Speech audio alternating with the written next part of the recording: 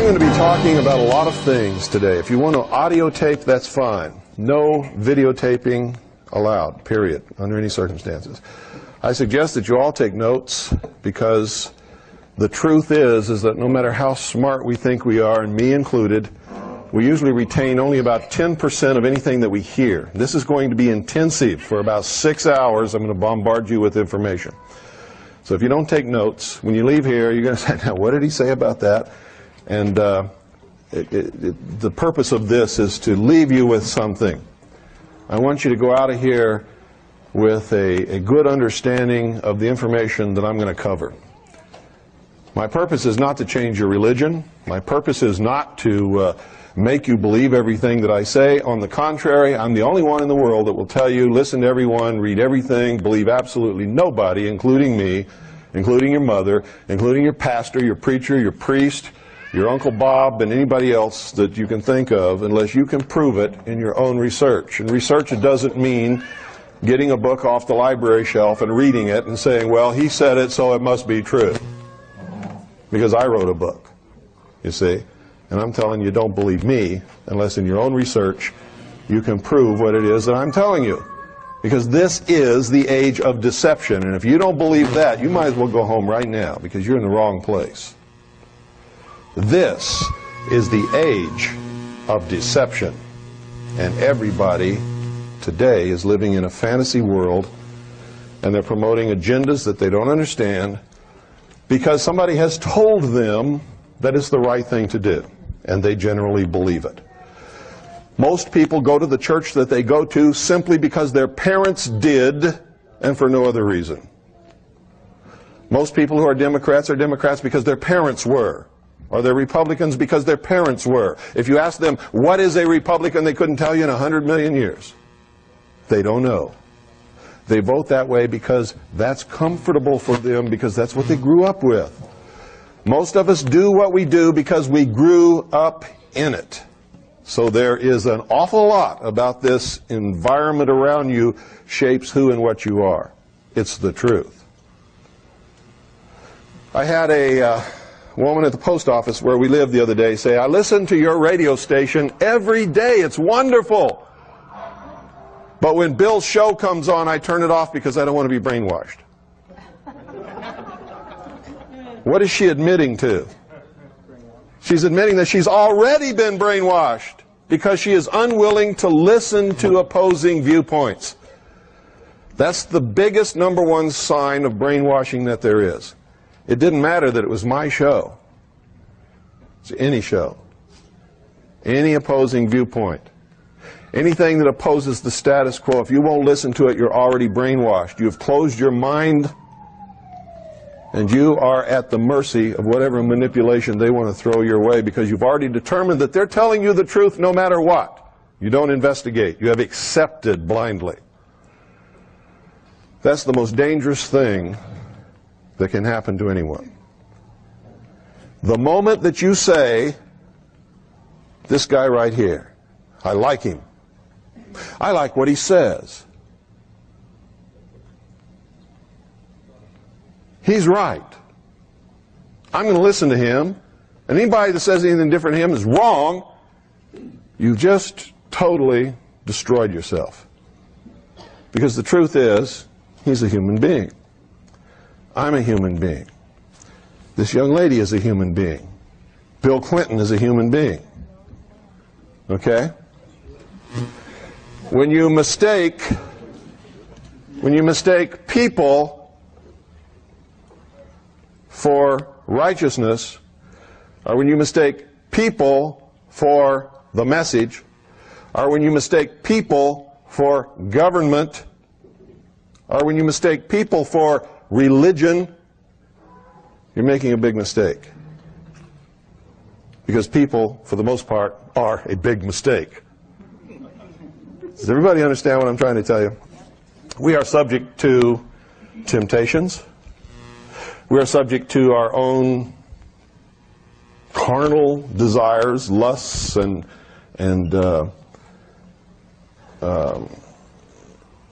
well, I could probably go through a list of about 500 things that can make an average, normal, good-thinking, good-doing person for most of the time, at some point in their life, do something that's absolutely terrible. Most of us are here and not in jail because most of us, when we did whatever it was that was so terrible in our life already, and everybody here, without exception, has done something like that, we got away with it, didn't we? Okay. The concept that imperfect men can rule imperfect men is absolutely ludicrous. The concept that you can give someone power and they're not going to abuse that power is also ludicrous. It is wrong for us to ever get into that kind of thinking. And the more power you give someone, the more opportunity they have to abuse or misuse that power. And the easier it is to fall into temptation for them. Now, I got to tell most of you right now, I don't like Bill Clinton any more than you do, but it's wrong. It is absolutely wrong of us to judge Bill Clinton. What we can say is we don't want him as president. He shouldn't be running the government. But unless you walked in his shoes, unless you know what temptations he's fallen prey to, or what people have offered him to be and do what he is and what he does, being imperfect humans ourselves, it's not right to do that. And if you're a Christian, you know, judge not lest ye be judged, right? So it's wrong for us to do that. It's okay to call him a communist because he is. Okay? It's okay to tell the truth.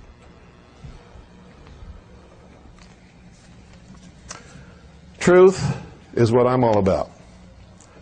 And believe me, sometimes I get caught in the deception just like everybody else, but it's not as easy to catch me in the deception as it is to catch most of you. Because I've been caught too many times, and I learn from my mistakes. And I spend 99% of my time searching out the truth where none of you have ever looked.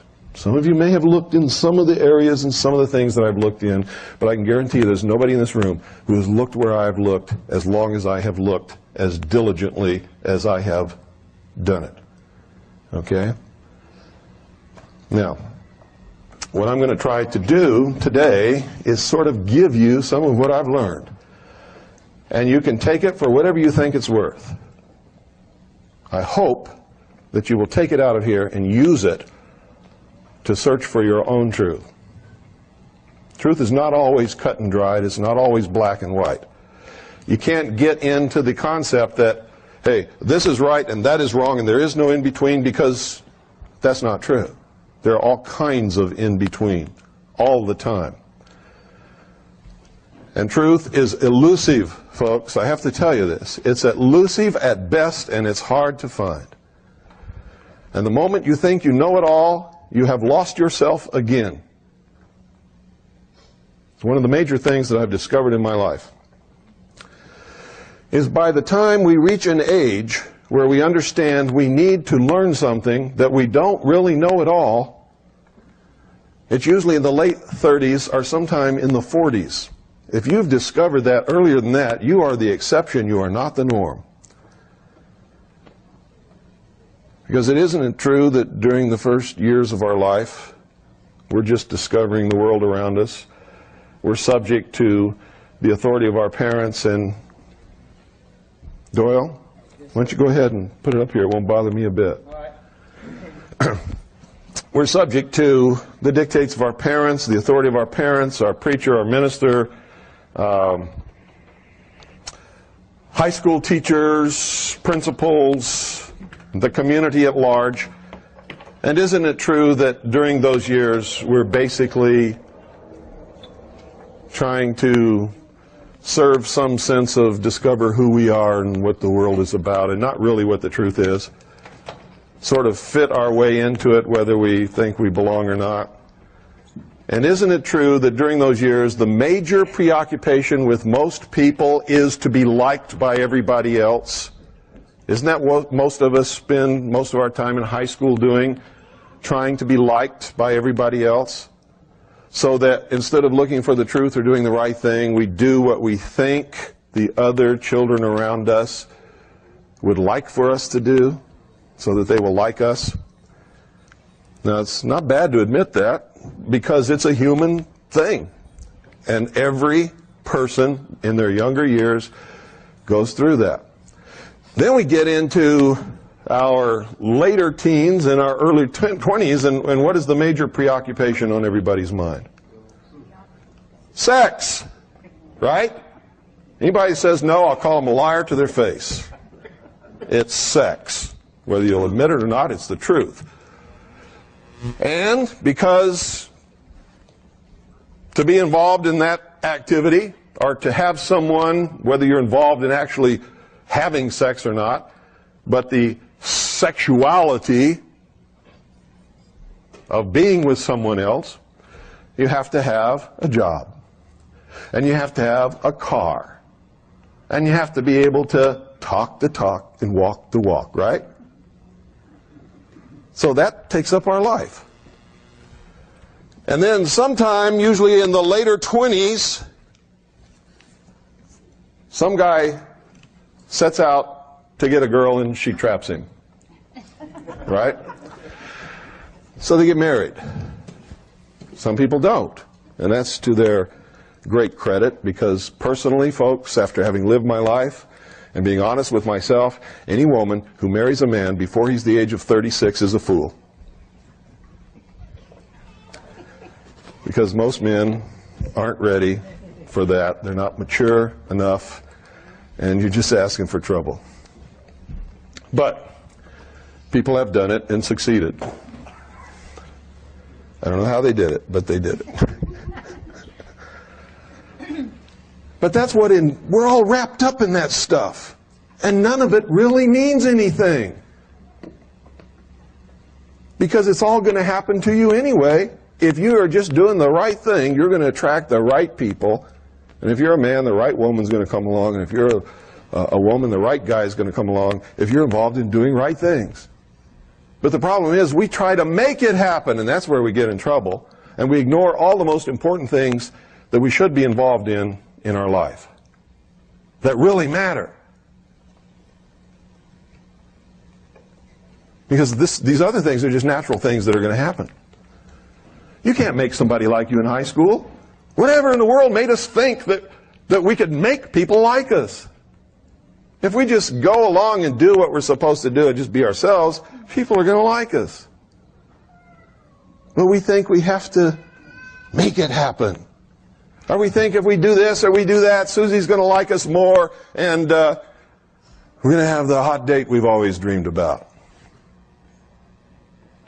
Well, you might, but as soon as Susie finds out that it's all phony, it's all going to fall apart anyway, right? Okay. So by the time we're in our late 30s or sometime in our 40s is usually when we begin to discover what's really important in life. Now, if you don't believe that, look around in this room and look at the age of everybody in here.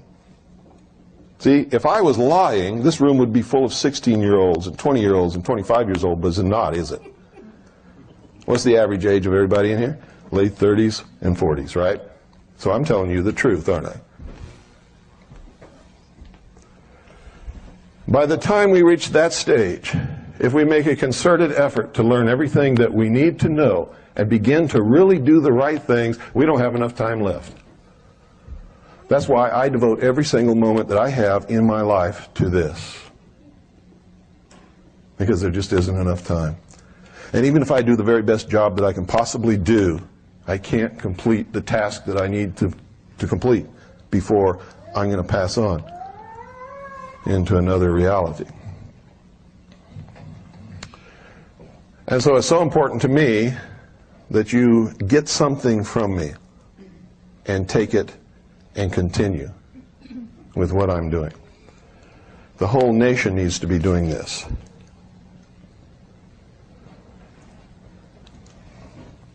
Now I'm going to talk about this country and what it's all about. Some of you are going to disagree with me. And during this talk today and tomorrow, I'm going to make some of you angry. And I want you to understand this. if what I'm telling you up here is not true,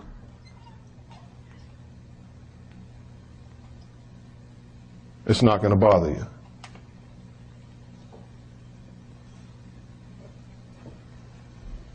You're a rapist.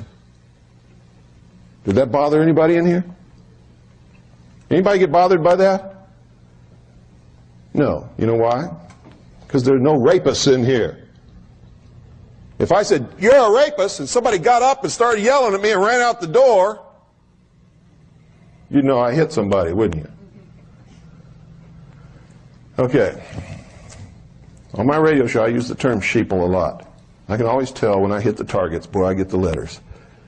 How dare you call me a sheeple? That person wouldn't have wrote that letter if that person wasn't a sheeple. Because they would have known I wasn't talking about them, right? Only the person that the arrow hits gets angry. So the reason I'm telling you this, if you find what I'm talking about disturbing, I'm hitting you with some truth that is bothering you. That's really bothering you, and you need to look at it really closely. Because it wouldn't be bothering you if it wasn't true. If it wasn't pinging on you personally with something that you know inside of you is not right, it's not going to upset you. And that's the truth. Okay. There are a lot of people who are extremely critical of my radio broadcast because they say I spend too much time on symbology and history and the mystery religions and all of these things that they write me letters and say, it doesn't, I don't care about that. It doesn't mean anything. Why don't you get into some nitty-gritty? Well, they don't understand that is the nitty-gritty. He who does not study and understand history is doomed to repeat it. And the same play has been being performed throughout the history of the world by what we call the builders, the controllers, the puppet masters, whatever you want to call them. And I'm going to start right at the beginning and tell you exactly who they are and how to identify them. Okay? Because there really are puppet masters. There really are controllers. There really are builders, but they're not engaged in building buildings. They're engaged in building people. They're building what they call the perfect race.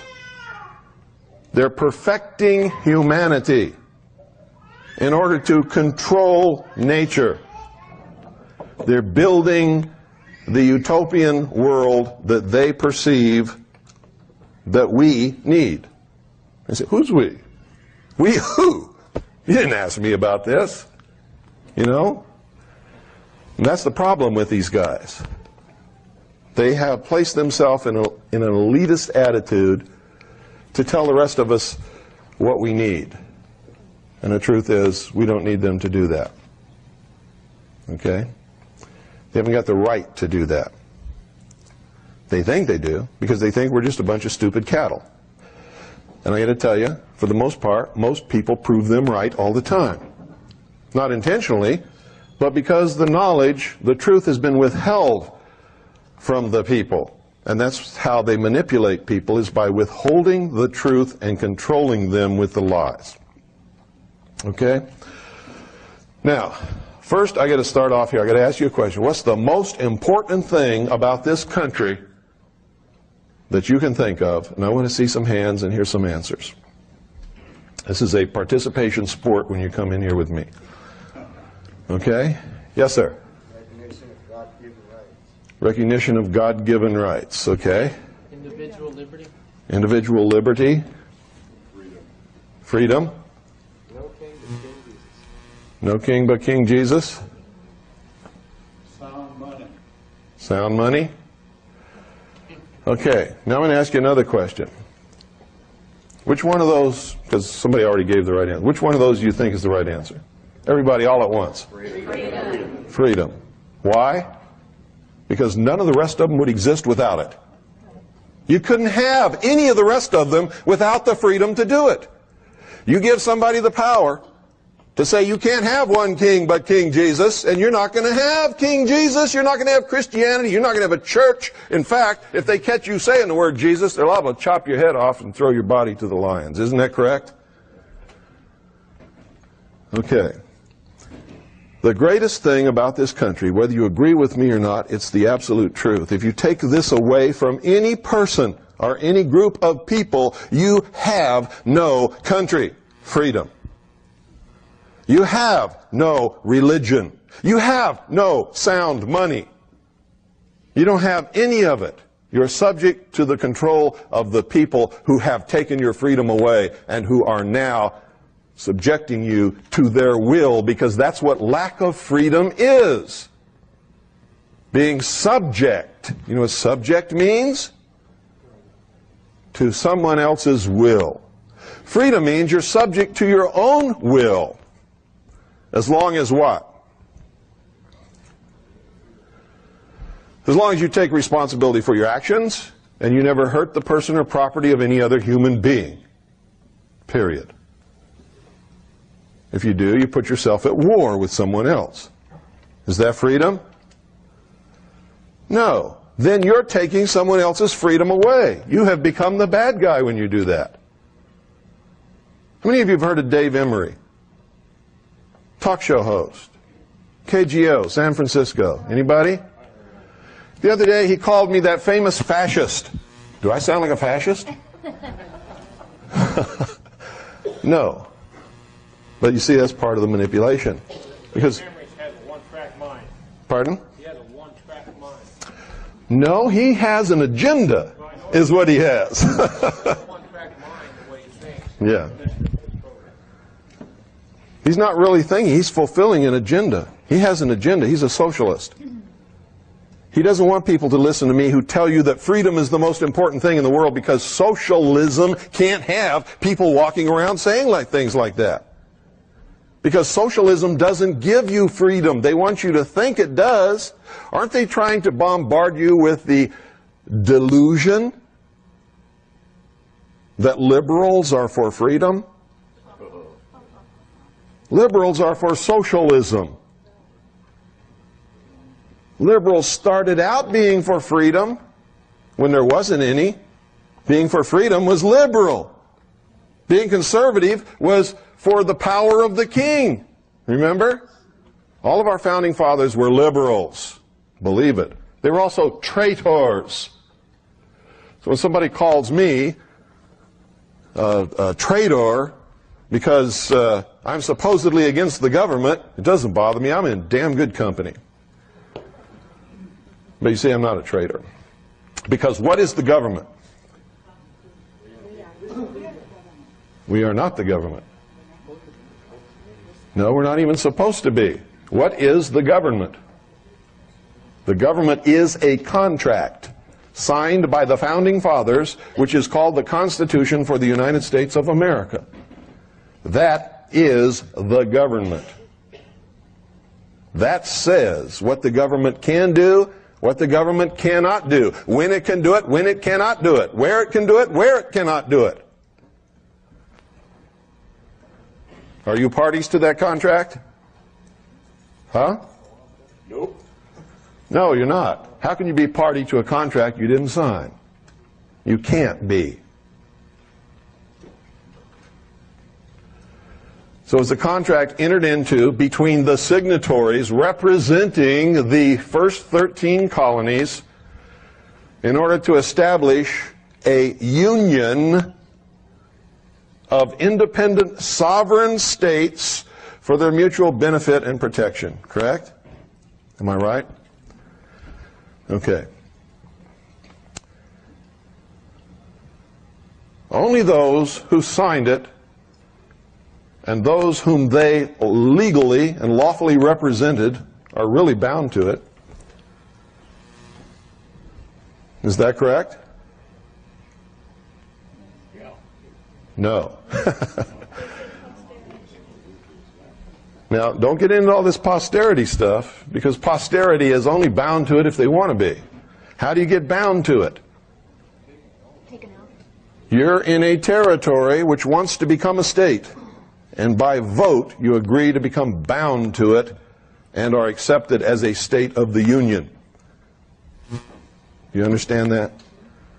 Okay.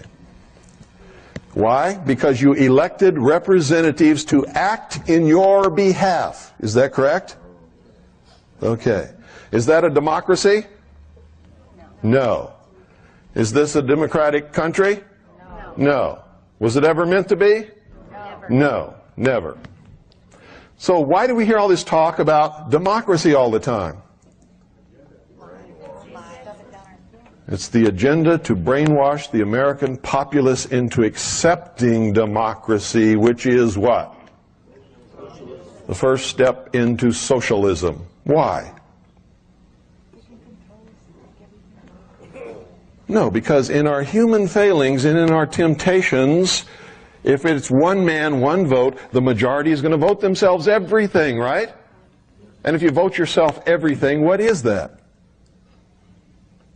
The state owes me a job. We're going to vote that the state has to give us all a job. We're going to vote that the state is responsible for making sure that I have X number of dollars a year, so we're going to vote that there's going to be a minimum income for everybody in the country. That's socialism. Lenin, V.I. Lenin, you all know who he is? The man who founded the Soviet Union. V.I. Lenin said, democracy is indispensable to socialism. You can take a free people, make them into a democracy from whatever they were before, and they will vote themselves into slavery every single time because they are weak. They want the benefits. They want the check from the government. They want the job from the government. They want a car from the government. They want medical care from the government. They want everything from the government. What's the fallacy in that? The government doesn't have anything to give you unless they first take it away from you. Right? Now, for somebody who works and is productive, they don't like that. That's not good, is it? Somebody, however, who is a weak victim, that's great, isn't it? Because they don't have to do anything anymore, do they? They can just sit back and be provided for. Have you noticed all across the country right now, they are creating victim classes of people? Why do you think that is? Because victims need care. Once you create a victim that needs care, you have another vote for socialism, don't you? Most of it is a scam. When I grew up as a boy, I lived all over the world. I remember one period of time when I was in junior high. That's 7th and 8th grade. I lived in Midwest City, which is right outside of Oklahoma City. I went to Midwest City Monroney Junior High School, which had just been built. We were the first students in that school. Nobody locked their doors. I never knew a girl that got pregnant. Never, ever, not once. Never knew anybody who was divorced. Never knew anybody whose home was robbed. I had my bicycle tire cut one time by a kid who didn't like me. Big deal. You know, what's that? $3 for a new tire. And of course I bloodied his nose. We both got whipped by our parents. Him for slitting my bicycle tire, me for bloodying his nose. I didn't care. He didn't care either. We lived in a different world than we live in today. Everybody earned a living. Everybody who wanted to work had a job. I don't care who it was. And the only thing that could hold them back would be the lack of an education, which was available to everybody, except in some extreme rural areas of this country where there really was poverty, lack of education, and inability to get good work because they didn't have that education. Now you see people coming in this country complaining about these things that have no legitimate complaint. Now don't get me wrong, I'm not pinging on immigrants. Because if I lived in a place that was so terrible I couldn't support my family or put a roof over my head or even find a toilet to go to the bathroom, I would be coming across this border just as quick as they are. You can't fault them for that. It's illegal. You can fault the government for allowing it to happen because it's illegal, it's unlawful. And they're always talking about we got to follow the law. Truth is, we only have to follow the law that they think is okay. Why do they want these people coming across our borders? Because these people are helpless. They're without money, they're without a home, they're without a job. What are they? Victims. What do victims bring? Give them the vote and you're going to have socialism. That's why they don't try to stem the flood of immigration. It furthers the agenda of socialism. I feel sorry for those people. They're being used. And their only thought is to find a good place where they can have a good life for themselves and their children.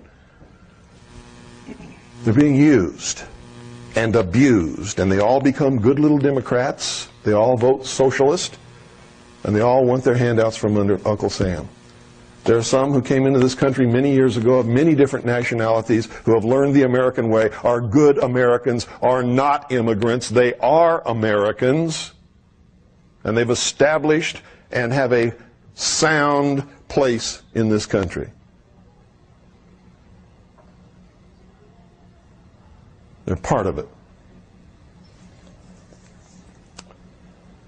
But they're being used. They can't speak the language.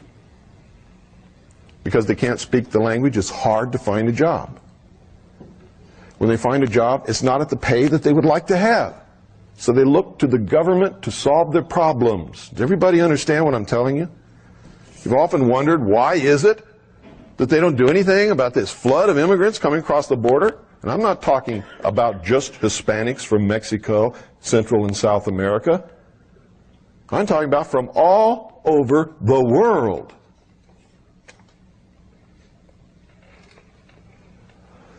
They come here for a better life, not realizing that in coming here and being manipulated and used as they are, they're going to destroy all of their chances forever having the American dream.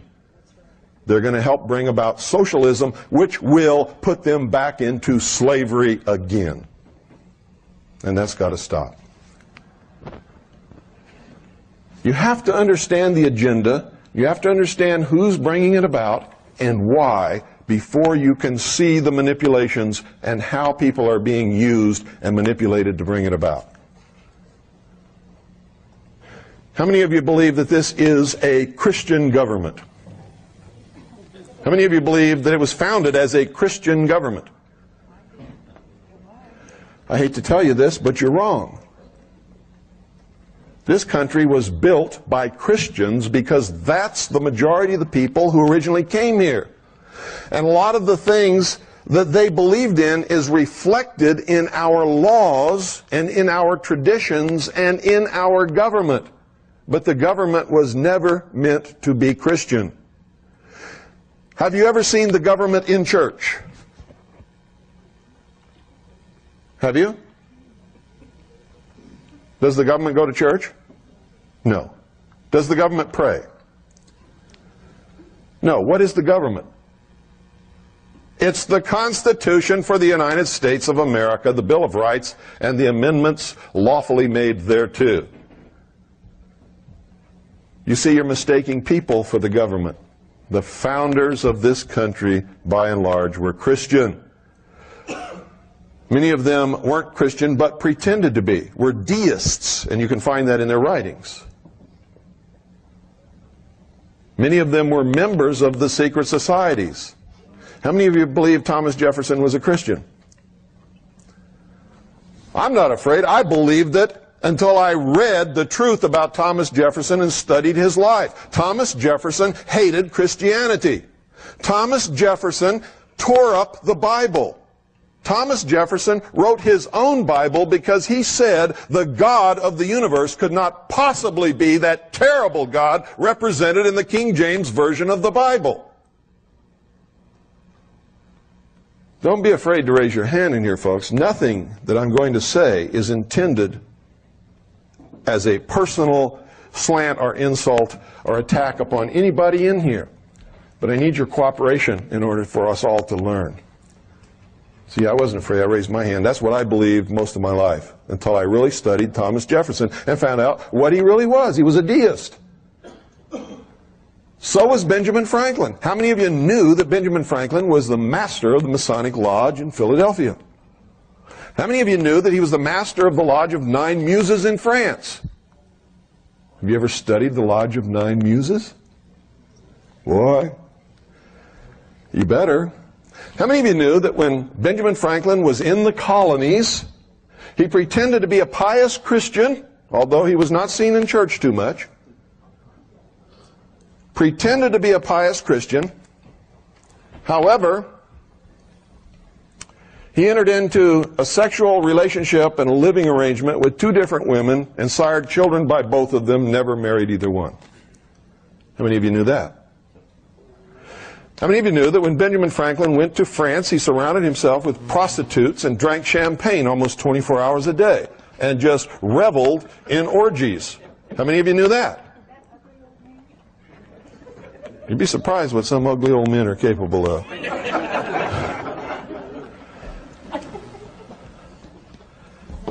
See, these are things you don't know because you were taught something different, and it makes you uncomfortable to hear what I'm telling you, only for the reason that you've been taught something else and you've been reared with it and you've accepted it.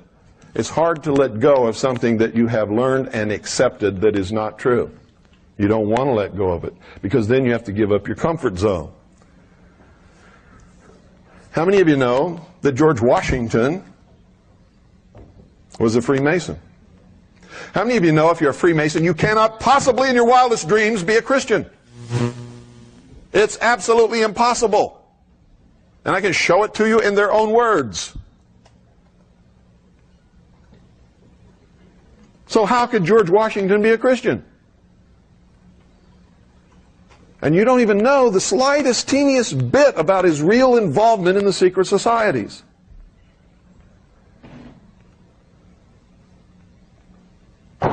He founded a military order, a secret order of his military officers, the generals and senior officers of the Revolution. What's the name of that order? The Knights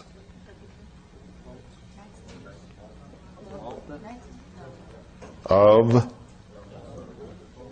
Cincinnatus, also known as the Knights of the Golden Circle. What sprang out of the Knights of the Golden Circle many years later? The Ku Klux Klan. How many of you knew that? No, see, you don't know these things because you're so willing to accept that what you know is right without investigating.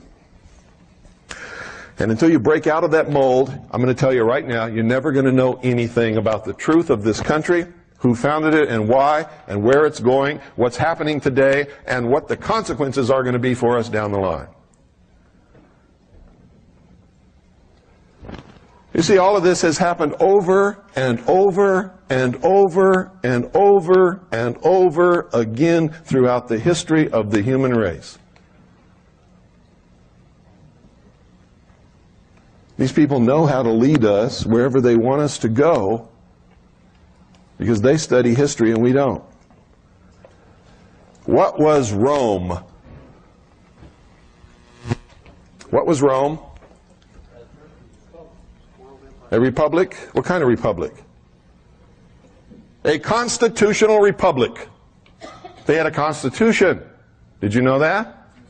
It was a republic. Did you know that? What happened to Rome?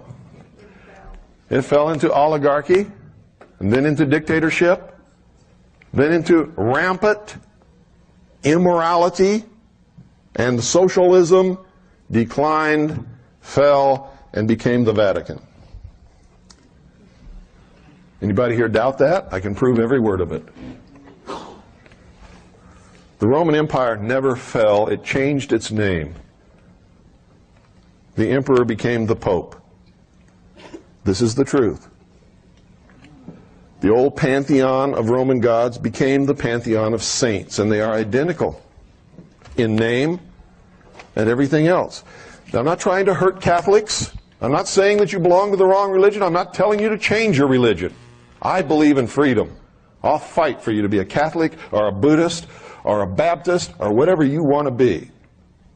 But when you come to talk to me, I'm going to tell you the truth about all of it, whether you want to hear it or not. And the only way to escape that is to get away from me. Okay? We are all manipulated. All of us. Do you have the freedom to choose your religion? Do you? Well, it depends upon a few things. So, however you answered that, whether you answered it loudly or quietly, you were right. Doesn't matter. If you were reared in a family that did not indoctrinate you into any religion, then by the time you reached the age where you could be responsible to make your own decision, yes, you could choose your own religion based upon honest study. If you're a child and your mother is Jewish, what are you? You're Jewish. And how are you reared? Jewish. So from the time you're a little baby, you are taught to be Jewish. Do you have a choice? No. Is Jewish a race? No. So is it true that if you're born of a Jewish mother, you're a Jew whether you want to be or not? No. You're a Jew because you're taught to be a Jew from the time you're born. Same with Catholics. If your parents are Catholic, from the time you're a little child, you're required to go to catechism. What is catechism? Brainwashing. What is teaching this little Jewish child that he's a Jew, whether he wants to be or not, and teaching him how to be a Jew all the time he's a little baby up until the time he grows up? It's brainwashing. What is it when your parents take you to the Baptist church from the time you're a little bitty baby and require you to go to Bible school and teach you all of these things from the time that you're that small and can't make a conscious choice of your own and don't know what is right is wrong? What is that? Brainwashing. Is it right? Depends on your viewpoint. Personally, I think it's wrong. I think everybody should be able to make a choice based upon honest investigation and finding out what is right to them. Now, a really devout Christian would tell me I'm full of crap. A really devout Jew would tell me the same thing. So would a devout Catholic, and so would a devout Buddhist. Because they don't want to hear it. Why do they do these things? To make sure that the religion survives and prospers and grows. Somebody else would say, oh no, it's to make sure that the child is raised in the proper religion. What is the proper religion? I could ask everybody in this room and get just as many different answers as there are people in this room. Isn't that true? Now, let me ask you something else. If this government were Christian, which Christian is it? Seventh-day Adventist? Certainly not Branch Davidian. Baptist? Come on. A relationship with what? A relationship with Jesus Christ?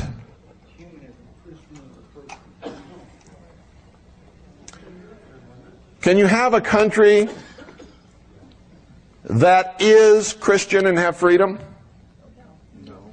No. What if in 100 years the majority of the population changes their religion to Buddhist? Now, what kind of country is it? You can't assign a religion to a country. A country doesn't exist except on paper and in your mind. The religion belongs to the people.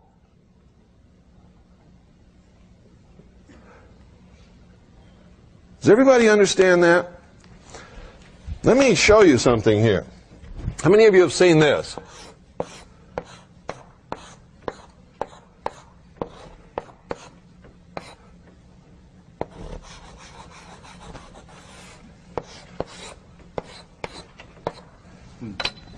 What is that? Where have you seen it? Pardon? On your book. Where have you seen that? Jehovah's Witnesses, that's true. Where else?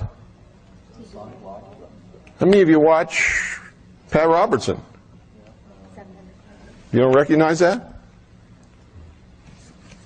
He had that for a long time. It's the symbol of what great Christian broadcasting network?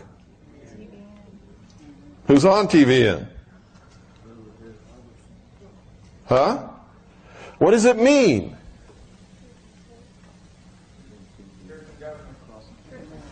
This is the marriage of church and state. Is that what you want? What happened the last time you had the marriage of church and state? Anybody who disagreed got what? Burned at the cross, placed on the rack, chopped into pieces, tortured, murdered, burned. Now don't get me wrong, I believe in freedom. If that's what you want, you're entitled to want that all you want. But I got to tell you, you try to bring this into being and I'll fight you with everything I've got. Because I don't believe in burning people at the stake. I don't believe in placing them on the rack. And I am a Christian. I don't believe in persecuting Jews because they're Jews, because they killed Jesus Christ, because I guarantee you there's not a Jew living on the face of this earth today that even knew Jesus Christ, much less killed him. That's what's called what? Corruption of blood. Our Constitution forbids corruption of blood, doesn't it? Because it's wrong.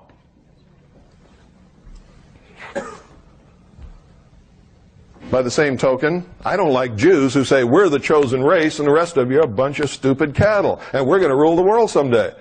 You know what I say to them? Not if I can help it. Because why? Because it's this. Only it has a Star of David instead of a cross in the crown. Is that what you want? You see, that's democracy. When you have enough people who believe like you do to force your will upon everyone else, you become the bad guy. What does freedom say? What is freedom? The right to choose. As long as I don't hurt the person or property of any other human being, I can believe what I want, go to whatever church I want, be whatever I want, read whatever book I want, do whatever I wish, and do it abundantly and with prosperity. And without freedom, I couldn't do any of it, neither can you. When you ask for this, you're asking for enslavement. And right now, you might be the slave master, but who's going to be in charge 50 years from now? That's the uncertainty about these things. You might be on top now, but just wait a little while. It never fails. If you study the history of the world, you'll find whoever the oppressed is today will be the master tomorrow. A lot of what's happening in the world today is because this happened yesterday. Make no mistake about it, everything that is happening in the world today is because of race and religion and the persecution caused by those two different things throughout the history of the world.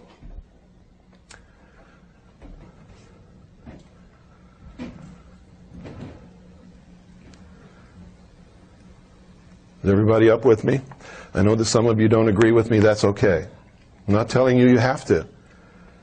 But I want you to go out of here thinking about these things and think about what is it that you really want. You want to be free so that you can be what you want to be and worship where you want to worship?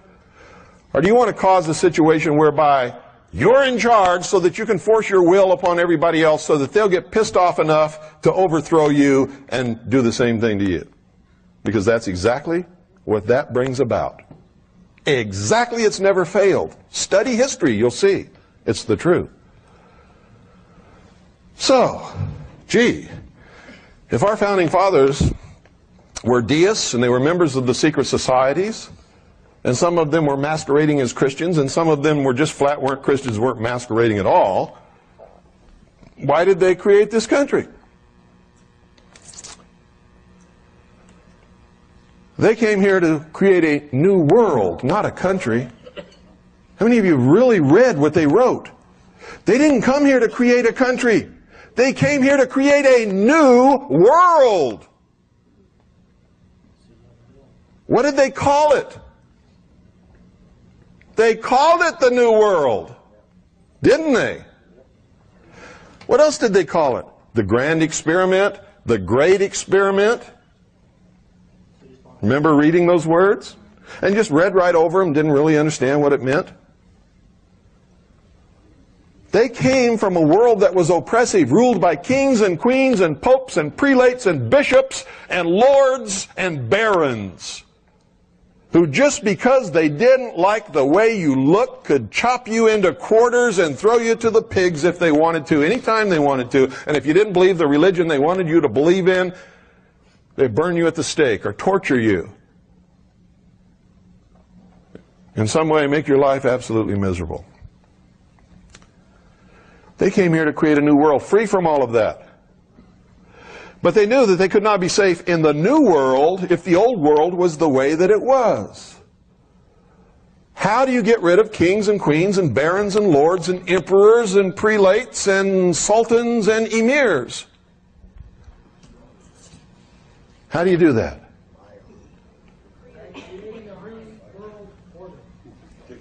That's exactly right. A new world order. From the beginning, that was the goal, ladies and gentlemen.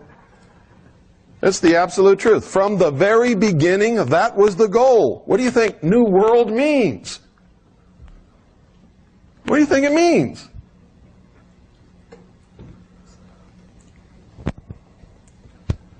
So they did something that was unheard of, never been done in the history of the world. They set the cattle free.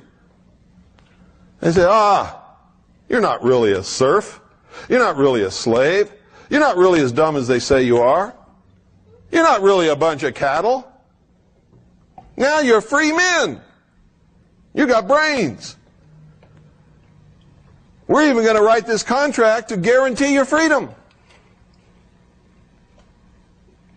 But we know you won't keep it because you're human.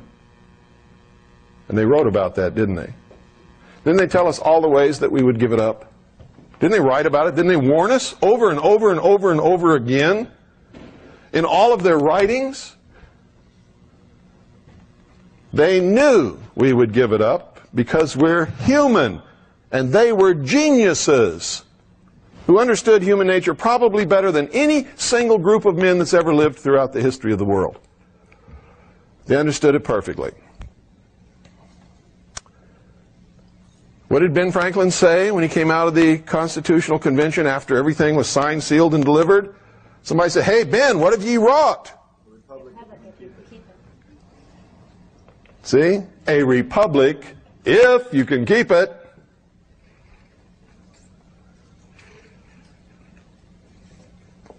He knew. They all knew. What was it really about? Why did they give it to us if they knew we would give it up? And they did know. Make no mistake about that. They knew. What do you think the fight over federalism was all about? They wanted to make sure that at some future point, the great central government would seize control.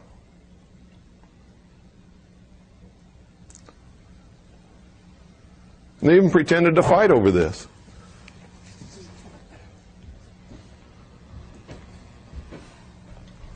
Like all of these secret society people do. It's called the Hegelian dialectic. We want all these people to do something. So you and I are going to get together. We're going to create two different causes. We're going to get all these people wrapped up in it. We're going to pretend to fight against each other. And this fight is going to bring about the conclusion that we really wanted in the first place. And they're all going to think that it was done accidentally by them, and we didn't have anything to do with it. How many of you understand the concept of Hegelian dialectic of manipulation of political resolution? If you don't, you'd better read Hegel and you'd better study it, because that's what's happening. That's what the abortion issue is all about. Can government decide the abortion issue? Can you decide it with laws? If you could, everybody would obey the law, there wouldn't be any issue, would there? The Supreme Court has already made the law, haven't they? Thank you. I've been saying that for 20 years. It's the truth.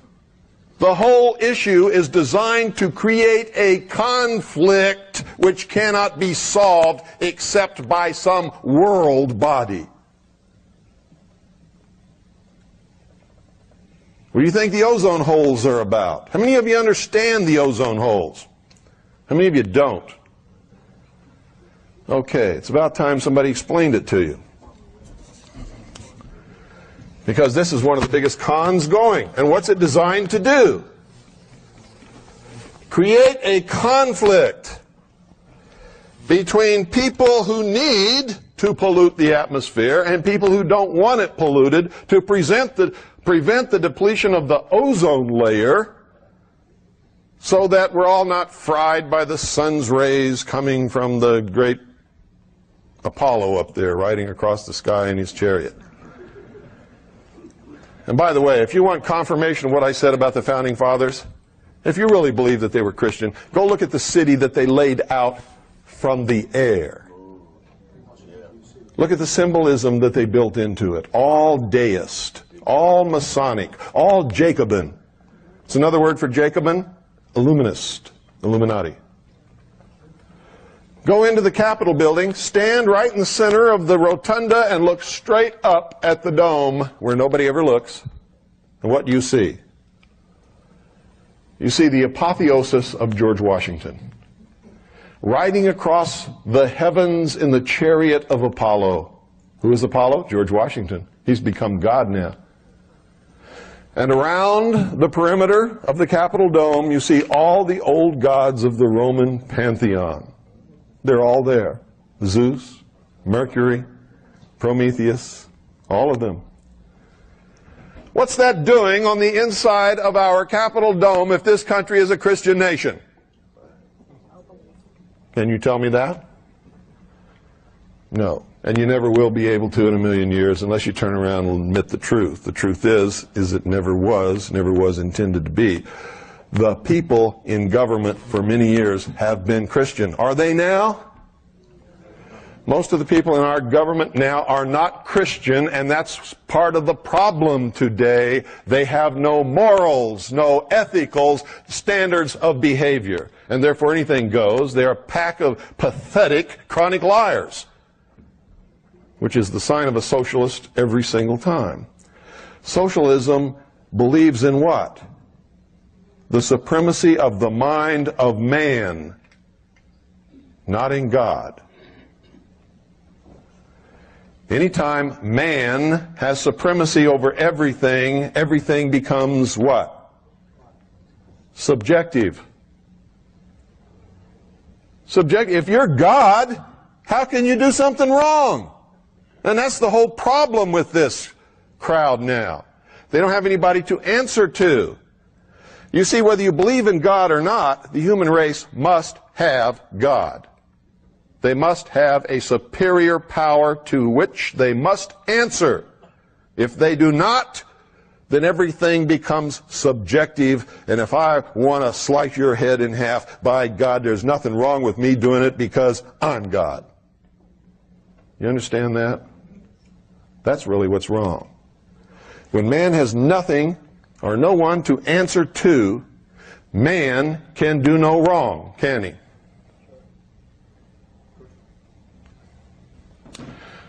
Okay, here's the problem with the ozone hole thing. How many of you have noticed that every time they show a picture of an ozone hole, it's always over or near one of the poles? How many of you have noticed that? Every time. Because it has to be. It's the only place it occurs, and it's not really a hole at all. And it has nothing to do with what we do. It has nothing to do with CFCs or anything else that we do here on this earth, period. Because here's the truth of it. How many of you have also noticed that whenever that hole occurs, it occurs at that particular pole in the wintertime? Why is that? Well, the earth is tilted on its axis. So if this is the North Pole up here, we have the earth right here, and we have old Sol over here giving out his rays. What has to happen to form ozone, folks?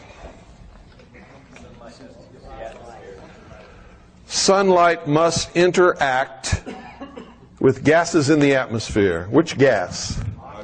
Oxygen. When sunlight strikes oxygen in the atmosphere, it causes a chemical reaction which splits O2 into two single O's. So O2 becomes, what is that? Ozone. Ozone. Each one of these is ozone. But what is it also? It's what's called a free radical. It doesn't like to be in that position. It doesn't like to be unattached. Okay? Some like people I know. Can't be without a mate for 10 seconds. And so they always choose the wrong one, which ensures that they're going to break up and they can't be without a mate for 10 seconds.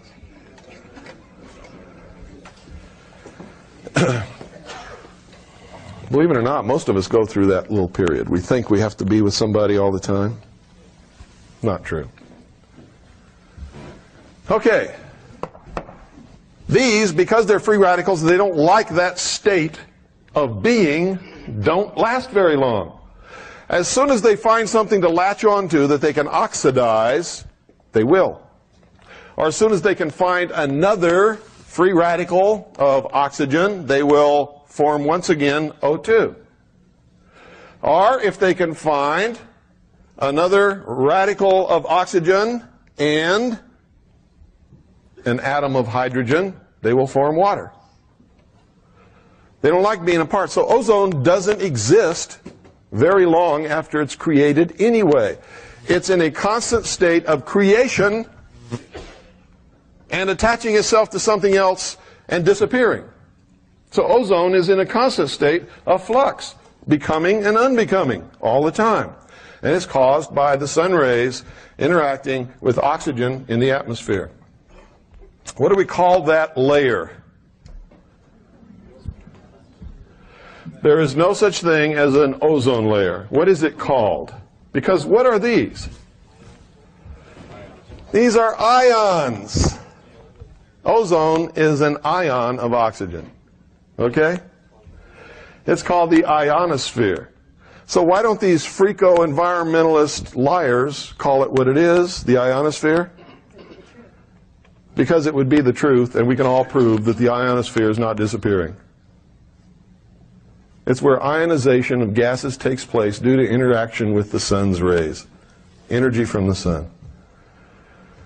Everybody understand that? So instead they say, there's an ozone layer. Oh, really? Can you taste it? Can you touch it? Can you feel it? It's the ionosphere. And this whole thing is a hoax. Because here's what happens. As sun streams toward the earth, you can see down here at the South Pole where they're having summer, sun's rays are hitting all over the pole, aren't they? But up here, they're not hitting a portion of the pole. At the pole that is experiencing winter, what do they have there that's unusual about the rest of the earth? They have 6 months of darkness. There's 6 months when the sun's rays are not hitting that part of the earth or the earth's atmosphere. And so there is no interaction between the sun's rays and the oxygen in the atmosphere, and so what is absent? Ozone. Is it a depletion of ozone? No, it's just a place where the chemical reaction does not take place. It is absolutely perfectly normal. And when the earth moves around to the other side of the sun, and the southern hemisphere is then experiencing winter because the sun is then over here, the hole jumps magically from the North Pole to the South Pole. And all of the CFCs that we are leaking and using on the face of this earth have magically migrated to one spot over the pole where nobody's leaking anything and depletes all the ozone right there. You see, if this was really true, where would the holes be? Los Angeles, London, Tokyo, there's a biggie. Phoenix, right? Do you know that the state of Arizona is the only state in the whole 50 United States that knows this and has passed a law saying, screw you, we know there's no ozone holes, we'll use CFCs all we want, and we do.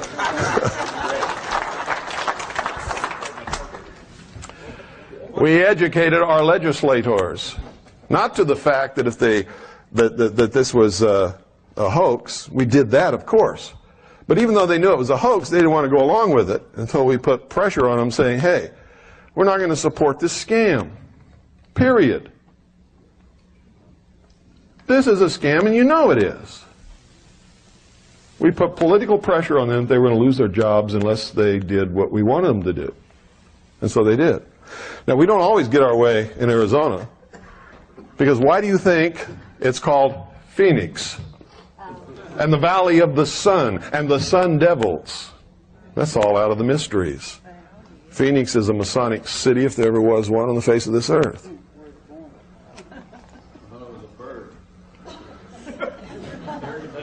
Nope. Phoenix is a symbol. Phoenix is the symbol of resurrection. Death and resurrection. Phoenix is the bird that rose up out of the ashes. Yes, sir? Why the hoax? Why the hoax? What is the end result of the hoax? What do you have to solve this problem? World government control of the atmosphere. You see, they do it by stages. Give them the atmosphere. What do they want next? The biosphere, maybe? How many of you know about the biosphere? Do you know that the UN inspectors were just at Yellowstone National Park and determined that there has to be a buffer zone around the park? So the National Park Service is buying up private land and kicking people up off their land and closing roads to make this buffer zone, which will be absolutely off limits to any human habitation, occupation, or use forever, to protect the environment within the park. Do you know that this is just one little step toward seizing all of the wild lands, wildlife, natural resources, metals, and minerals up on the earth under the control of a one world government? Did you know that it's all been outlined in treaties for years? So why aren't you upset about it? What are you doing about it? What are you upset about it? I am. What are you doing about it? Silence. Keep electing Einstein and Boxer back in office. Yeah. Who's... Get a hold of these people. We invited the Chinese communists to come set up house. Yeah, but you see, these are all symptoms of things. It's the symptom that we're being controlled by some very, very smart manipulators who understand how to make us do their bidding, even though we may not want to. How many people are here? How many people should be here? Okay? How many people cares versus how many people don't care? And the degree of care is not whether they really care or not, it's whether they perceive that there's a problem, and that will tell you how effective the masters in control have been in brainwashing the population. They don't perceive that there's a problem. If they did, they would be here, wouldn't they? It has nothing to do with me. It has to do with what we're talking about. You could replace me with anybody who could get up here and do the same thing, and you'd have the same result. Because the perception does not exist that there is a problem. amongst the general, what they call masses of population. And by the way, when you hear politicians and talk show hosts and newspaper reporters using that term masses, those are Marxist, socialist speaking Americans. Never use that term. Americans say the people, the American people, my fellow Americans. Only a Marxist, socialist, or a communist will use the term masses. And you're hearing that on talk radio and in the media all across the country all the time, and on television. Even Dan Rather uses that term. Dan would rather be read.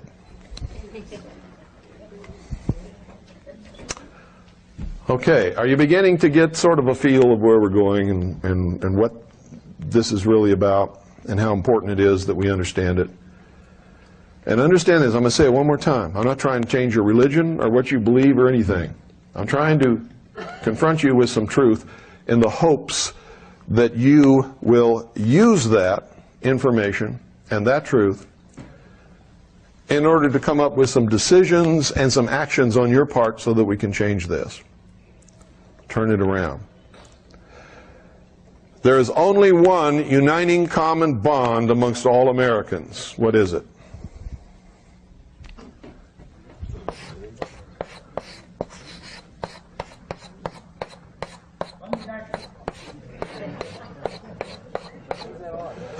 Freedom.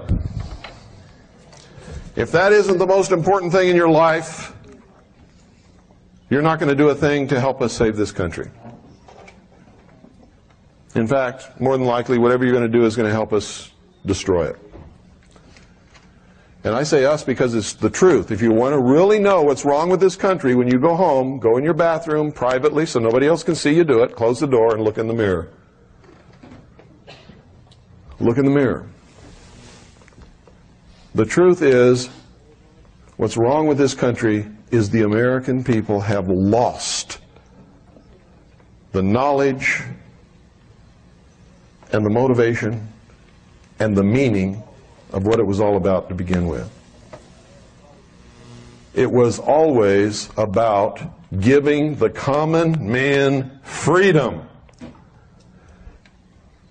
Why? Because, folks, our founding fathers knew that if that would work, that would be the New World Order. If we could accept it and be responsible and hang on to it and make it work, that would be the New World Order. A direct result of it would be that giving the common man real freedom would topple every king and queen and sultan and emir off their thrones all around the world, and that's exactly what it did. Isn't that true? And they knew that they couldn't have any kind of a new world or new world order of any sort unless they got rid of the kings and queens and sultan and emirs and lords and barons.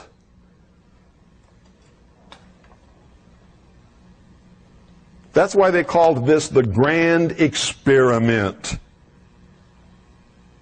Because that's what it was. If it would work, it would be the New World Order. If it wouldn't work, it would be whatever they thought that it should become. You know what they think it should become? You know what they're trying to make it now? A world totalitarian socialist government headed by a, quote, benevolent, unquote, dictatorship. They're going to present you with a Messiah. The whole world will accept this person as a Messiah. You can call him the Antichrist, whatever you want. I don't care. It's going to be the answer to all your problems. Worldwide. And the whole world is going to bow down to this person. Whether you believe in Christianity, the book of Revelations, or not, I'm telling you this is what's going to happen because I've talked to them face to face. And they don't even hide the fact. That person will wear the throne of the world. Behind that person will be a council of what they call wise men who will really be the rulers. This poor guy is just going to be the fool they stick out there to take the brunt of the public wrath whenever it's necessary. And you can knock him off if you want to. They just put somebody else up there. That's why I've said over and over and over again, So what if you impeach Clinton? So what? Who's going to take his place? Huh? Al Gore. And if you bump off Al Gore, who's going to take his place? Whoever else they want to put up there, because you don't have a choice. You think you have a choice? You don't have any choice, even if you vote. Because the choices that they give you to vote on all belong to them. Why do you think Charles Collins and Rosemary could not get in the debates? Could not get on ABC, NBC, the communist news networks, or any of the rest of them? Why do you think the American people were never shown them as a choice? Because you're not going to get a choice. They will put 2 or 3 up there for you to vote on. All belong to them. They'll even make it like they're really against each other. They'll make you believe it. They'll even throw you some trash about one of them, so maybe you won't vote for him, thinking the election's fair because that's not a moral person. And then who do you put in the White House? The most immoral person that ever lived on this planet. William Jefferson, Communist Clinton.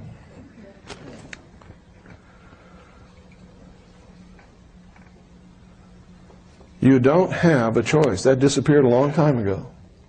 There's not a nickel's worth of difference between the Democratic and Republican Party, and hasn't been for an awful long time. And it doesn't matter which one is in the White House, we still go toward the New World Order, don't we? We still go more and more into socialism, don't we? But if they were truly different, that wouldn't happen, would it? So, I guess that, what time is it? Anybody get the time? 2:30. Let's take a very short break. Let's hold it to 10 minutes because I've got an awful lot to cover, folks. Thank you very much.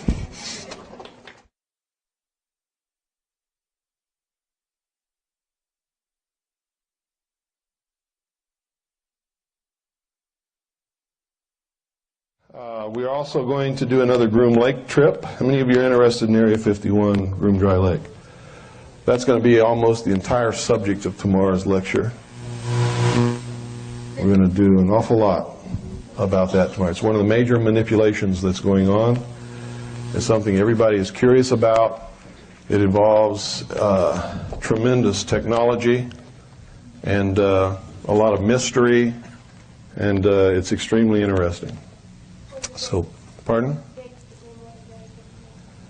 That's going to be in August.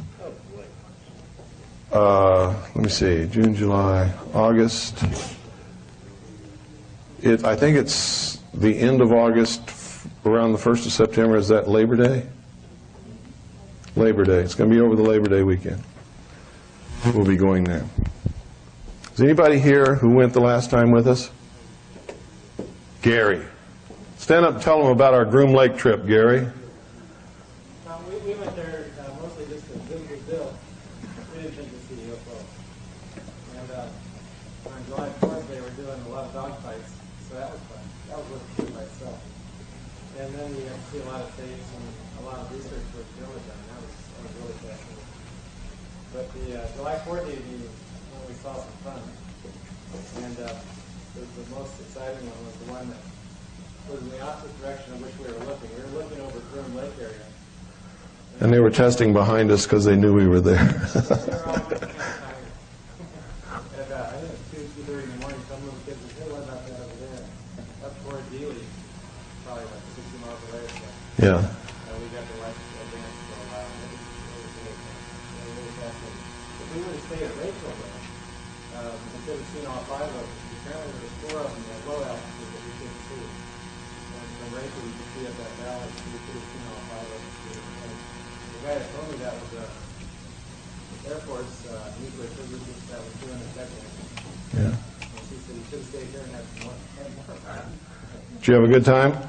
Had a great time just keeping up with you and stuff.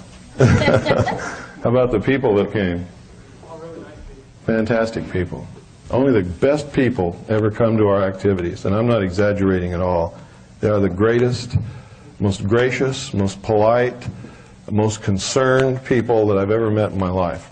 And that's why they come. That's why you people are here. You care.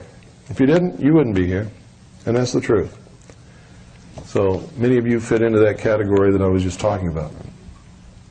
Some of you just grouchy old codgers and you know it. Like I get sometimes. Now, if I get a little impatient sometimes on the radio or anywhere else, it's because I've been doing this for so many years, folks. I don't want to be rude to anybody. I really don't. But I've learned a few things. One is there's no time left to suffer fools. There just isn't any. So if I'm confronted with a fool, I just let them know it, get it off my chest, get rid of them as quickly as I can, and hope that that is enough of a shock that maybe they'll get out of their foolishness. Okay? Because there just isn't any time. We're going down the tubes on a roller coaster. There is no time to tell you all that you are brilliant, wonderful American people, and that, you know, with people like you, we don't have any problem. We're going to turn it around right away and, you know, pass the hat and put some money in there and hoorah. Bullshit. It ain't true, and I ain't going to tell it to you. You're never going to hear that from me. We're in this situation because all of us, me included, we're dummies for most of our lives. And unless we change that, we are never going to turn anything around. And that is the cold, hard truth, whether we like it or not. And we all, at some point in our life, have to go in the bathroom, confront our own self in the mirror and say, Bill Cooper, you've been a fool for most of your life. What is the matter with you? You've got to stop it right now. You've got to stop being stupid. You've got to become a real American. You've got to care about things. You've got to find out what the truth is so you know what to care about. And it's hard to say. I know because I've done it. I couldn't be up here if I had not confronted myself in that manner. You've got to do that. You have to do it. If you can't make a change. You'll never understand. You'll always be saying, well, I ain't no sheeple. I ain't no fool. I know everything. I know what America is.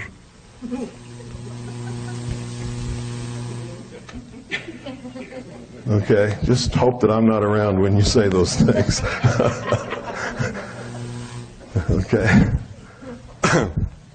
There's lots of things that you can do, that you need to do. But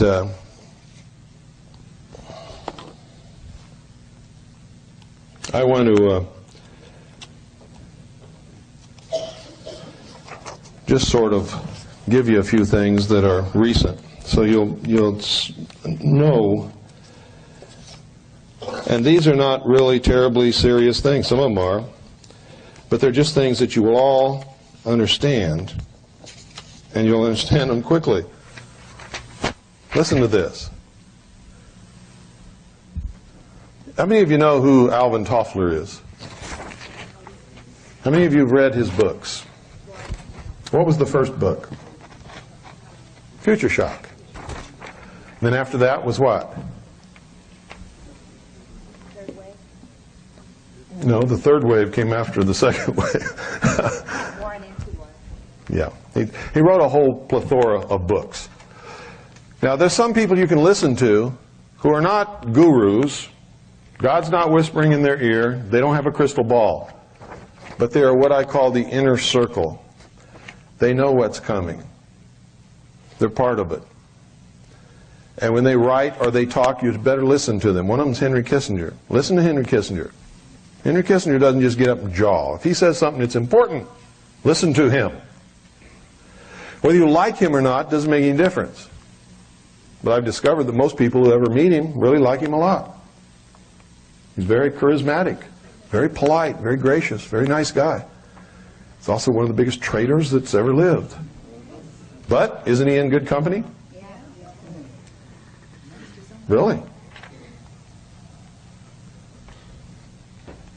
Another one is Alvin Toffler. And there's lots more, and I'm not going to go through the whole list. But Alvin Toffler, whatever he writes, is generally going to happen. Another one that you have to read is Foreign Relations.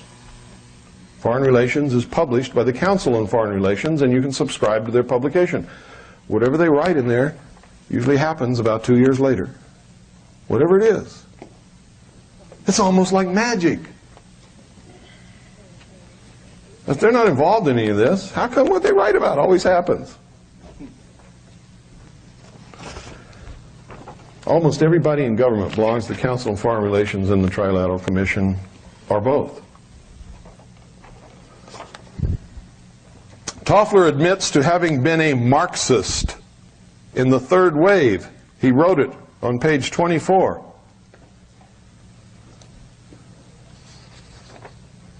Now, when a socialist admits that they were a Marxist, what does that mean? They still are.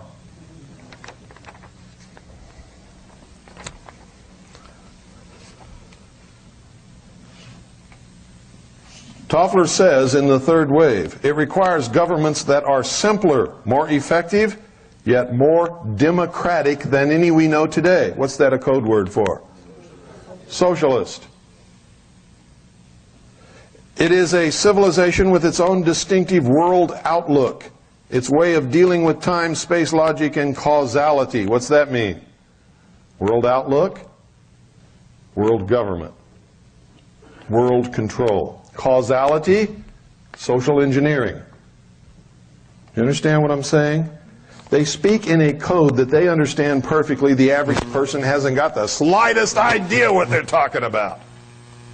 And if you don't study them and their symbology and what they believe in and what their agenda is, you'll never know. You could read this and never know what this guy's saying. Oh, that sounds nice. That's what most people say. Oh, that sounds nice. Doesn't it sound nice in a way? But if you really understand it, it's not nice at all. What they're saying is, screw you, we're going to enslave you. We're going to engineer how you live, how you think, how you work, everything. Hitler tried it, didn't he? You see, this is a big deception that Hitler was a right-wing guy. Hitler, and you better learn this if you never learn anything else in your world. Hitler was a socialist. Nazi means National Socialist German Workers' Party, doesn't it? Hitler socialized Germany. All control is always on the left. Always. If you're left-wing, you're for control of yourself and other people.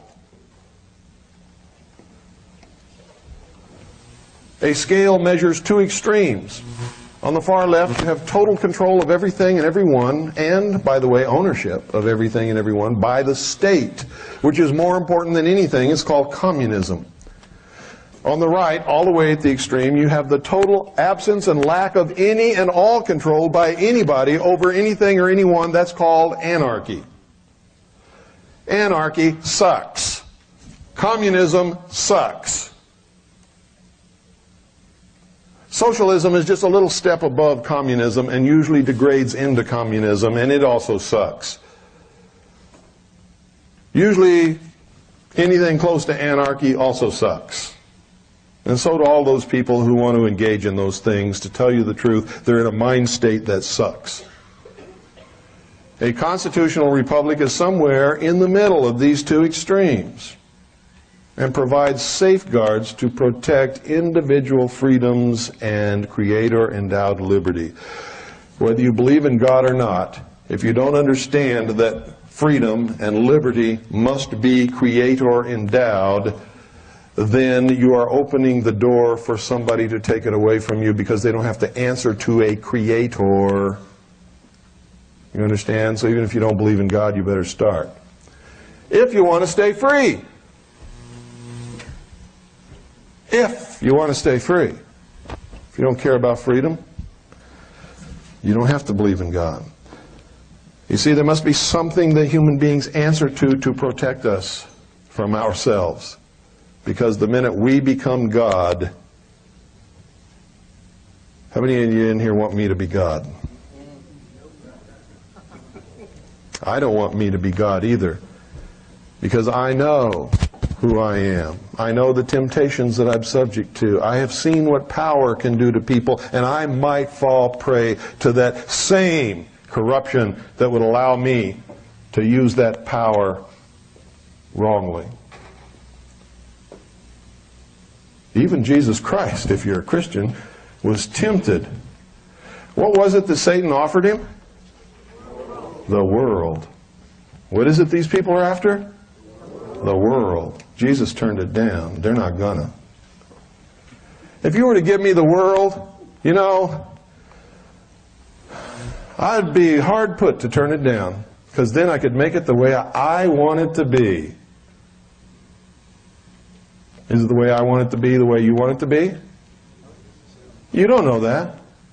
You don't know, and that's the big problem. Why would you even want to take a chance? I'm a pretty good guy. But you don't want to take a chance on giving me the world or anybody else. You don't want the world. You don't want vast amounts of power, because you're a human being, and power will corrupt you and destroy you, and you will use it to destroy others. And that's the truth of the matter. You don't want it.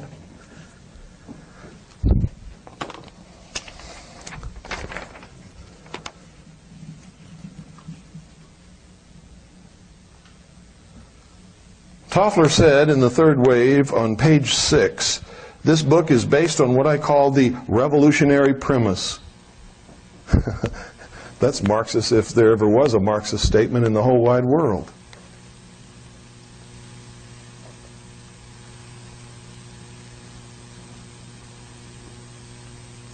Here's also what he says on page 9. Now, if you don't understand the ordo ab chaos technique, order out of chaos. By the way, that's the motto of the 32nd degree of Freemasonry. Ordo ab chaos. We'll just devolve everything into a state of chaos, and out of that we will bring order to the world the way we want it. And everybody will get down on their knees and thank us for restoring order and security to their lives. And they will be willing to give up anything to us for that favor. Quote, in the United States today, as in many other countries, the collection of second and third waves creates social tensions, dangerous conflicts, and strange new political wave fronts that cut across the usual divisions of class, race, sex, or party. All the old polarizations and coalitions break up. End quote.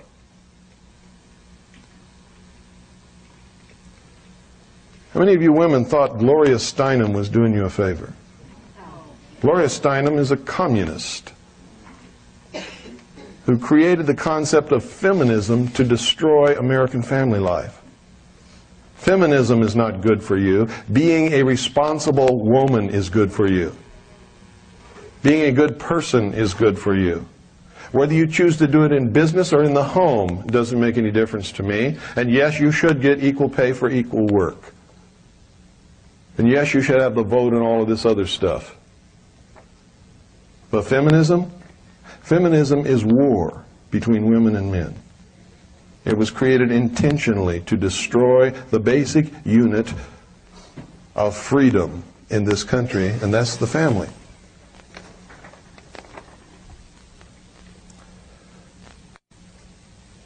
Toffler even admits that there's a plan.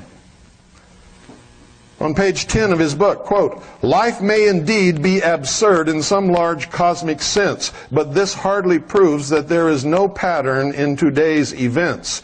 In fact, there is a distinct, hidden order that becomes detectable as soon as we learn to distinguish third wave changes from those associated with the diminishing second wave, end quote. There's always been a plan. They call it the great work, the great plan, the lost word. There's all kinds of words for it. It exists. It is being brought about. It is conscious. It is working its effect upon us now, today, as I speak. Now, I'm going to just give you a little demonstration of the degree of control that is already in effect in this country concerning communications. Now, if you're smart, you know that if you turn the dial on your radio and on your TV set and on every news story, it has the same slant in the same words, and it's the same stories. You know that the news and the media are controlled. If you don't, you're not playing with a full deck of cards.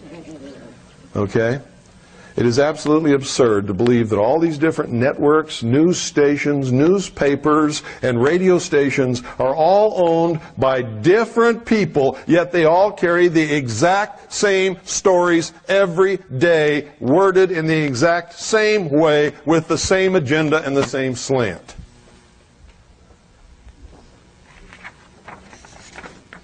You see, if they were all separate and independent, that could never happen in a million years, because no two people ever attach the same importance to the same event or the same slant on the same story unless they're handed it.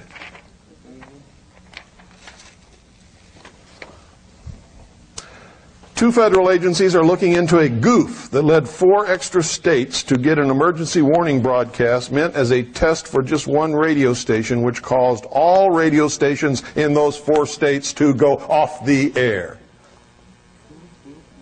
It's automated. They can cause one state to go dark as far as communications are concerned, or 2 states or 3 states, or all 50 with the push of a button. It's called FEMA. Relay points in Florida, Hawaii, Louisiana, and Ohio got the confusing signals. Now both the Federal Emergency Management Agency and the Federal Communications Commission are looking into it to determine the exact cause and to be sure that there wasn't a functional error of the system, said FEMA spokeswoman Barbara Yeagerman. This was no accident, it was a test. To test the system, because they've never done it before, to make sure that they could cause selected radio stations in selected states to go off the air at their push of a button. It's the first time that they've ever made such a test, but they can't tell the public that they can do that anytime they want, anywhere, so they say, oh, it was a mistake. It was a goof. If you wake up some morning and you can't get any radio stations on your radio, you better dig a hole. I wrote about this in my book. I said the day will come when this will happen. Only it won't be a drill. It'll be to cause total confusion and panic in the population so they can do what they want and what they need to do, rounding up the people that they need to round up and need to get rid of in order to bring about their one world totalitarian socialist state. Without communications, what is the mob? Huh? Chaos. Without communications, without leadership, most people are helpless, useless, and dangerous. Don't believe me? Go back and look at all the videotape that you failed to make of the LA riots, which you should have made and should be studying over and over and over again. Also study how long it took for those supermarkets in LA to run out of food. And what happened to those supermarkets when they ran out of food? Did you know that over 50 people were murdered during those riots in LA, and not one single person has been prosecuted for any of those murders to this day? And did you know when you bring it up in the city of LA that the people attack you? Emotions were running high. It should be forgiven. We don't want anybody to be prosecuted. Hey, that's dangerous. Think it can't happen here? Think again. Some of the people you've lived around all your life, when society breaks down, will turn into your worst enemies, the baddest people you've ever seen. They will kill, rape, murder, and steal. Right now, they're nice people. And I got to tell you, you can never for sure determine who in the world's going to do what when that kind of stuff happens. You just can't. You don't know. You can't really determine who's going to stand up and fight for freedom when they suddenly realize that they're going to be enslaved by this new world order. Some of the people will surprise you. Some of the people who tuck their tail and run will also surprise you, because they're some of the people who are standing up right now talking and squawking the loudest about how hard they're going to fight. You'll be amazed at who comes out of the woodwork to really fight and who runs and hides and turns squealer and rats on everybody when it does. But don't make the mistake that you can determine who's going to do what now, because you can't. The only reason I can make this statement is based upon solid research of history, because this ain't the first time it ever happened. Nor is it going to be the last if the human race has anything to do with it. We've been doing this since the beginning.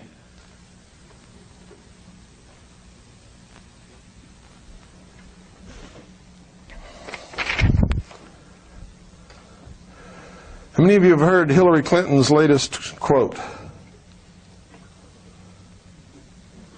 Commenting upon the release of subpoenaed documents, she said this, quote, "I'm not going to have some reporters pawing through our papers. We are the president." End quote.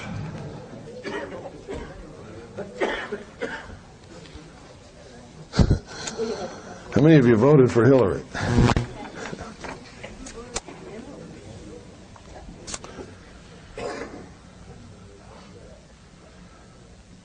At Yellowstone National Park, United Nations delegates who surveyed the area last year called for a buffer zone around the park. So the Park Service is choking off the local economy by refusing to maintain certain highways and by buying up any property available. Of course, there will be plenty available as more and more owners are denied the use of their own private property, which causes businesses to shut down and economy to slow. Blah, blah, blah, blah, blah, blah, blah. Closing it off. Buffer zone means no human occupation. Now, what started this? How did they target Yellowstone Park and for the American public to be able to accept that? Remember hearing about a mine up there that was polluting everything? What was the name of the mine? Huh? I heard it. New World. Don't be bashful. The New World mine. You think that's an accident? No. Who do you think went up there and staked out the claim and started mining the New World mine to pollute everything, to cause this to happen? Huh? You think some miner went up there and staked it out and decided to name it the New World mine? You see, these people are arrogant. They love to flaunt what they're doing in our face. They like to slap us with it because they think we're so stupid. But like I said earlier, most of the time, most people tend to prove them right. They laugh at us, constantly laugh at us. Look at those fools. We got to stop that. We must stop it.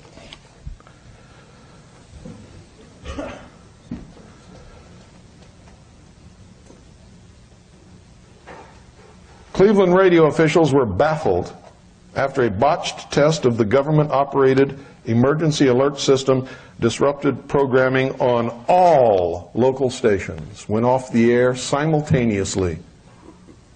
And there was nothing that the local stations could do to get back on the air until FEMA released that button. No, they can't do that.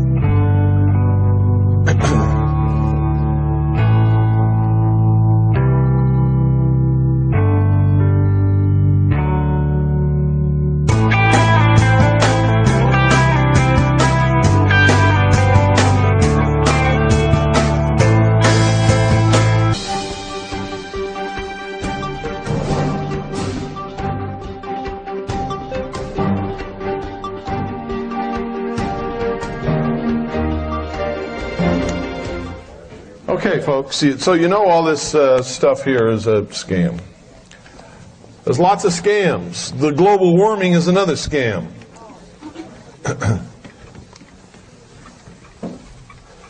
The truth is, with all of the rural and geodetic temperature and weather monitoring stations around the world, if you take all the data from all of those and put it together, the truth is the temperature is actually getting a little cooler, not warmer.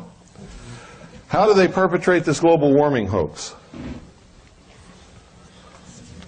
It's very simple. They take the temperature readings where the temperature is affected by some outside source, such as in the middle of a city. Right. They just change the place where they're taking the temperature so that the temperature is affected by something else. Artificial, usually man-created, like parking lots. Where is the temperature greater? In the park or in the parking lot? In the parking lot.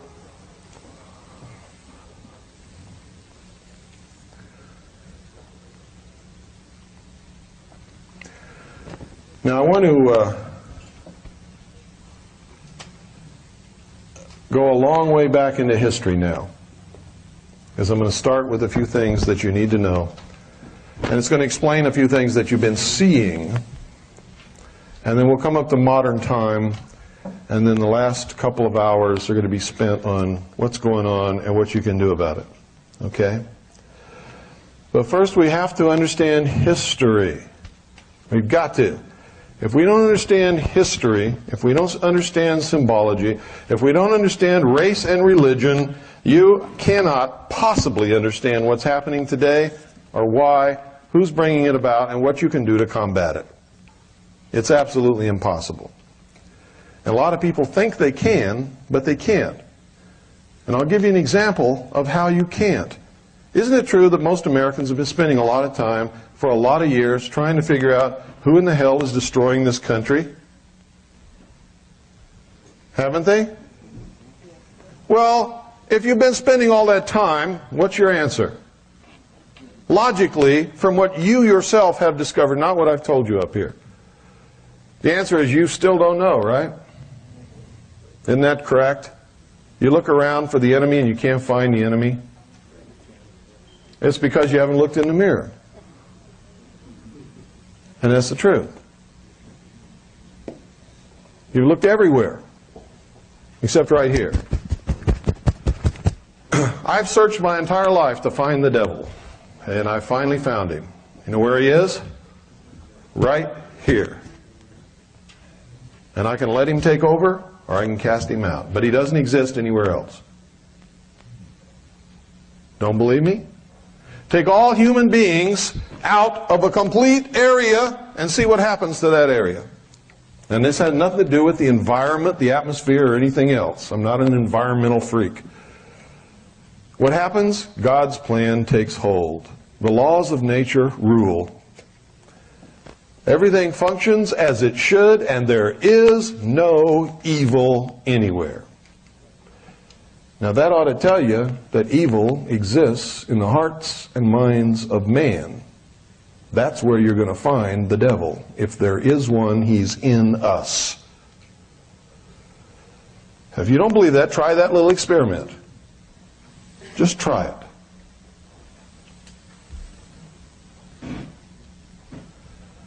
Evil exists only where man exists.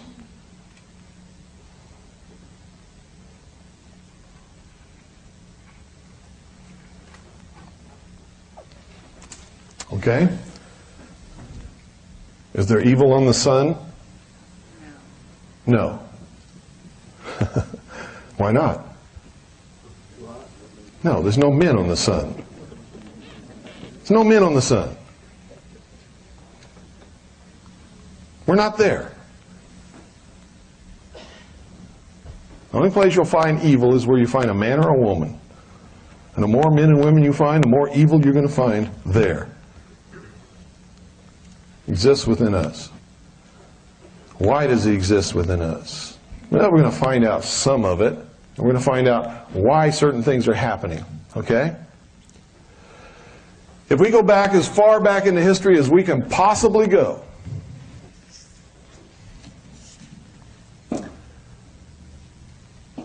And if we can imagine, no matter what you believe, okay, because what I'm going to recount to you now is the official, hidden version of mankind that is taught in the mysteries.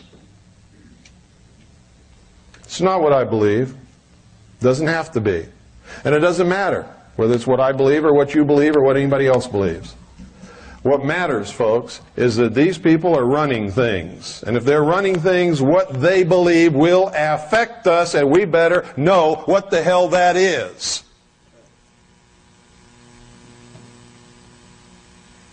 Because that's what's driving them. Drives them.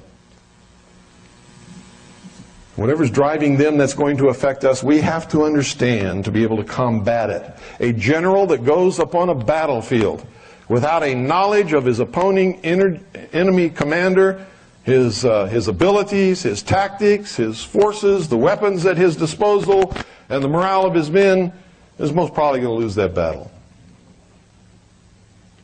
Those of you who have been in responsible positions in the military, you understand that.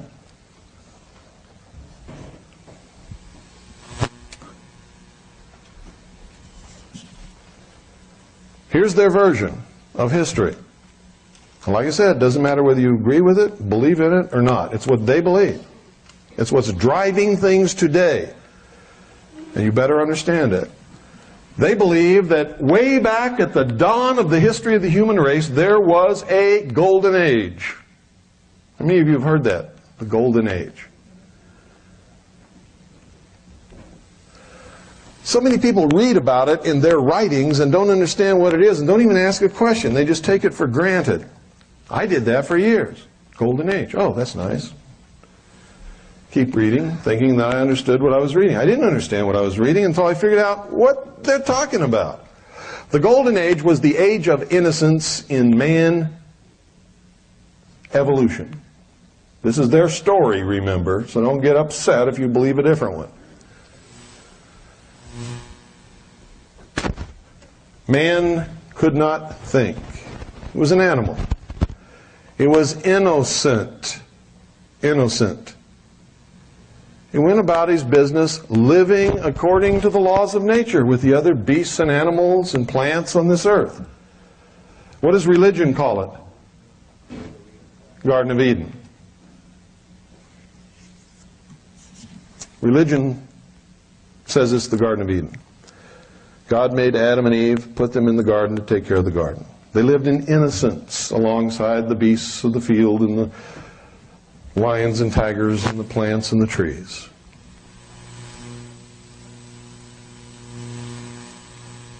Back during that time, man was, they say, vegetarian.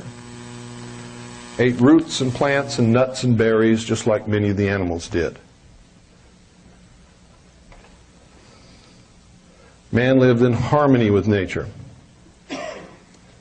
At some point during that time, some man had an original thought.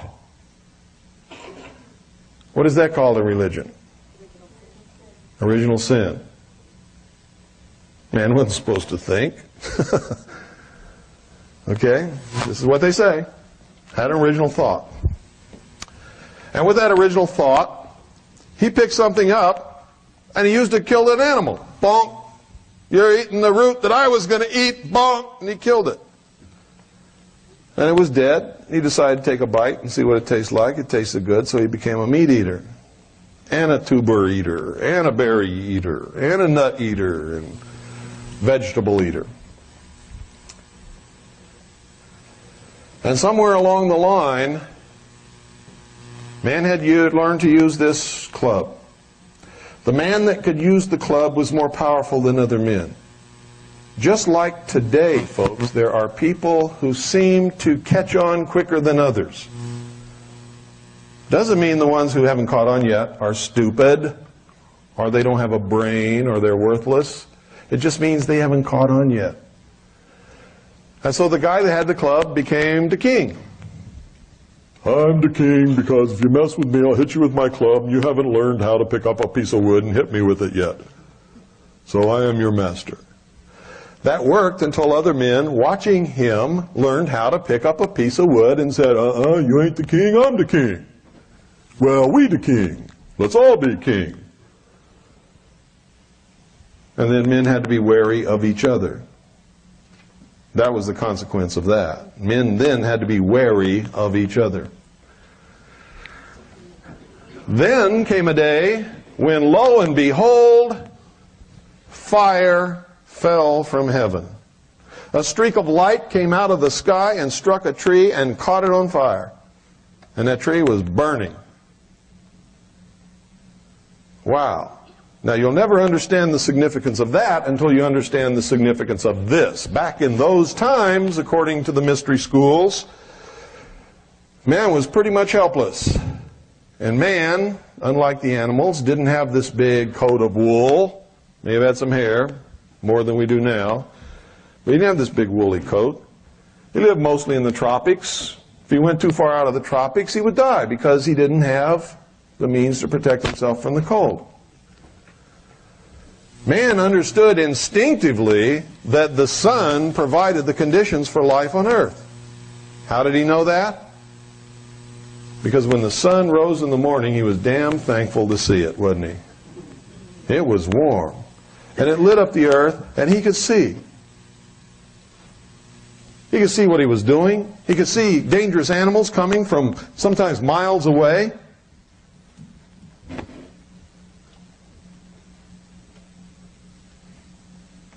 And he instinctively knew that the sun was giving of itself for him and for the plants and the other animals on the earth to live. And in giving of itself, it would all of a sudden sink down and disappear and die. Man lamented that passing. And he would spend the night huddled in fear, praying that the sun would come back and save him from the darkness. So the sun became the Savior of man as it rose every morning and died every night. Man learned to confront the prince of darkness, and a battle raged between the forces of light and the forces of darkness every 24 hours. That was the beginning of the first religion according to the mysteries. And the first man who learned to predict what happened in the heavens became the first priest. And the priest was the one who sat the first king on the first throne. By using what? The gift that Prometheus brought to man. Who said that? I heard the word. What is it? Fire. Prometheus is another word for what? Lucifer. How art thou fallen from heaven, O Lucifer, son of the morning? Lucifer was what? The great angel of light. In the mysteries, they believe that the story of Adam and Eve in the Garden of Eden is a metaphor for the evolution of mankind. Now remember, this is what they believe. That man was being held prisoner in the bonds, the chains of ignorance in the Garden of Eden by an unjust and vindictive and terrible God. He was set free by Lucifer through his agent Satan with the gift of intellect, which was brought to man with fire. The story of Prometheus bringing the gift of fire from heaven to mankind is a story of Satan enticing Eve and then Adam through Eve to eat of the fruit of the tree of knowledge of good and evil. In other words, they believed that the great fall of man was not a fall at all, but was a tremendous gift from Lucifer, who is their God. What does Lucifer represent? The intellect, knowledge, Some man went to that tree when it was burning after it was struck by that lightning, after Lucifer was flung out of heaven by God. In Greek, he was called Prometheus, gave the gift of fire to man. Fire has ever since been the symbol of learning, knowledge, intellect. Why do you think every great book of learning has inside the front cover a lamp with a flame, or a torch? Why do you think after they killed him they put an eternal flame on the grave of John F. Kennedy? It represents the conquering of nature and the universe by the mind, the intellect of man. It represents the apotheosis of humanity, the perfection of the race which they seek. Deep stuff, huh? It is deep stuff, but you have to understand it in order to be able to combat it, or to be able to work it to your will instead of being worked to their will.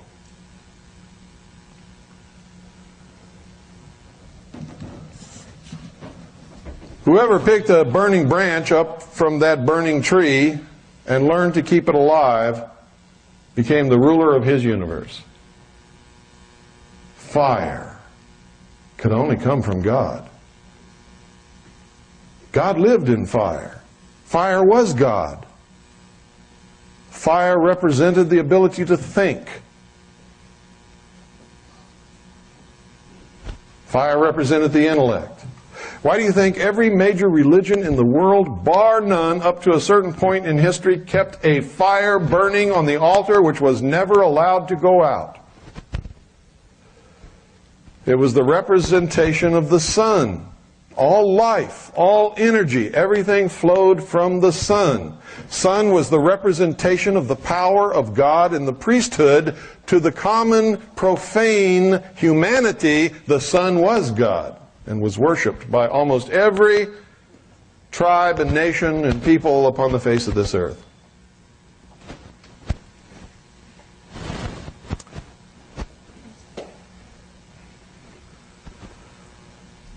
It's important that you understand this because you're going to see this symbology everywhere. How many of you have really been to Dealey Plaza? What did you see there? At the time we were there, we didn't know to look for the things that we do now. You didn't see anything, did you? People go there every day. They don't see anything. How many of you knew that the ancient pyramids were never burial chambers? Never. Okay, some of you are up to date. Most of you aren't, though. Most of you don't know this. They were not burial chambers. They were temples of initiation in which the candidate was placed in the sarcophagus, suffered a mystical or symbolic death, lay 3 days in the coffin alone, and then was raised by the grip of the lion's paw, given a new name, and sent through the initiation in the passageways of the pyramid. How many of you knew that the sum total of all of the knowledge of the primitive peoples was built into the pyramids to be passed on to the initiates? The mysteries are old. Freemasonry is old.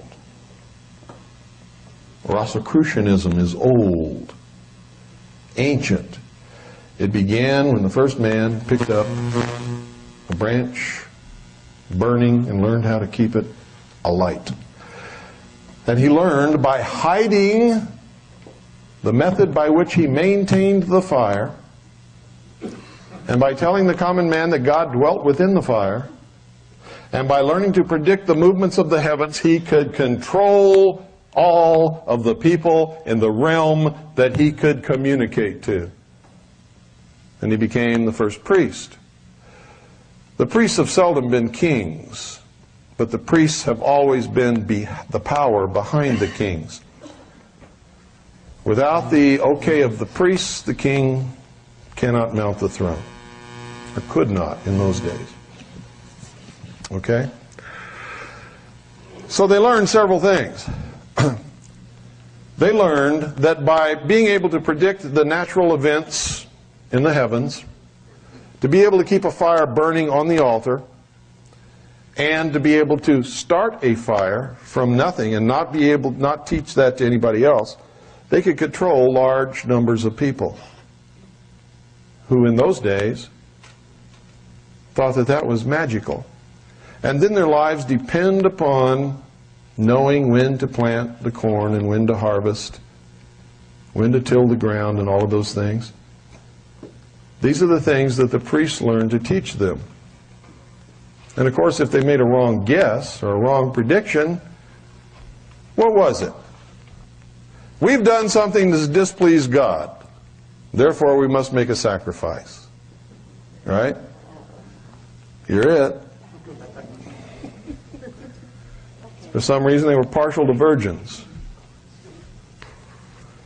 In South America, it was whoever the captives were. And they would create wars just to get captives so that they could have sacrifices to appease the gods.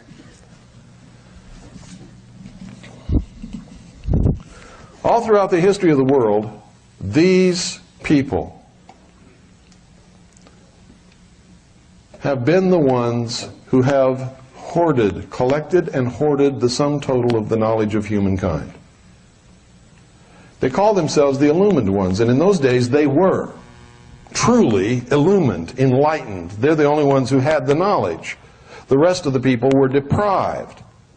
Over long periods of time, some knowledge would either leak out to the people, or the people would make discoveries, or would have original thoughts of their own and pass it on. So as man became more educated, the machinations of the Illuminati became more complicated and more clever. And the more they had to really hoard and guard the technology and the knowledge and the truth that they held. They called what they knew the esoteric, and what you know, or the profane, the exoteric.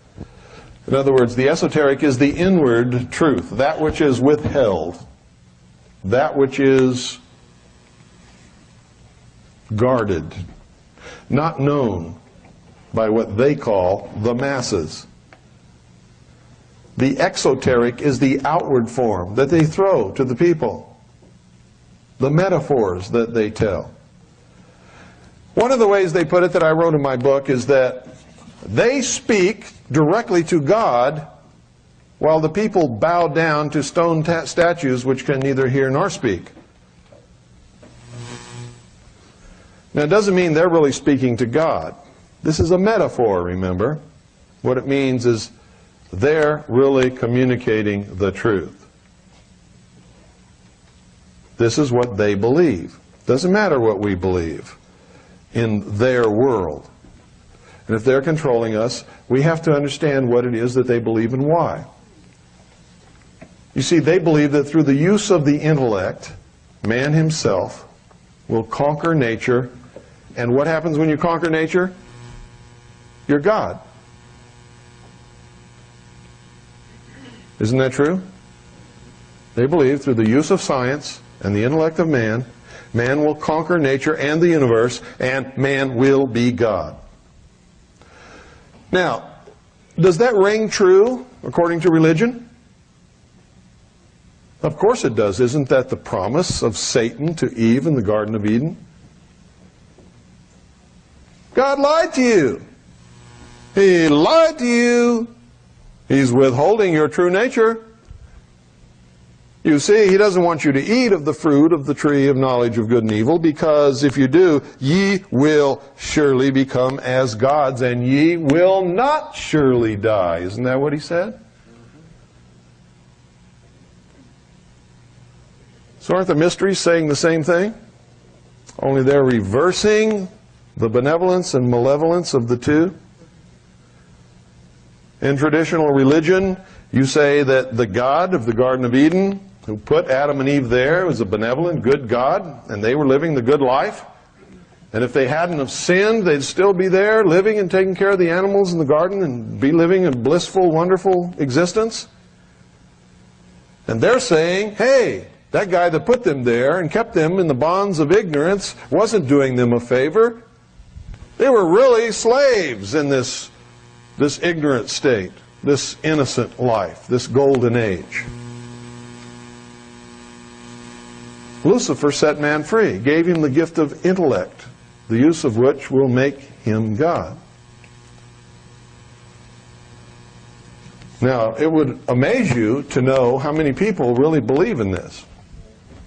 It would absolutely amaze you to know that some of the major religions in the world, disguised as Christian religions, actually worship Lucifer in secret. You would be amazed to know how many people believe that Jesus Christ and Lucifer were brothers.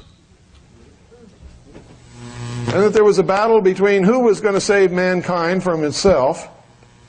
Jesus won that battle. He had his chance. He failed. Now it's Lucifer's turn. You might also be shocked to know that Tom Valentine believes that. And he said it in an interview with Richard Noon, and it's recorded in his book 5/5/2000. What's the name of that book? Ice, the Ultimate Disaster, 5/5/2000. Get it and read it. It would amaze you to know how many supposed patriot leaders that you all look up to believe this. That are really not patriot leaders at all, but are functioning in the Hegelian dialectic to move you in the wrong direction, or to pit you against each other, or to just find out who in the hell you are.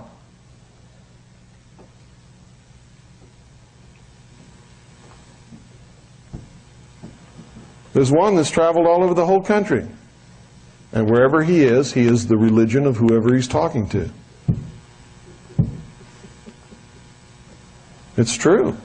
And some of you know that. When he's talking to Christians, he's a Christian. When he's talking to Christian identity, he's a Christian identity. If he's talking to Nazis, he's a Nazi. Talking about Bobo? If he's talking to Mormons, he's a Mormon. If he's talking to people who hate Mormons, he's left the Mormon church. If he's talking to the New Agers in Sedona, Arizona, he's tried every religion in the world, and he's never found one that he could believe in.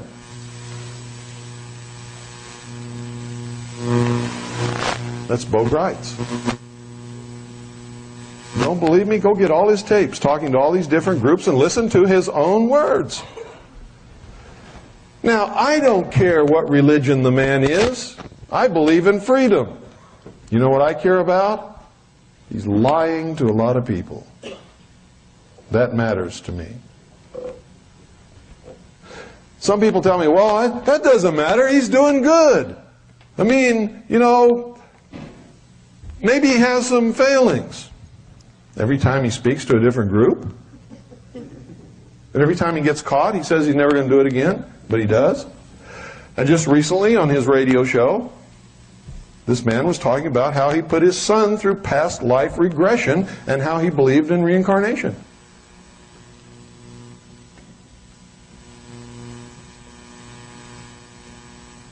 The only reason I'm telling you this is so that you will be aware that you're being manipulated by a lot of different people and that you can't allow it to happen. You cannot believe anyone anymore. This is the age of deception. If you don't learn anything else today, I hope you learn that. This is the age of deception. Who's the great deceiver? So you better be careful if you're a Christian. If you're not a Christian, I hope you at least believe in God. But if you don't, you're lost. We're all lost. Without God, there can be no freedom.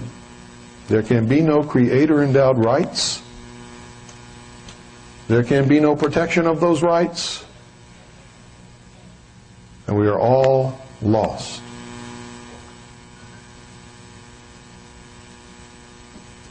I don't know about you. I don't want to be lost. It's a terrible state to be in.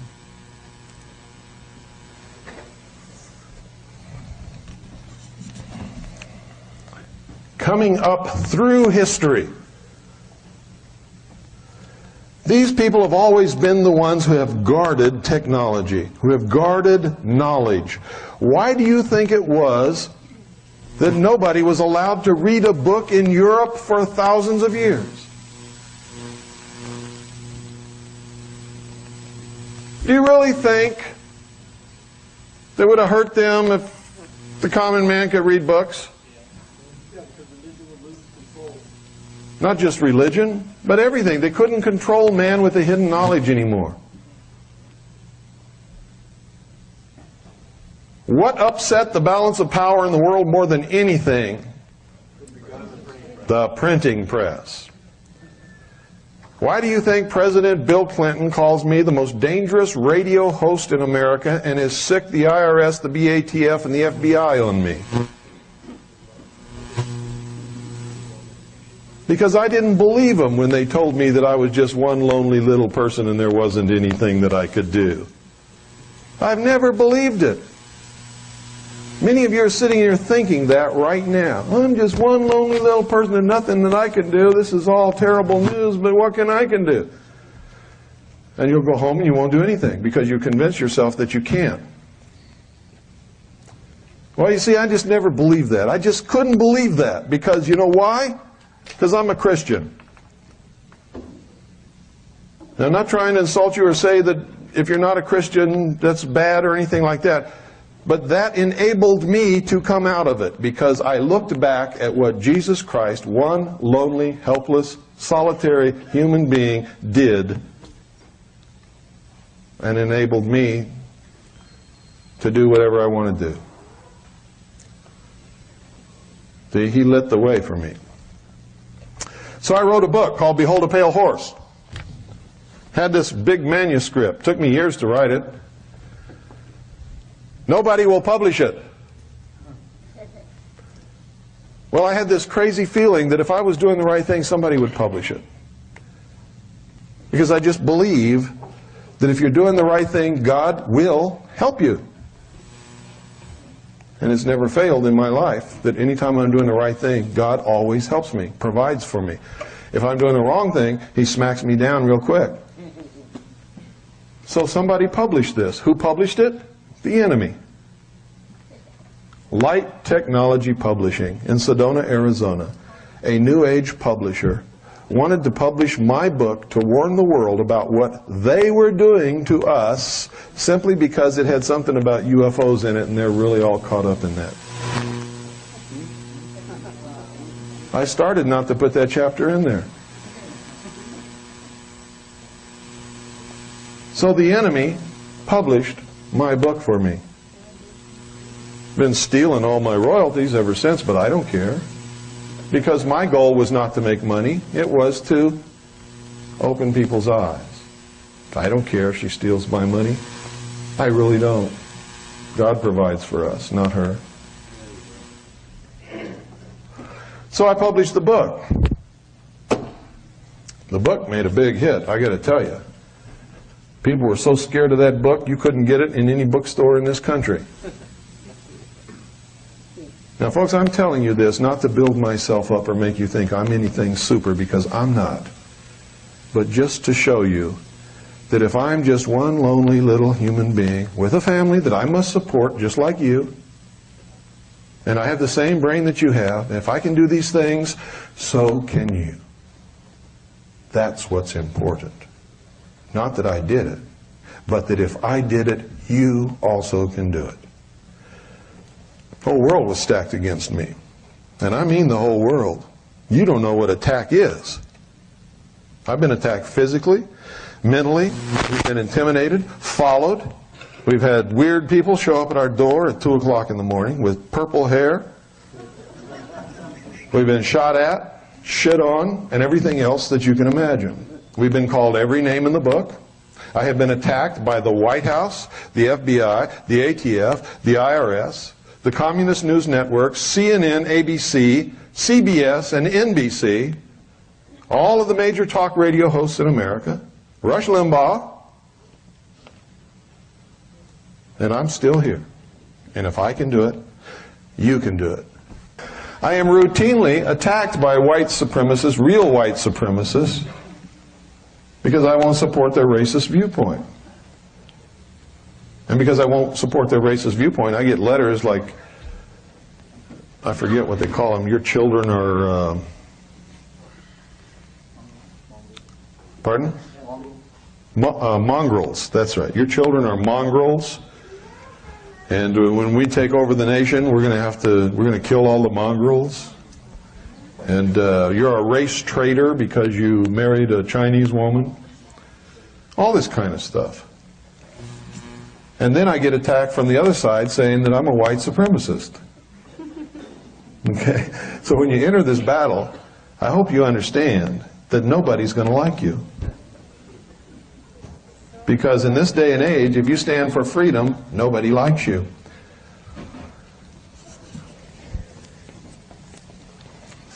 Now I'm going to talk about the militia. How many in here are in the militia? I am.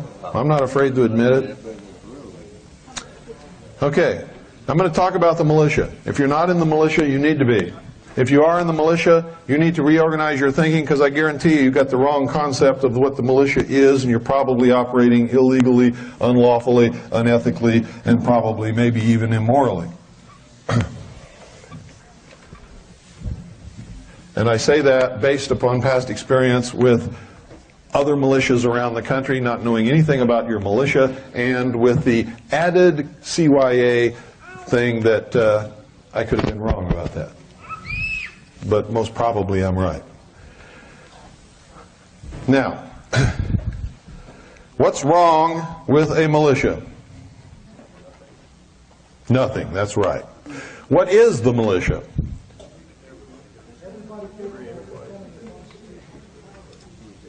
Who said that? Okay, say it again, real loud. Everybody capable of defending the Constitution. That's correct. That was the concept in the founding of this nation, was that the people would act as their own defense. That there would never be a standing army. Why? Because they saw what standing armies could do to a civilian population to enslave them and destroy them in Europe.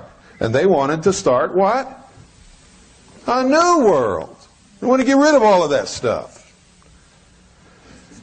So they gave us freedom. It's a great gift.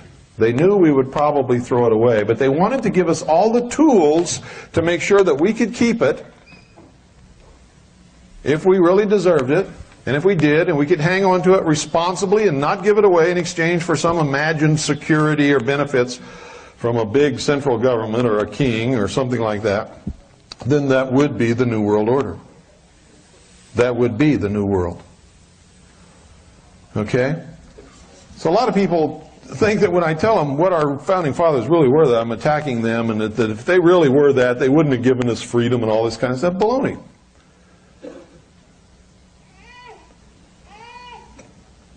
They understood human nature. They gave us our freedom, knowing that human nature is to give it up in exchange for a promised security, even if it means we have to go into slavery. Because they understood what it took me a long time to figure out, because I really didn't understand all this in the beginning either. And usually I find the true answer by just looking within myself. Don't we usually spend the first 20 years of our life trying to get away from home and become free and responsible? Doesn't everybody, their big dream is, gee, I'll be glad when I'm out of Daddy's house and I can go where I want to, and I don't have to be in by midnight, and I can drive my car, and, you know, isn't that true? How many of you think that's true? Good.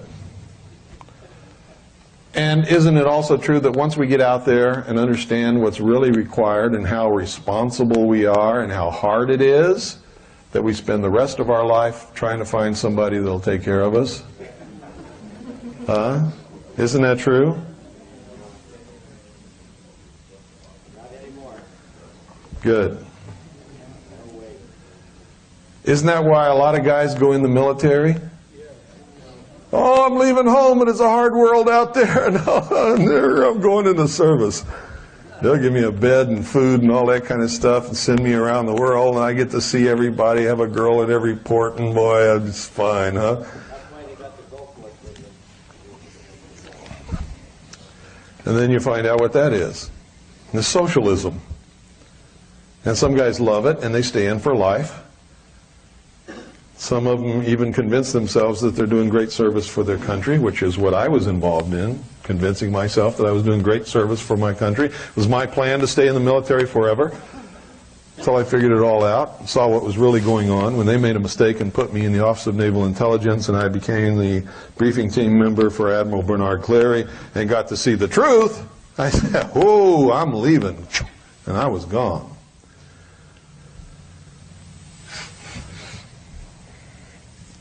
That's why you can't depend upon these guys sitting around the VFW and the Veterans of Foreign Wars and the American Legion halls to help us in this battle. They spent their life in the military. They are socialists. All they give a damn about, and I don't care if it pisses you off if you're one of them, because it's the truth, and I'll stand and duke it out with you face to face over it if you want to. It's the truth. The only thing they give a damn about is sitting around in those halls, getting drunk and telling lies about how brave they are and getting their retirement check every month. They have been trained to be socialists, and they are going to be good little socialists forever. Okay? It's the truth. Absolute truth. Anybody who's receiving a government check is not going to help us in this battle. That includes old folks on Medicare and everything else. If you can't turn around and walk away from it now, you're not going to help us in this battle. You have been socialized. Sorry if it makes you angry, but it's true, because you're not going to do anything to jeopardize your little checky-wecky, right? But the truth is, free people don't get little checky-weckies from Big Brother. They don't do it. And Social Security is not an insurance policy. It's a hook. It's a hook, along with all the rest of these benefits and things. You cannot accept the benefit from Big Brother without enslaving yourself in the process. Okay? Now, I know I've just really severely made some of you angry. But I promised you I would do that when I came in, and I never, ever go back on my promise. So I want you to think about that. For some of you, it may be too late. If you're up into your elder years and you haven't done anything in your life to save any money to provide for your old age or your retirement or your medical expenses, because you were promised Social Security, didn't think you had to, then maybe you don't have any way out of that. And I don't have any answers for you. And I truly feel for you in my heart, because you're engaged in a conflict within yourself. But most of you in here aren't in that situation.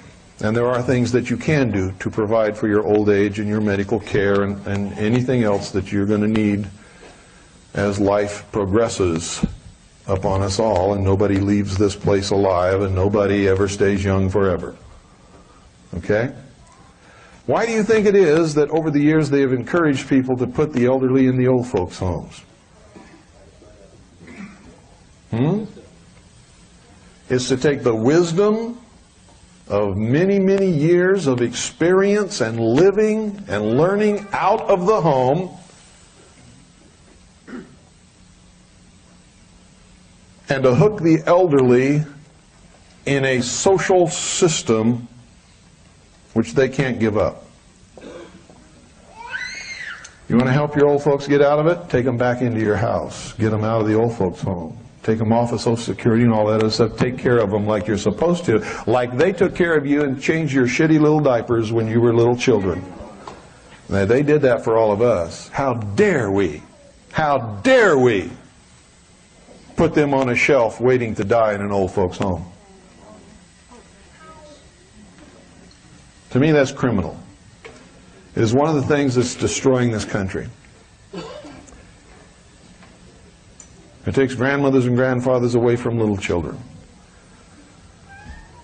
It deprives them of the ability to see someone die in the home and be able to understand it and know that someday it's going to happen to them too. Now, if you have children, understand that under the current system, someday your children are going to turn their back on you and shelve you in an old folks' home so you can die out of their sight, out of their mind, and out of their pocketbook. If you don't think that's going to happen, you don't think your own children will do that to you, you better take another look around. Because that's the norm today. It's a terrible thing. It will not happen to my parents. When they get too old, they can't take care of themselves, I will go and get them and bring them home and take care of them. And Annie's parents too, if I have to go to China to do it.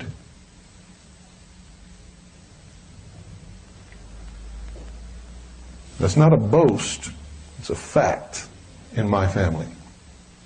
And it should be in yours. If it's not, you need to do something to rectify it. There are a lot of things that are occurring in this country that are wrong, that need to be righted, and we can do it. And you don't have to wait for anybody else to be able to do that. You can provide for your own. You can take care of yourselves. Now I'm going to tell you something else. In this country, it has become a disgrace not to have a lot of money. Why do you think they do that? Why do you think that that's being foisted upon us? To get you in debt, under their control, and make you a victim. When I was a young boy, we didn't have a lot of money. We didn't have much of anything. But I'll tell you something, we were happy. We had each other. And it was before television seized the minds of America, and we talked to each other. And people would come over in the evening and sit around and actually talk to each other. Do you realize how rare that is today? Do you understand that the average American spends 7 hours a day in front of the television set? That's on top of work and eating and sleeping. People don't know each other. They don't talk to each other. They don't know their neighbors. They don't know their own family members. These are all things we can do something about. What I advise people to do as far as the television set is concerned, find the youngest child in your family, give them a hammer, and tell them to go play with the set. Do your child a favor, though. Unplug it first. Let them play with it. Say, little Johnny, the television set is broken.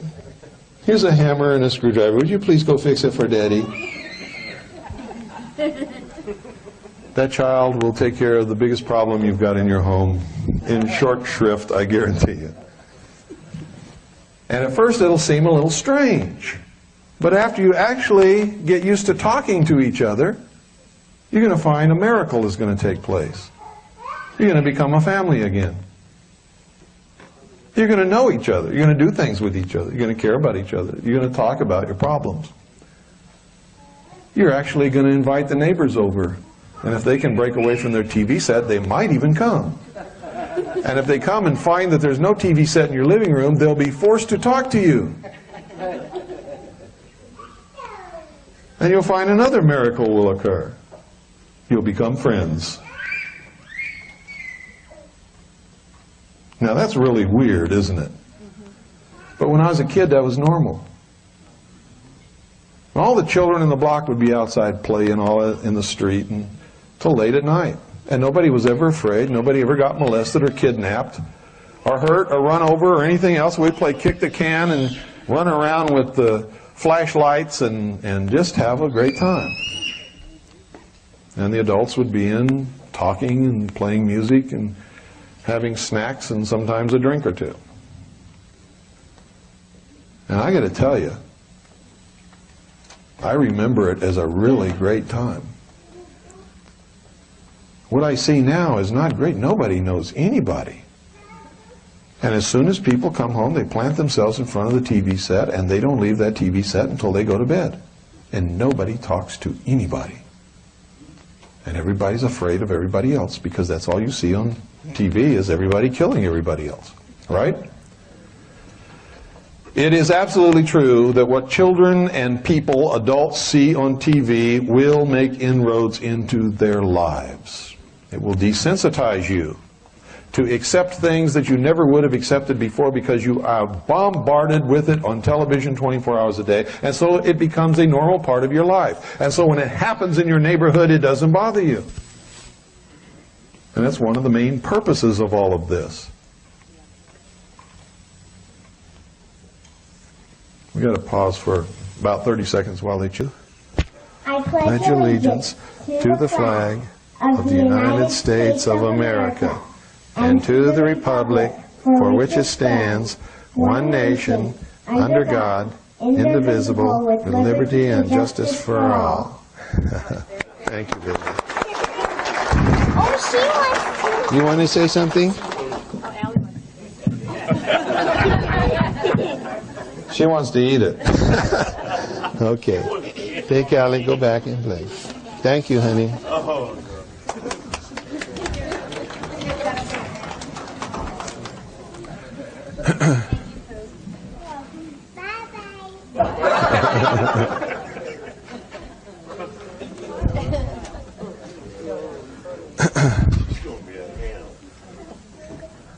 Bye, Allie. The children are the future of this world. They're the future of this nation. They are all that is important. We've all had our chance. We've screwed up our lives. We've screwed up the country. We've screwed up the world.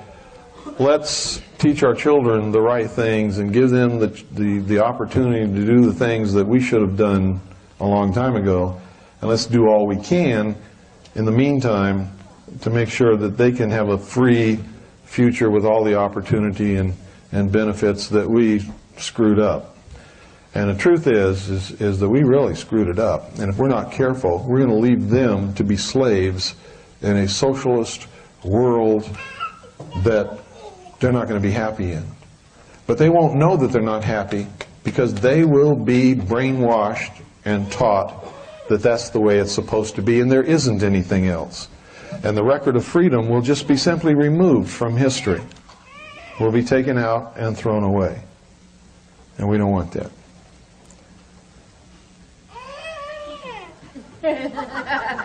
She's very assertive. Pooh, why don't you just go over there by Mom? She'll follow you. She's okay.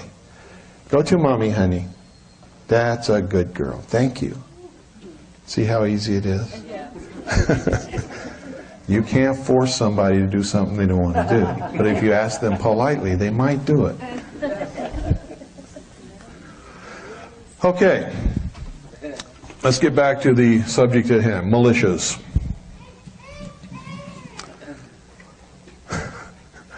Militias are absolutely necessary to a free people. The Founding Fathers knew this. They couldn't ignore it even if they wanted to because the people knew it. Who was it that stopped the Redcoats when they went to seize the arms at Lexington? The militia. How were they described by the British commander?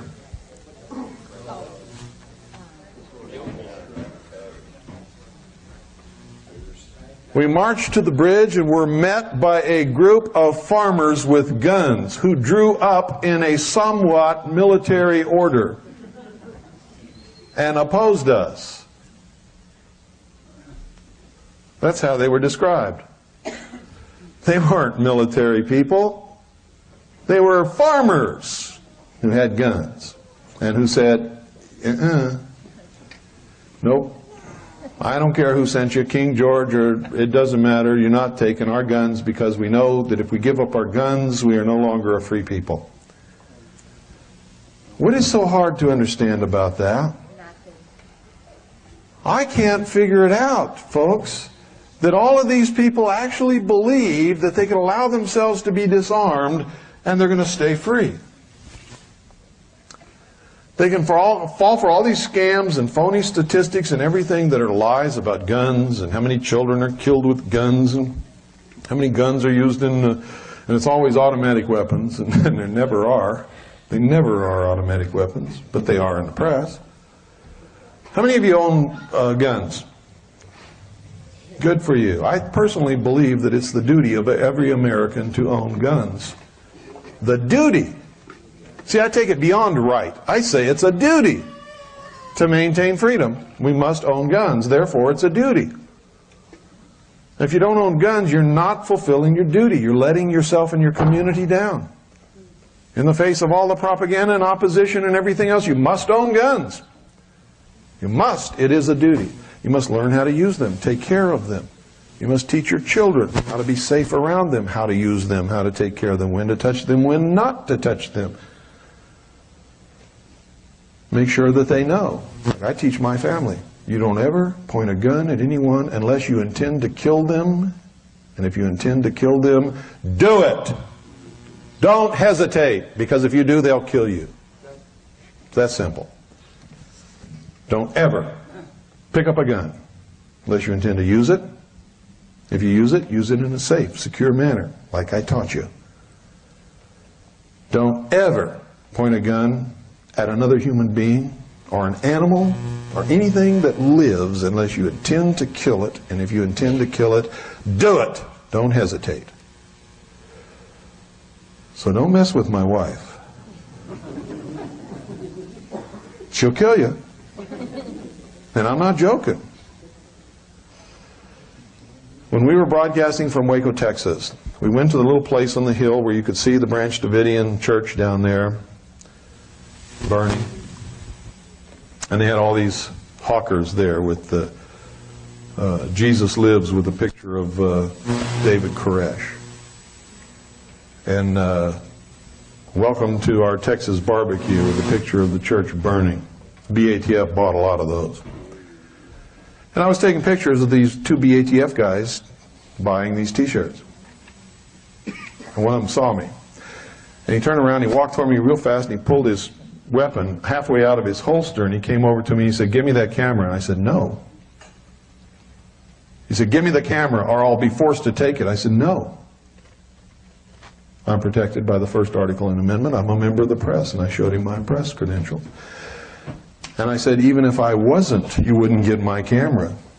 You have no right to take my camera." He said, "Well, then give me the film." I said, "I'm not going to give you the film either."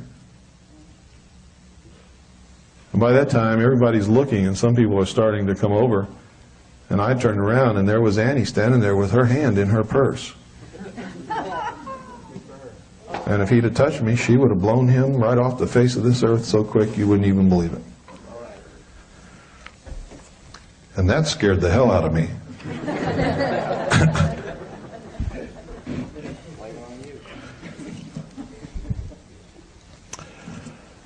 So,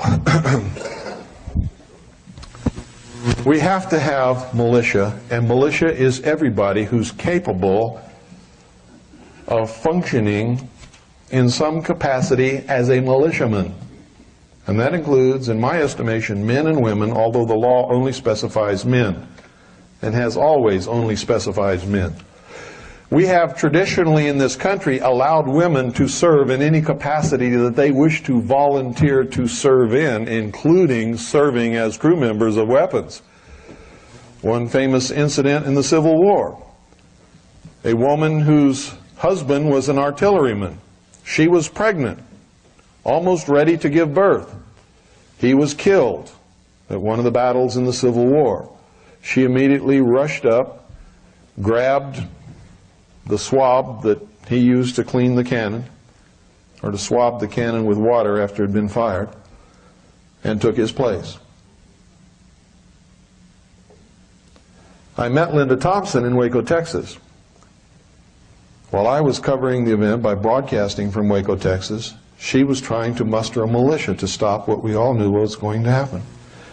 I saw her in a parking lot, holding an AR-15 above her head, dressed in fatigues, trying to muster a militia. She got about 20 guys together, started marching down toward the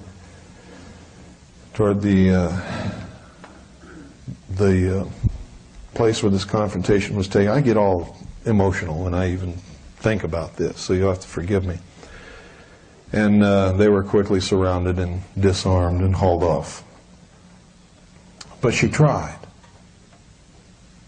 She tried. Nobody else tried. Linda tried. And she's been just raked over the coals ever since, by everybody, except for me. I think Linda Thompson has more balls than most men in this country have ever had or ever will have. And she stood up for the nation when nobody else would. So I support her, and always will. If it wasn't for her tape, Waco the Big Lie, there would never have been any congressional investigations, and most of the country would still be saying, oh, they're a bunch of religious fanatics, they deserved exactly what they got.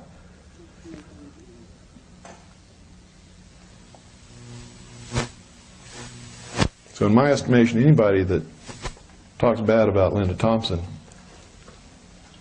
is a very bad person.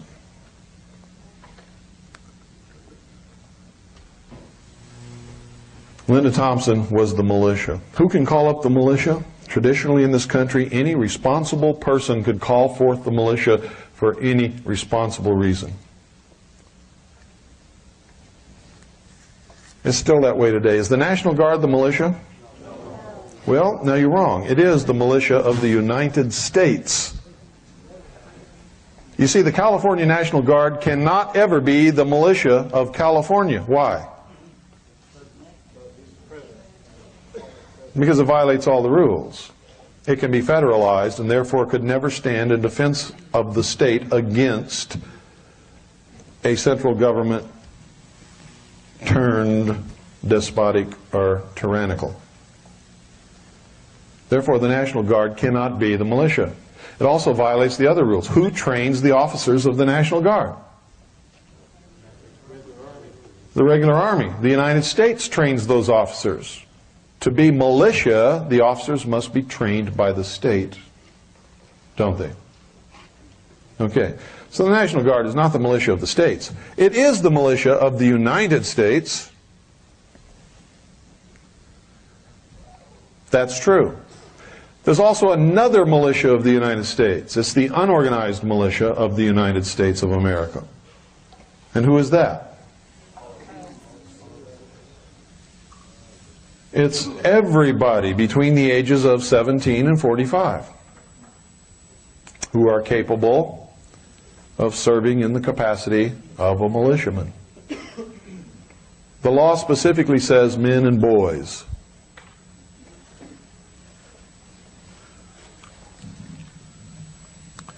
Who cannot be in the unorganized militia of the United States of America? The Vice President, the President, any elected officer cannot be a member. National Guard cannot be a member. Any member of the military forces of the United States of America cannot be a member of the militia. Why?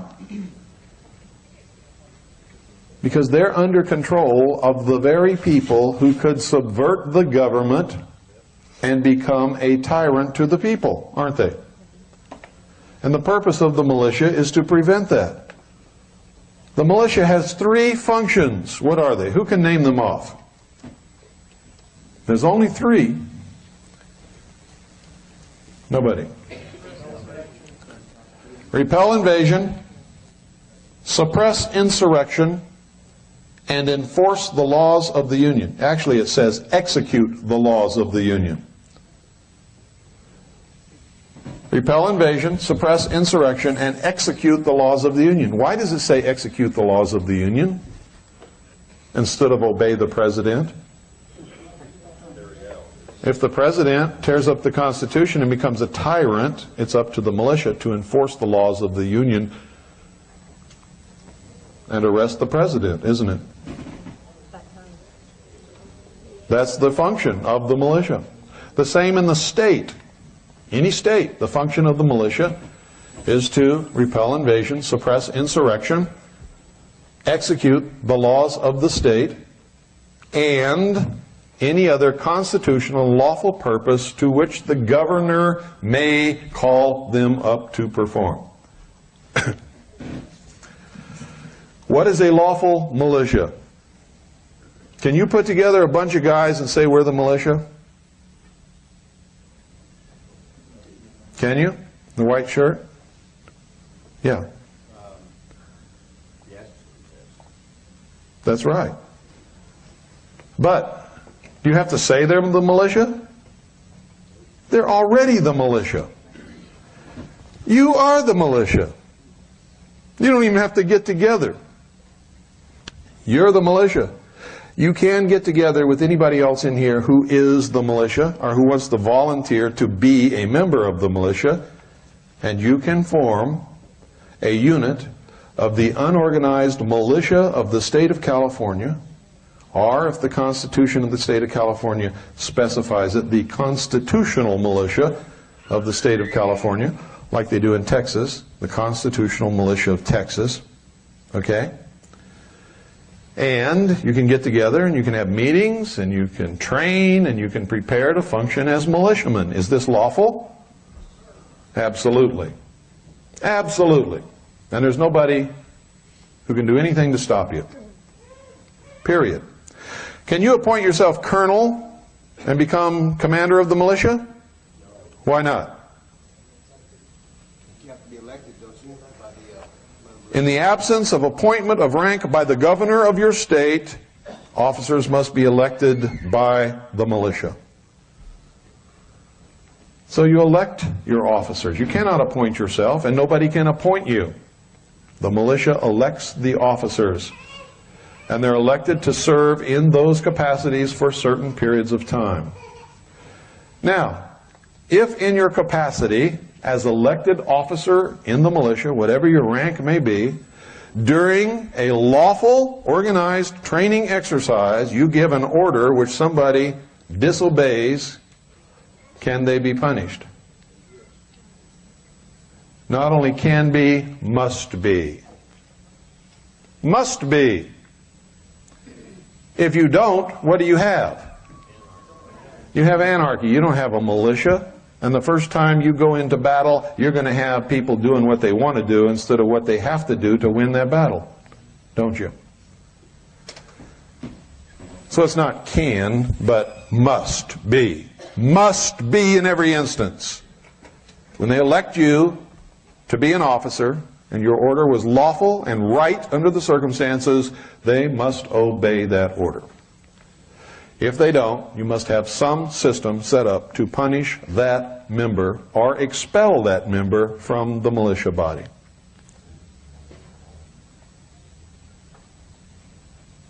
What body of rules governs the militia? Uniform Code of Military Justice. And every lawfully formed militia must have a copy of the Uniform Code of Military Justice.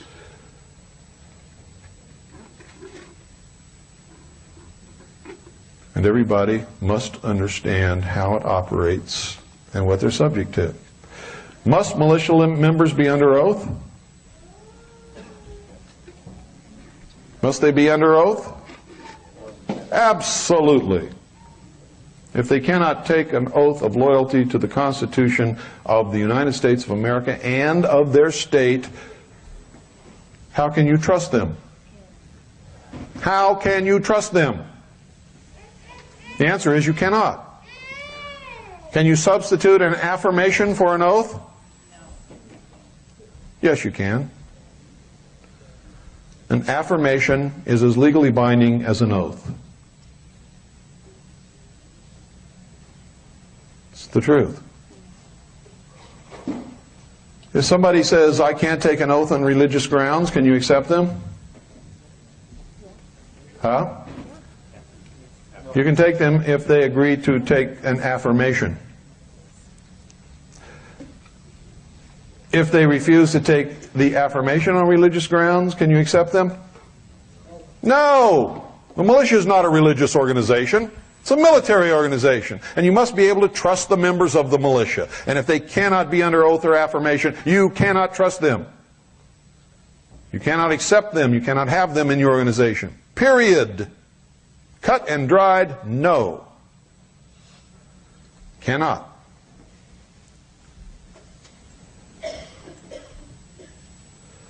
Can you accept a convicted felon in a militia organization? No. Why not? Bad character? What if he paid for his crime and he's never done anything bad again? He can't own a weapon. Now there's two reasons why you can't do this. Number one, he cannot own or be in possession of a weapon. So you're jeopardizing this person's life if you let them come around weapons and they're seen or a photograph is taken with them just touching a weapon. They could go back to prison, and you don't want that to happen to them. Okay? Aside from the fact that they can't own a weapon, can't use a weapon, touch a weapon, or hold a weapon, which means they have to function in some administrative capacity, there is a liability propaganda-wise. If the press finds out you have convicted felons in your militia, what are they going to do to you? They're going to rake you over the coals, and you don't need that. So what you do is you put these people in reserve. And you say, you are not an active part of this militia. You are, by law of the land, a member of the militia, though you can't take part in our unit. If war breaks out, you come running and we'll give you a gun, because then it won't matter whether you have a gun or not. Right? That's how you treat those people. Don't make them feel bad because they committed a crime or did something wrong in their life and paid the price for it. Because I can assure you, everybody in this room has done something wrong at some point in their life. Most of us have determined we're not going to do it again. They got caught. We didn't. Now, if you're an exception to that rule, you are really an exception, I got to tell you. Because everybody is human, and everybody sometime during their life does something wrong. Usually when you're younger and crazier and wilder and stupider. And if you're lucky, you get away with it. Some people aren't so lucky. So let's not be hard on those people. And some of them are really good people and really have turned their lives around. They really do want to participate and help. And it hurts to say no to them, but you have to. What kind of exercises can you do with the militia?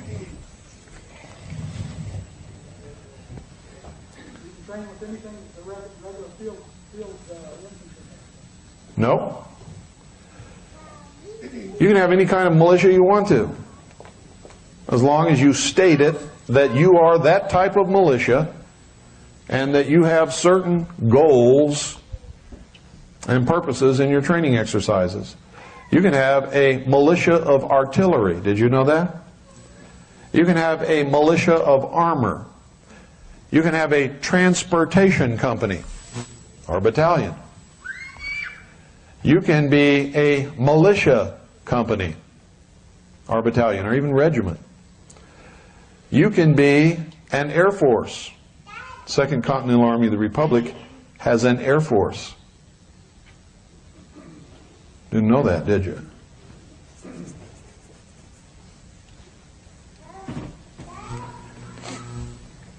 We also have jet fighters. Didn't know that either, did you? But I won't tell you where or who flies them. I will tell you that we have them. How about an A-10? No, we don't have an A-10.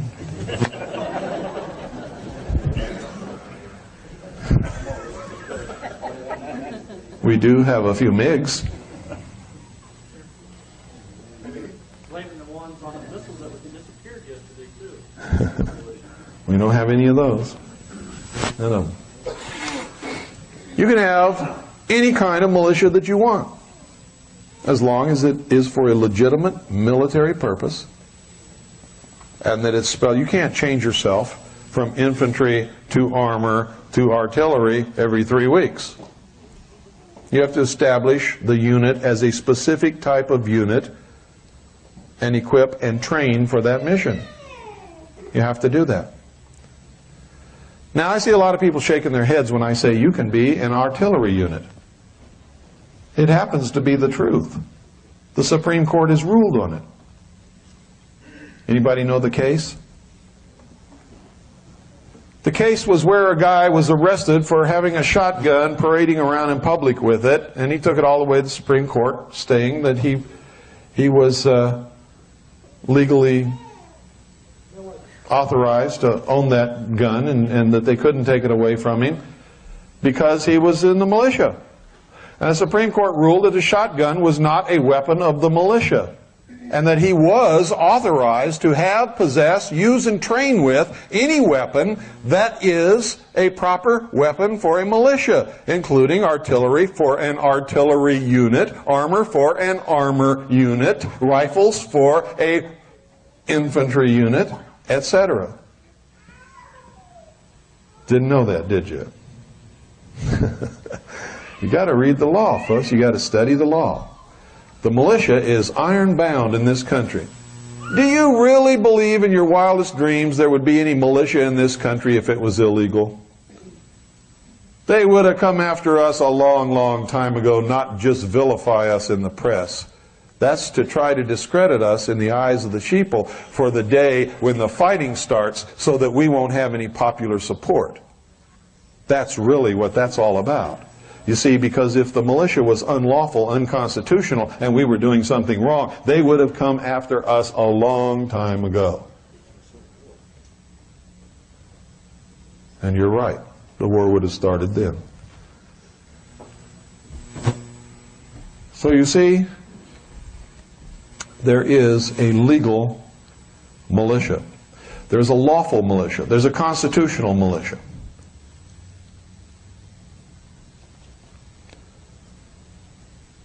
Most of the militias that you see in the public eye are not legitimate, lawful militias. Is a militia that says only Christians can belong to this militia, and we're going to call ourselves the 4th Missouri Volunteer Christian Militia. Is that a militia? No, it's a religious army made up of religious members of some particular sect of Christianity as a whole, and if you don't believe in what they believe in, you'll all end up fighting them. Okay? A militia is a military organization, not a religious organization, and don't ever get the two confused. You can't go to a militia meeting and turn it into a prayer meeting.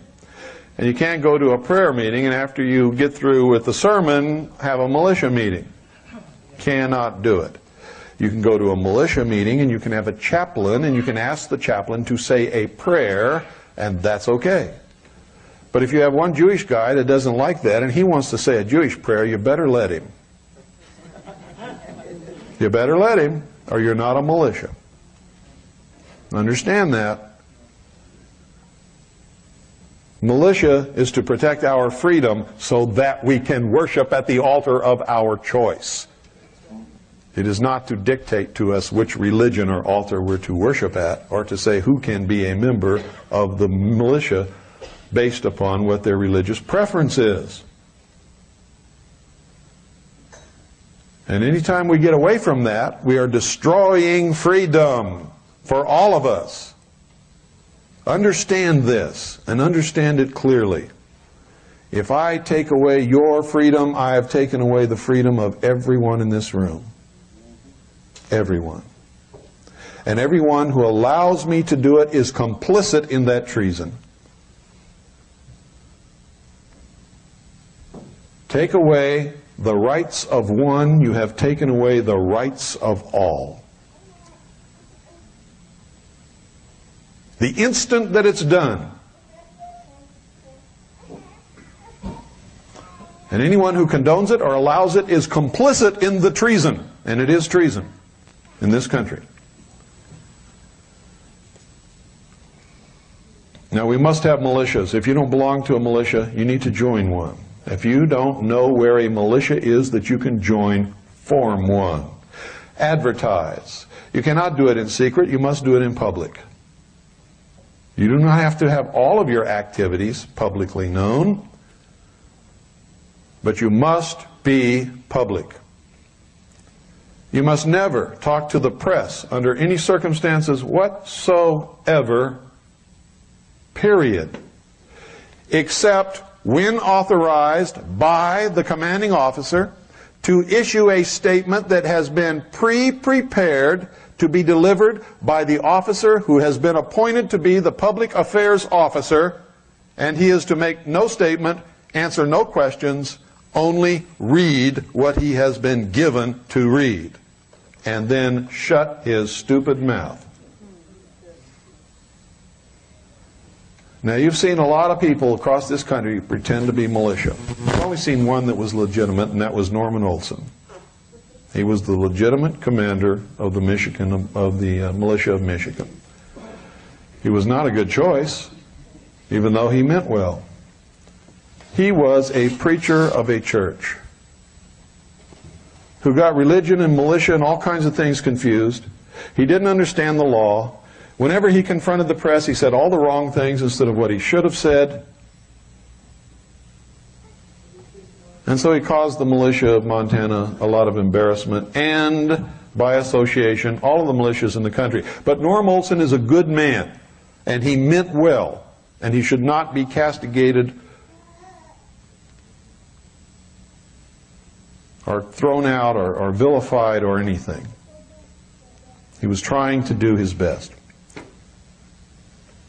The militia of Montana is a joke. Always has been.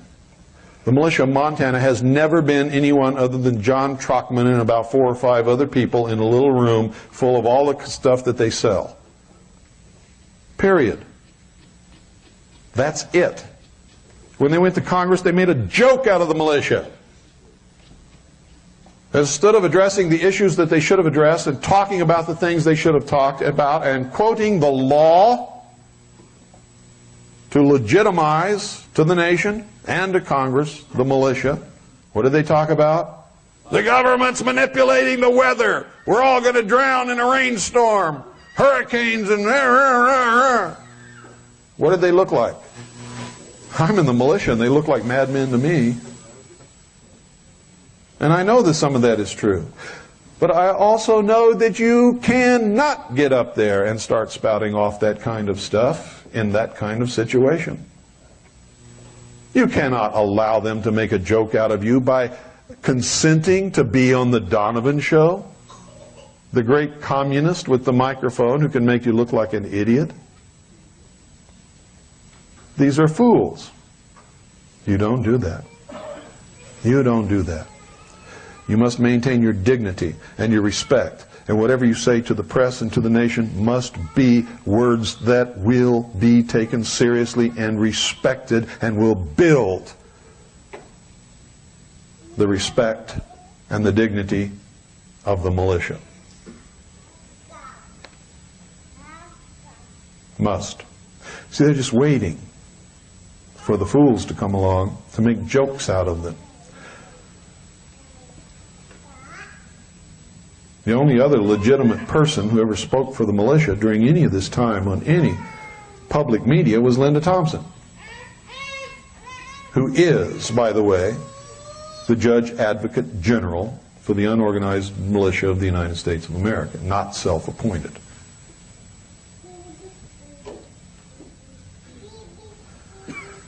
And when she spoke, she said the right things.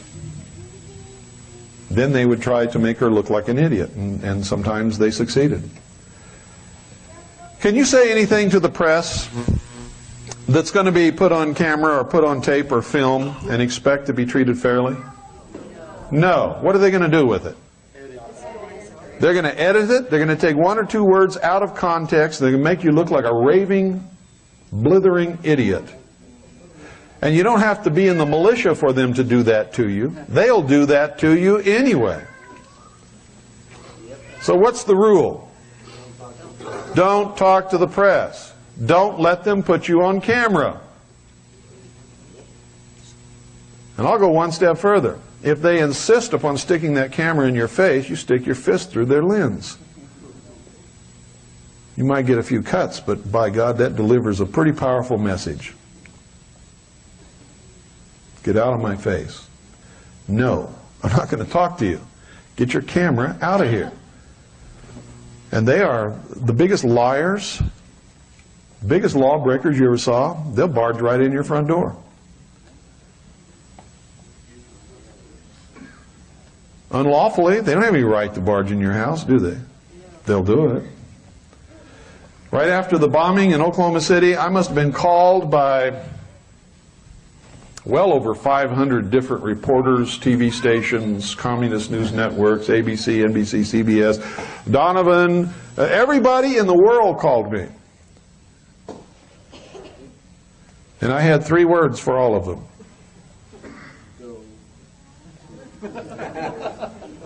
Go blank yourself. That's what I told them. Every one of them. Now, do you think any single one of them quoted me?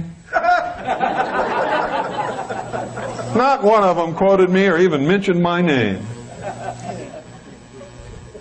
But they all wanted to talk to me because they know that I'm the director of intelligence for the largest militia in the country. And they know that I speak for an awful lot of people. So they were just itching to get me on tape so they could destroy me. So the lesson from that is when you do talk to the press, tell them something they will not quote. Yes, sir. In this area, besides preparing yourself and sort of rights and stuff like that, when the bombing was in Oklahoma, they took corn key off the air a little bit. And what's the deal with corn key? Is he legit? Mark corn key?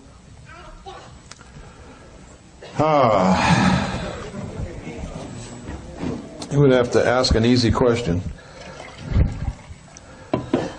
I first learned about Mark Cornkey in 1989. The end of 1989, first couple of months of 1990. When he called my friend Stan Barrington, who was then working with me and helping me, and told Stan Barrington that he was an active duty officer of the Air Force Office of Special Investigation and he had material that he wanted to give us to leak to the American public. I was in the Office of Naval Intelligence. I know there's no leaks. So right away, I told Stan, I said, don't take anything from this guy because this is BS. And ask him to furnish us with proof of his identity. Substantiate himself. So we gave him that message, or Stan gave him that message, and he sent us Waco, or not Waco, but America Under Siege or something, some videotape. This was a long time ago. And he promised us that he would send documentation that he was who he said he was. Well, he never did. He contacted us again, we repeated our demand, and he never sent us anything.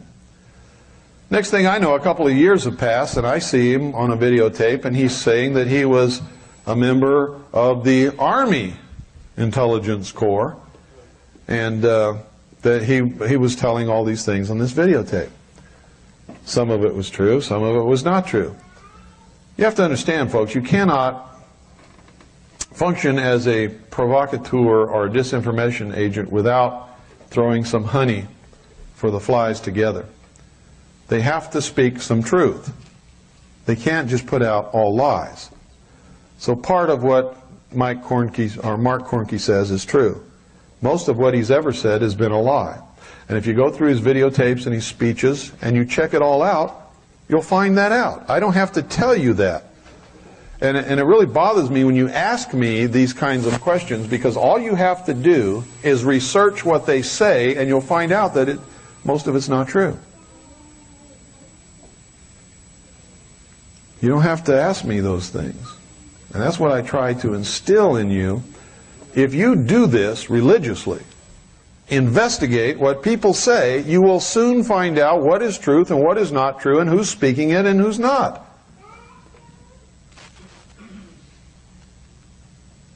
Overnight, listen to me because this is true and a lot of you are falling into this stuff.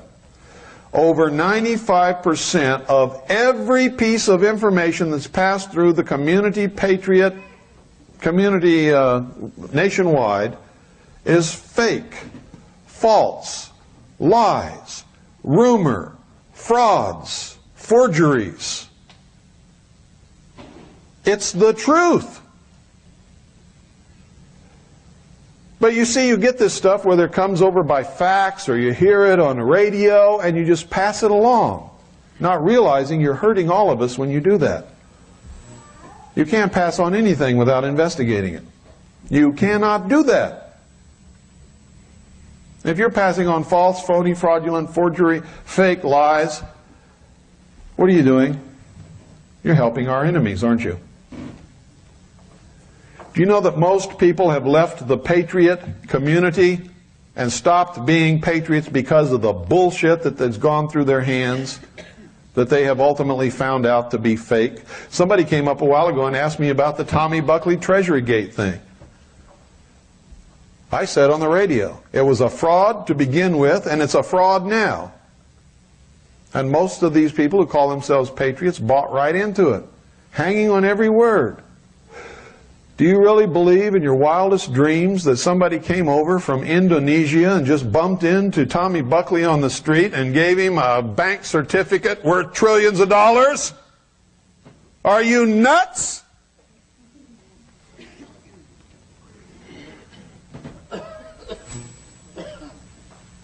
And he's going to cash this thing, and in the meantime he's collecting all this support money and selling all this information and everything. Come on, people, wake up. It doesn't even pass the common sense test. My grandmother would have grabbed him by the ear and kicked him out of the house the minute he opened his mouth. How can people buy into this stuff? How? How can you fall for it? I don't understand it. And there's thousands of other ones. When I say keep your eye on the sparrow, I mean it. Don't get off of these cul-de-sacs chasing will-o'-the-wisps and ghosts and phony gold certificates and thinking you're going to get rich. If you get rich, it'll be because you worked for it, you were doing the right thing, and God supported you. And that's the only way you're going to get rich. Not because some guy came from Indonesia, bumped into some other dude on the street and said, oh, you look like a nice guy, I'm going to give you all these trillions of dollars, all you got to do is collect it. Yep, see you later, send me a letter, let me know what happens. Bullshit. I mean, how far gone can people be?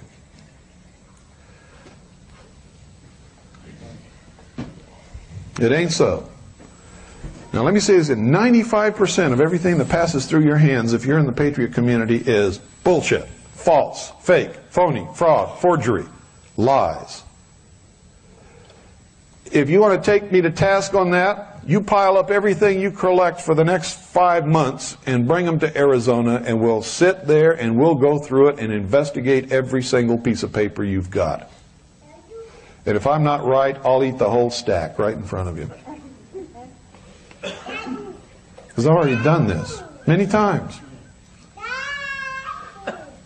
Yes, baby. Give her some water, Annie.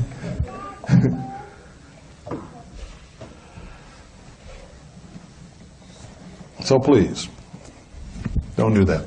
I promised you I'd show you the Zapruder film. How many of you have never seen the real Zapruder film in fantastic color from a first-generation copy? Okay, you're going to see it now. Yes, sir. There was an article in our Bakersfield, California, that's an archive now. He took it over, it's so deteriorated it can't be shown again, and taxpayers have to buy that film. They don't know what the value is from this guy that wrote it. Well, years ago, when I got tired of wondering what was really on it, because I saw so many copies that were doctored and tampered with and were in black and white instead of color, and I knew the thing was originally taken in color, I started putting out feelers. I wormed my way into the corporation that had the original copy of the Zapruder film, and it cost me $16,000, but I got a first-generation 35mm color copy directly off the original. So The only reason why I've said anything is kind of coincidence, you know. It was in the paper yesterday's Bakersfield, California, and I'm going to get to see it now. That's kind of a yep, you're going to get to see it right now. Yes. I don't blame him. I can't remember exactly what it was about, but I heard you today bring up the issue with phones. Like you attended a meeting much like this, right out the best hall, go there. Mm-hmm. And I'm really upset, not because I think I want to trust Bo, but because it appears that there's a conflict there, and I don't understand why it's there, and I'd like to know. Well, let me ask you something. If I went and spoke to Mormons and told them that I was a Mormon, went to spoke to Christians and told them I was a Christian, went and spoke to atheists and told them that I had tried all the religions, couldn't find one that I belonged, do you think there's anything wrong with that? Is that, in a nutshell? No, there's a lot more than that, but that's enough. Just that alone is enough. If it's not enough for you, I don't know what to say, but it's more than enough for me. But there's much, much more than that involved. Well, see, I don't know anything about it. What I heard from him and you today is about all I've heard, and I don't know where to go for any more information except to ask somebody. Investigate. One place to start is get all of his tapes and start listening to them and remembering what he says and find out how he changes his story from day to day. Well, I see a little of the switching up on the religious angle. I've heard some of that. It's a lot more than that. When they gassed the Branch Davidians, Bo Gritz went on radio and he said, "What they did is against the law. It's against the laws of war. We weren't allowed to use CS gas in Vietnam." It's a lie. I had CS gas on my boat, was issued to me, used it to break off engagements. And then, go get his book, Called to Serve. In his book, he tells a story about how he used CS gas in Vietnam, but yet he lied on the radio to the American people. Is that enough? I mean, I could go on for hours. Now, you heard him say that on the radio, didn't you? Go read his book. He also said a lot of things. He accused me in his book of stealing the Zapruder tape from a guy named Lars Hansen. He accused me of doing that and making a profit on the Zapruder tape. I have the radio broadcast where me and Bo Gritz were both on the same radio show with Billy Goodman, and I have played this on my radio broadcast in his own voice. A caller asked, "Well, Mr. Cooper, if you have the Zapruder film, why won't you make it available to the public?" And you know what I said right on the radio show, and it's right there on the tape. Because of copyright restrictions, I don't want to infringe on anybody's copyright, and I don't know who this belongs to. Gritz says, "Well, if Mr. Cooper doesn't want to make it available, I'll make it available. Just write to me and send me $10 and I'll send you a copy of the Zapruder tape." And he started sending them on everybody all over the world for $10 a piece. That's the truth. And if you want a copy of the tape of that broadcast, I'll be happy to send you a copy. The truth is, Gritz is one of the most chronic liars I've ever run into in my life, and anybody that lies cannot be trusted. He has an agenda that is not good for us. And there's many, many, many more incidents. But, you know, just the fact that he changes his religion depending on who he's talking to is enough for me. I gave you 2 more after that. Do you need 100 more? If you do, I can give them to you. Yes, sir. Real cheapy, you can get information from Tex Mars. Tex Mars used to be a big fan of Bo Gritz. Yeah, that's right. He put out a newsletter and who was that? Tex Mars? Tex Mars was a big supporter and fan of Bo Gritz until he found out Bo Gritz was lying. Yeah, for like $20 you get a year's worth And, of newsletters. and he printed his in his newsletter. You know, it doesn't make me feel good to get up here and talk like that about somebody. It doesn't. Believe me. And I'm going to tell you something else. I was one of the biggest fans and supporters of Bo Gritz that he ever had in his life until I found out he was lying. You should tell him about Mama Bonnie. Pardon? You should tell him about the Mama Bonnie. No. This, got other stuff to do. Got other fish to fry here. You're welcome. Let me tell you something. What most people get caught up in with Bo Gritz is the uniform. You see, take your eyes off the uniform. Look at the person and listen to what the person says. There's a human being in there. It's not the uniform. If he said that he resigned his commission, which he has said, why is he wearing the uniform? If he resigned his commission, how come he's got an officer's rank on his shoulders? What's going on here?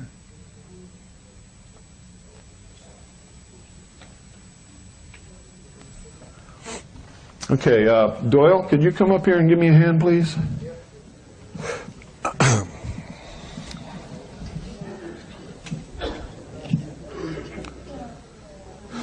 I need you all to get in a position where you can see this screen really well. And I don't know where that's going to be for you, so you have to determine that for yourself. Yeah, we are. That's what Doyle's coming up for. If you can help me move this table back there, I guess. And I don't know how to operate that thing, so I'm going to have to ask you to do that.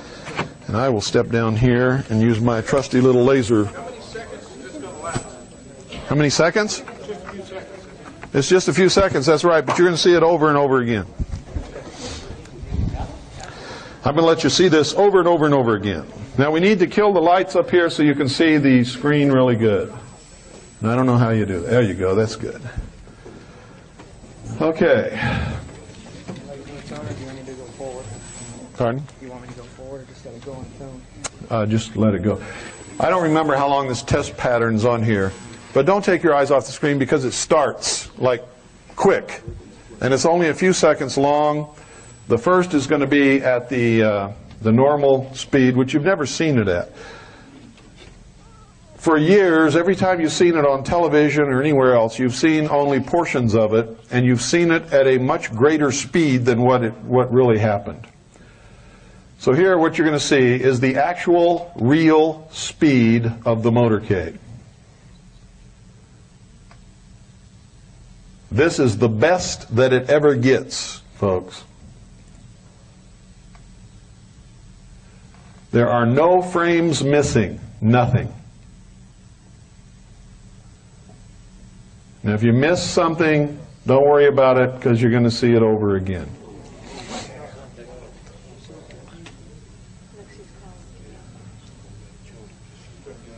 No, she didn't get anything. There was nothing on the trunk of that car. She was trying to get out of there is what she was trying to do. Okay, you're going to see it again. This time we slow it down. Now what you're going to notice is these motorcycles come ahead of the motorcade, and then they come down here and stop. Now this is really weird because that's not supposed to happen.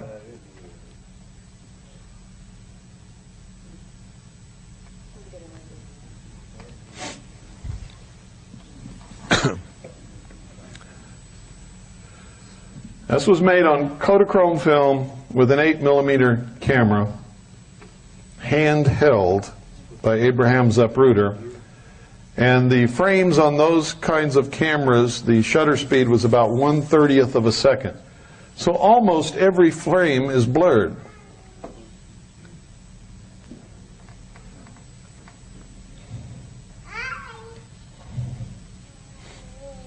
You're seeing every single frame is here.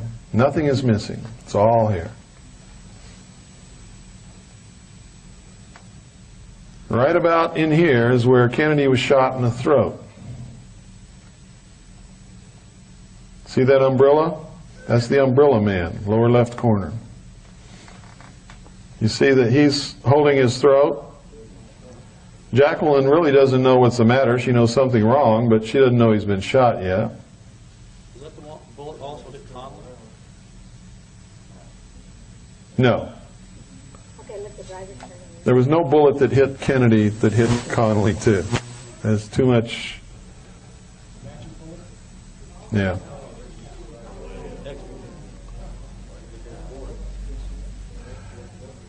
Now, if you'll notice here, look at this.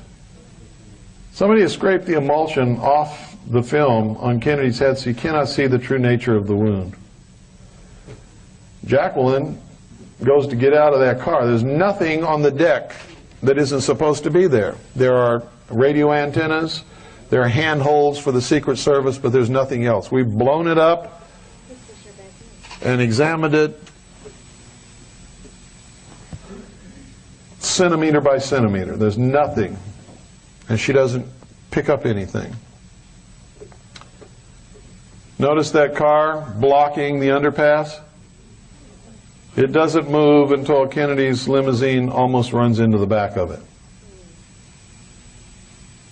That car belonged to the chief of police of Dallas Police Department. Is that where Dan Rather was? Dan Rather was, I forget where Dan Rather was, but he was there. By the bridge. Right? Yeah, he was by the overpass. Pardon? He was on the knoll. I'm sorry, I can't hear you. Yes. This is even slower, so you can see it.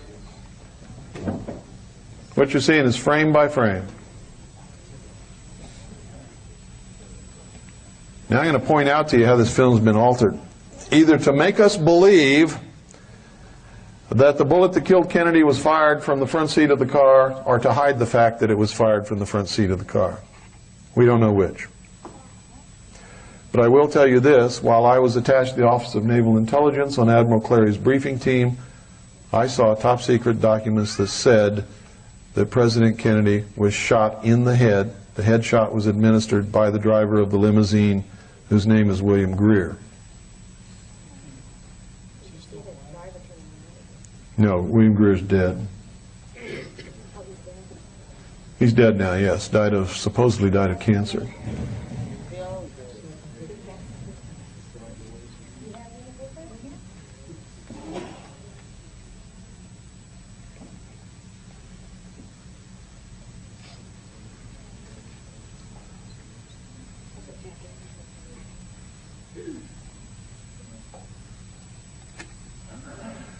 Now you can see some black stuff go across this sign. It's where Abraham Zapruder stopped the film and then started it again. And during the processing, some of the chemicals used to process the film were not washed off the film properly. It's not something someone did to the film.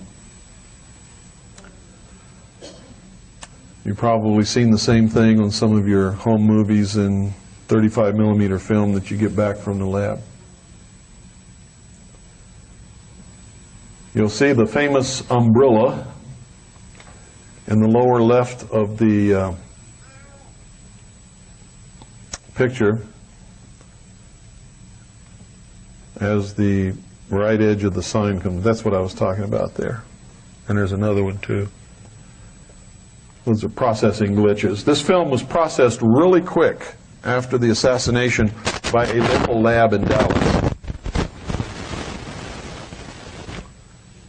Was given to Abraham Zapruder, and then later was confiscated by the government, who took it to the National Photographic Lab in Washington, D.C., and that's where I believe all the alterations to the film were made.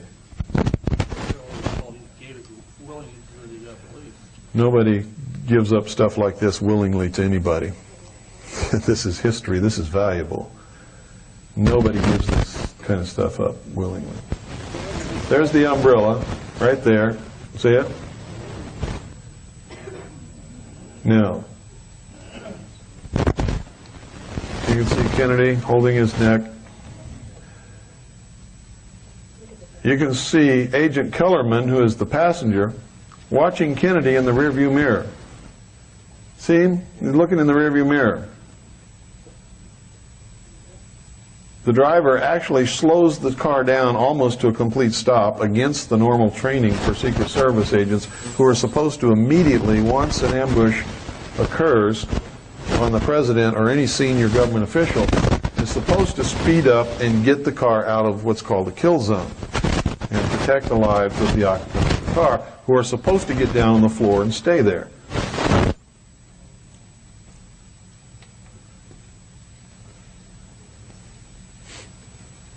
Now watch up here.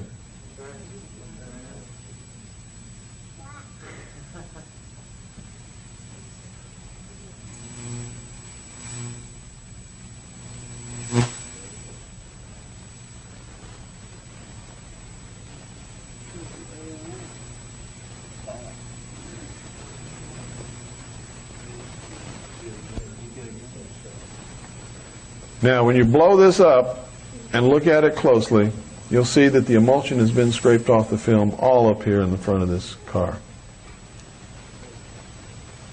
And it's there you can see where a bullet hit the window. Or at least they want us to believe that the bullet hit the window, one of the two. The film has had extensive work done to it that you could never see before we actually got a copy and could blow up. You can't digitize something like this and look at it. You have to have film. So that's why we got a 35 millimeter positive made directly off the 8 millimeter original. So what we have is as good as you can get. You can't get better than that from any source.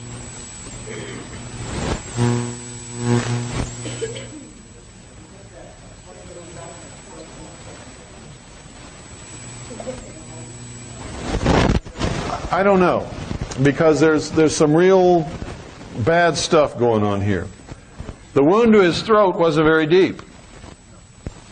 It didn't go in very far at all. You could probably stick, 2 knuckles of this finger, and that was the extent of the throat wound. Didn't even go into his trachea or his esophagus.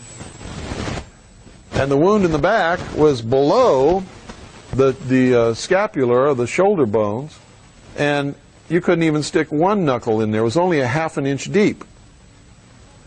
So what kind of a shot makes wounds like this? And there were no bullets taken out of either of these 2 wounds.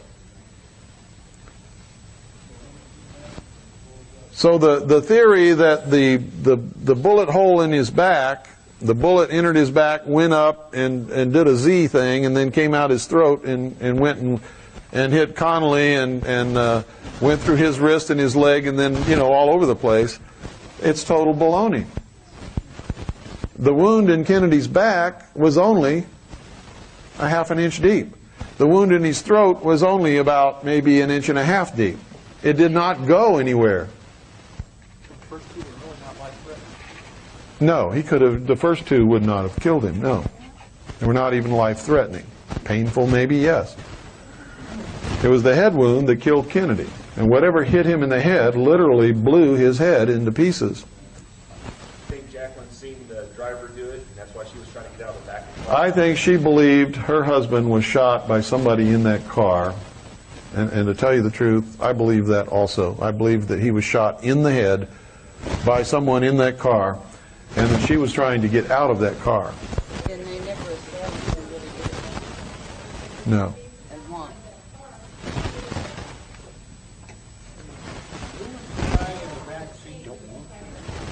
Pardon? Colony. Governor Connolly and his wife.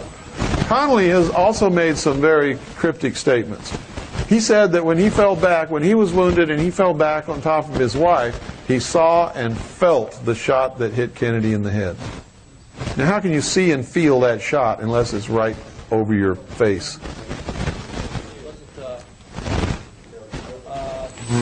Supposedly, Jacqueline made a big mistake 2 years before her death.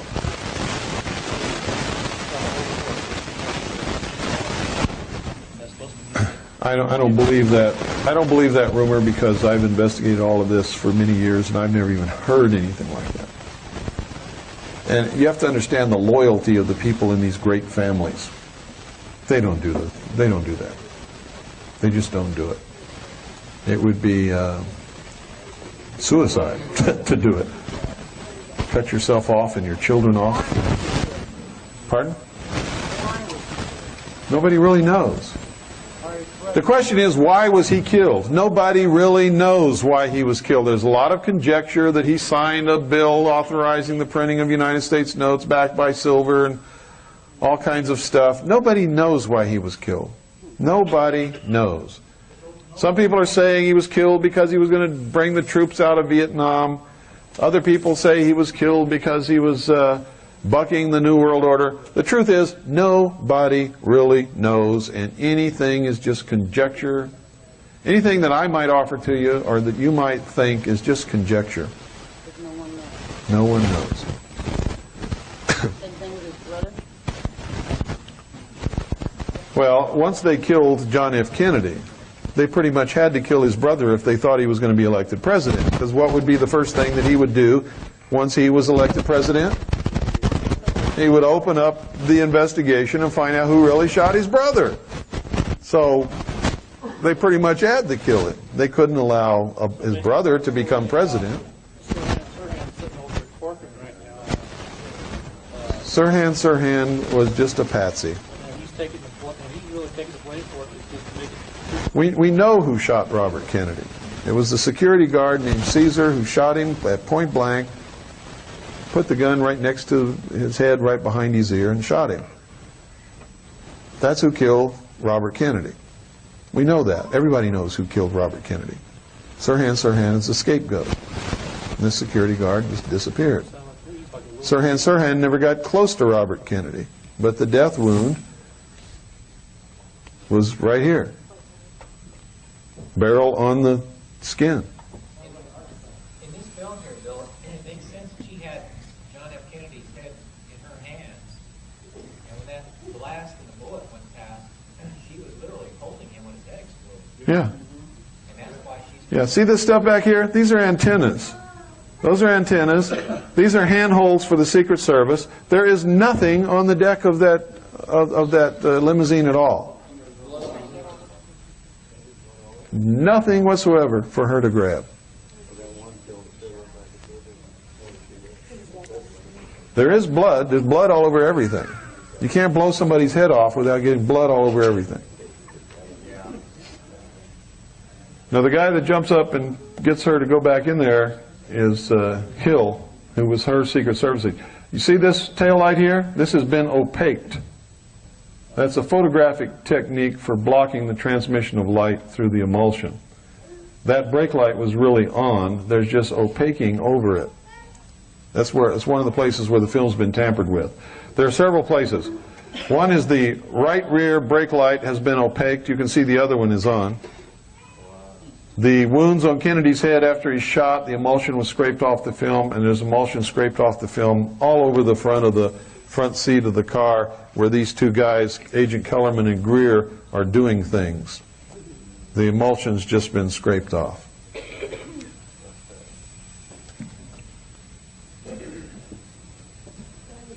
This is the... Kellerman also good? I don't remember if he is or not. Doyle? Where's Doyle? Yo, Doyle? Can we fast forward this to Dealey Plaza? I want to show them what's in Dealey Plaza. Is there some significance to that umbrella that you kept mentioning? We believe there is, but we don't really know, and nobody can prove it. You see, as soon as Kennedy was shot in the throat, the umbrella opened. Now, if you have any experience with intelligence operations, that's a signal. That's saying, hey, he was hit.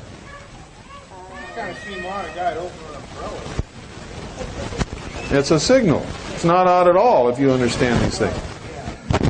In a crowd, if you're going to have a signal, you've got to have a signal that will not be missed, which means it has to be an unusual thing that happens. And big enough for everybody taking part to see. You see, if you're going to try to assassinate a president, once you hit him, you can't stop there. So that's the signal that it's got to continue. We've got to kill this guy. He's been hit. We can't let him live because he'll track us down for the rest of his life. You know. So that's what we believe that it was. Now don't go out of here and tell people that I said that's what it is. That's what we believe that it is. It fits. We don't really know. A guy came into Congress during the hearings and said that he was the guy with the umbrella, and he was just opening the umbrella to protect himself from the sun. The guy that went to Congress is not the guy that was standing there with the umbrella. The guy that was standing there with the umbrella is Gordon Novell. I know Gordon Novell. Gordon Novell is also one of the guys that was caught who broke in to an office in New Orleans connected with the Kennedy assassination and was stealing information and you know. And if you read Garrison's material, you'll know that Mark Lane, how many of you have heard of Mark Lane? Mark Lane's been connected with the CIA all his life. Mark Lane was remember Jonestown? Who was the minister? Jim Jones. Guess who was his lawyer? Mark Lane. Jonestown thing was a CIA mind control experiment. And that congressman got sold onto it? The congressman got onto it. He went down there to investigate it. They murdered him. You know, Bo Wright said that too, that it was a mind control. It was. What I told you about flies and honey? Yeah. Also, well, is that the beginning of the... Starts like a plaque at the monument. Yeah, that's it. Okay. This is Dealey Plaza. This is a plaque dedicated to a man named Dealey, who was a 33rd degree Freemason of the Southern jurisdiction of Scottish Rite. Dealey Plaza is built upon the site of the first fraternal lodge in the state of Texas. Remember, they always do things according to symbology and ritual.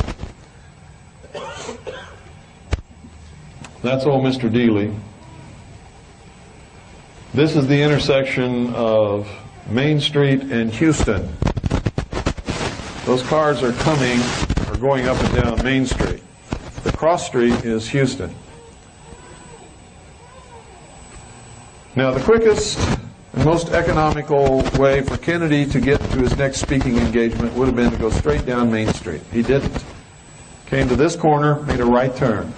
Went to the next corner, made a left turn on Elm Street. What's significant about Elm Street?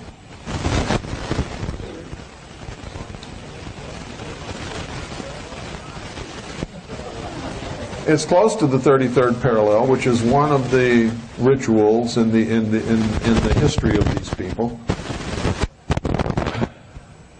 Guess what that is? That's the parking garage where Lee Harvey Oswald was killed. It all took place in Dealey Plaza. This is what they never tell you. It all took place in Dealey Plaza. There's the obelisk. Screw you. There it is. Big as life, just like I've always been telling you. And what's on top of that obelisk? The signature of the philosophers of fire, the eternal flame.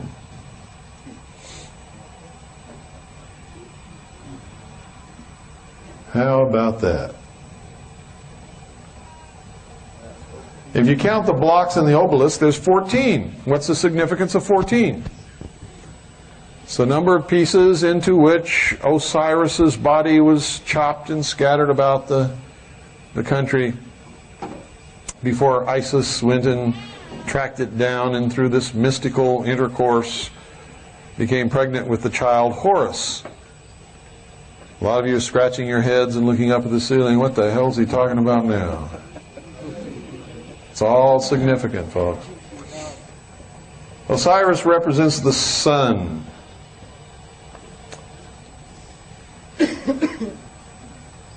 The sun is the manifestation of the power of God.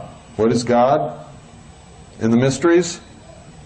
The intellect, right? Fire is the symbol of the intellect. These are known as the philosophers of fire.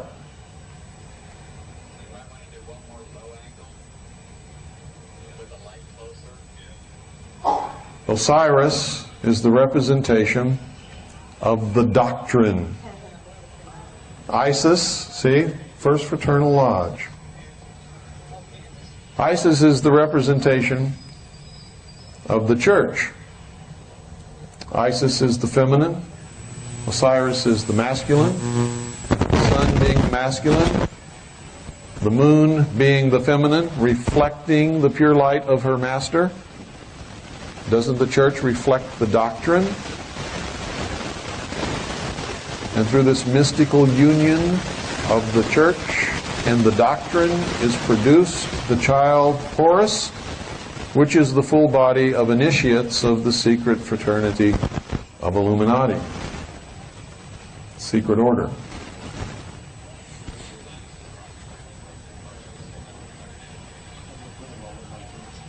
Pardon?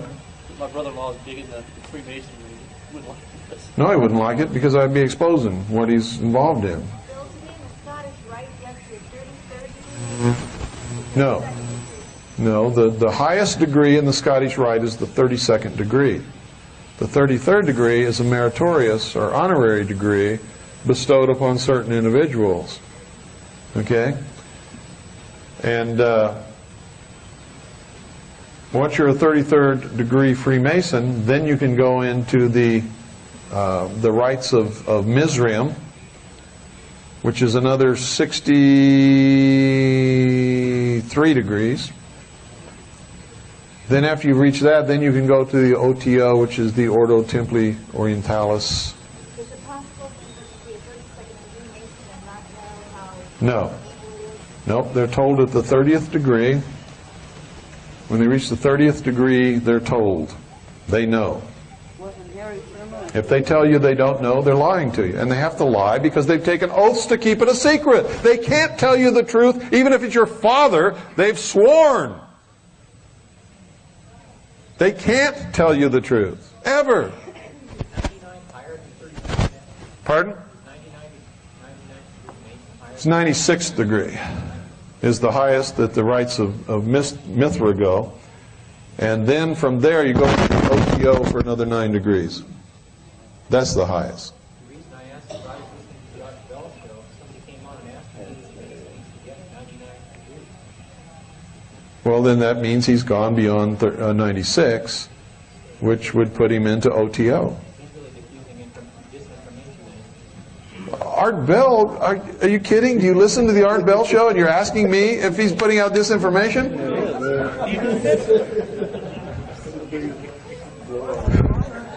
You guys mind if I say a little prayer? Please, Lord. Pardon? Shriners, you have to have attained the highest degree of the Scottish Rite of Freemasonry or the York Rite, which in the York Rite I think is the 13th degree, and in the Scottish Rite is the 32nd degree.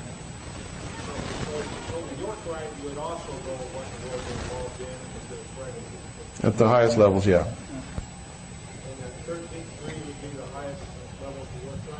I believe. I'd have to check to make sure.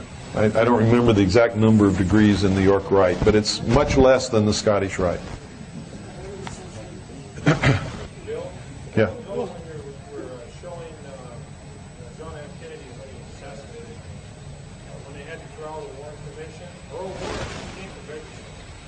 Earl Warren's a 33rd degree Freemason. Gerald Ford's 33rd degree Freemason. But Earl Warren, during the Warren Commission, he came from Bakersville. His father was murdered. And the chief of police of Bakersville, that was his only suspect, was his own son. Is that Chief Grayson? Chief Grayson. What are we seeing? This is the corner of Maine and Houston. I've got to concentrate on this, folks, because there's things you've got to know about. So save your questions for later. This is the corner of Maine and Houston. This is the old courthouse over here. It's very old. But you're going to see some revealing things here in a minute. See, that's Houston Street.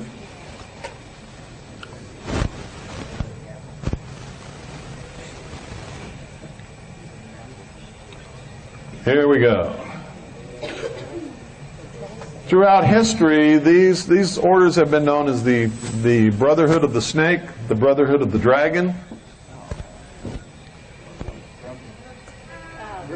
There's the dragon. It's not a griffin, that's a dragon.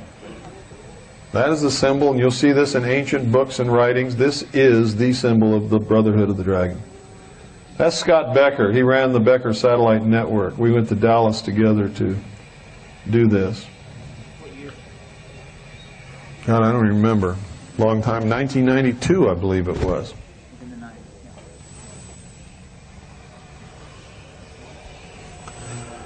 Scott's a character. I really liked him a lot. But when it came to do business, he wasn't too hot.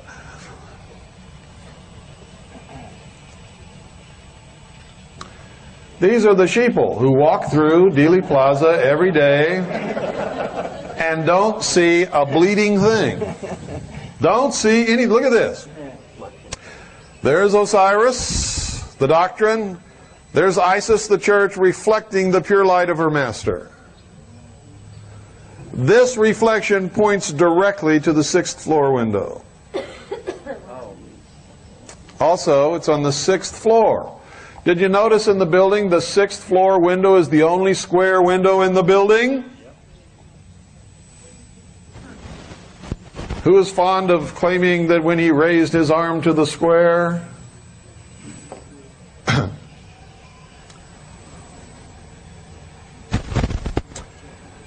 Isn't that what they put on Kennedy's grave? My, my. Insult, they're laughing at us. They laugh at us all the time. They rub it in our faces and laugh because we're so silly, so stupid.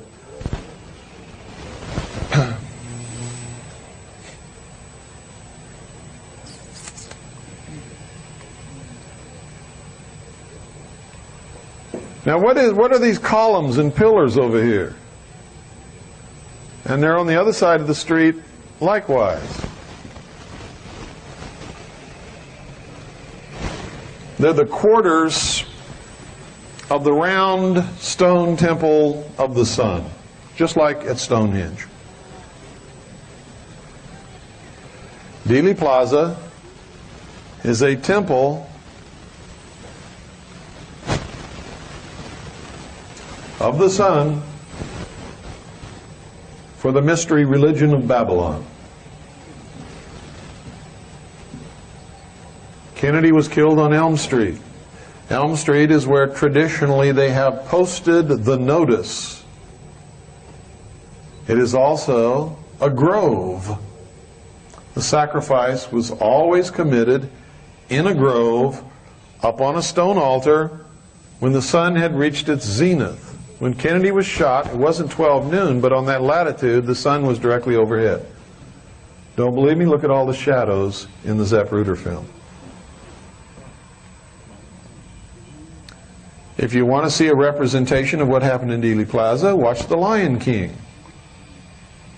When the brother, Scar, takes the little cub, puts him on a rock under an elm tree in a valley at high noon, and then the hyenas start the stampede of the animals toward him.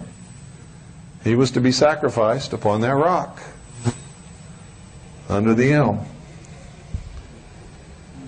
Nightmare on Elm Street. They laugh at us all the time. It's hilarious.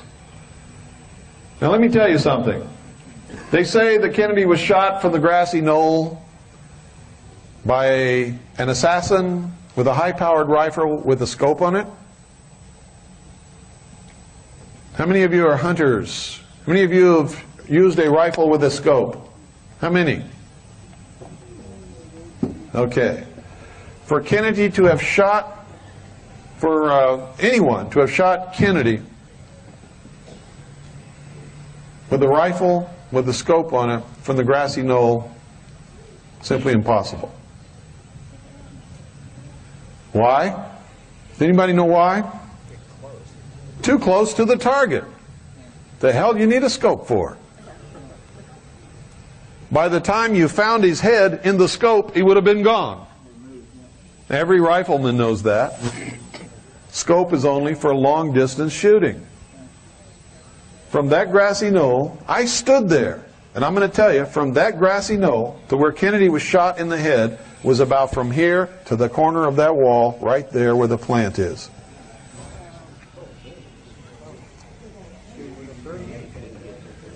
So, when they tell you that he was shot by a rifleman using a scope on a rifle, I don't care if it's high-powered or .22, it's no.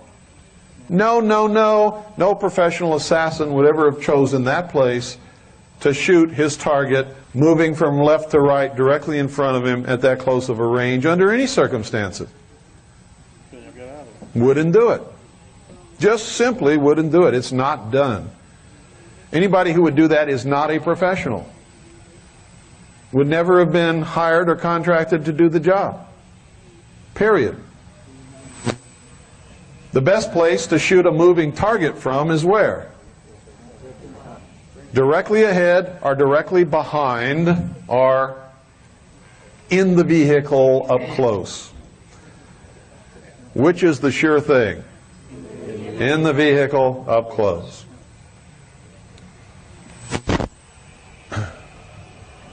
Oop. Everybody close your ears. Scott is going to say an obscenity here.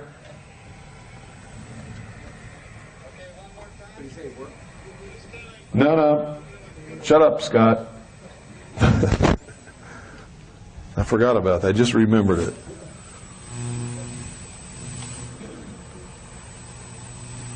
See, we found this place. It goes right down into the sewer. There's another hole right down in there where you can go down and disappear forever. How long has that been there? It's been there forever. And that's the view from the hole. It's not a good shot either, is it? And there were more trees and other things there on the day Kennedy was shot that are now gone.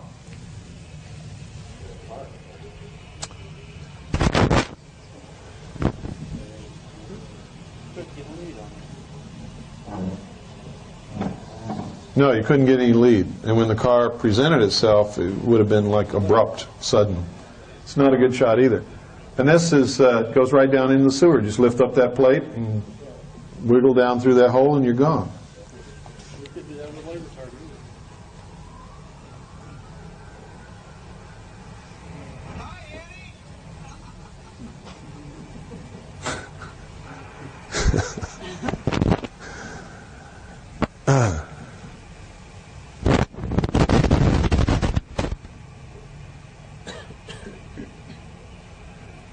Okay.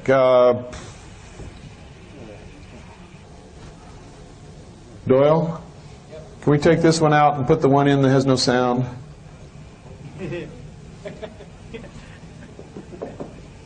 Remember the one you had in first? Yeah, stick that in.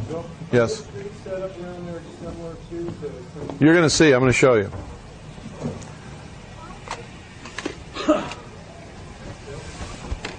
Yes.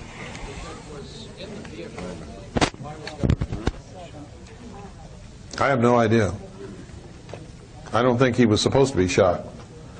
When he was shot, you know what he said? He said, "Oh my God, they're going to kill us all." Which tells me he knew it was going to happen. He knew it was going to happen. Wasn't there a big discrepancy beforehand, a big argument also that he didn't want to ride in the car with him? Well, Connolly? No, I think that was Lyndon. Lyndon didn't want to ride in the car. Lyndon wasn't too fond of JFK. Connolly didn't want to ride in the president's car if he was going to have a bad reception. But he actually had a good reception. Okay, yeah. Back that up. Okay, pay attention to this, folks, because you can see everything here. Here is Dealey Plaza. You can see it's laid out in the truncated pyramid of the Temple of Initiation of the Mysteries. The capstone is missing. There are actually three triangles here. Actually three pyramids here. One big one, and two small ones. There are three eyes over the pyramids that are the underpasses under the railroad overpass.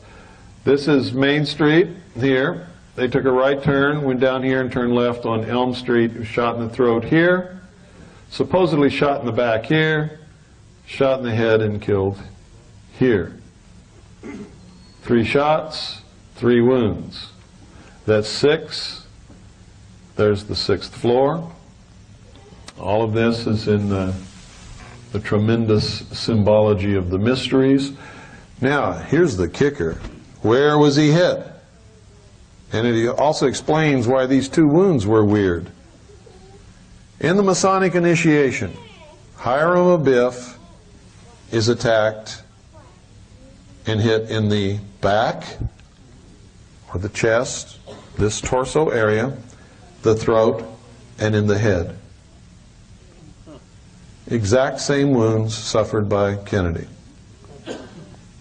Where'd you get the footage of the overhead, the helicopter shot?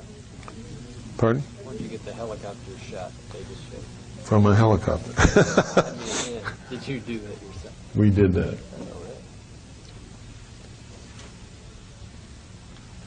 But can we back that up, Doyle? Where'd you go? Don't go away. I need you. I need you, Doyle. Isn't it nice to be needed? Yeah. I'm that color man. Need to back that up to that, what you call it?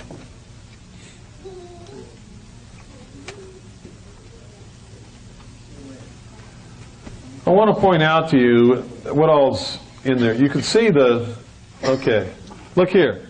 Over here, see this? This is part of the temple of the sun. This is another part.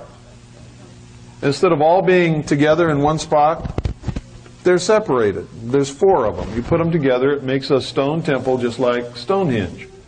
See up there?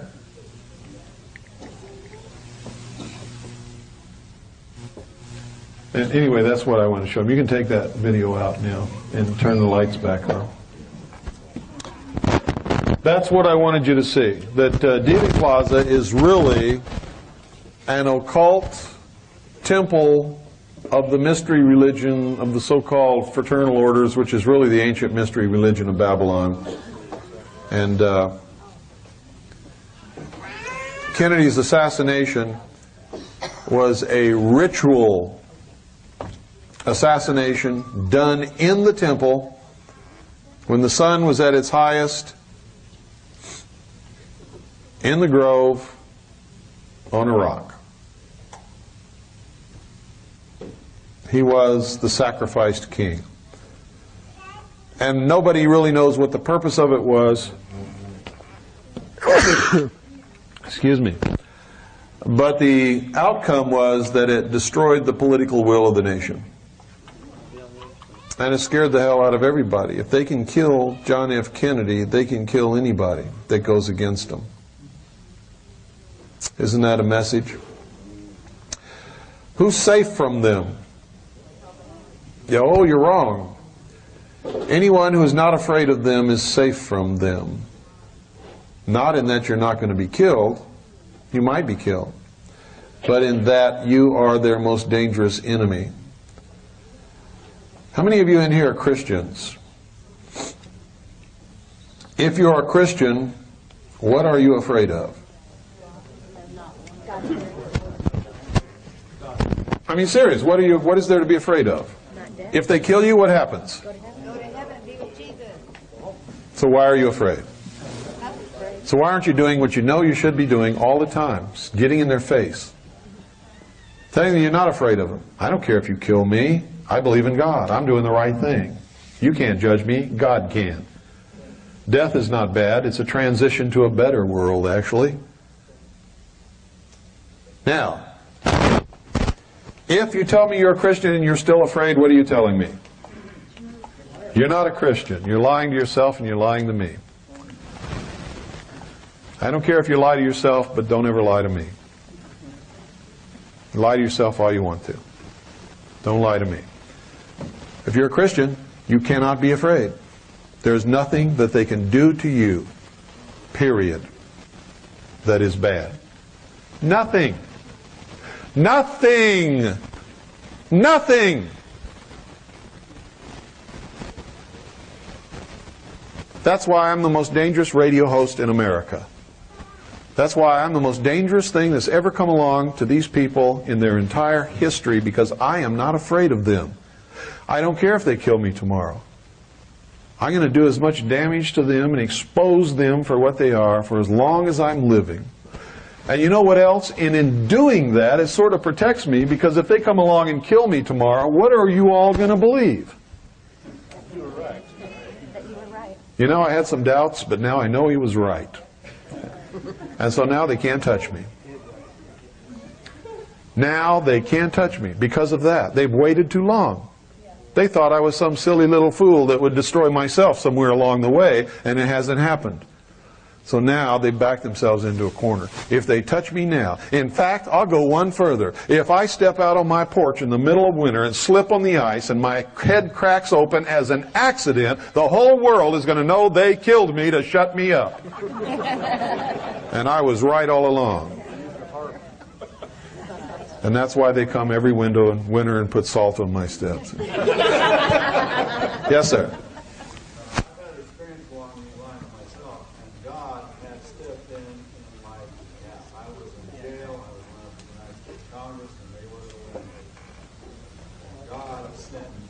Bulldogs, which are a Hispanic gang, to be my bodyguards. That's great. That's great. And I was like you, I don't care. You can't. You see, what is it when you're afraid of somebody? Let me put it a different way that you will all understand. Let me bring it home to you. How many of you file and pay income tax? How many of you file and pay income tax know that you don't have to? I file. Why do you file and pay income tax if you know you don't have to? No. It's because you're afraid. If you're afraid and you file and pay income tax and you know you don't have to, what are you doing? You're paying tribute to your master, and you have admitted that you are the slave. And you are afraid, which means you're not a Christian. No matter who you tell you are, no matter what church you go to, no matter how you try to convince anybody, you know in your heart you're not, because if you are, you cannot be afraid. And that's something you have to deal with for yourself. I'm not saying this to embarrass anybody or make anybody feel bad. I'm saying it because we have to learn to live with the truth. Whatever the truth is, no matter who it hurts or helps, even if it hurts me. See, I had to start with these same things too. I had to do some real reckoning here with myself before I could get up here and try to reckon with you. I couldn't do it if I hadn't reckoned with myself first. And neither can you. You can't fight this battle if you're afraid of the enemy. He's already beaten you if you're afraid. You're whipped. You're finished. You can't fight the battle if you're afraid of the enemy. You can't do it. If they walked in here right now and put a gun to my head and said, we're going to shoot you, unless you say this, this, or this, I'll say shoot. Shoot. Go right ahead. Pull the trigger. And I'd look them right in the eye, and they can pull the trigger if they want to. And that's the truth. Because I'm not afraid. See, I believe in God. And I've learned in my life that if I'm doing the right thing, God's going to take care of me. And death is what? It's a transition.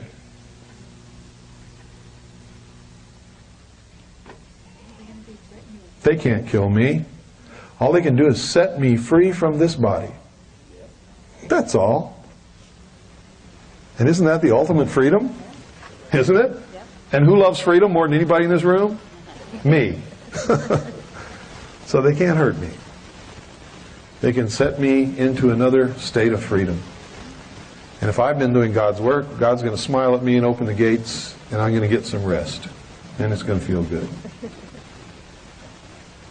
You know? Whether there's really gates or that's just a metaphor for something we pass through, I don't know, but I'm going to find out. I'm also an investigator. And that's going to be the ultimate research project. And if I can, I'll come back and tell you what the results are. Yes, sir. What is the status on the next issue of Verify? It's being worked on right now. The paper has been laid out, and we're putting stories into it. And as soon as that's done, it'll go to press and be on the way to you. We've had some tremendous setbacks. We lost our staff. Then we had tremendous computer failures. And what else happened? The new editor that we got, his wife just recently had a baby, and that stopped everything again. You know how that is. Do you have a time estimate? No. No. I don't have a time estimate. And we foresaw these kinds of things happening because there's nobody. You know who really runs this whole thing? Annie and I. That's it. And we're doing a tremendous amount of work that everybody else says they can't do because they're just one solid, lonely little person. So that's why we sold the paper by number of issues rather than per week or per month or per year or whatever. So that if we had these kind of things, we're not infringing upon breaking anybody's contract. We will deliver the number of issues that you have subscribed to. Maybe not as quickly as you would like it, but you will get them. Yes, sir. A couple things. You lost the Swiss America as a sponsor, right? Yes. So are you going to be down to one show a week probably May? Yeah, beginning, I think, about the 7th of May, we'll be going to 1 hour a day for as long as we can. If that doesn't work out, we'll cut down to even less than that. I know you don't realize sponsors, but you have any prospects? Pardon? I know you're not going to want to have sponsors, but you have any prospects that you might do? No. And to tell you the truth, I haven't really been looking very hard. Swiss America was a great sponsor. They paid for the satellite time for my show only, and for the shortwave airtime for my show only for 4 years. And they're great people. Craig Smith is my good friend. But you have no conception of how much money that represents, that he put into the backing of my show. I never took a penny from Craig. He never paid me anything. I never asked him for anything. In fact, the agreement was that if he ever paid me anything, the thing it would be over, because I don't want that. But he put in to the payment of shortwave and satellite airtime probably $300,000-$400,000 easily. And the amount of business that he got back, if you want to know the truth, probably cost him another $300,000-$400,000 because, folks, I probably lost him more customers than he ever gained from my broadcast because of the controversial nature and because of the fact that I'm just not the most polite person in the world to the socialists who might have been doing business with him. Yes? Regarding taxes too, when you decide not to file, did you file a decision of revocation? Pardon? Regarding income taxes, did you go through the process of filing a decision of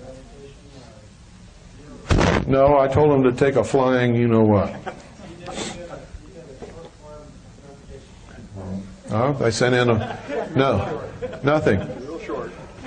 I sent in about 500,000 Freedom of Information requests and got every piece of information that you can possibly get from them about me and about them and how they operate and everything else. And I filed suit against them, which I'm winning. And they don't like me very much. You're still in the process. Yeah. They've tried many ways to put me away forever. And it just doesn't work simply because, number one, I'm not afraid of them. Number two, I don't believe this thing that the law is too hard for us to understand unless we're an attorney. And I go study the law. Whatever it is they're trying to pull on me, I go get in the law books and figure out what it's all about, and I throw it back in their face, and they go limping away, usually, with their tail between their legs. Yeah? I'm sorry, I can't hear you. Your position is they don't have any jurisdiction? They're not the They don't have any jurisdiction. I'm not required by any law to file or pay income tax, and I just flat will not do it. Last time an FBI agent came to talk to me, he asked me about income tax, and I said, I don't file and I don't pay, and you can go back and tell your lackeys that I'm never going to file and I'm never going to pay. Did you judgment proof yourself first or No, I don't need to do that. I know what the law says, and the law says I'm not required. no? They don't care. They'll come get your car. They only don't care if you don't know the law. And if you don't know how to talk to them and can't represent yourself in court, then they don't care. You can win in court and they'll still come and tell your stuff. No, they won't. They won't tell my stuff. And I'll tell you something else. I'll go even farther than that. The day that they ever try, I will defend myself, my property, and my family with the force of arms until I'm dead. And I don't care if they kill me.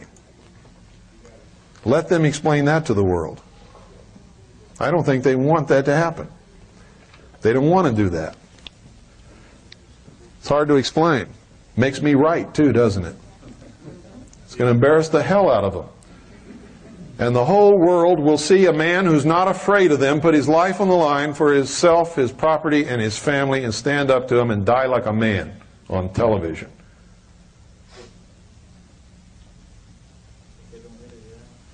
And the whole world will know that it was the right thing that I did. People know too much about me for the spin doctors to get a hold of it. That's why, you see, when the president names me in a White House memo as the most dangerous radio host in America, and Dan Rather's talking about the militia of Montana, what does that tell you about me? That I've got some power. They're afraid to even mention my name on the 6 o'clock news. I've got some power, and I know how to wield that power. I know who I am. I know how much power I have. And it's the power of information and knowledge.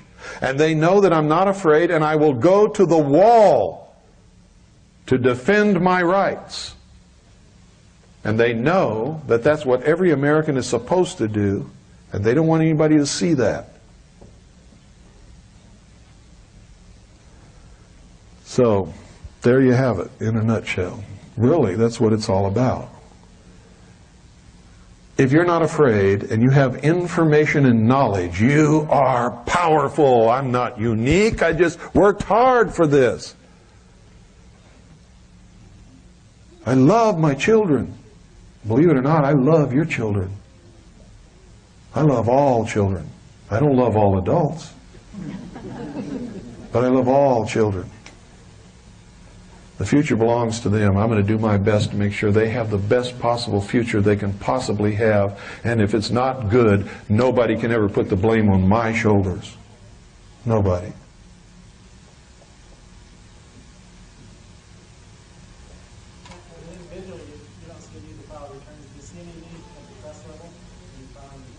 The trust must. The trust is not a natural human. The trust is an artificial entity allowed and protected by the state. The trust has to file returns. Same for corporations. Any artificial entity must file returns. It's as simple as that. But let me show you the neat part about it. Oh.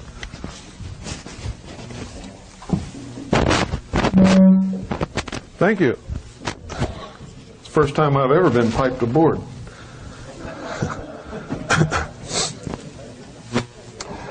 Let me show you the neat part of this. How many of you don't even know what a trust is? Don't be afraid to raise your hands. Okay, you need to find out. If you're interested in a trust, I'm going to tell you there's lots of them out there. Most of them you don't even want to get involved in. Most of them will hurt you.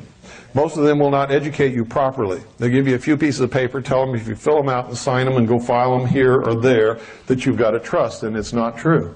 It's a lie. And it'll get you in trouble. Okay?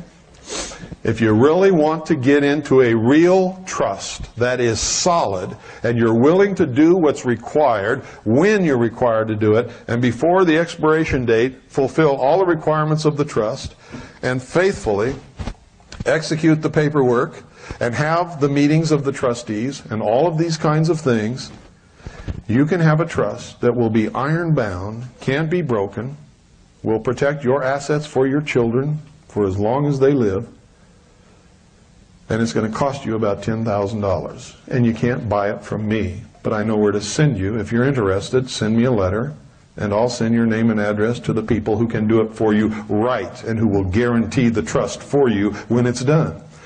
But that's what it costs, $10,000. And they will train you and educate you and help you all along the way. Nobody else will do that. So if you're interested, write me a letter, let me know. Is it worth $10,000? You better bet your boots it is. Just the first year alone, it's worth $10,000, because that's what you're going to pay in taxes without it. Everybody in here, you're going to pay taxes. Most of you are going to pay at least $10,000, maybe more. Hi, Allie. Hi, sweetheart. You want to come up here with me? Come on. So let me just demonstrate to you a little bit about a trust. Come on up here, honey.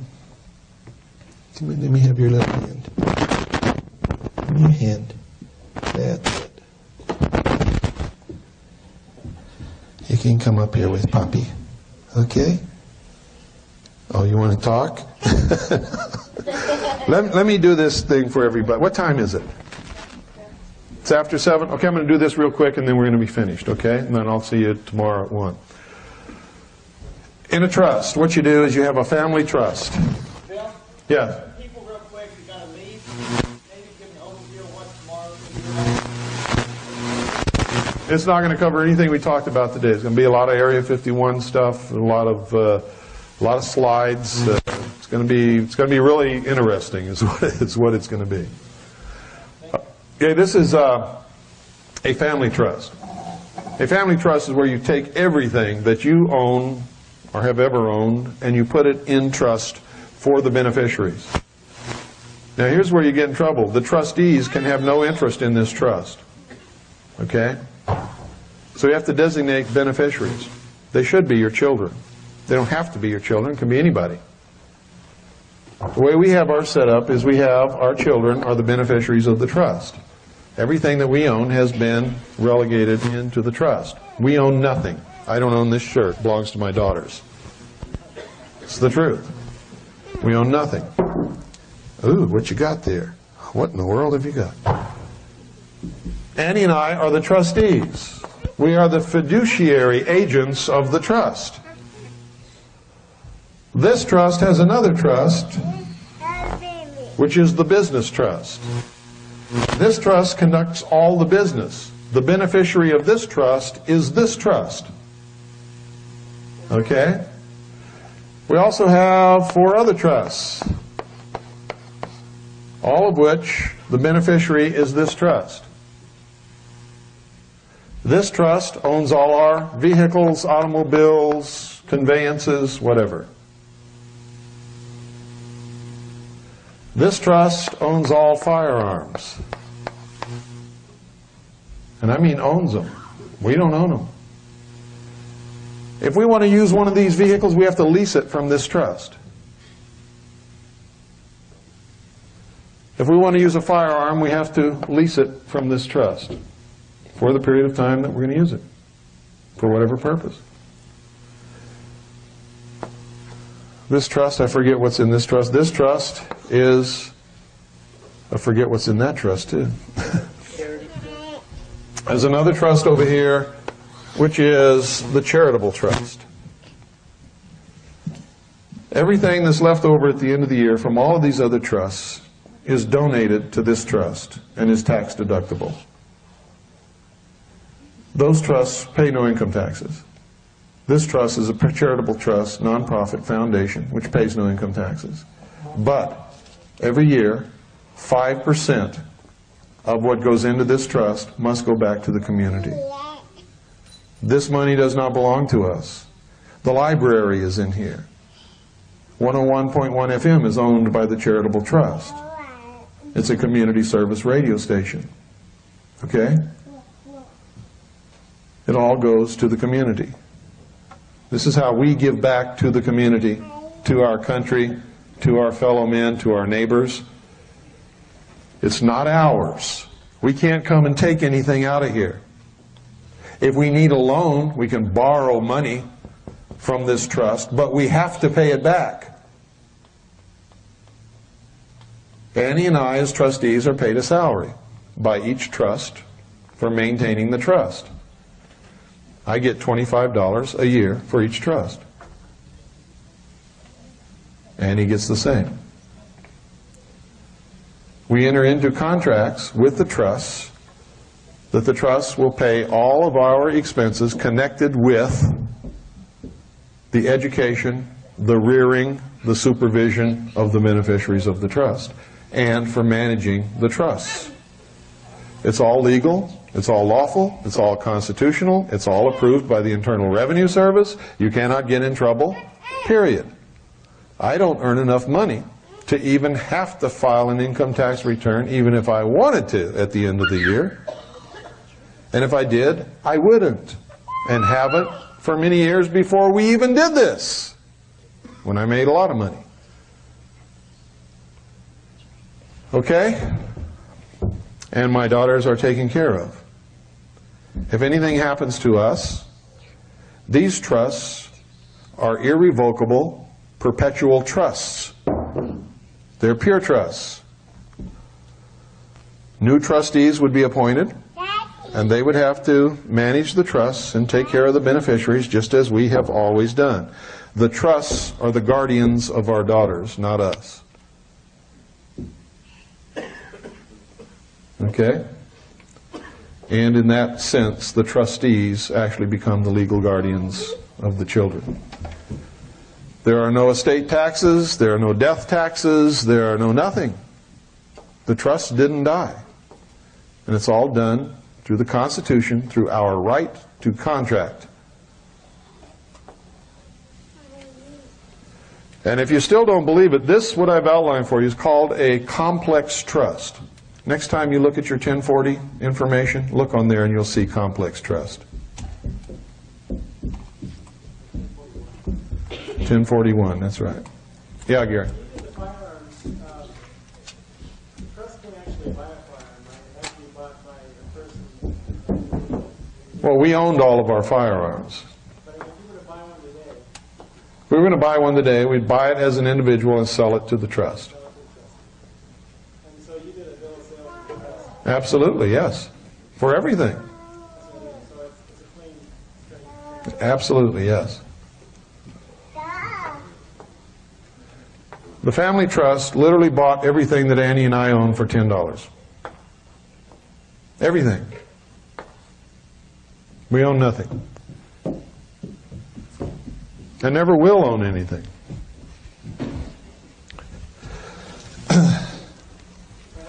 Now that's commitment.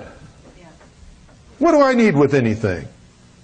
I happen to know from personal experience that if you fall in love with material things, if you can't turn your back on everything that you own and walk away right now, you're enslaved. That's right. Yep. Literally, you are enslaved. I don't want anything. I don't need anything. And I got to tell you, if our house was to burn down tomorrow and we lose everything that belongs to the trust, it wouldn't bother me a bit. We'd start over. I, of course, would be concerned for the children losing part of their security, to take care of them until they become old enough to quit being beneficiaries and become trustees, because that's what the children ultimately become. They ultimately give up everything that they own also and become trustees. Now, this is not frivolous, and this isn't funny, and it's not something that you do lightly, because you truly don't own any of it, and the law says you must take care of it for the beneficiaries, and if you misuse it, or if you're a spendthrift, you're liable to go to jail for the mismanagement of your own trust. And that's exactly the way it should be. Because you see, none of this is ours anymore. It doesn't belong to us. We have a responsibility as fiduciary agents to take care of it in their name. It belongs to them. All of it. And everything that the trusts do, everything that's done by these trusts, is for the betterment of the nation, of the American people. That's our mission statement. That's the purpose of the whole thing. Okay, thank you very much, folks. I hope to see you tomorrow. Good night, and God bless you.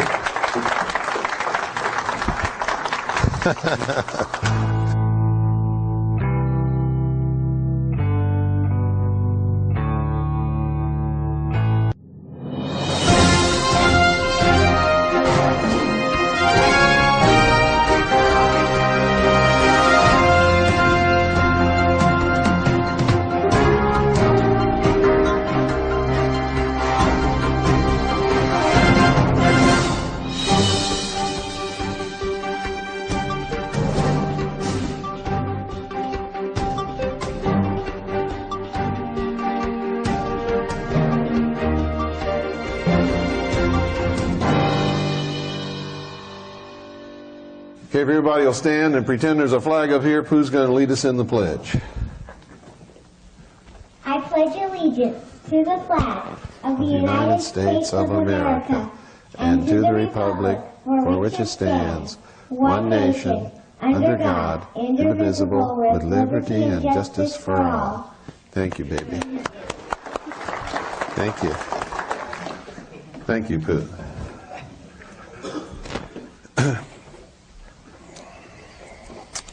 You know, yesterday I talked a lot about children. There was an awful lot of people here. Not as many people here today, but I think it's just important to talk a little bit about children before we start today, because that's really what this is all about. I'll be, gee, I've forgotten. I think 54 next month. I don't have a whole lot of more time to stick around here. And Annie and I could probably just go and, you know, make a good living, and with the rest of our life just have a great time and party and do what we want to do. But it wouldn't be the responsible thing to do, because we would be living this total mess to our children who don't deserve it. It's our responsibility to leave them something else. And so that's what that's why we're doing all of this. There's a lot of things that I'd much rather be doing. I have a degree in photography, and that's really what I love to do. I'd much rather be up in the mountains stalking a herd of elk to get some fantastic shots that nobody else has ever got on film than be here doing this. But I look at my children and I can't go do that, because it's irresponsible of me to leave the world in the condition that it's in for my children to clean up after us. And the way things are going, folks, they won't have an opportunity to clean it up, because by the time they become of age where they could possibly do anything, it's going to be all over. How many of you heard President Clinton's State of the Union address? What did he say? Anybody remember what he said? Huh? For the year 2000, why? To cross that bridge into what? And how did he put it? We're going to watch the sun set, didn't he? And prepare our children for what? The new dawn. Now that went right over the head of most Americans, but if you've studied the symbology of the mystery schools and the Illuminati, the fraternal orders that are bringing this about, the socialists, the Marxists, the communists, who all speak that kind of language, what they were saying is, we're going to destroy the world as it is now, and we're preparing our children for the new world order. That's what he said. Most Americans didn't understand a word of it, didn't even know what in the world he was talking about. But I did, and a lot of other people did, and every initiate on the face of this earth was sitting there with a big smile on their face, laughing at the rest of us profane fools. Cattle, they think we are. Their conception of us is a nation or world of people who will not use their intelligence, are no better than animals who have no intelligence, and therefore are beasts of burden and stakes on the table by choice and consent, and are our lawful prey. How does that make you feel? How does it make you feel? How many of you have a 32nd degree Freemason in your family? 30 on up know exactly what's happening, and they're part of it.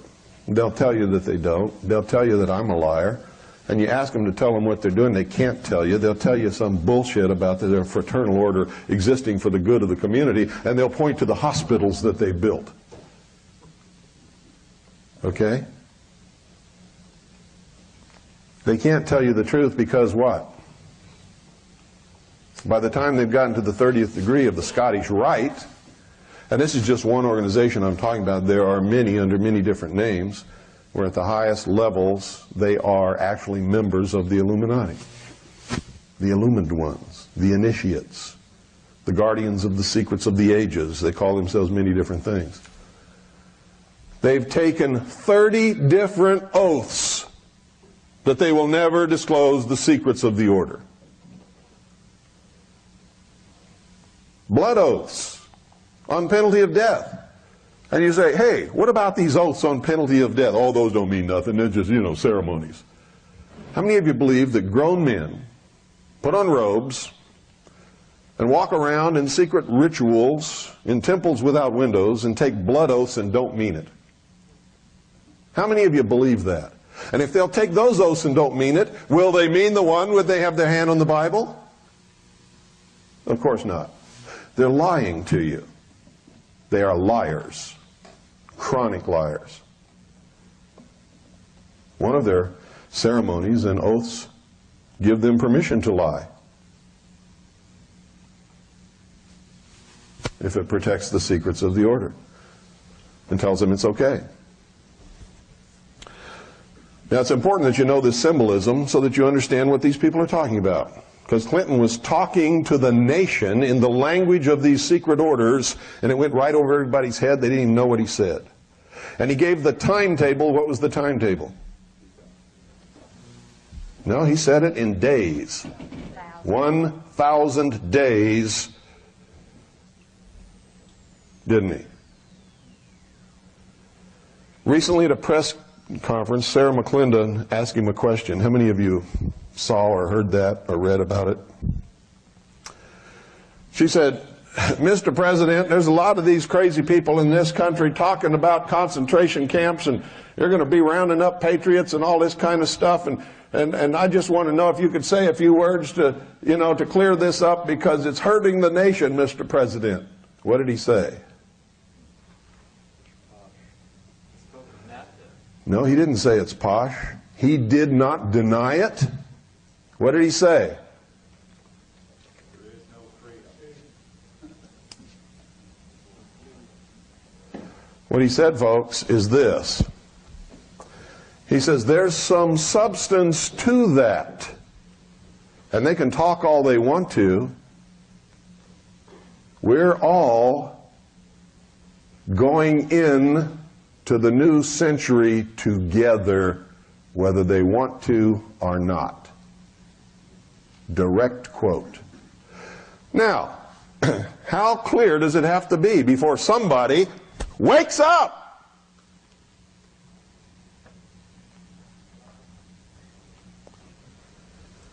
How many days do we have left now?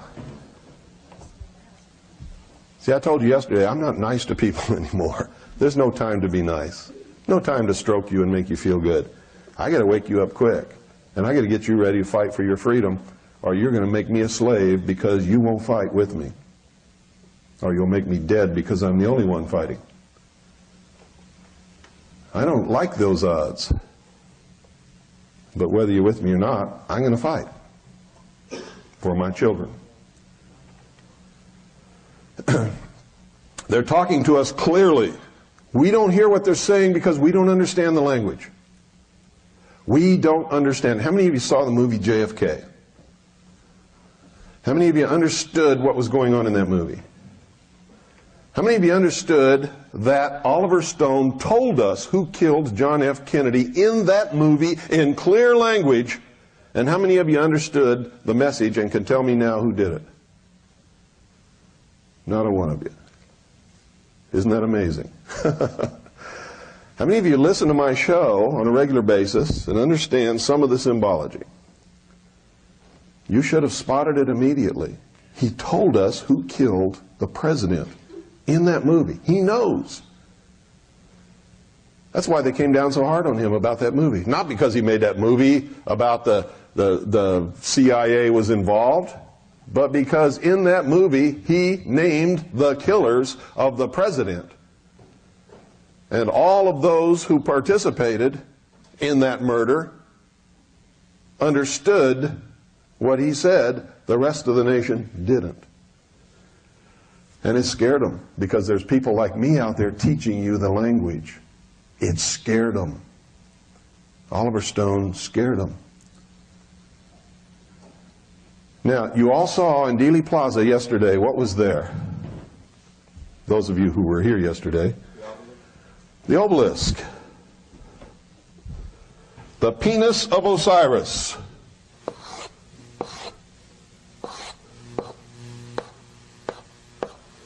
What was on top? The eternal flame. It's divided into 14 blocks, right? I'm not going to put exactly 14 here, but you all know that, right?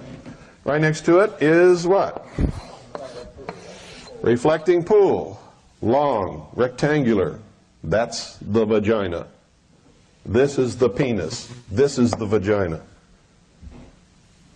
This is the masculine. This is the feminine. This is Osiris. This is Isis. Osiris represents the sun. The reflecting pool represents the moon.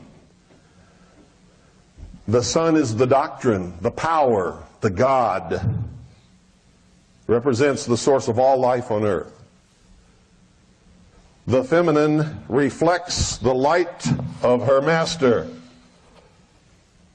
The feminine is the church. Isis is the church. Remember the story? Osiris was killed by Set. Where do you think we get sunset?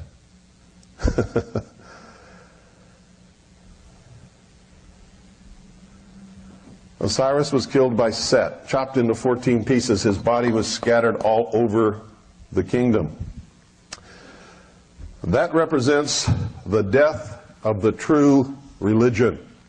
The religion of science, the religion of the mind, the religion of ancient Babylon. Was killed by what? What was it killed by? Who killed it? Nobody knows? No. Who destroyed the ancient pagan religions? The Christian religion. Christianity. And Christian kings and queens. Okay? The three blows to Hiram Abiff represent this same story in the Masonic initiation. Hiram Abiff represents the master builder of the temple. The temple represents what? The salvation of mankind, doesn't it? Has nothing to do with Christianity or Judaism. This is all metaphor, symbols that convey a message. He was killed by 3 profane workers who wanted to know the secrets of the master. They couldn't wait to be initiated and to learn in the proper manner. They killed him. They killed him and they suppressed science, intellect, and the evolutionary progression toward perfection of humanity. This is their story, remember. It's not mine. I'm telling you what they believe, what I've learned in many years of research. Okay? In secret, they gathered together the pieces of the doctrine, the knowledge of the ancient religions. Put them all together in one place, but they could not bring it to life.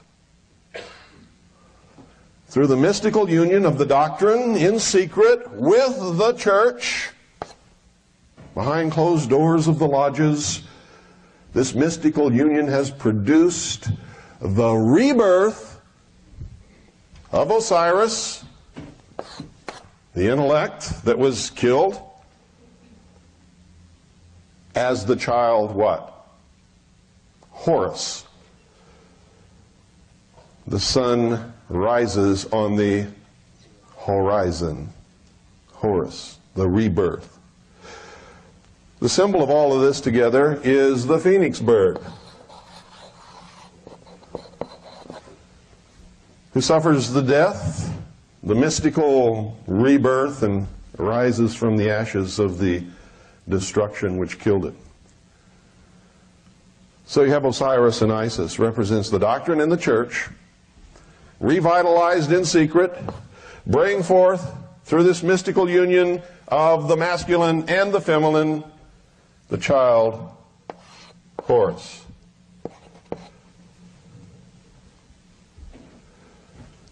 The child Horus is the full body of initiates, the adepts, the illumined ones, the priests,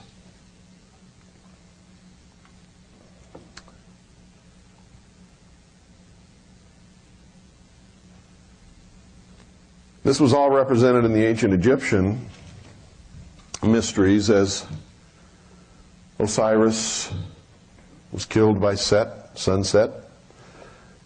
He rode in his boat through the underground, through the mystical union between the dead parts assembled together by Isis, except for one.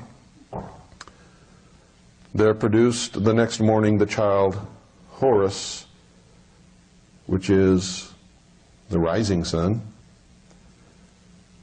who would then go to the zenith, do his father's work in the temple, become Osiris, dying, and the whole pattern would repeat itself again. It meant something different in those days than it does now. What I've given you here is the modern interpretation. And these people have one goal. They have a great plan to unite all humanity on this earth in one world government, eliminate all existing religions, and put shackles on the mob. That's their goal. They're sworn to that. Everybody in America looks around for the enemy. They can't ever find the enemy, because the enemy is your mothers, fathers, grandfathers, brothers, sisters, uncles, aunts, and friends next door who belong to these secret orders. Freemasonry, AMORC, the Rosicrucians, the Knights of Pythias, the Knights of Malta, the Knights of St. John of Jerusalem, and I could go on and on and on and on. The ones at the lower levels don't know dip about what they're involved in. They're the fools. The ones at the highest levels are members of the adepts, the Illuminati, who work behind the veil, who are the 1,000 points of light, to bring this to fruition all the time.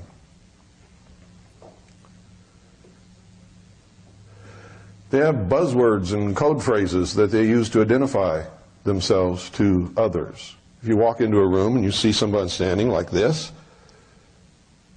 he is a member of this secret order. He's identifying himself to others who know the secret signs. He has his feet in a 90-degree angle, and that tells every other adept in the room that he is one of them. There's another code word that a very famous man uses. When I raised my arm to the square, because when they take their initiation, they become in the 3rd degree, they put their arm on an open Bible on a square. Never heard that before, did you? There's a lot of other ones. Oh, are you a traveling man? Oh yes, I travel from west to east. And what are you seeking? I'm seeking the pure light of knowledge. Or I'm seeking the light of the Master. How many of you have heard people talk like that? Anybody in here?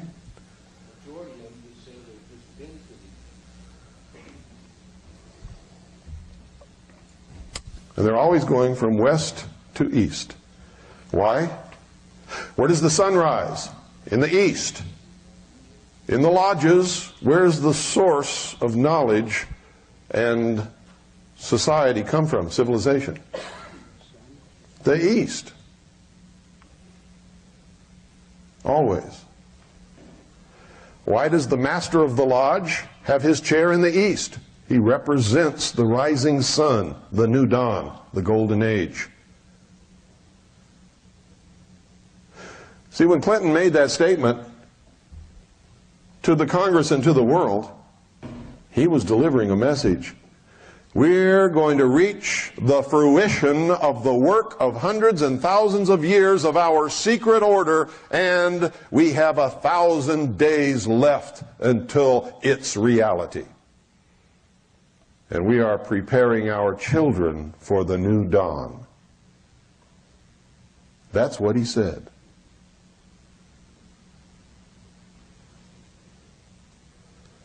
I've been trying to warn America for a long, long time. Time has run out, folks. It's all over.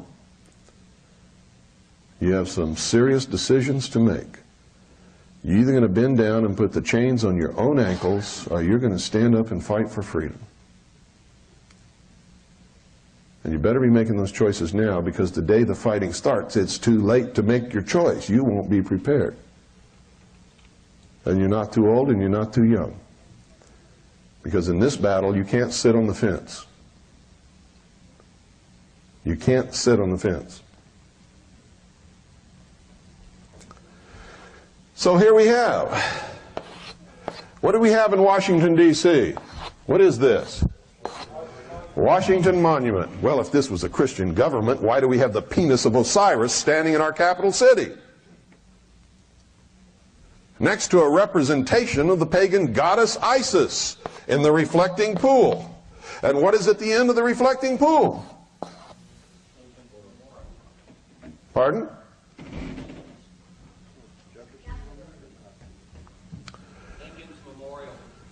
Well, I think you all better go home. There's two ends of the reflecting pool.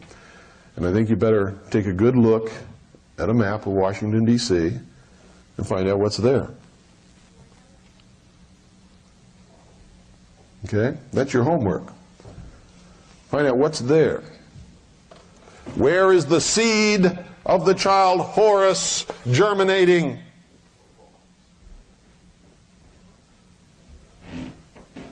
And producing the New World Order.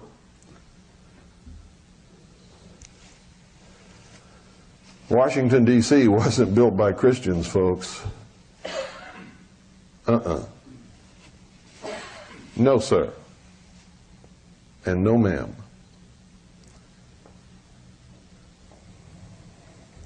You've all read books and heard references to the secret destiny of America, haven't you?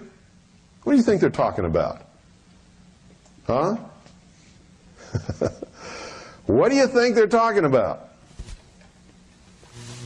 They're talking about what I'm teaching you right now.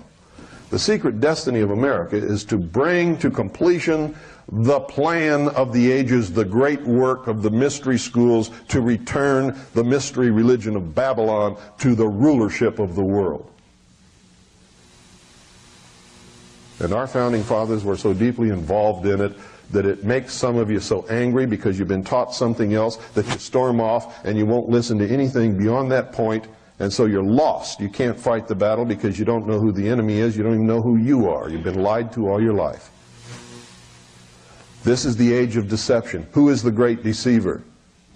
Even the elect shall be deceived. When are you going to learn that?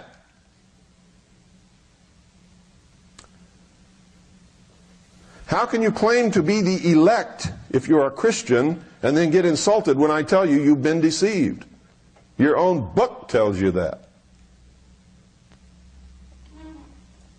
You've been lied to all your life. All of us, not just you, me, everybody. I wasn't born with this knowledge. Most of my life was spent in stupid occupations and endeavors that meant absolutely nothing to anybody anywhere except in my silly mind. Until one day, I got a glimpse of the truth when they accidentally put me into a place where I had access to a lot of top secret documents that I should never have seen. And all of a sudden a light came on in my head, and I spent the next 20 years trying to figure out what it all meant.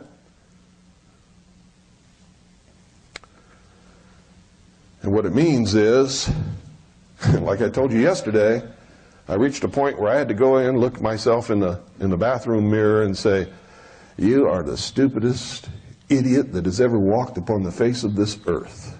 And you got to stop it right now.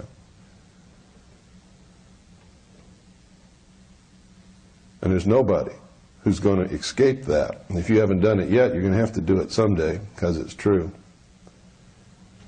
You don't want to do it, but you got to do it. That's what's neat about doing it in the bathroom. Nobody has to see. Okay? You're not going to be embarrassed except to yourself.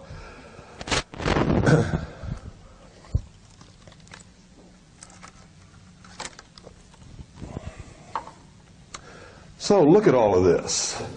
You know what it means now.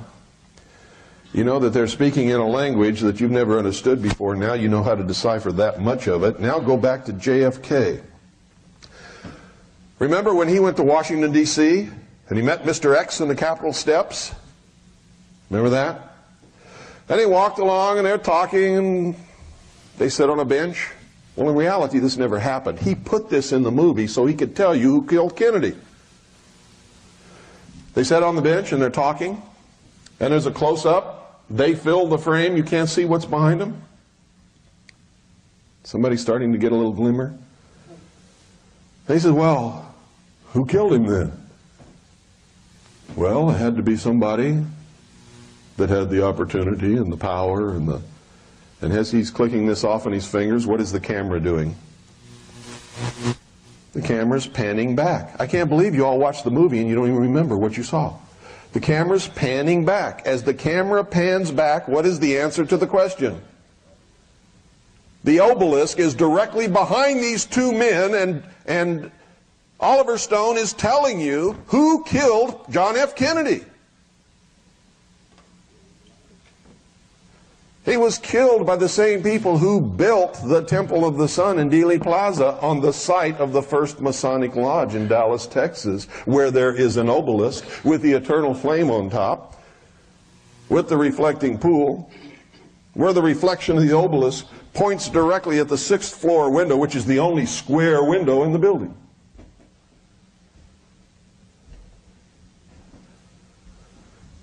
Where there are the 4 quarters of the Temple of the Sun.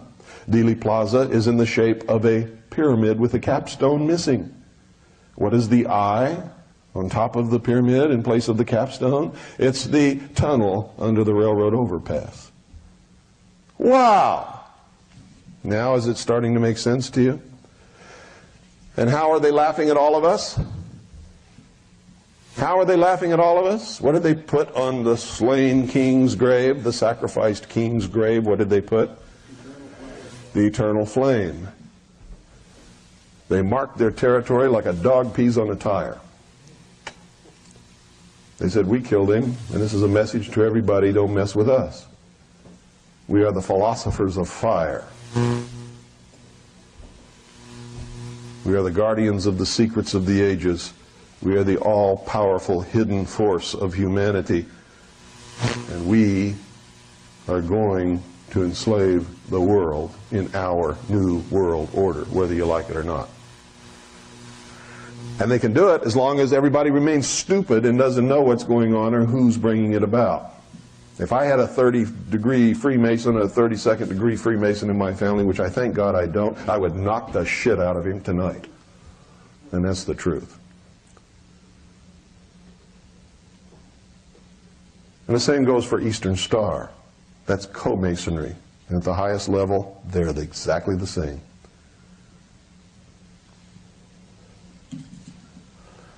I know some of you don't want to hear these things, but it's the truth. Now I'm going to play a little videotape. And it's you saw part of it, some of you tomorrow. Now I'm going to play it all the way to the end. And if Doyle, if you'll come up here and start that. I'll play it all the way to the end now, and you'll get to see what I'm talking about here. You're going to see Dealey Plaza as is laid out. You're going to see what's in Dealey Plaza in reality. You're going to look at it. And then at the end, you're going to see some clips from Oliver Stone's film. And it's going to hit you right upside the head with the reality of the recognition of the lesson that you just received. And you're going to be staggered by it if you really care about what's happening in this country.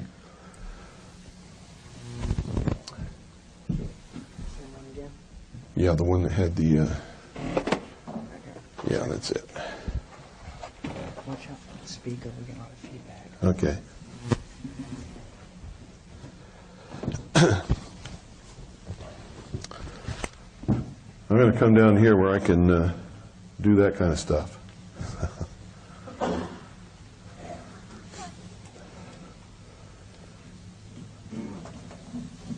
Rewind it all the way, Bill. Yeah. Okay, pay close attention to this, folks, and where it needs some elucidation, I will furnish that for you. If you're not in a position where you can see the screen real good, I would advise you to change your position now.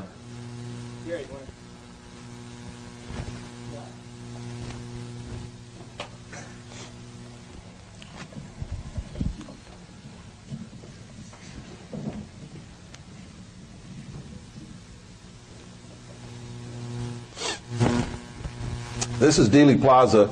You can see that the layout is in the shape of a pyramid with the capstone missing up here. But there is a railroad overpass which creates the eye in the triangle that's normally above it. These are the four quarters that the pencil is pointing out of the Temple of the Sun, just like Stonehenge. If you take these four quarters, this is on a grassy knoll. This is right over here by the obelisk and the reflecting pool. This is right across the street, and then there's another one over here. If you put them all together, it would make a circle right in the middle, just like Stonehenge. This is Main Street here. This is Houston, where they turned right and left onto Elm. The first little X there is where Kennedy was shot in the throat. This is supposedly where he was shot in the back, and this, of course, is where the killing blow, the headshot, was administered. These are the exact same wounds suffered by Hiram Abiff in the Masonic initiation. Blow to the back, the throat, and the head. This is an aerial view from helicopter of Dealey Plaza and a couple of the sections of the Temple of the Sun. That's the grassy knoll. There was nobody on the grassy knoll with a high-powered rifle with a scope on it. It's the corner of Main and Houston. People go to Dealey Plaza every day and walk around and don't see anything. Right over here is the entrance to the parking garage where Lee Harvey Oswald was shot. See, everything took place in Dealey Plaza. It had to. It had to take place in the temple. And what time were they moving Lee Harvey Oswald that he was shot? You see, it always happens at noon. The sacrifice is always made at noon. Here's the obelisk. If you count those blocks, there's exactly 14. There's the eternal flame. If you notice, all the windows in the book depository building are domed. All of them, except for one. The 6th floor.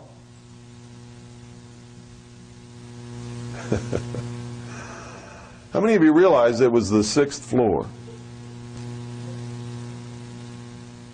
Where there's the only square window in the building out of which Lee Harvey Oswald is supposed to have made the shot. On that plaque you can see that it's dedicated to the First Fraternal Lodge in the city of Dallas. There you're looking at one of the quarters of the Temple of the Sun. Here's the obelisk, the phallus of Osiris, with the eternal flame on top. First time I walked into Dealey Plaza, I knew instantly what had happened there and who did it. Nobody had to tell me.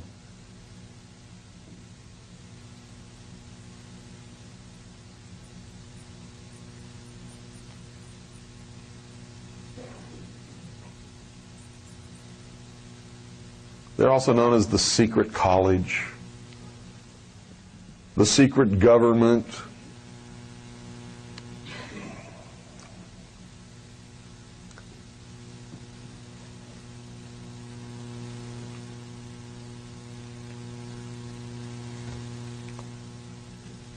Now, I took this shot on purpose because it divides the obelisk into two columns of darkness and lightness, because this is a war between the forces of dark and the forces of light. But the enemy is the great deceiver, and so he represents himself as the light. This is Isis, the reflecting pool, the feminine, the vagina. The reflection of the obelisk in the reflecting pool points directly to this window.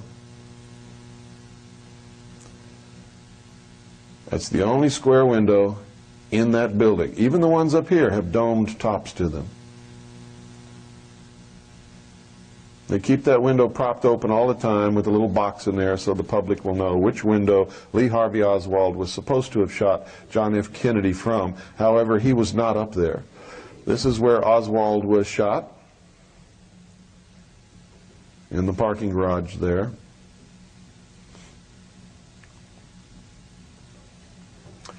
That's the old courthouse over there.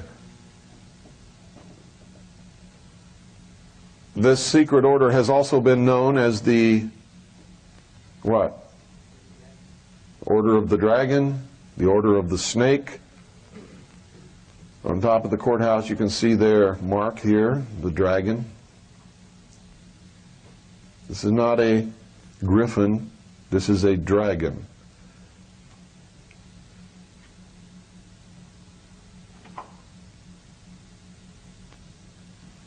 Look at all those people, oblivious. Oh look, a little, let's throw a penny in and make a wish. See where that's pointed to? If you look at the reflection, it's pointed directly at the 6th floor window. Look at this guy, he's cool. Look at her, she's taking her child to teach him something about the Kennedy assassination. See the 2 quarters across here? There's another quarter right over there, right behind those trees. And on this side, of course, on the grassy knoll, there's another quarter. They're marked on the columns by pentagrams, and you can see the pyramidal shape of the plaza. This is behind the grassy knoll looking at the railroad tower. There's the 1 quarter of the Temple of the Sun. I've stood there. No professional assassin would ever make that a point from which to shoot at anyone to assassinate them moving along Elm Street. In the first place, the target is too close. In the second place, there are trees and bushes and signs all along here. You'd have to be more than an expert marksman. You'd have to be Jesus Christ himself to make that shot.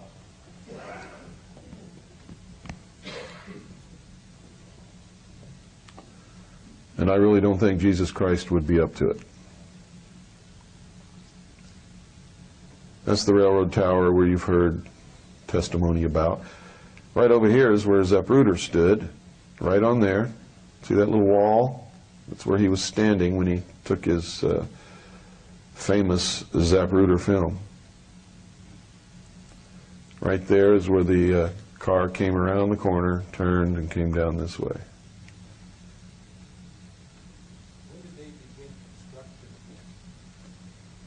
Long before Kennedy was assassinated, this was built. Now, if you go back and read the writings of the adepts of this order, you'll see that there's certain things had to transpire in order to create the New World Order, and one was to sacrifice the king. Another one was to change matter into energy, and all of these things happen on the 33rd parallel, all of them. Why? Anybody know why? Now, as the sun traverses in its path from midwinter to midsummer, it traverses what? 33 degrees. 16.5 degrees on each side of the equator. Isn't that true? Is that 33 degrees? You bet your boots it is. So, it begins its work at 30 and ends its work at 33. Coincidentally, so did Jesus Christ. So do the Illuminati. They begin their work in the 30th degree and they disappear behind the veil at the 33rd degree. And then they have another 63 degrees up the ladder that they can go, actually 66 degrees, And then from there, they can go laterally into the Ordo Templi Orientalis, which is Aleister Crowley's organization, for another 9 degrees. So you may see people who sign their name, and after their name there will be 33, 96, and Roman numeral 9. Those are the highest adepts in the secret orders that are bringing about the destruction of the world as we know it. This is from the railroad overpass.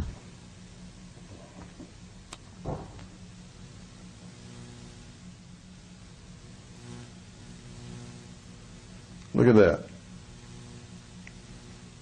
From the railroad overpass, or from down where Kennedy was actually shot in the head, you look up, that pyramid of that other building is right above the spot on the book depository building, under which is the square window from which Lee Harvey Oswald supposedly shot John F. Kennedy. But Lee Harvey Oswald was never there. He was never up there.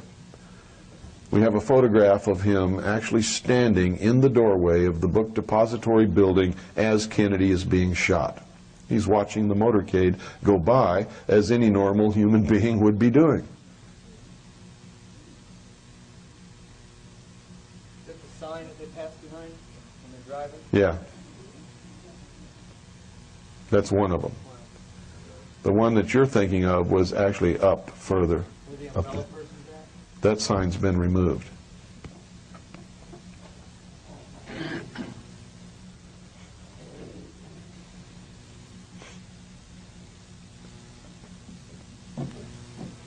There were also 3 hobos found in a railroad car who were arrested and then let go.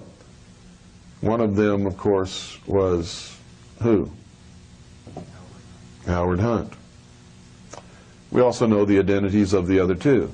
They represented the 3 murderers of Hiram Abiff in the Masonic initiation. Jubelo, Jubelum, and Jubela. They had to be there because this whole thing is symbolic, it's ritualistic.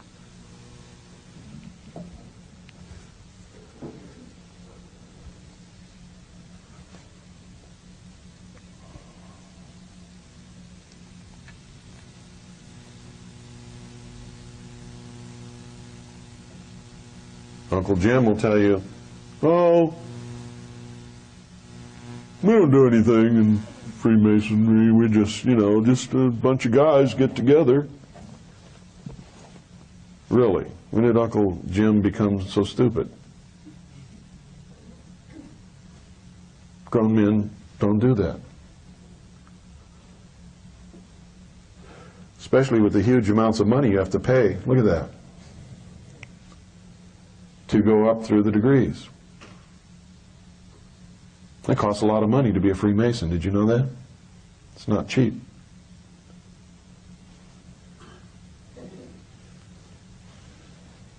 You see in each of those posts, right there, there's a pentagram. Could you point that out, please, the pentagram? It's on the posts of the sections of the Temple of the Sun. Everywhere there's a post and the top member crosses, there's a pentagram. When it went in there for that close-up, you could have seen them very clearly. But I failed to point that out at that point. But if you go to Dealey Plaza, you'll see them very clearly.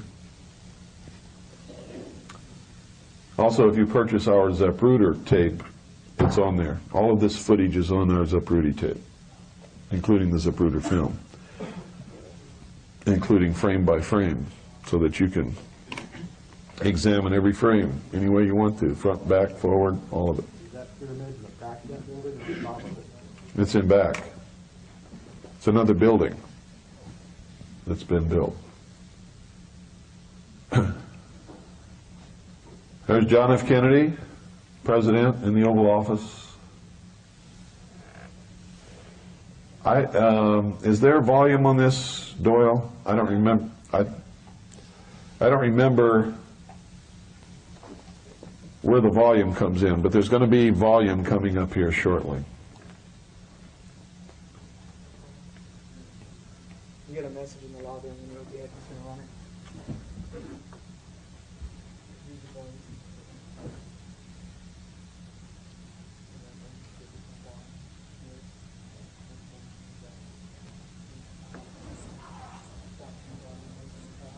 In 1974, they had a big white circle on the window of the book depository when I went by it. Did that have any?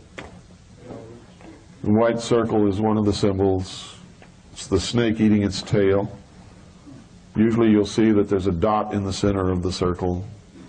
That's the symbol of the phallus of Osiris also. It's also the symbol of the generative force, the intercourse between the male and the female, and the unification of the doctrine in the church, which produces the child Horus. This is the Zapruder film. You'll never see it better than this in your whole life. This is the very best copy that can be obtained anywhere. You know, it's a little off color. That's this TV set. There's a little bit too much red, but it's not going to stop you from seeing what you need to see.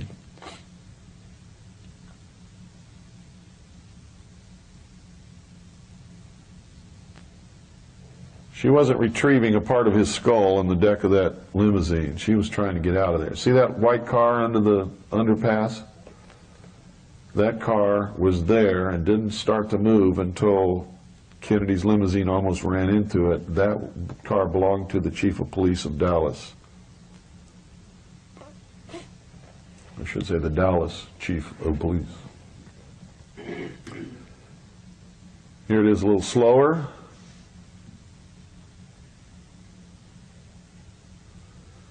Now the reason a lot of the frames are blurred, people complain about this, nobody can do anything about it. Home movie cameras at that time in 8mm format that used Kodachrome had a shutter speed that could only go at its very fastest 1/30th of a second.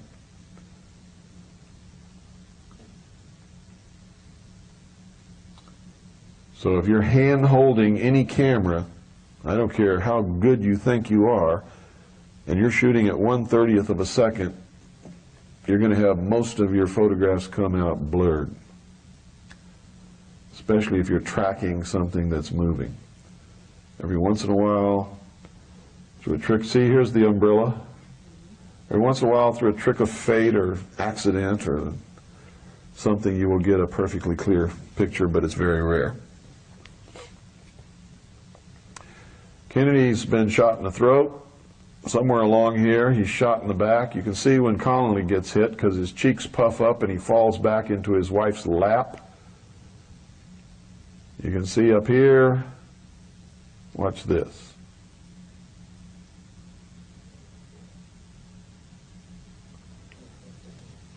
It appears that the driver turns around and shoots Kennedy in the head. Shortly after that, you see a big flash here. When you slow it down and examine the whole frame, you'll see glass shards falling down, which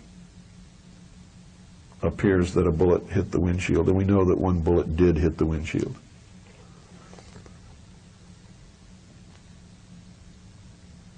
Jacqueline was trying to escape from that car.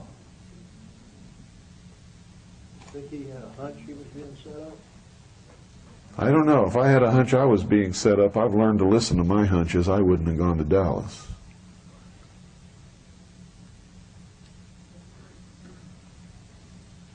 And I don't think John F. Kennedy was a fool.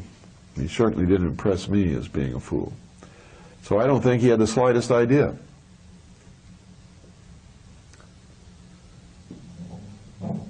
When was he shot?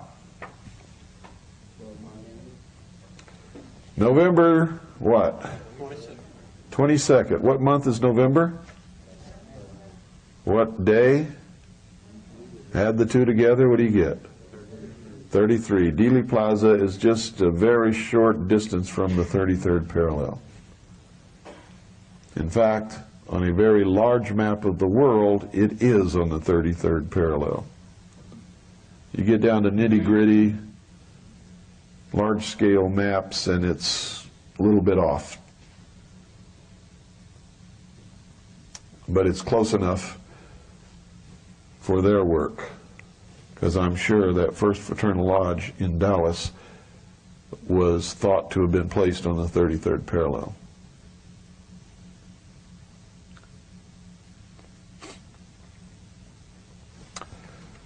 These are just some frame-by-frames. You see, these guys aren't too concerned the president's been shot. Oh, ho, ho, ho. Oh, me.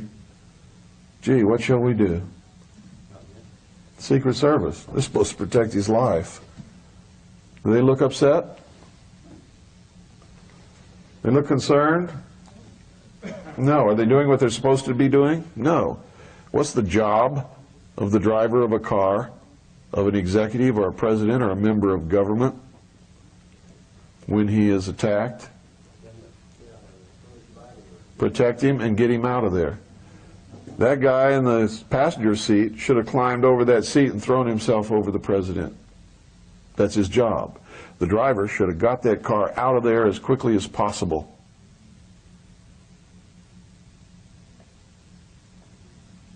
They didn't do either of those things, did they?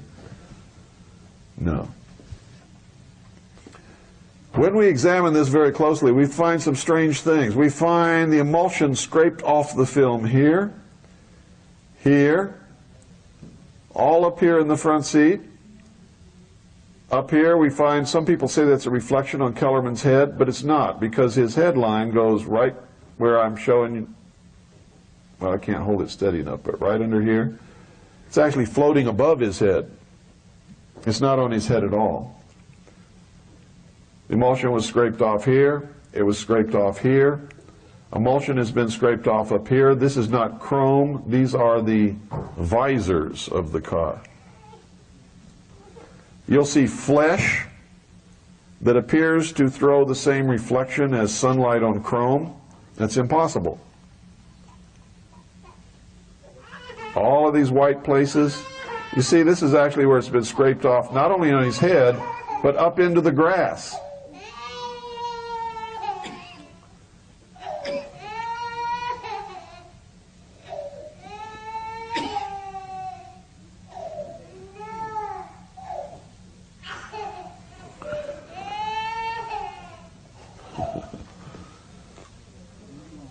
Trying to hide flesh or They're either covering up the fact that Kennedy was shot by one of these two guys in the front seat, or they're trying to make us believe that he was.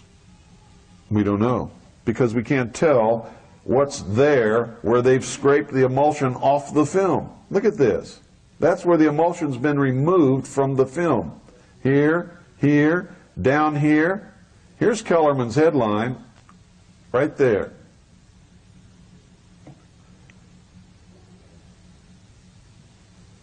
Connally made the statement that he saw and felt the shot that killed Kennedy. What we can't see is Greer's right arm. Where's his right arm and what's it doing? Look at this, Kellerman's head, if that's a reflection. See, here's his headline right here. When you blow that up, it's easy to tell. So there's emulsion scraped off the film above Kellerman's head and across Greer's face, all across here, across Kellerman's forehead, inside the car where there is no sunlight hitting at all. There's no sun hitting down in here. It's all in shadow. We don't know what they're trying to hide or what they're trying to make us believe. You can't tell. When the film is played at normal speed, it looks like Greer turns around and shoots the president. When I was in the Office of Naval Intelligence, I saw top secret documents that said the driver of his limousine, William Greer, is the man who administered the headshot. Would Mrs. Connolly and especially her know if somebody fired a gun from the front seat? Or why would they not? Sure they would know. Why would they not say anything? They didn't want to be next. If the Secret Service, the person who guards the president, is involved in killing him, who's safe? Who was guarding Jacqueline's children? Who still guards them? The Secret Service.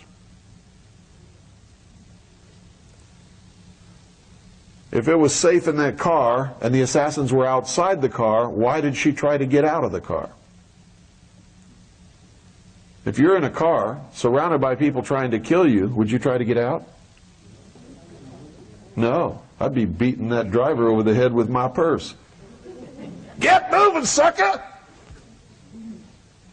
He didn't do that, did he? He almost stopped the car. The car comes almost to a complete stop, and that is absolutely against every training and order that they ever receive. It is not the way they're supposed to act in this circumstance. Now you see them ducking down. Look at them ducking down. And it looks like they're passing something back and forth down here, but the emulsion's been scraped off, so we can't tell what it is. Whatever it is, Kellerman puts it in the glove compartment right there.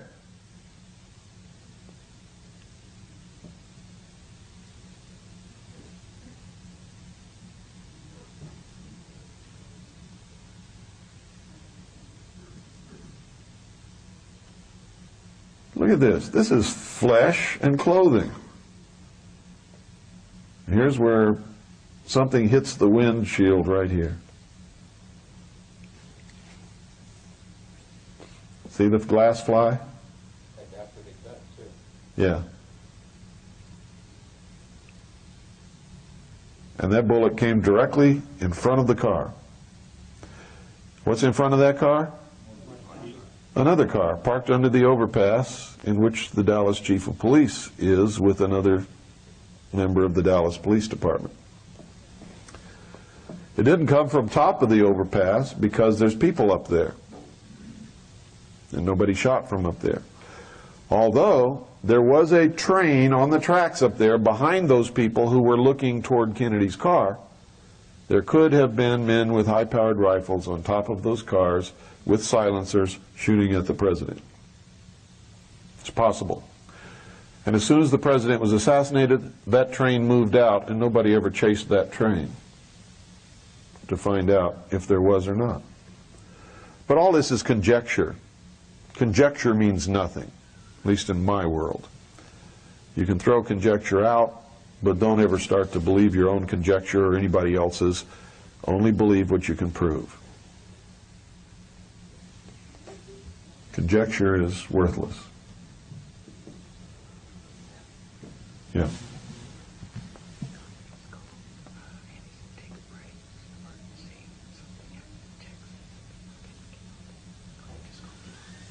Okay, let's, can you stop that? Just stop it right where it's at. We'll take a little break. You ready for one anyway, huh? Here, honey. Told John Pounder right away. This phone number. Let me repeat. Let me repeat. Yeah. Is Doyle out there somewhere?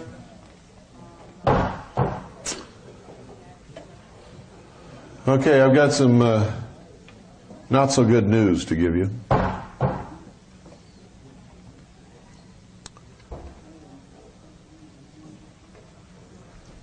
think most of you know by now that I'm the Director of Intelligence for the Second Continental Army of the Republic, which is one of the largest militias in the country. And our people are everywhere. So if anything happens, they notify me immediately. Just a very short while ago,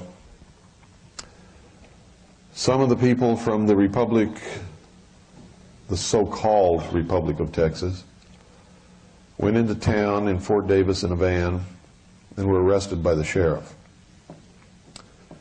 Richard McLaren, who is the so-called ambassador for the Republic of Texas, who has his home in Fort Davis, and his following got upset about this and went to a neighbor and kidnapped the neighbor and his wife and are holding them hostage.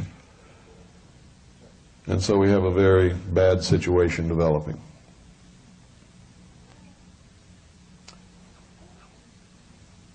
The official position of the Second Continental Army of the Republic, I have just spoken with the commanding officer on the telephone, is that since they have taken hostages, we cannot support them in any way whatsoever. They have done a no-no.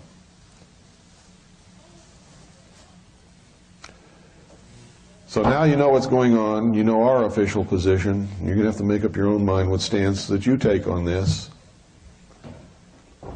We've done a lot of study into this Republic of Texas stuff and find out that where they may have some legal grounds for what they say, they have screwed themselves by lying, telling an awful lot of lies, and they're split into three factions who have three different presidents of the Republic of Texas at the present time.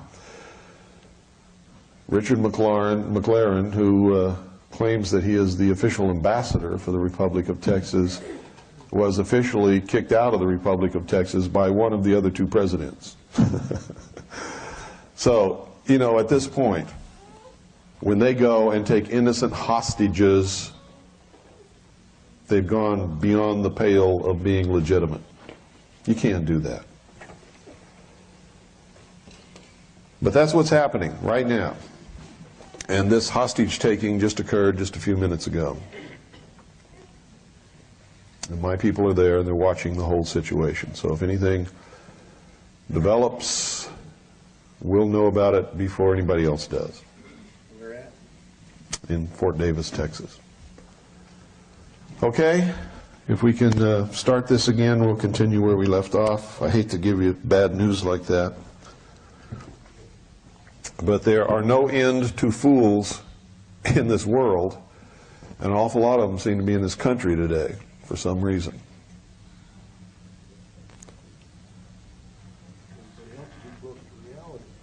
Yeah. Who's the video expert that we had? Has he disappeared?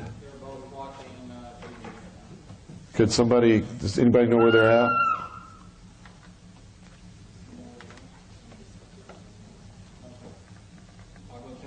Okay, thanks.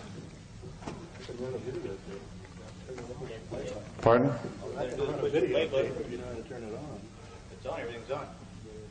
Well, hit the button if you can find it.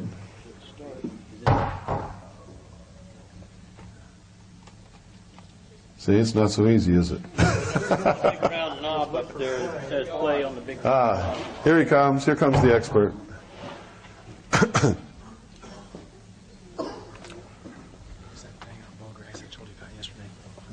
Yeah, good, thanks. Okay, here we go. Good.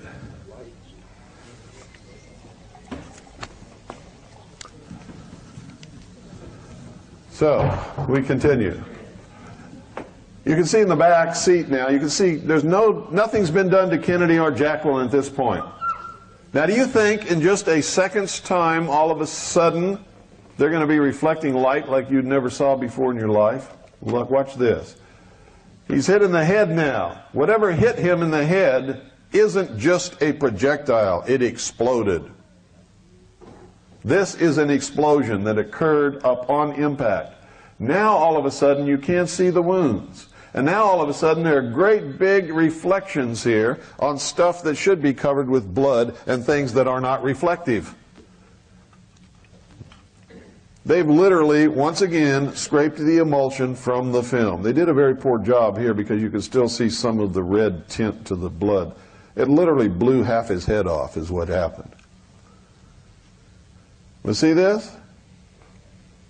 This is emulsion scraped off of the film, even into the grass. Look up here. The grass and the curb, the emulsion has been scraped away also.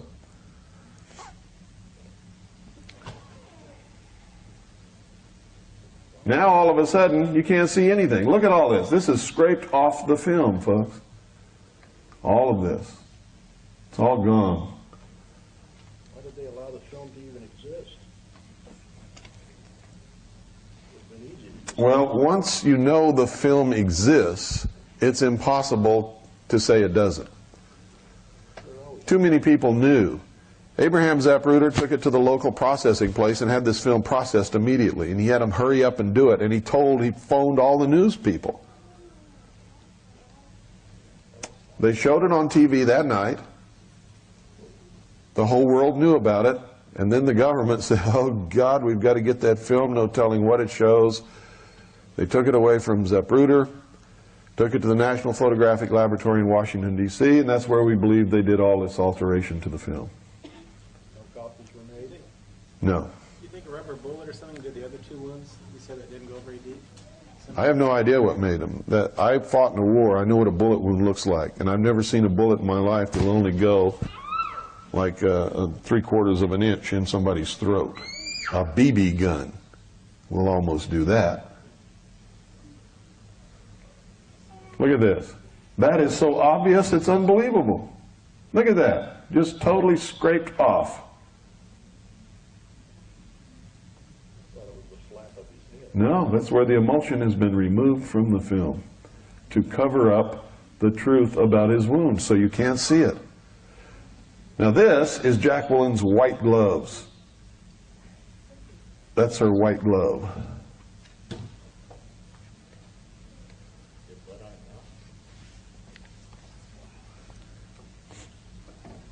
She has blood all over her. Look at her. Look at the horror.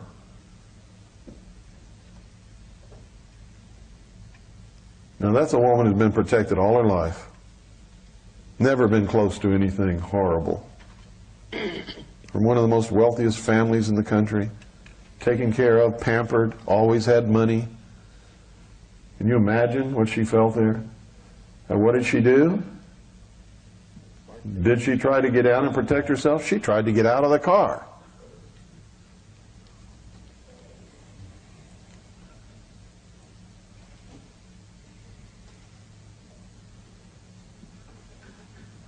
Connolly's laying down in his wife's lap, yelling, "They're going to kill us all." She said, "Not me. I'm leaving." "Stay if you want to. I'm getting out of here." Now look at the deck. Look at the rear lid. There's nothing there. These two things are antennas. They're supposed to be there. These are handholds for the Secret Service. There's nothing else on the deck of that car. There is no piece of his head. She did not go back there to pick up anything. It's a lie. You can see it. Anybody see anything there that's not supposed to be there? Anybody in this room? No, because there isn't anything. You've been lied to for years by people who tell you that they're experts telling you the truth, like Bob Groden, one of the biggest liars that's ever lived on the face of this earth. He claimed he was the world's leading independent photo analyst, and he analyzed the Zapruder film. He never told you that it was doctored. He never told you that this brake light right here was opaqued, which is a common term for blocking out the passage of light through film. You can see the other brake light right there, it's clear as day. Both of them were working fine. This one's been opaqued. Because normally when they show it on television, you can't see that brake light. They did a quick job, a very quick job, blew it up, made a copy, and gave it for use on television, where you only saw that brake light. They didn't want you to know that the driver of the car, against all orders, was stopping the car instead of speeding it up. That's why. He didn't tell you about all the emulsion removed from the film on Kennedy's head and in the front seat and the driver and the face and the head of Kellerman and Greer. He didn't tell you any of that. Said he lied to you and said she went back on the deck of that car to pick up a piece of his head. Bob Groden is a liar. I've said it publicly all across this country. I've said it to his face. He hasn't sued me yet, so it must be true. Well, had the driver sped up, she wouldn't have tried to get out of the car either. Well, I don't know. If the guy that just killed my husband and shot the guy that was riding with him in the car was in the car with me, I'd try to get out of the car. Well, the fact that he slowed down and stopped, so they back was big enough. No, they're trained. You see, they go through drills. If the president is assassinated while riding in his car, you will do this, this, and this. They're supposed to get down on the floorboards. The driver is supposed to maneuver the car and do what he's been trained to do to get them out of the kill zone, out of the area of danger, and take them to safety. The Secret Service people following and in front of the president's limousine have jobs that they're supposed to do. They're supposed to pinpoint the direction of the fire and return fire and kill those people as quickly as they can. Yeah, they've done that job in Reagan. They've done what they're supposed to do in Reagan. That's right. The man who was in the front seat with Greer is supposed to climb over that seat and cover the president's body with his own. He didn't do it. This is all public knowledge. There's no secret about this. They didn't do any of it. There's the car that belongs to the chief of police. It's parked stationary under that overpass. It doesn't even move until Kennedy's car almost runs into the back of it, and then it clears out of there. What was it doing under there?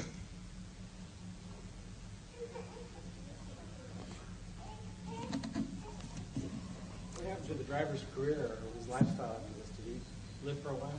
Yeah. Did he suddenly have a nice home in the Caymans or something? No, he didn't deviate from his normal. No, none of them did. But you see, that's not the way the Illuminati works. You do it because you're told to do it, because it's a part of the great plan. And you've taken an oath that you must do what you're told to do when the order asks you to do it. Whatever. The order will take care of their family. That's the promise. If they go to jail or they get killed, they did it for the greater good.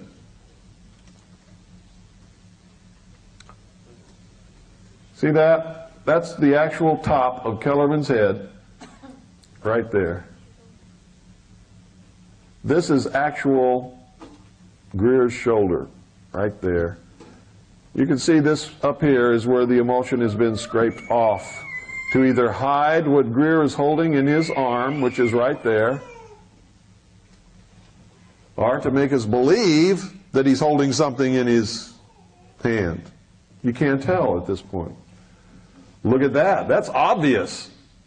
You can see the top of Kellerman's head right here. And that emulsion's been scraped up not only on the top of his head, but up into Greer's face. Any photographer can just rip this to shreds. Look at the back of Kellerman's head. You can see the natural curve right here. Look at this. It's all been scraped off up there. People say, Cooper's crazy. That's a reflection off of Kellerman's head. To get that kind of reflection on anybody's head, ladies and gentlemen, would require a whole jar of Brill cream.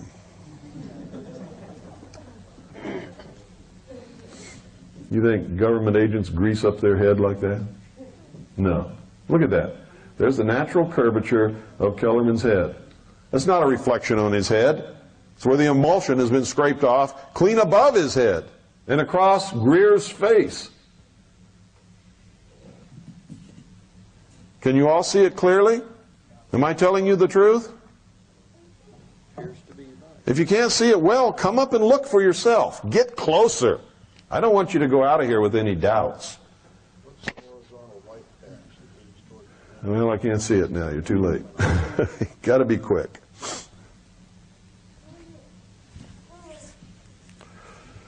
This is where it appears a bullet struck the window, the windshield. And we know that one bullet did strike the windshield. That's on record. They have admitted that.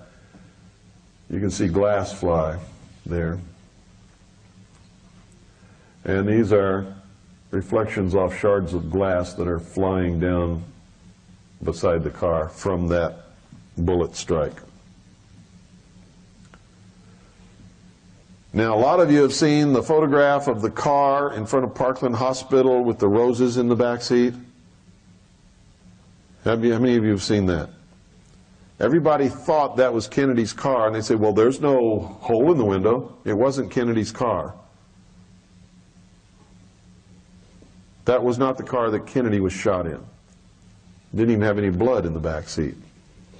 There was blood all over the car that Kennedy was shot in. How many of you have been in a war?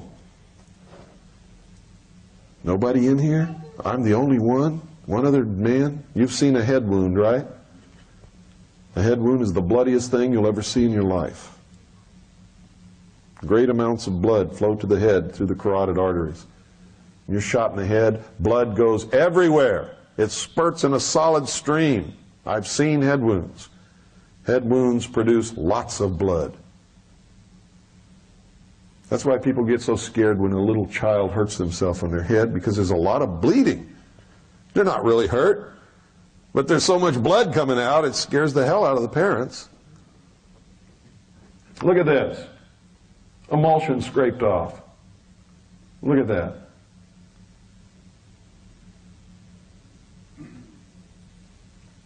Look at it. Scraped off even up into the grass. That's not on Kennedy. That's way up in the grass. And the curb. Across his forehead where the bullet struck. His face. All scraped off.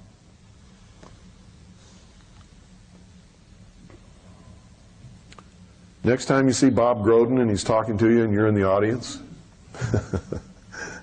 say, tell us the truth, you lying sack of crap. Who's that? Who is that? Oswald, that's right. Where is he? He's in the doorway of the book depository at the moment Kennedy's being shot with all of those other people. Who's this? Lee Harvey Oswald. It's the same guy wearing the same shirt. They said he went home and changed his shirt. He didn't even change his shirt. He's got the same shirt on that he was wearing when he was standing in the doorway of the book depository building. These people have lied to us all over the place. Who took the first picture? Pardon? Who took that first picture? A reporter. Who's this? Prouty. Who's Prouty?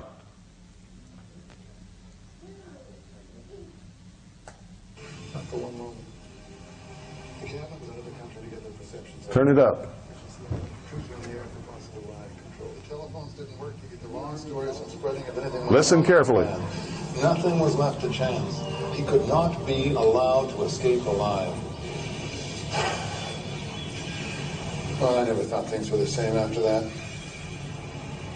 Vietnam started for real. There was an air of, I don't know, make-believe in the Pentagon and CIA. Those of us who'd been in secret ops since the beginning knew the Warren Commission was fiction. But there was something deeper, uglier.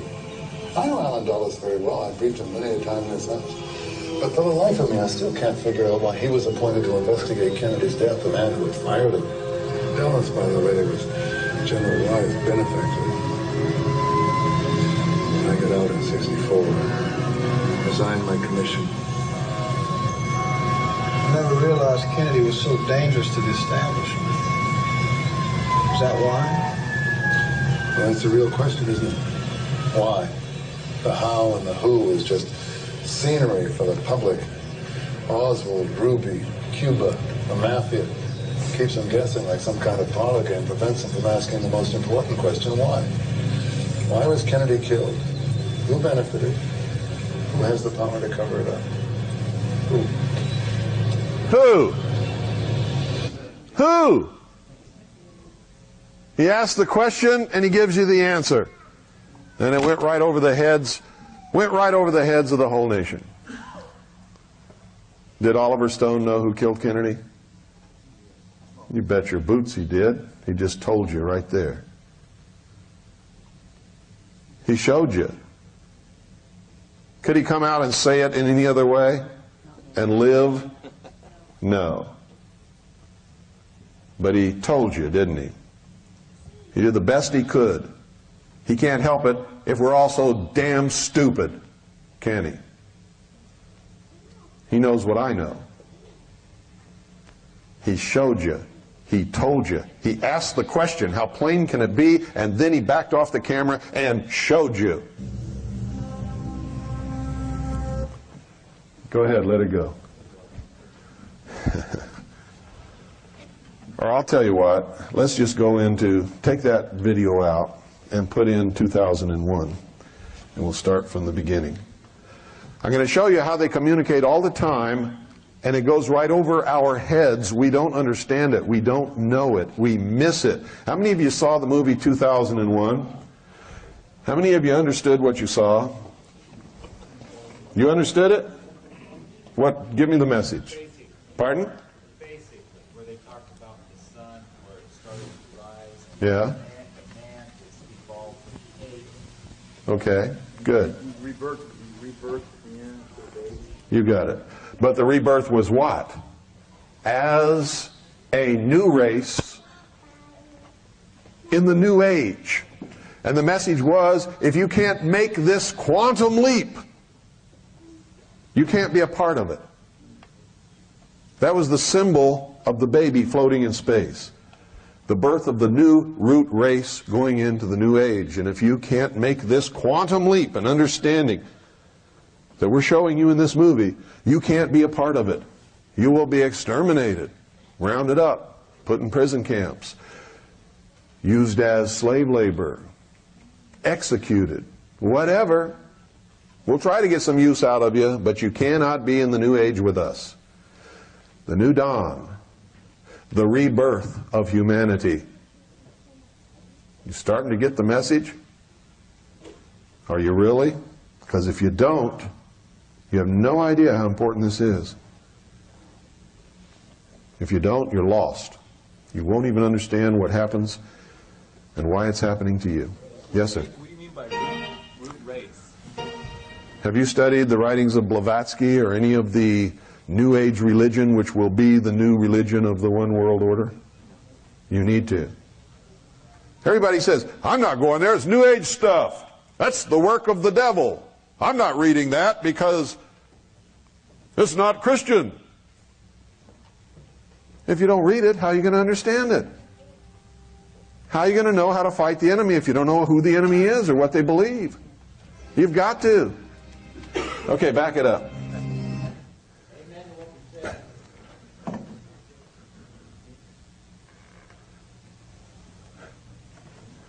It starts with the MGM lion. The lion is the symbol of what? The king, the ruler. Okay, here we go. Watch this carefully. Remember, Osiris, Isis, Apollo goes across the heaven in the chariot. Osiris rode across the heavens in the boat of Isis. You're going to see it here in a moment. All of the symbology is going to be played out in front of you. Watch carefully. Who is Lucifer? How art thou fallen for heaven, O Lucifer, son of the morning? What is the son of the morning? Horus, being reborn as his father Osiris, right? Actually, Osiris being reborn as his own son, Horus. It's also played out in The Lion King, when the little lion looks into the pond and sees his father staring back at him in his own reflection. There it is. There's Osiris riding across the boat of Isis. Isis is the moon, Osiris is the sun. Isis reflects the pure light of her master. Check it out. And here is what? The earth bathed in darkness. The home of the profane. See, you all just thought that was pretty, didn't you? Oh, that's cute. Gee. These guys are real artists. They made some cute stuff in the beginning. It's really neat. It means something.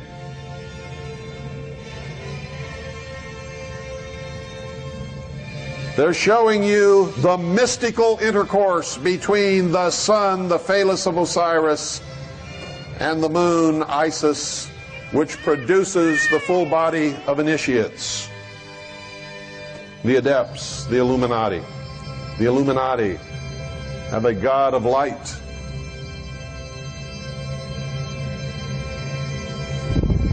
Hi, sweetheart. Annie, would you come and get baby? I have to do this, okay? Please? I'm sorry, honey. I can't pick you up right now. Now, this is all symbolic. Here, what do you see? The golden dawn. This is the dawn of the golden age, the dawn of man. There's nothing here, some clouds, some ground, no green stuff growing.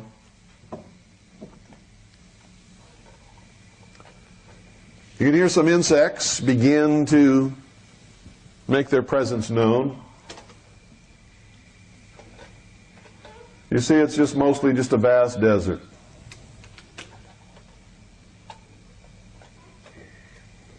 The sun rises higher, and what happens? You see things beginning to materialize. Trees, shrubs, some grass is growing. There is the phallus. The generative force is at work.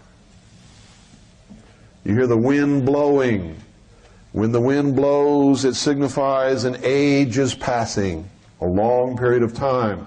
But the Spirit is moving upon the waters. That's the way the Bible would say it. Here, they say it with the wind. A long period of time is passing. Things are happening.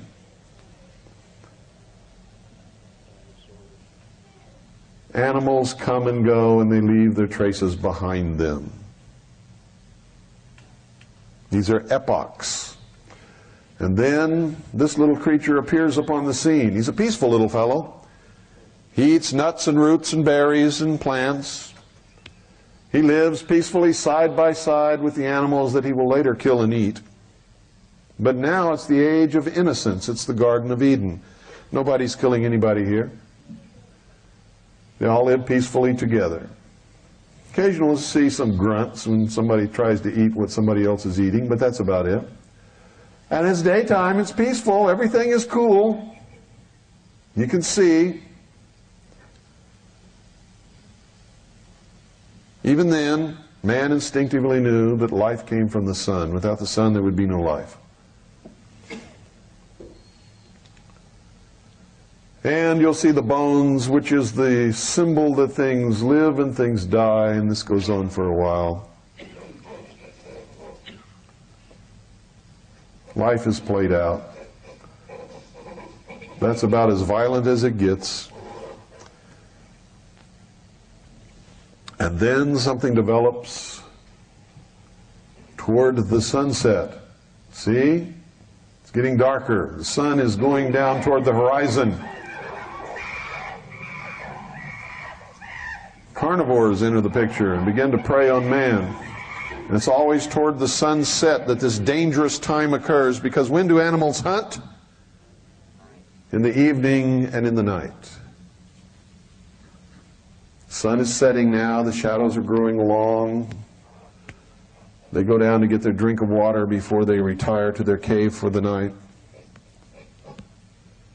They're peaceful, nice little fellers. They don't sound too sweet, but then, you know, sometimes when I'm a little bit irritable, neither do I. Danger. The element of danger that man could not face. Man was pretty helpless in that state. Man doesn't have big long teeth and claws. Now here they are. And another group comes, strangers. Oh my God, they're just like us, but they're strangers. They might even be of a different race. Right? Look, they even look different. Isn't it true that if somebody looks different than you, and you don't know anything about them, you get kind of a little uneasy when they come around you? That's the root of hatred between the races.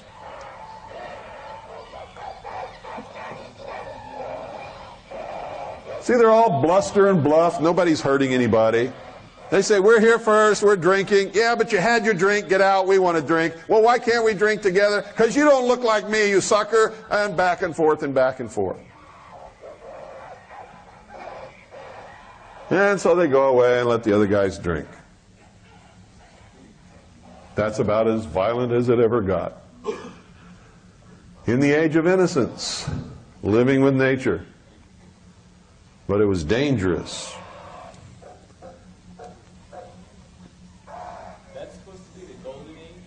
Yeah, the age of innocence is the golden age, when man lived in concert with nature.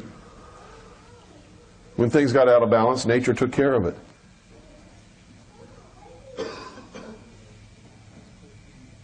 Sun is setting. The leopard has its kill. Man retreats into a place of safety, which represents the womb. Goes in the cave. The womb. There's the womb. While he's in the womb, evolution is taking place.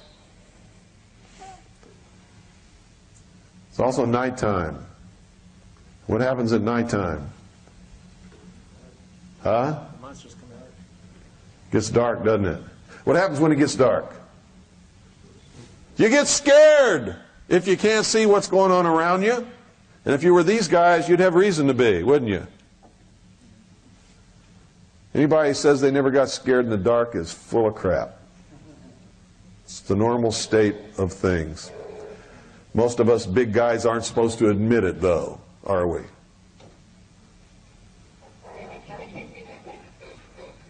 They're in there. They're scared. They're all huddled together. In just a minute, you'll see another symbol. One of them is holding a baby. Look at that. See that little feller? See that little baby? Something is coming of this. Evolution is occurring. Comes the first rays of the golden dawn. A new epoch is being born. There they are, all sleeping. Now you're going to hear something. Listen carefully. What is it?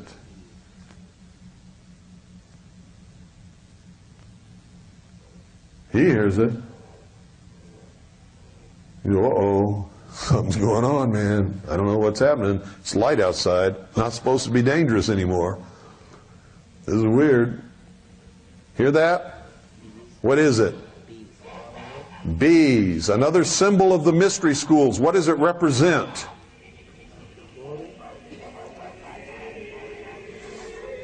What is this?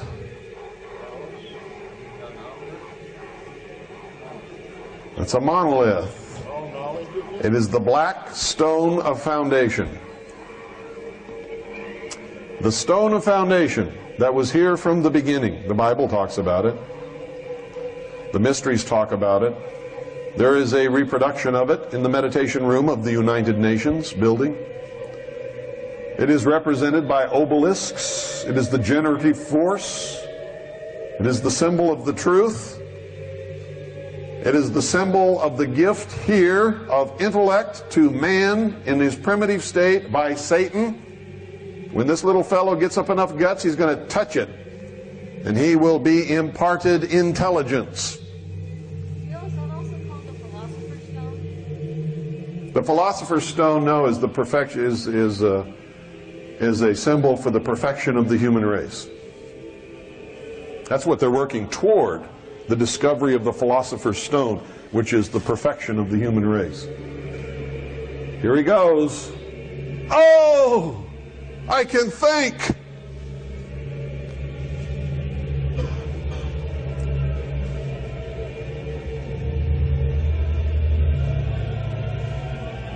See, I've heard so many explanations for this from people who didn't understand the movie.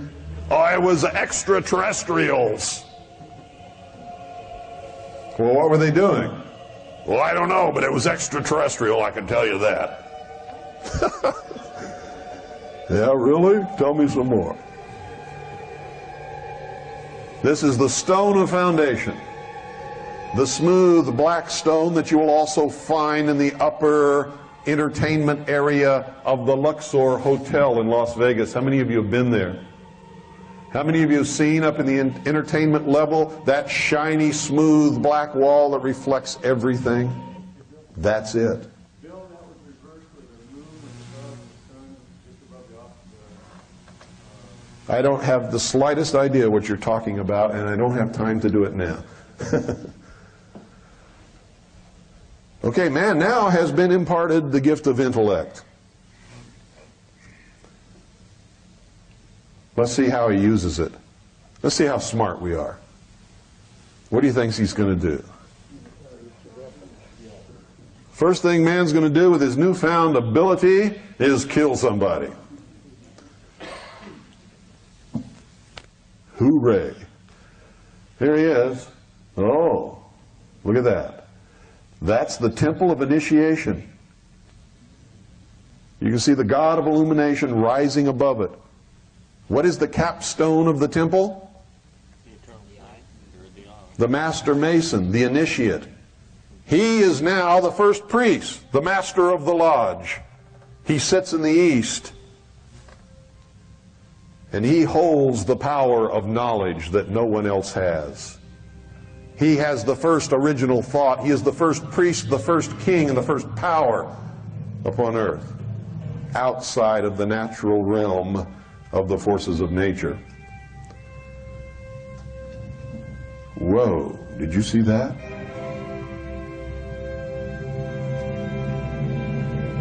You know what he's thinking?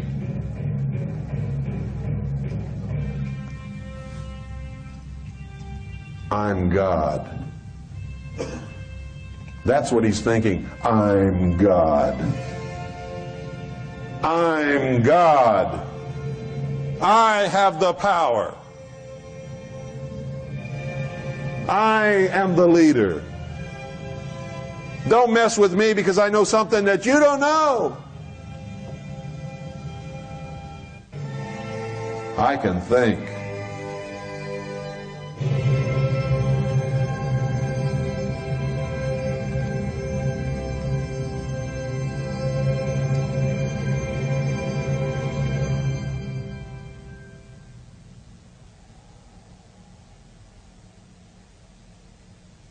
Comes eventide. What's he eating now? Doesn't look like veggies to me. He's eating meat. He's learned how to kill his neighbors that he used to live peacefully with.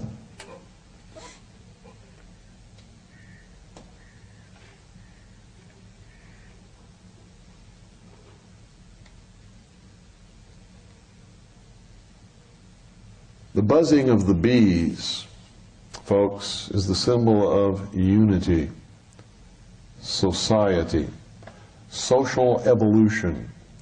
You'll see it everywhere the mystery school exists. You'll see it all over the state of Utah. The Mormon Church was founded upon the mysteries. The Mormon Church, in the secret initiatory rites of the temple, practices the mysteries. Joseph Smith was a Freemason, so was Brigham Young.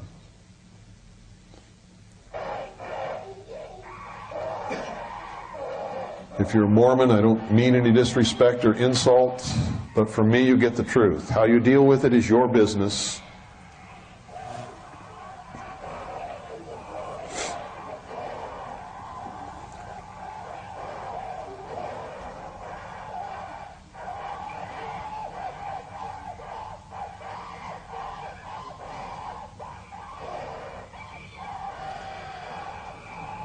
What's the representation here, folks?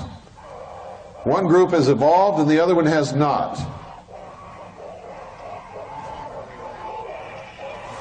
One was the hunter, one ate veggies. What is the metaphor? Cain and Abel. One sacrificed meat upon the altar, the other ate veggies, sacrificed vegetables, right? Cain slew his brother Abel.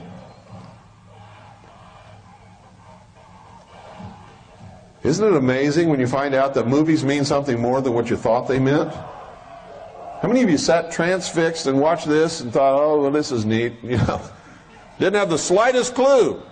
Well, the first time I saw it, I didn't, because I wasn't as smart as I am now. And then I'm willing to admit it. Took me years before I understood enough about the mysteries and their symbology to understand what it was I was watching in this movie. Now watch this. The mind of man evolved. The priesthood hoarded and protected the knowledge until eventually they could produce a space station which floated in space. Can you produce a space station that can float in space? Well, with the help of the secret technology of the guardians of the secret of the ages and the buzzing of the bees, you can.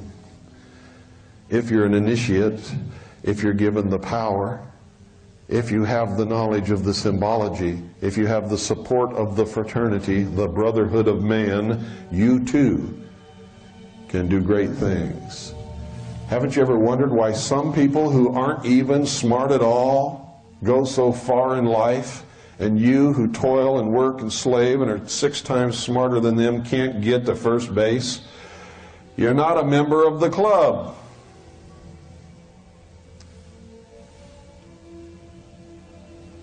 They're not going to pull you up. They're going to slap you down. They're going to pull their brother up.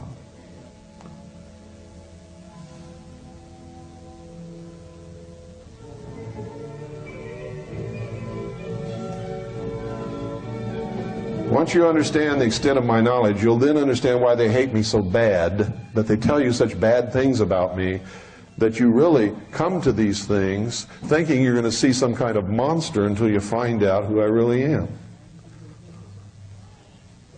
Why haven't they gone through with their symbology and created the real things? The space station and stuff. Why have they stopped the space How do you know they haven't?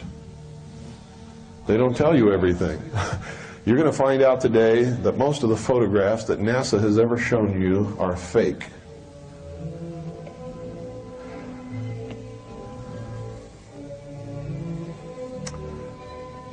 Okay, we don't need to go any farther than this with this. It goes on to show man in this journey but through space. Is it about space? No, it's about man. Who survived? Huh? This was about the survival of the fittest of the human race. Who is worthy of being accepted into the new age? The man who had the greatest knowledge. The man who could survive against all the odds. Who was Hal? Hal was a computer. What did Hal represent? The technology of man that he created through his knowledge. It was telling us, hey, we're reaching a point where we have to stop this insane advancement of technology. Because we've reached the point that the public doesn't even know yet. In secret, we have created things that can destroy us all. And on the spaceship, could you believe they built this big computer to run this spaceship and they didn't have an off switch? There's no switch to turn this thing off. And this machine interpreted the actions of the astronauts as being against the mission that the machine was assigned to perform, and it began killing off the astronauts. And by the time they realized it, it was too late. There was nothing they could do, and he searched high and low for a switch. There was no switch to turn this thing off. He had to crawl up in the machine and cut wires and pull out circuit boards and all kinds of stuff, and he luckily made it before the machine got to him. H-A-L. Advanced than one letter of the alphabet. What is it? IBM. Were they talking about the IBM Corporation? No. But what was the symbol of technology at that time? IBM. Right? What happened to him when he reached Jupiter? What did he see floating out in space? The stone of foundation. He went out and looked at it. He found a way to look inside of it, and what did he see? He said it. Another universe. Inside this stone of foundation, there was another universe. A whole other universe. He began to develop the mental mindset, what they call, what do they call it? Huh? A paradigm shift in his consciousness. representing the paradigm shift that is expected of all who are going to progress and go into the new age together.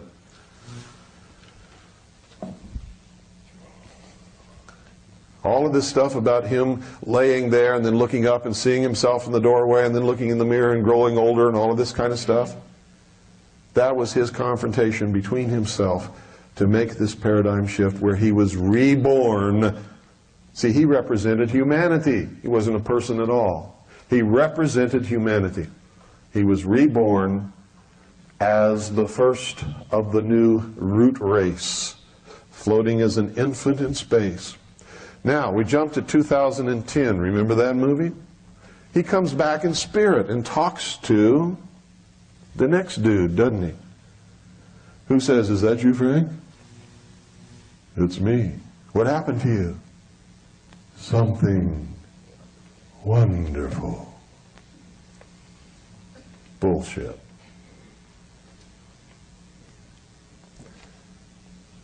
This wasn't a message to you.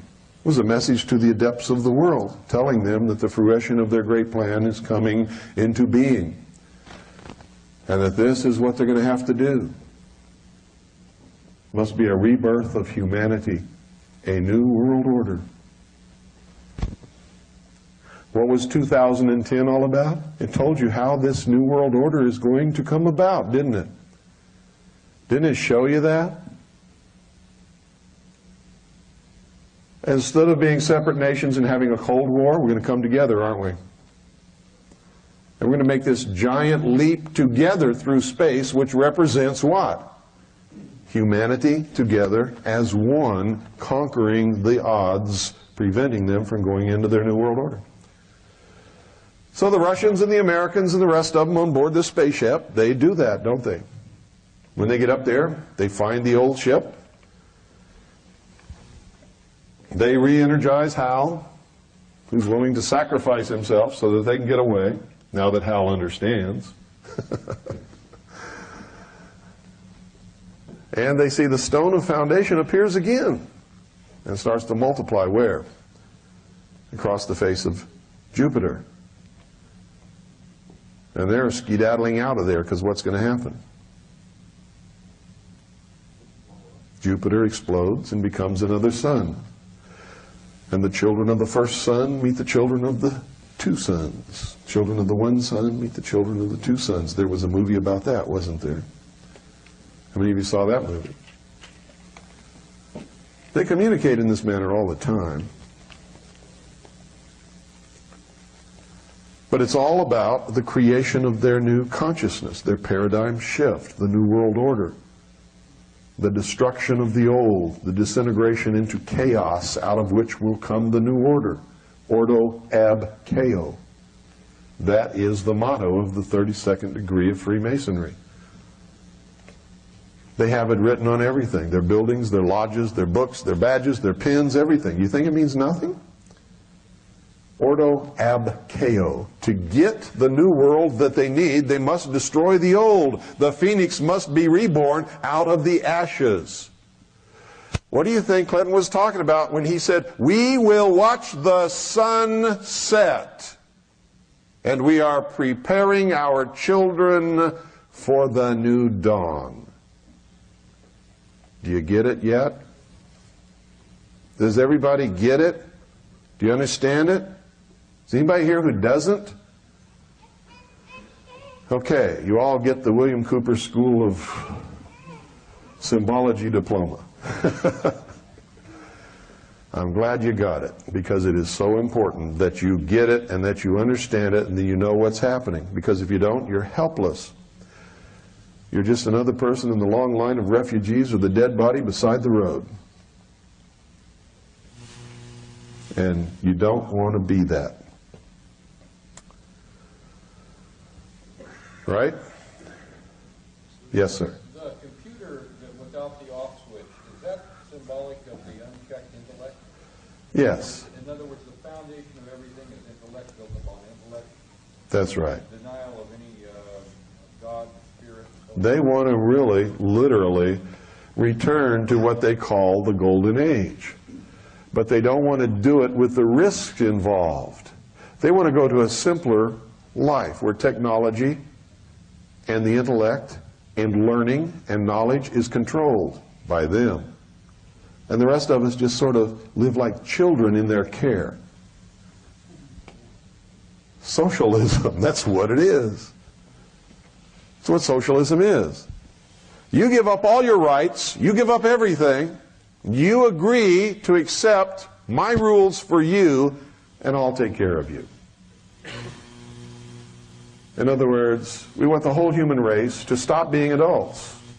You become children again, we will be your daddy. We are the only truly mature minds, and thus are the only ones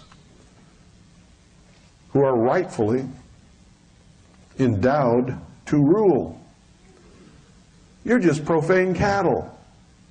We'll allow you to live if you'll do it on our terms. And if you won't, we're going to get rid of you. You're going to make that paradigm shift, or we're going to kill you, knock you off, use you for slaves until you die, whatever. We'll get some use out of you if we can. And if we can't, we'll just simply eliminate you. That's their plan. Yes, sir. Gives new meaning to we did it for the children. Yes. It has nothing to do with the children of under 18. It has to do with us children. The children of the new age. Because I keep hearing this children crap. Yeah. Like, hey, it doesn't ring.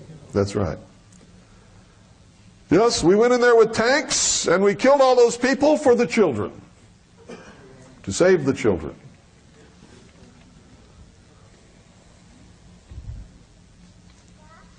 Absolutely correct. Demonstration to us children. It was a demonstration. That's right. Well, it's a good thing they say in the hostage rescue unit instead of the termination team. Yeah. Okay, now things are going to get a little more interesting. We're going to see some of the technology and talk about some of that. I brought some stuff up here we're not even going to get to. I brought a copy of Black's Law Dictionary. If you don't have a copy of that, you need to get one. They've got them back there on that table. Go buy one today. Because legal terms in a court of law don't mean what you think they mean in your everyday life. The way you use terms in your everyday life have no standing whatsoever in a court of law. If you don't have that dictionary, and you're reading law and trying to interpret law or trying to represent yourself in court or trying to understand law or why a court did this or did that, you can't do it without Black's Law Dictionary. You also need something else, a copy of the 1828 version of Webster's Dictionary. Because while all the rest of the dictionaries in the world change, the dictionaries for law and legislation and courts are still the same as they were in 1828. Webster's. I didn't bring it with me. Do you have it? What is it? 1-800. 1-800. 352. 352. 3223. 3223. 1-800-352-3223. Call that number and they'll tell you how to get it. You must have a copy of Webster's 1828 dictionary. You'll also notice that everybody tells you there's no such thing as the Illuminati. Look up Illuminati in that dictionary. Get a copy of the Encyclopedia Britannica before 1900 and look up Illuminati and see how many pages they devote to it. See, one of the things they do is when they gain power, they eliminate the evidence of their existence. That's why the older books are the best. They tell you the most truth. The newest books you can buy today will only tell you psychobabble, propaganda, New Age, paradigm shift bullshit.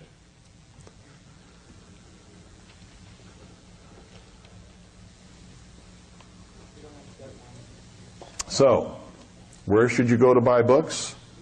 In the bookstore that has the oldest books that you can find. And you better get there because they're being bought up and disappearing at a rapid rate. You would be amazed what you can find in these old books that they're now telling you is not true. Absolutely amazed. It's incredible, as a matter of fact. Sort of like Clinton in the same paragraph. That's right. Okay, what we're going to do now is We're going to take a little video trip on a long time ago when I was first trying to disclose to people what's going on. I made a video called Project Red Light. I thought we didn't have any copies at all until I was getting ready for this trip, and I found a copy. Also found that tray of slides. Just for this trip, I just found it. Actually, Annie found it for me in a box in storage somewhere. And so what you're going to see is the first part of Project Red Light, which is just sort of a visual history of the development of the space program from the beginning of flight. Okay? And yes, okay, he's going to change the tape. Oh.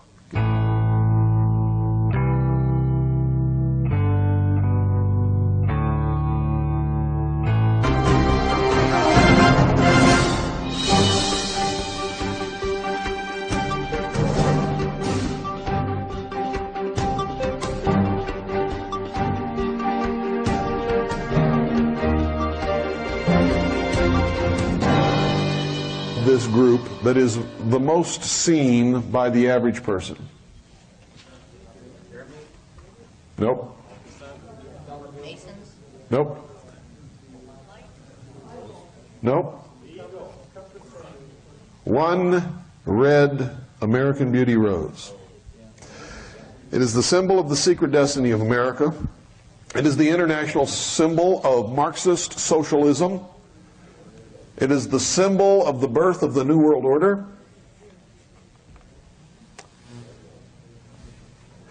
You need to get the song called The Rose and listen to it again. Because even when things are going against it, the seed is lying beneath the snow in the cold of winter. When their movement has to be suppressed. And in the spring, when the sun warms the earth and melts the snow, the seed comes to life, and the germ begins to grow, and the rose begins to open its petals.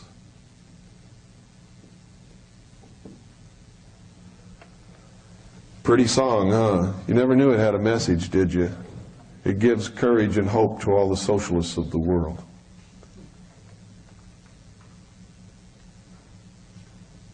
What is the message of the song? Who knows the lyrics? What's the message of the song?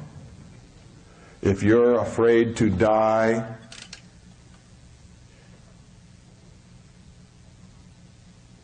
you cannot grow.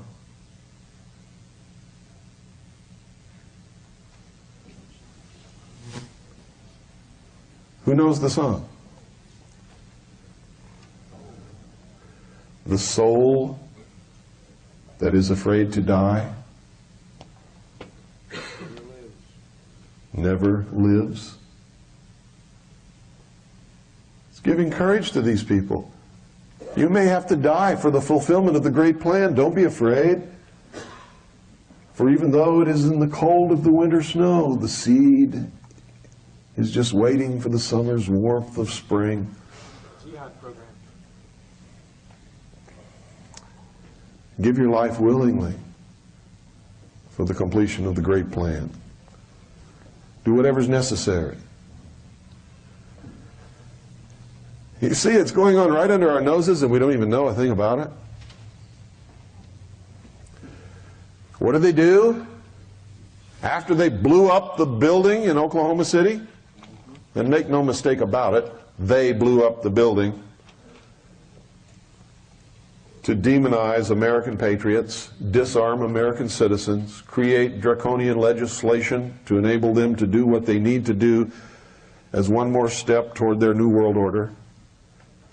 They had a memorial service, and you see President Clinton and Hillary holding the one red rose.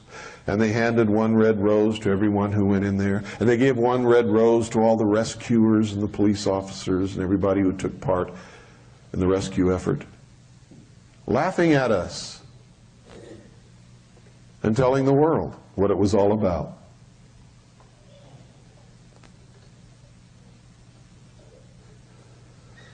Timothy McVeigh may be guilty. But if he is, he was used. He's a patsy because he's not a socialist. I don't know anything about Terry Nichols, but I know that much about McVeigh. He might have driven a truck, but he didn't like the pillar charges. Yeah.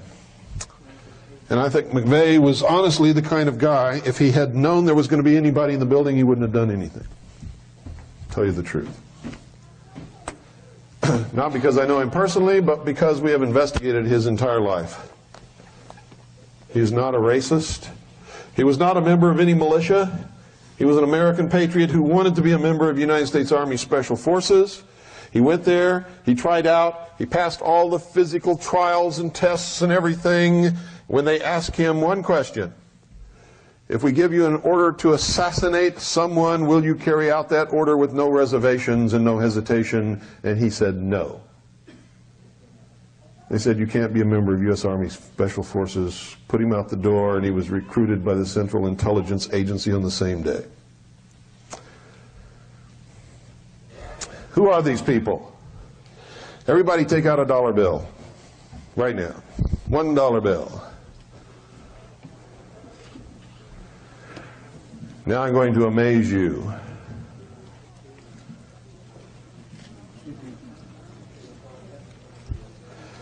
You see, they always make themselves known. They always speak to each other in symbols. There is no mystery about any of this if you understand how to read their language. At the highest levels of this initiatory group,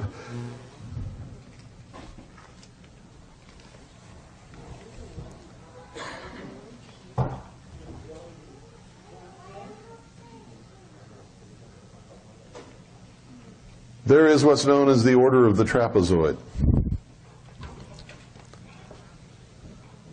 The head of the Temple of Set in San Francisco is a member of the Order of the Trapezoid. He's also a member of United States Army Intelligence, G2. So is his top 2 lieutenants in the Temple of Set. What is the Temple of Set? It's the Church of Satan.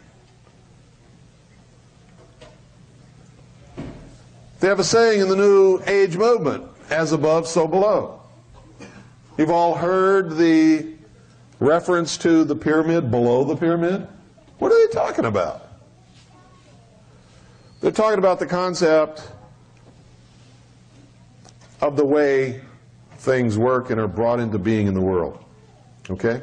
Why do you see so many triangles everywhere? Why is everything a triangle? The food triangle, the this triangle, the nutrition triangle, the yield sign triangle, the triangle on tanks in the Army. What's this with all the triangles? And now you're seeing pyramids spring up everywhere, all over the place.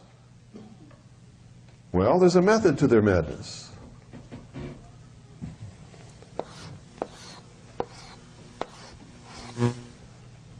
This is the Trinity. What does the Trinity represent? How things are created and brought into the world. It is reflected in religion as the Father, Son, and the Holy Ghost. In the mysteries, it is thought, desire,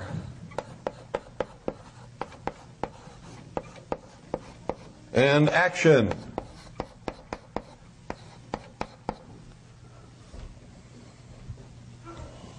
Thought, desire, and action. Look at the reverse of the Great Seal of the United States of America. What do you see? You see a pyramid. What's a pyramid doing on a dollar bill for the United States of America? This is in Egypt. Why would we have a pyramid on our dollar bill? No other reason than to send a message. Look behind the pyramid. What do you see? Come on, speak up. Light. No. What do you see behind the pyramid? Look there. What's growing there? Anything? Desert. Nothing is there. We left the old world because it was barren, wasteland. There was nothing for us there. We came to the new world, and what do you see in front of the pyramid? Things beginning to sprout and grow. We have planted the seed of the great plan, the New World Order in the New World. And it is taking root, and it is growing. There are 13 courses on the pyramid. You can count them. The 13 courses are, 13 is the symbol of the phoenix, death and rebirth, resurrection.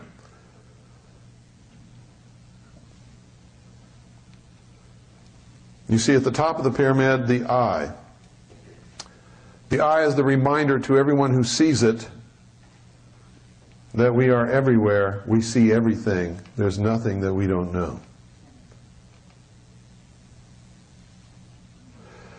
On the bottom course of the pyramid there are Roman numerals. What are they?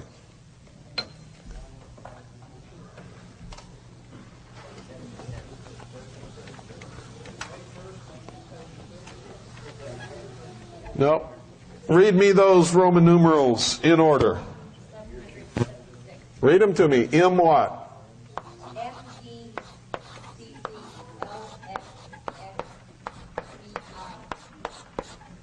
Okay. I knew it, but I want you to participate. If you don't participate, you cannot learn. Thank you.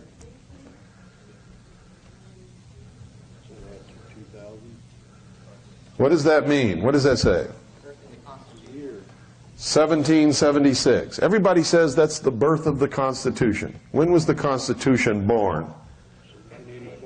1789. This isn't the birth of the Constitution. 1776, what else was born? The Bavarian Illuminati. Everybody says, this stands for the birth of the Bavarian Illuminati. Weishaupt created the Illuminati. More bullshit. It's not true. The Illuminati has existed throughout the history of humanity. Wasn't born with Weishaupt. Weishaupt created a Bavarian order of the Illuminati and made it publicly known. That was a no-no. Wasn't supposed to happen. Let's find out what they're talking about here. Because the modern form of the Illuminati and the birth of the Great Plan occurred in the year 1110. What happened in 1110?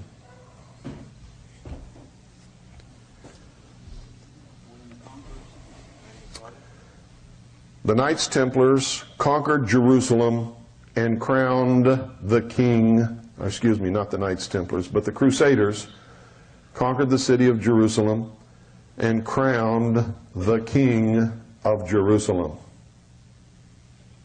What was his name? That's your homework. Find out who was the first king of Jerusalem crowned on the Temple Mount in 1110.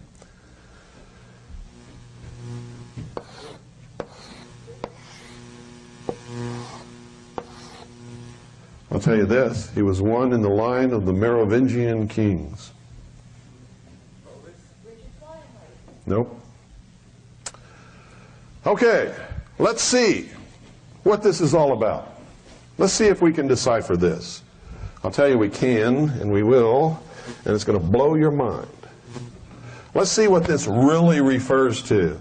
And we'll use the order of the trapezoids formula for enciphering, and the New Age concept of the pyramid beneath the pyramid, and as above, so below. Remember, as above, so below. So, what is a trapezoid? A trapezoid is a pyramid on top of a pyramid, and remember it has various faces to it. But you don't need the other faces. Let's just plug this in. M, D, C. C, L, X, X, V, I. What have we got? What does it say across the top? MCX, what is that? 1110. I was right. What is their goal? Is their goal what I've been telling you it is all day? Well, let's find out. What are these people up to? What do they want to do? Remember I told you their goal was to destroy all existing governments, all existing religions, and shackle the mob. And how do you do that? What's DC? 600. What's LX? 60. What's VI? 6. Their goal is to seat the Antichrist upon the throne of the world. And you've been carrying it around in your pocket forever.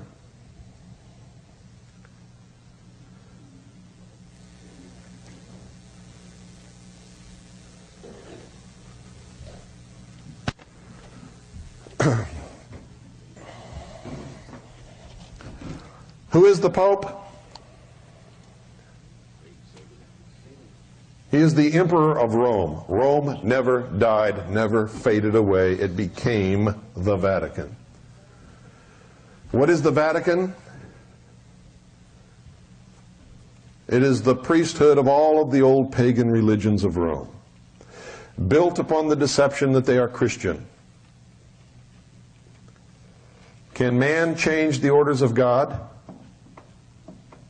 Can man change the orders of God? Can man elevate himself above God? No. Then why did the Pope change the Sabbath from Saturday to Sunday, the venerable day of the worship of the sun Osiris? Why in the outer courtyard of the Vatican is there a temple of the sun, an obelisk, and a reflecting pool, built as a fountain around the base of the obelisk? Because what we're talking about in Dealey Plaza and in Washington, D.C. exists also in the Vatican. And I'm not trying to insult Catholics, I'm just trying to tell you the truth. You can believe in whatever you want to believe. I will never argue with you about that or try to stop you in any way. In fact, I'll fight and die for your right to do that.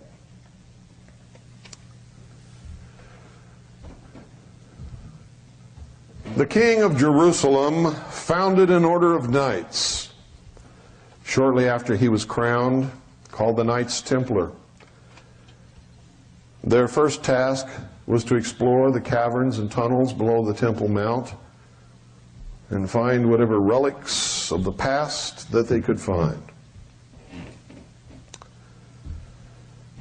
They became the richest order in the world. They became the first international bankers.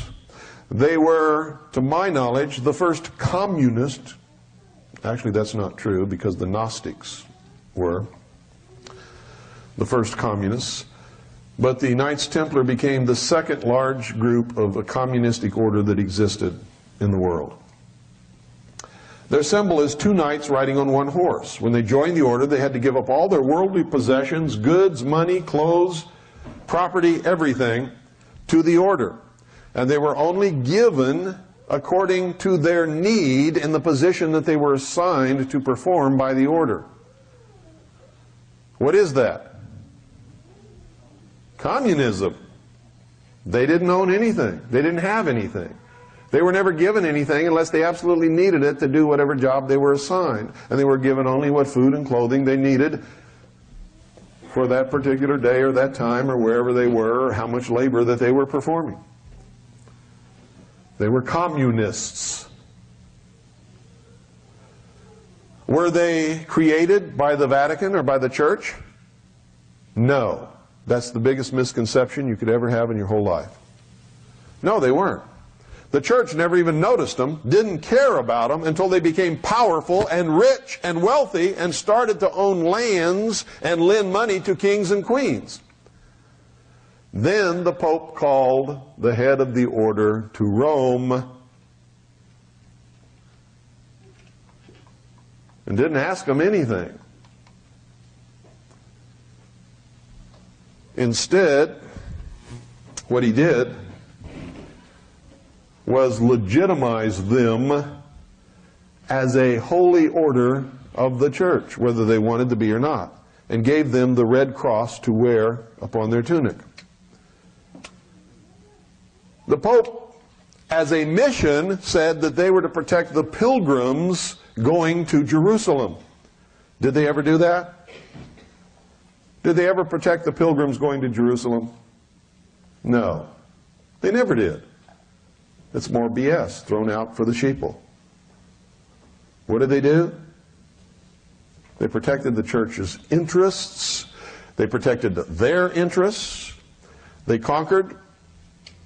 They had secret alliances with Saladin that the world doesn't know about. They brought the mysteries from the Middle East to Europe and practiced them. They created the great plan after their master Jacques de Molay was burned at the stake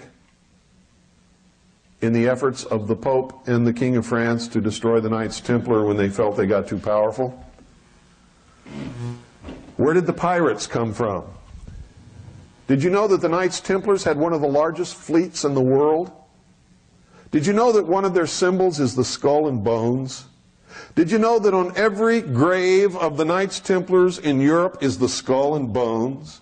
Did you know that when the Templars were destroyed by the Pope and the King of France, the entire fleet escaped and became the pirates?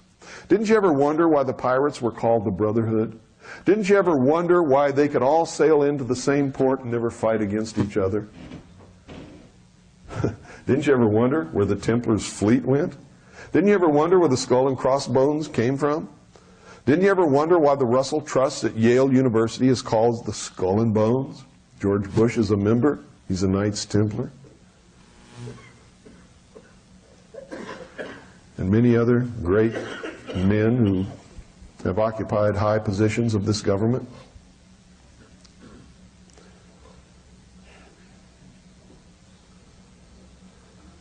Their goal is revenge for the persecution of men of intellect and science throughout the Middle and Dark Ages by the church, by the kings and queens, by the governments, and by the ignorant mob. That's why they want to destroy all existing governments, destroy all existing religions, and put the shackles on the mob. Now, if you think they're wrong in doing this, you go back and study the Middle Ages and the Dark Ages and the Inquisition. And then you come back and tell me that these guys haven't got a right to be pissed off. They do. Does anybody in here know how many people were murdered in the name of the church? In the name of Jesus Christ, who would not have condoned one bit of it, is not the Jesus Christ that I know from reading my Bible.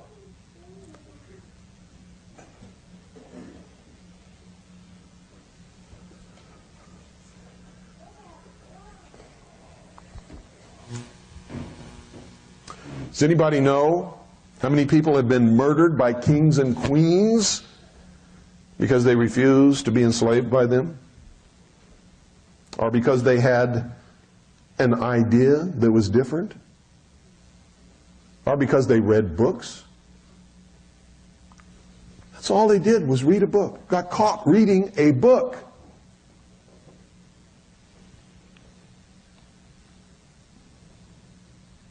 Anybody know? Look in history and find out. It's another reason why you should never, ever let church and state become reality. Church and government have to be separate.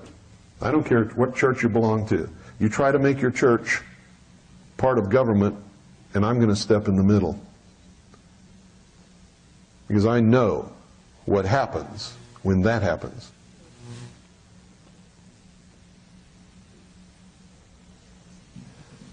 Members of the same church can't agree with each other. How many different denominations of so-called Protestantism is there? Huh? Did you know that even in the beginnings of this country, people had to flee from colony to colony because different colonies had different dogmas and different preachings and teachings, and if you disagreed with it or said something that was out of line with your local minister, you could be burned at the stake here in America. How many of you knew that? It's the truth. That's why I get so angry when somebody comes up and tells me this is a Christian government. Which Christian? Where did you come from? Who taught you this nonsense? Our founding fathers did everything they could to prevent that kind of thing from happening. and at the same time allow you to worship at whatever altar, whatever God, whatever denomination, whatever dogma you wanted to. And that's really the key to freedom and the success of the first 150 years of this country.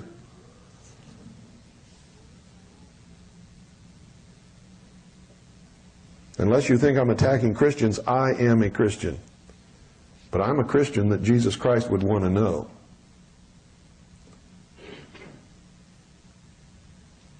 Yes, sir.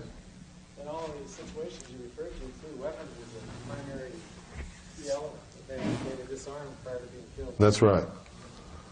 In every period of tremendous mass murder and genocide that's ever occurred in the history of the world, the target was usually, in every case, disarmed just prior to it happening. And I'm telling you right now, that's the key to the big push to disarm the American people, is if you don't fit their definition of the mental attitude for the citizen of the New World Order, you're going to be exterminated. They don't want you here. And part of their plan is to reduce the overall population of the earth by a tremendous amount. The target population for North America, I'm not talking about the United States, I'm talking about North America, is 100 million people. They make no secret of this. They've written about it. You want your eyes to be opened? Go read The Aquarian Conspiracy. Who wrote that? Does that include Mexico? Who? Does that include Mexico? No, you're wrong. Who was it back there? Marilyn Ferguson. She knows. She's a part of the Aquarian Conspiracy, and she's telling you the truth in the book. And you know what she says in the book? We're going to eliminate these dudes. You think she's talking about moving you somewhere else? No. She's talking about you're going to be eliminated, removed from the face of the earth, killed. They want us out of the way. Freedom cannot exist in the New World Order. They want total control of everybody from now on.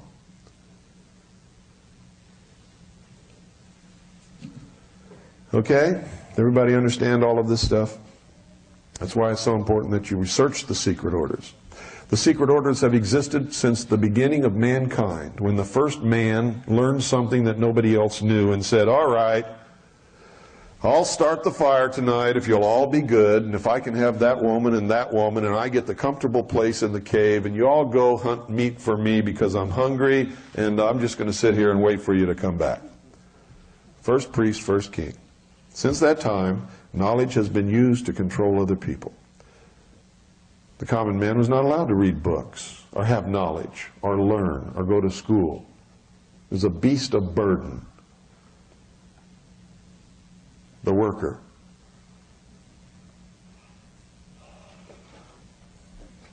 Okay? What was the name of the Aquarian? The Aquarian Conspiracy.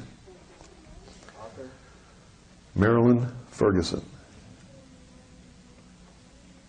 A lot of other things out there you need to read. So you pass these things by because they don't interest you. I'm not a New Ager. I'm not even going in that section. I'm a Christian, so I'm not going to read any other religious books. Secret societies? Illuminati? No such thing. How do I know? Rush Limbaugh told me. Excellence in broadcasting.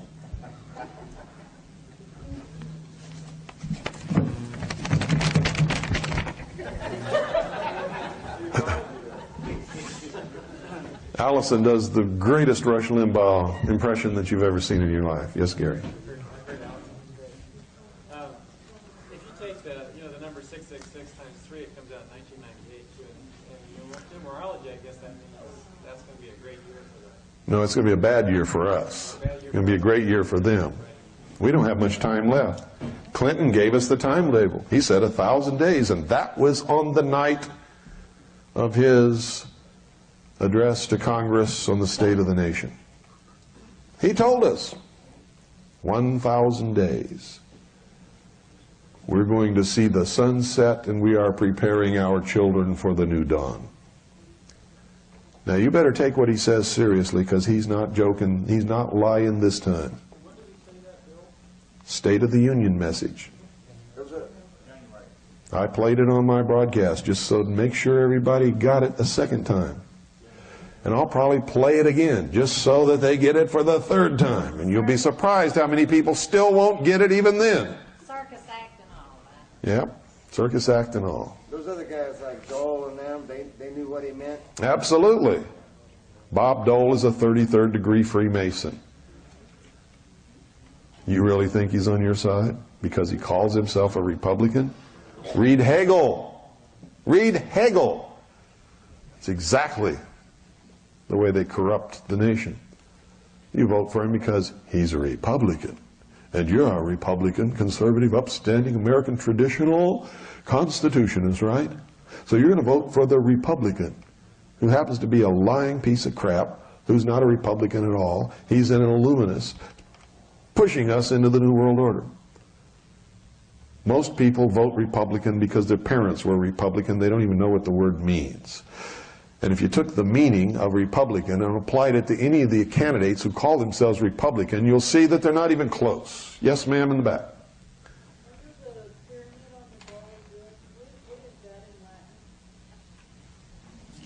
1776. Novus Ordo Seclorum. Literally what it means is announcing the birth of the New World Order. The birth of the new secular order. Read it. Septus, annuit septus, announcing the birth of. Down below, the new world order, the new secular order.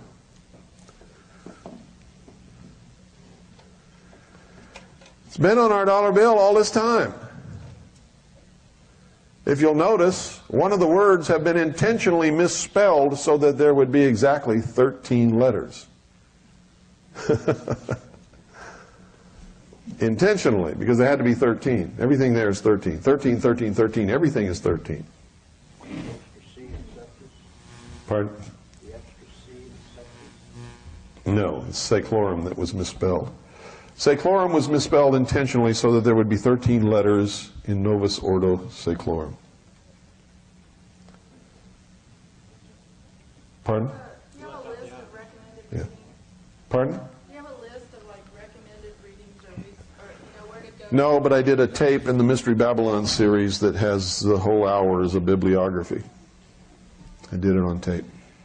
Yes, sir. Bill offers a tape too by Don Motis, I think it was. He was a member of the Illuminati, and he goes into great detail on just what you just discussed too.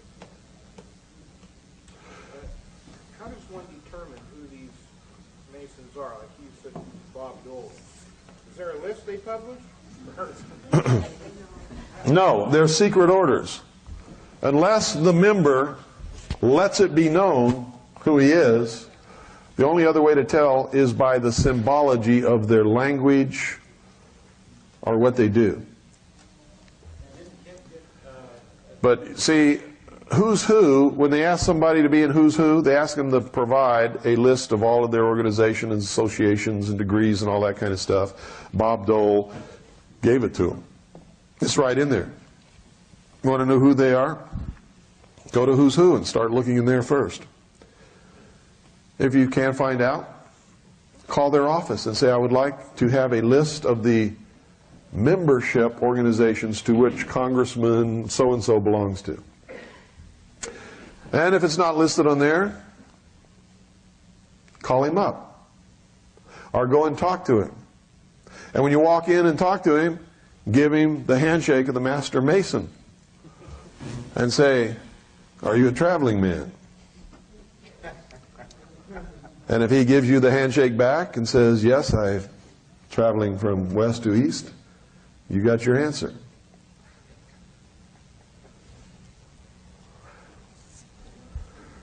That's how I verified that Bo Gritz was a Freemason. I heard him say it on the Billy Goodman show one time, and then I heard him say it at a speech he gave in Las Vegas in July of 1990, I believe it was. Pardon? Sorry, I couldn't hear you.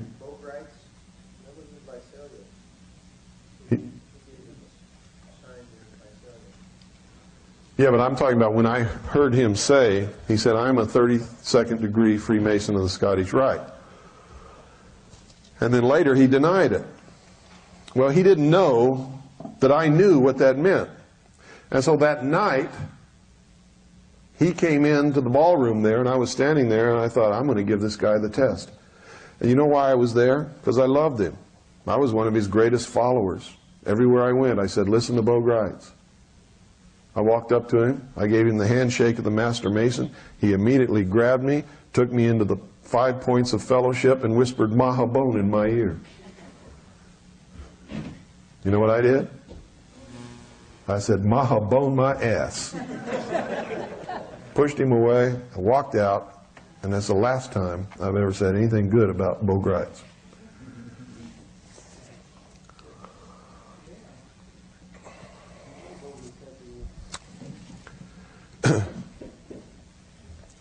So I know how to play their game. You don't know how to do that. You can learn, though. Get in those old books, and it'll teach you exactly how to do it. What the signs are, the passwords, the symbols, the handshakes, everything. You're not supposed to have access to those books, but if you visit enough old bookstores, you'll find them. Is Morals and Dogma probably one of the best? Morals and Dogma is one of the best for understanding the real intent of the order, because right in there, Albert Pike admits that their God is Lucifer and that they are a religion. He says it in clear, plain language. Okay, let's take a short break, folks. I know you all need it. Let's take a short break, and then we'll get into some other videos and slides. And, well, I'll tell you what. Let's do this first. Let's go through the beginning of this evolution of the space program, and then we'll take our short break before we get into the other stuff. So if we can, Doyle, who's the video guy? Who's the video senior expert par excellence dude that does the video? Here he is. Thank you, sir. Do you recall the approximate number of the tales that you do in the book bibliography in the Babylon series? It's in there. It says bibliography. Just get the list from my wife. Pardon? The book, Our Story of Atlantis. You know about that one? Story, yeah. Our Story of Atlantis? The New World Order was created on the basis of a paper written by Sir Francis Bacon called The New Atlantis. Yeah. Okay, this doesn't require any narration, just... It has been made with the best equipment. Truth is not very much. Please take that into consideration when viewing this tape, and understand that we have done the best possible job that we can do under the circumstances to bring you a quality documentary. All footage is authentic, and all aerial shots were taken over the test site. Introducing General of the Army Douglas MacArthur with portions of a speech delivered before the Corps of Cadets of the United States Military Academy at West Point on May 12, 1962. The General spoke without a prepared address, without even notes. You now face a new world. A world of change. The thrust into outer space of the satellite spheres and missiles mark the beginning of another epoch in the long story of mankind. In the 5 or more billions of years the scientists tell us it has taken to form the Earth, in the 3 or more billion years of development of the human race, there has never been a more abrupt or staggering evolution. We deal now not with things of this world alone, but with the illimitable distances and as yet unfathomed mysteries of the universe. We are reaching out for a new and boundless frontier. We speak in strange terms of harnessing the cosmic energy, of making winds and tides work for us, of creating unheard synthetic materials to supplement or even replace our old standard basics, to purify seawater for our drink, of mining ocean floors for new fields of wealth and food, of disease preventatives to expand life into the 100 of years, of controlling the weather for a more equitable distribution of heat and cold, of rain and shine, of spaceships to the moon, of the primary target in war no longer limited to the armed forces of an enemy, but instead to include his civil population, of ultimate conflict between a united human race and the sinister forces of some other planetary galaxy.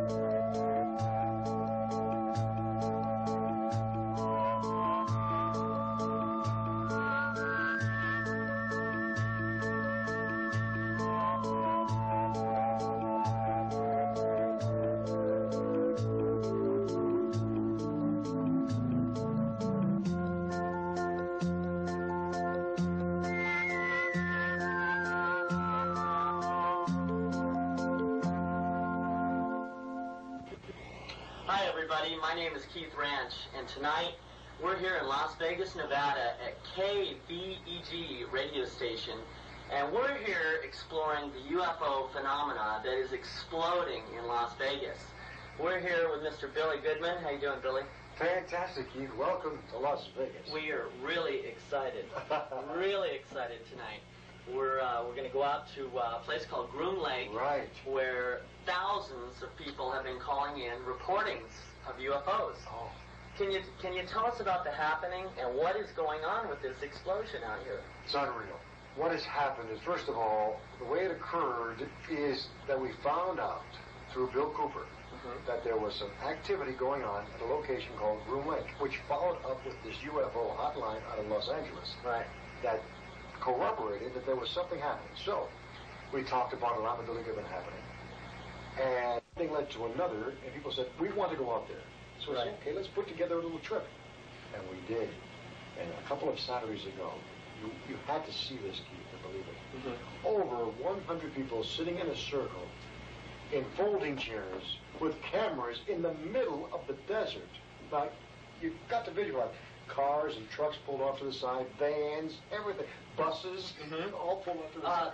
And they saw these lights all over the place. And now we left because we had to get the bus back to Las Vegas, but people stayed overnight, and they saw over 20 other sightings overnight of lights and activity that is unexplainable. You have to understand the area of Groom Lake is off limits to regular air travel and to Air Force and Navy. So no other planes are going to be flying over there except what is happening at Groom Lake. And Yeah, I understand that you can actually be shot down if you fly in that airspace. I can't, because I won't do it. You know, I'm not about to fly over there. Yes, if anybody from the Air Force, the Navy, or commercial airlines, yes, they will be shot down. Mm-hmm. There's no question about it. Who is Bill Cooper exactly? Bill Cooper is a gentleman who was an ex-member of the Naval Intelligence Briefing Team. Mm-hmm. And he was honorably discharged in 1972 from the United States Navy.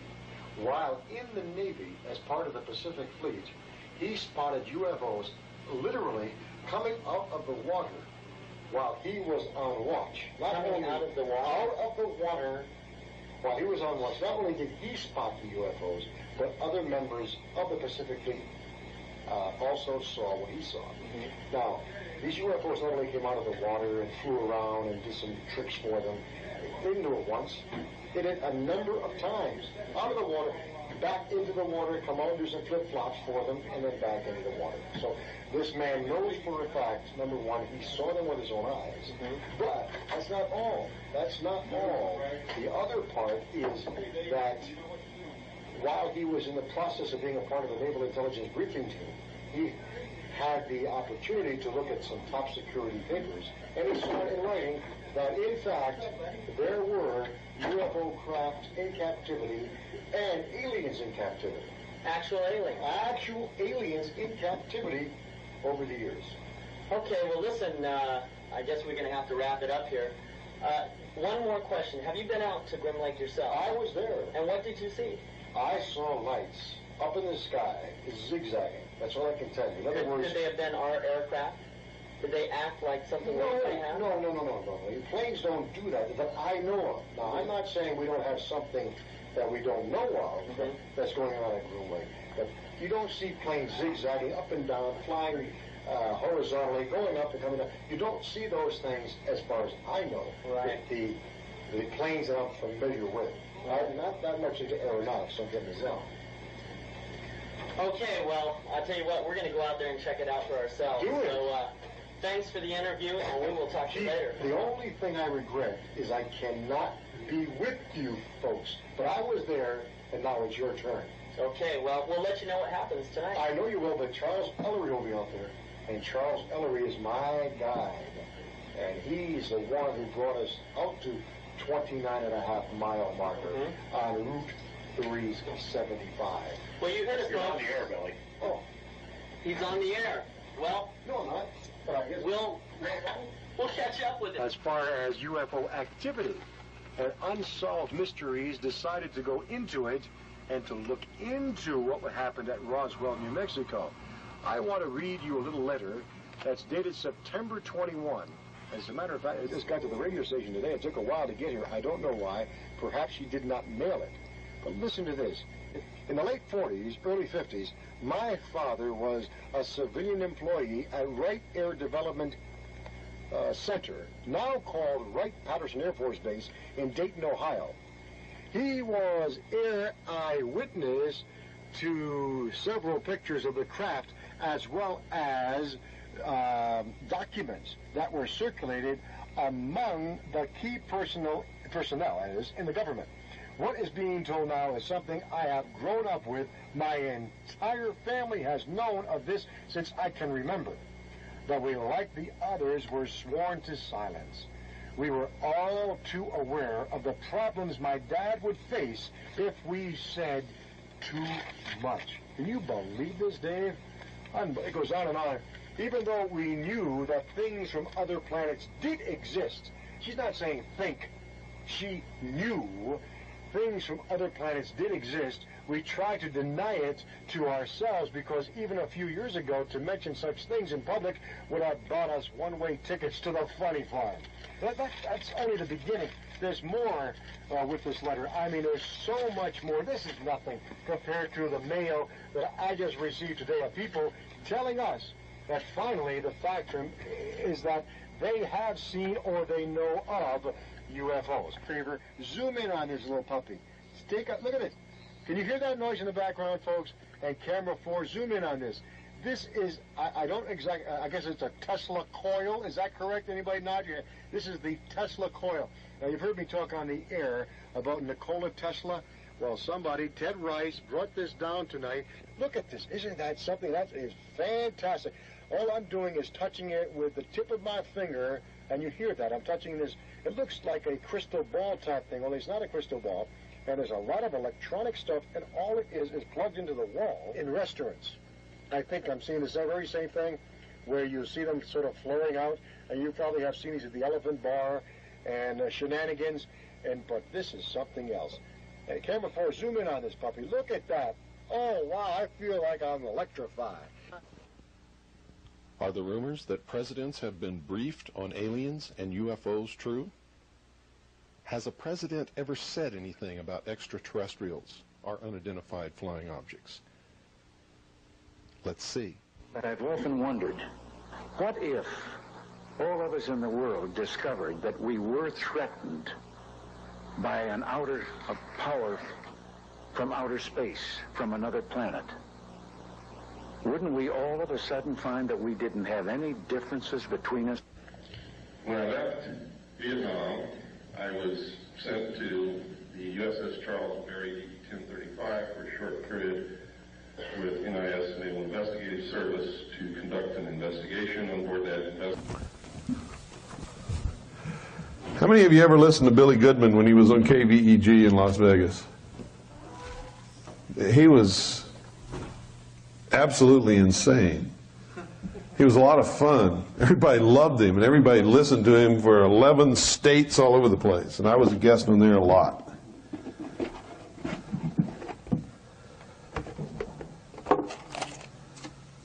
Okay.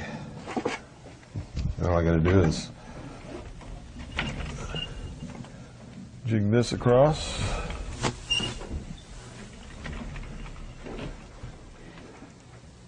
There. Okay, everybody get where you can see the slide now.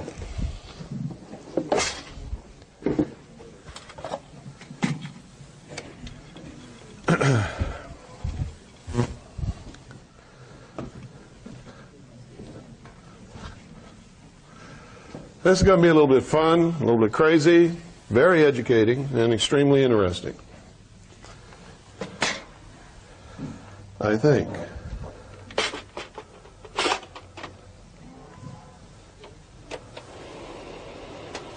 Let's see how far off we got by jiggling this table around. Yep, I knew it.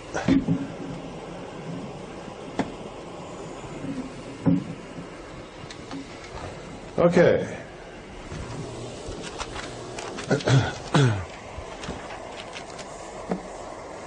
Well, if everybody believes there's UFOs and there's extraterrestrials, why don't they land? Nobody knows the answer to that. Nobody knows if they even exist. UFOs, however, we know are real. This photograph was taken in the early 50s over the Capitol building in Washington, D.C. There were headlines in the newspapers talking about the great UFO flap and the pictures that were taken of UFOs over the nation's capital. This is a part of history. It's real. It's not a joke. This is another one of the same bunch. Now, some people claim that these photographs are fake. They were published in the newspapers. Hundreds of thousands of people who lived and worked in Washington, D.C. saw them. This is an ad that appeared in a magazine, Look magazine, as a matter of fact. It said, "Flying mobile camper of the future may be electric powered, plugging into any electric outlet for recharging." Now, why would somebody put an ad in Look magazine with something like this if they didn't think that this was possible? Does anybody know? The truth is, at the same time, during the early 50s, in all of the scientific magazines and in the scientific journals of the day, in popular electronics, popular mechanics, all of those, there were people publishing articles about the use of electromagnetic force fields to create craft that could fly with what appeared to be anti-gravity characteristics. It was no secret then that people were working on this stuff. It was also no secret then that there was a lot of talk and a lot of articles written about technology that the Germans had perfected in their secret weapons program just prior to and during World War II to come up with new types of flying machines and weapons that could be used for Hitler's socialist conquering of the world. And the Germans had developed disc-shaped flying craft that they had developed to the point where they were test flown, and witnesses had seen them. And when we went, getting tongue-tied here, when we went into Germany and started to capture German facilities and manufacturing plants, we found the plans and disc-shaped craft in various stages of production and brought them back to the United States. So did Great Britain, so did Canada, and so did the Soviet Union. In the United States, at that time, this wasn't secret. Somewhere during the middle 50s, it became secret. And the reason it became secret is because they perfected it. They made it work. When that happened, you no longer saw any articles appearing in any magazines, scientific journals, or anything else concerning this type of technology. You also saw patents that had been applied for and granted to people like Nikola Tesla and others classified as top secret and disappeared from the files of the patent office. This is fact.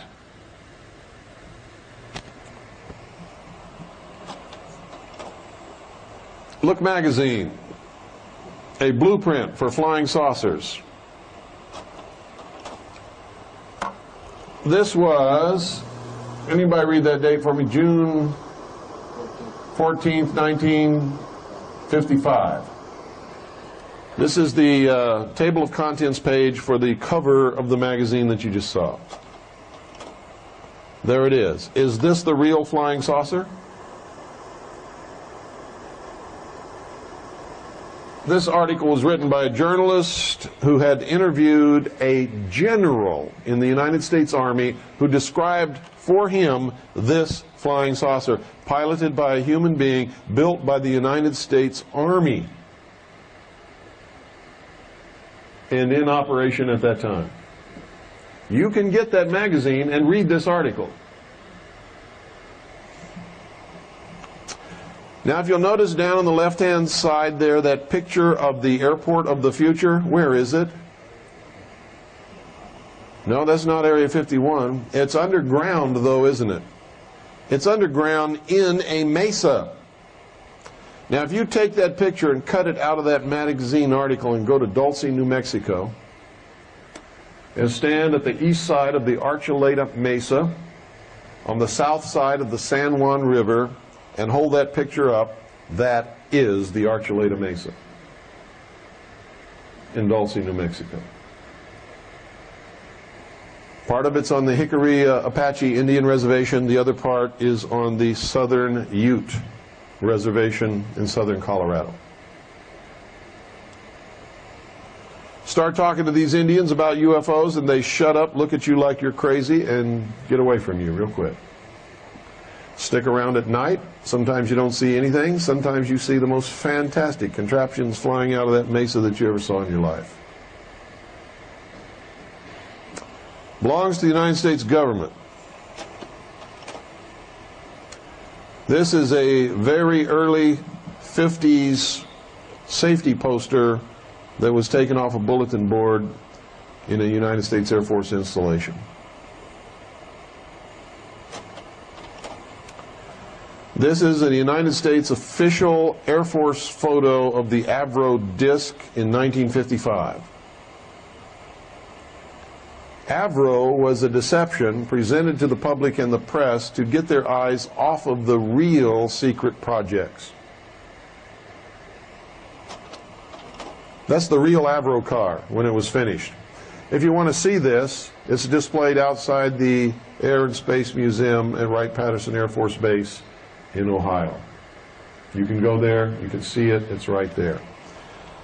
It was a disc-shaped craft. It was piloted by a human being, but the only thing that it could do was hover precariously on a tarmac and look like the pilot was drunk. And we believe that that was an intentional portrayal in order to ridicule the concept that we had ever built anything like this that was effective and flew. But we know better than that. This was found in a junkyard, United States Army junkyard. Nobody knows what it was or who built it. It was just sitting in the junkyard, and we photographed it.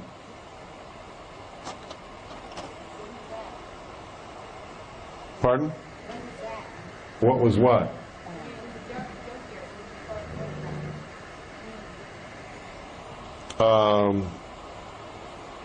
I don't even remember the year. It was quite a while ago, though, I can tell you that. It was nothing recent.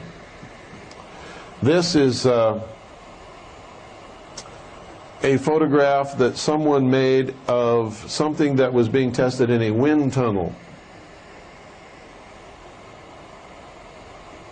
And it was being tested by NASA. NASA says it was a nose cone, but there's no aircraft that this nose cone fits on. We don't know what it is. But it appears that they were testing the aerodynamics of a disc-shaped object. If they were testing a nose cone, the nose would be pointed into the tunnel. It wouldn't be sideways to the tunnel. This is a saucer-shaped craft that was built by the French Air Force, was operational and flown on many occasions. It's piloted by one man, belonged to the French Air Force. There's another view on it. So when people tell you that these come from outer space, I'm telling you that the chances of them coming from outer space are pretty slim. It's like going in, turning on your TV set, and you can't get a picture. So instead of looking in back to see if it's plugged in, you fly off to New York to find out what's wrong. There's something flying around in our skies. Why should we automatically assume that it came from somewhere light years away? It's not even logical. Especially in light of the fact that we can find no proof anywhere upon the face of this earth that extraterrestrials exist in space, much less have ever visited here. There's all kinds of circumstantial evidence if you accept that what you're seeing is extraterrestrial rather than saying, hey, it's flying in our atmosphere. The logical conclusion is it was built here and it belongs to us. Now, I'm not telling you there's no such thing as extraterrestrials because I don't know, and neither does anybody else. I am telling you this, there is no evidence whatsoever that extraterrestrials exist anywhere, much less have ever visited this earth. And there have been millions of dollars offered as a reward for anybody that can furnish any such evidence or prove that any such evidence exists, and no one has ever stepped forward to claim those millions of dollars of reward. Simply because there isn't any evidence at all. Period. This is a UFO that was photographed from which some kind of luminous substance was dropping and disappeared. Is this what's going on? Is it? Are we being visited by space people who look at us as little babies in the playpen of the universe, who looks back at the aliens and sees them as insignificant little twerps with a lot of technology? Because I got to tell you, if there really were extraterrestrials and they were really visiting here, it wouldn't be ignored and it wouldn't be treated so lightly by so many people and so many governments and so many scientists. It would be the discovery of all time. And everybody would want a piece of that pie. But that's not happening, is it? Some of the photographs you're going to see that I'm going to show you, and I always take them from official NASA publications. You can get the same books with the same photographs and examine them for yourself. Okay? Some of them came from Exploring Space with a Camera, an official publication of NASA. Some of them came from a NASA publication called The Moon as Viewed by Lunar Orbiter. Some of them came from the Atlas and Gazetteer of the Near Side of the Moon, an official NASA publication. Who are these people that tell you there's no near and far side of the moon? NASA would know, wouldn't they? If they know, why would they publish something talking about the near side of the moon if there is no near side of the moon? Have you ever seen any other face of the moon than the one you look at? No. So these people that tell you there's no such thing as the far side of the moon, they're full of crap. You've never seen any other side of the moon, have you? Now, I've been all around this world on Navy ships. I've been in the Indian Ocean. I've been in the Sea of Japan. I've been in the South China Sea. I've been in the Arctic Ocean, and I've been in Antarctica. And I'm telling you, all around the world, the same moon that you say here, I have seen everywhere I've been.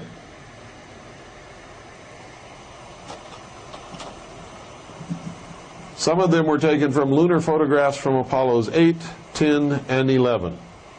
Now, if you don't think there's any symbology of all of this NASA stuff, what was the first craft that we ever had that actually landed on the moon? Manned or unmanned? No, that was manned. And it wasn't Apollo 13. How about Apollo 7? First unmanned craft landed on the moon was Apollo 7. What was the first craft that landed on the moon that had men in it? Apollo 11. 7-11. Coincidence? No. What is the system of gematria in the Old Testament of the Bible? 7. What is the system of gematria in the New Testament of the Bible? 11. What was the Apollo craft where they had the disaster that ended the space program? Apollo 13, the symbolic death and the resurrection of a new order in the space program. You're beginning to understand? They're running the show, folks.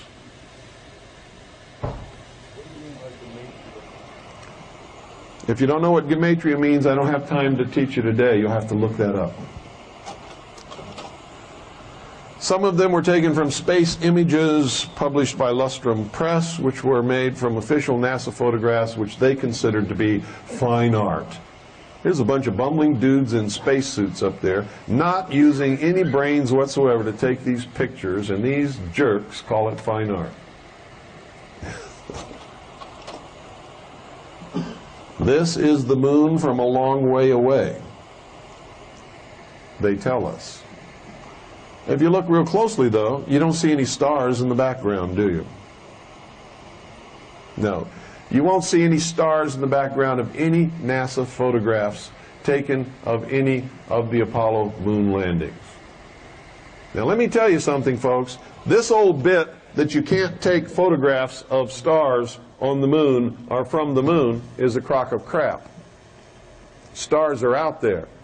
Without an atmosphere to filter the light and diffuse the light of the stars and the sun are extremely bright in space where there's a vacuum. They were using Hasselblads. Most of the time they had those Hasselblads set on infinity, which means anything in the frame would have been in focus. The light was so bright, they had them stopped down to the lowest f-stop that they could possibly have because light in space is overpowered. Okay? How come?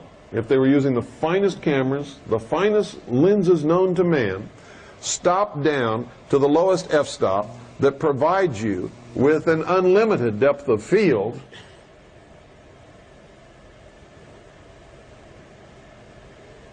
with the focus set on infinity, There are no stars in any of the pictures taken by these guys. This is a picture of a crater on the moon. Now look very carefully at that bottom crater.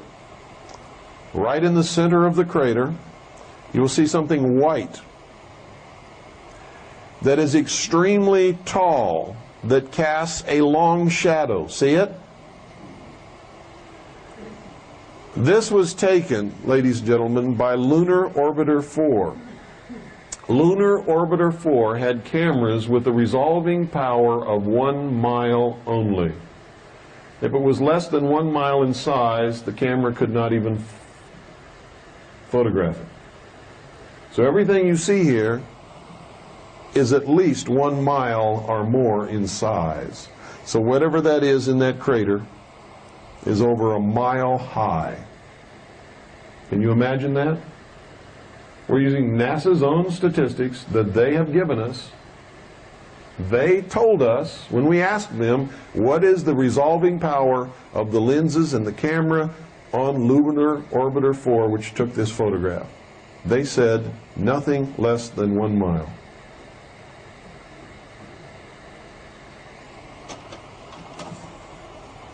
Look at this. You see those tracks on the moon? This also was taken with Lunar Orbiter 4. Lunar Orbiter 4 cannot resolve anything with its lens less than 1 mile in size. That's what NASA tells us. Whatever made those tracks is over 1 mile in size just to be able to see it, which means this is a lot more than 1 mile. And the arrow is pointing to whatever made the tracks. Are they telling us the truth? They can't be, because this is crap. You understand what I'm saying? They want us to think that there's somebody rolling around up there on the moon. If you ask NASA what this is, they say it's moon rocks shaken loose by lunar quakes. Look at those tracks, ladies and gentlemen. It comes out of a crater, goes across the ridge of a hill at the top, down into another smaller crater, and rolls uphill. Moon rocks, several miles in size, shaken loose by a moon quake that roll uphill? I don't think so.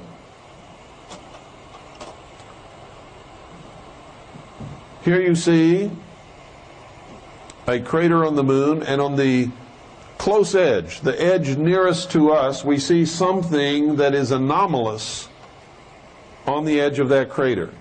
You can't tell what it is, but it doesn't belong there. And you see this all over the moon. Things that should not be there are there. There's nothing that could put itself on the inside rim of a crater like that was made by the impact of a meteorite or something striking the moon. And you can tell that it's a solid object that is raised above the crater floor on that rim by looking at the shadows in comparison to the shadows in the crater. Can you all see it? Where's my little, I've lost my little laser thing. Let me see if I can find it. Oh, where is my laser thing?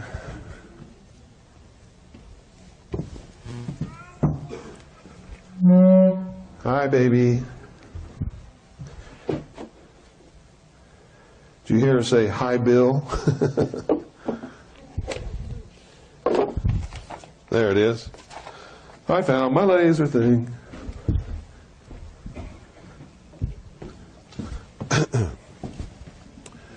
Okay, right there. See that? Now, here's how you determine whether something is a hole or whether it's a bump. If you look at the crater, the sun is coming from over there somewhere. The sunlight is falling like this. So the inside of the crater on that side is dark, and on this side it's illuminated. The outside of the crater rim is dark over here. Over here it's illuminated. But this sticks up, and so it's struck by the sun on this side, and there's shadow on the other. Can everybody see that? Okay, now I have a degree in photography, so it's easy for me to determine these things and see things that maybe you have trouble with, so you have to talk to me if you're having problems. This is, see right here? See the tracks?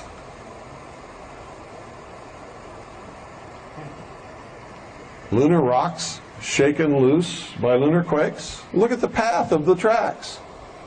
It goes in and out of holes, up and down hills. Do you think that's possible? No. Of course not. Here we are again. Lunar tracks on the moon. Where does it end? Right here, with something that throws a shadow, which is what? An obelisk. That is an obelisk. We have found obelisks all over the moon. All over the moon. Now, who do you think put those obelisks there? Huh? Are they on the moon? Or are they in these phony photographs? They're in these phony photos, folks. There are no obelisks on the moon. These are fake photographs. Lunar Orbiter 4 could only resolve things that are 1 mile in size. Now, how tall do you think that obelisk is if Lunar Orbiter 4 could only resolve things 1 mile in size? Which means just to be able to see the thing in its tiniest form, it's got to be 1 mile in size. Do you believe there are obelisks several miles tall on the surface of the moon? Well, I don't either.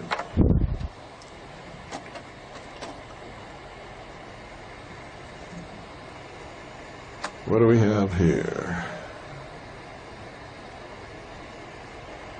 You know what? I need somebody to jump up there and right back there, see that opening in the back of the stage? My piece of paper fell down there. I need that piece of paper. It's a yellow piece of paper. 27. Right here on this photograph, you can see some things that don't belong on the moon. Can anybody pick it out? Can anybody see it? Talk up loud.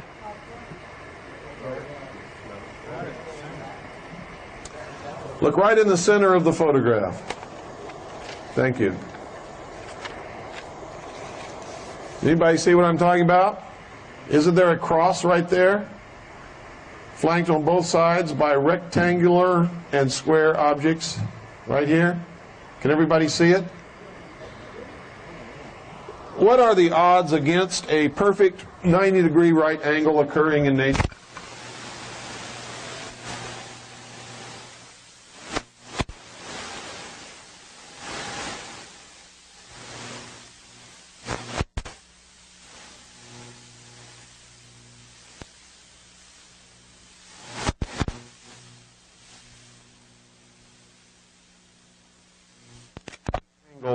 Occurring in nature anywhere. How many right angles are in that cross?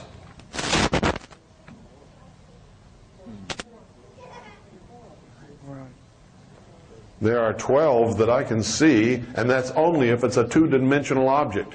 If it's a three-dimensional object, there are at least 24. Come, if you can't see, there are going to be small things in these pictures. Get up here where you belong. And don't complain to me if you can't see, if you insist on staying back there. Get up here. There's plenty of chairs. Nobody's going to bite you. Okay? Come on up here and you'll be able to see them clearly. If you want to sit on the floor right in front of the stage, be my guest. I want you to see this. So come up, find a chair, get comfortable. Can you see it right there? Can you see it now? Now I see it. Yes. Right there. If it's a two-dimensional flat object, like a piece of paper, there are 12 at least right angles on the cross alone, not counting the rectangular buildings that are on either side of it. It's absolutely impossible, does not happen in nature ever. If it's a three-dimensional object, then there are at least 24 right angles on the cross alone, not counting the right angles on these buildings and these buildings over here. Now, which is the cross you're talking about? I'm still lost. Right there. See that cross? It goes this way and cross. It goes up and down and cross. It's just like a... Oh, like this? Yeah, a cross, yeah. Oh, all right, I see it now. It's right in the center. Okay, On the edge of there we the go. cross. Anybody else having problems? I want to help you see this. If you don't see it, come on over here. What is that, a bunch of buildings? Come on over here. Get right in front and look right there. See where I'm pointing? Steady, Bill. It's on an X tilde, like the center part was tilted over. That's about as steady as it gets. Everybody see it? Okay. Now I want you to understand, and if you doubt me, go to as many experts as you want and ask them what the odds are against finding one right angle in nature. And then build it up to the 12 that you can clearly see there if it's a two-dimensional object. And they're going to look at you like you're nuts. And I'm going to tell you right now, we have blown that up even bigger than this, and it is a three-dimensional object, and there are a minimum of 24 right angles on that cross. So NASA wants us to believe that something's on the moon that cannot occur in nature, which means it's got to be built by intelligent beings. And what's the resolving power of Lunar Orbiter 4? 1 mile. Can you conceive of how big those buildings are? Bigger than anything ever built on this earth by man. If they're really there.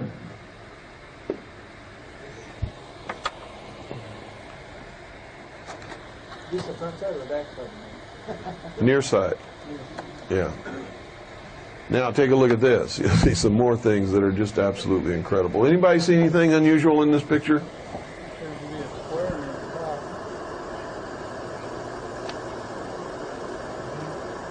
What do you see?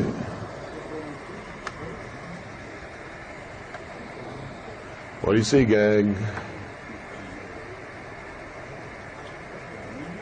Look in the craters and you will begin to see letters.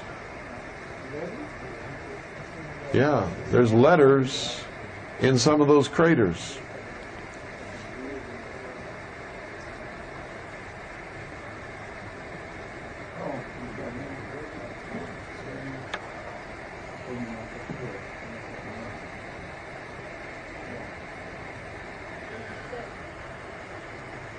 It doesn't say anything, they're just letters. Here you can see again tracks on the moon, photographed by Lunar Orbiter 4. Now look at this. This one comes out of the bottom of a crater, rolls up to the top of the hill, and then down the hill, and then across and stops right there. This one comes over here, down inside the rim of a crater, up a hill, and then down a hill, and then up another hill, and stops right there, and throws the shadow of an obelisk. Pardon? I forget what altitude Lunar Orbiter 4 was, but they say that it only had a resolving power of 1 mile. It was one of the earliest unmanned orbiters that we sent up to orbit the moon. In fact, it was the fourth, the only one that really ever sent back good pictures of the early attempts. Now take a look at this, folks. What is that hovering on the edge of that crater? Anybody know? What is this? It's a crater, but it's not the natural crater of a meteor impact. Pardon? A lunar doodlebug. Nope, not a lunar doodlebug. It's an artificial crater, folks. Look at the craters made by meteors. And then look at that. That's an artificial crater. Who made it? It wasn't a meteor impact. Meteors impacting do not make craters like that. You're saying the photo's not altered. No, what I'm telling you is that I know these photographs have been altered. You don't know that. Okay. I know it because I've studied them. I've compared them to other photographs of the same areas of the moon taken at other times by other orbiters and things like that. I know that these photographs have been tampered with. What I'm trying to show you is that somebody is trying to make us believe that something's happening on the moon that's not. In other photos, and this absolute area right here, those things are not there. Look at this. What is this? What is that, folks? What are these? What's this? Doesn't that look like an airplane junkyard? Looks like a bunch of planes all piled up on top of each other. Is it? And what's this right here? See this huge X? Looks like another airplane. Look at this huge X right here. There's one cross, another cross. Okay, now this is a cross, and just like the other one, it's going to have 12 right angles. All crosses have 12 right angles.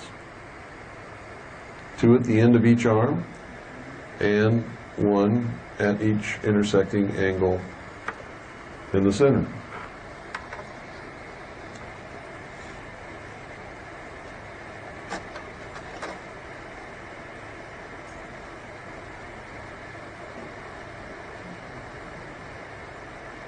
Now I got to try to remember what this is.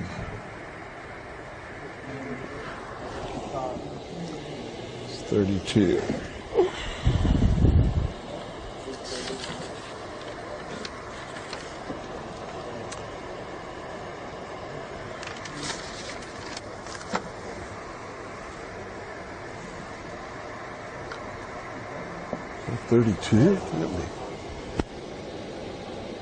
Yes, 32. This is mislabeled. Well, I don't remember what this is.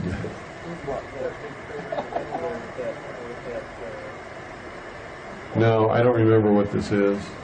There's something in here, but I don't remember what it is. What stuff? I have no idea. But it's not anomalous. Is it where the black dot is and all the lines come out of the black hole right there? No, I've forgotten what's on here. There's something on here. Some of these sometimes. It's not the monkey face in the middle of the bottom. Pardon? It's not the monkey face. Are you having fun? Do you want to stay here? You keep screwing around with me, you won't be here. Okay? Did you hear what I said?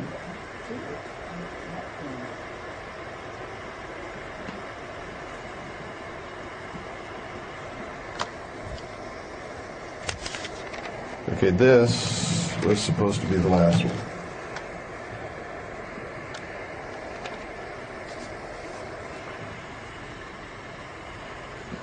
What you're seeing here is something very strange. Whatever made these tracks here entered the crater here and gouged out a portion of the crater's rim. Moved down while it was gouging out the crater's surface, came back, crossed its own track, went up and gouged out another portion there. Can you all see it?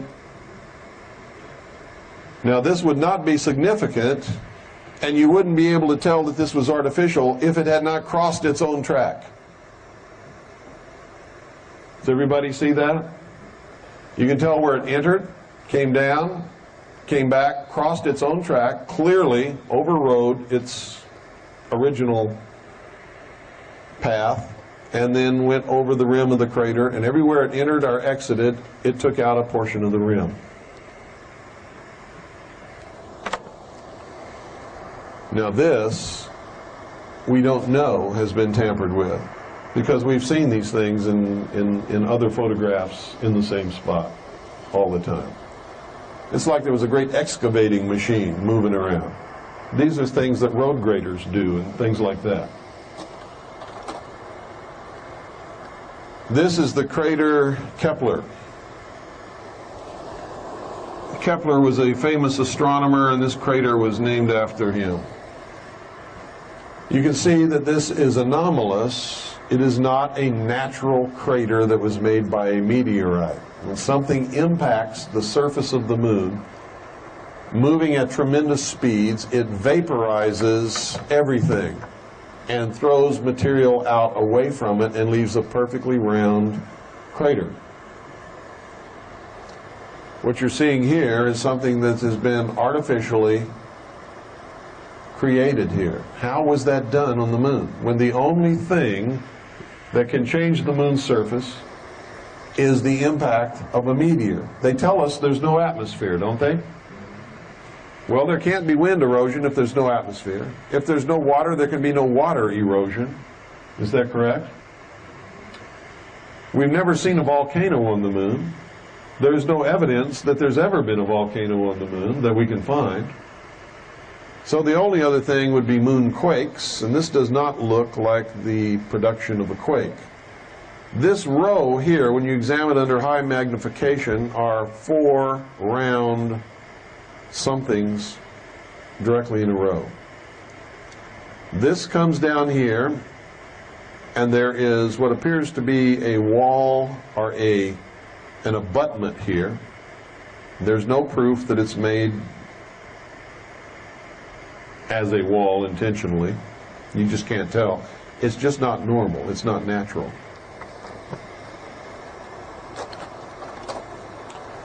Here you see again the tracks made by objects on the moon that come up out of craters. Everybody see that? You have even illumination from the sun on the moon. So that deep shadow area is inside a crater. They came up out of a crater. So they're not rocks broken loose by moonquakes. What are they? I don't know. Again, and we do this so that you can see that it came out of the NASA publication, Lunar Orbiter 4, page 73, I think that is. And you can go get that book and find this same photograph on that same page. And it's official NASA photograph. Why do we insist on doing this? Because when I first started, I wasn't that careful, and people told me I faked the photographs. So I have to do this, so that you can go get those same photographs out of those same books and make sure that I'm telling the truth, because that's what you need to do, because I could be lying to you. Oh, wow. Now this is very interesting,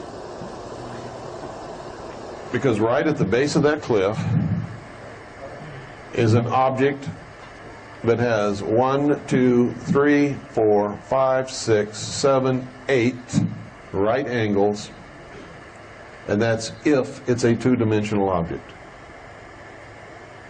Can that occur in nature? No. If it can't occur in nature, can it occur on the moon? No. So it's artificial.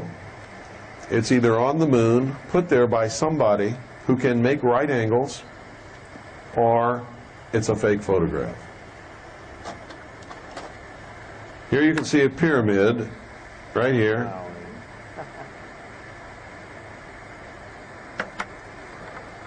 And it's not too far from what I just showed you, which is right there. These are in the crater Copernicus. Oh, I forgot to show you something else. Right over here, you see that? It's a huge cross, like a Christian cross. There's a tall spire, and right at the top there's a cross. Over here is a tower.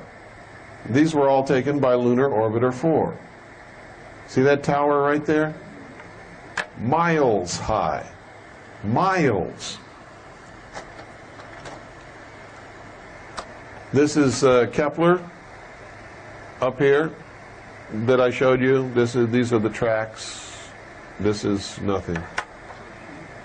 I mean, it's something, but we're not concerned with it. There's a close-up macro photography of whatever it is that makes the tracks.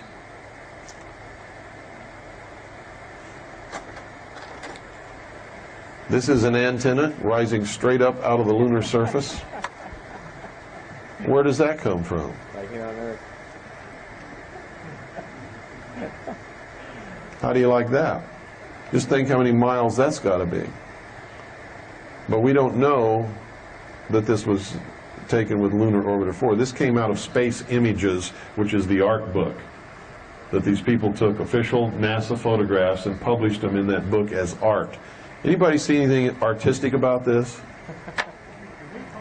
It's like a radio tower. NASA just will tell you that it's anomalies on the lunar surface, and it's boulders shaken loose by moonquakes, and or you're crazy, or or something. They will not admit that there's anything there. I heard or read one time that when one of the missions they made up there, that they set off some detonations on the surface of the moon. They did. They measured it and they claimed that it was hollow, from what I read. Well, I never heard that NASA claimed that it was hollow. I've heard other people say that it was hollow based upon those explosions, but NASA has never said that. What is this?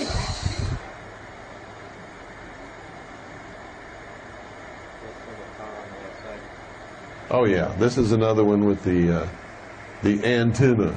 This was made from right there. What appears to be an antenna. I don't know that it's an antenna. It just looks like an antenna. This is really interesting. You know what this is, folks? It's like a choo-choo train. It looks like a choo-choo train, doesn't it? Because those are puffs of smoke or vapor coming out of vents in the moon's surface. Every place there's a vent there, and there. And what's coming out of these vents is some kind of smoke or vapor. Now, is it possible to have vents in a straight line like that in nature? Yes, it is, as a matter of fact.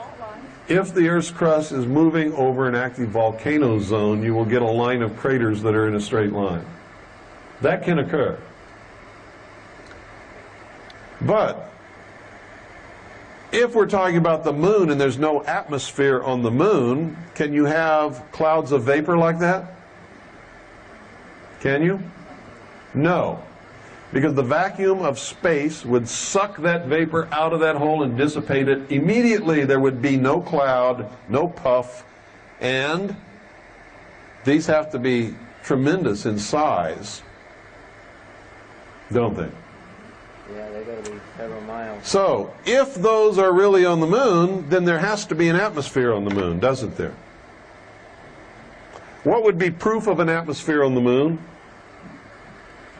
Water.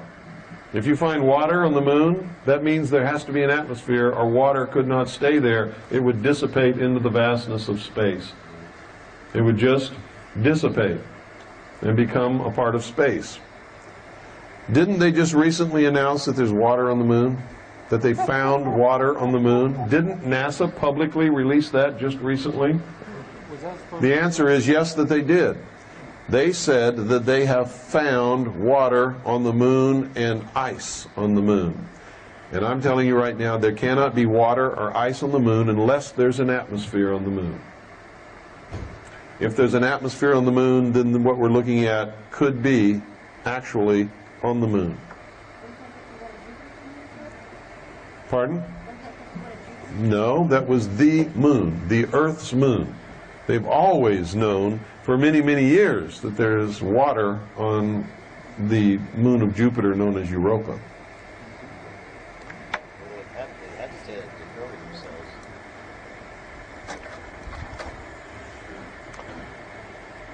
Here's another proof that flying saucers are not in the realm of fantasy, nor do they have to belong to extraterrestrials.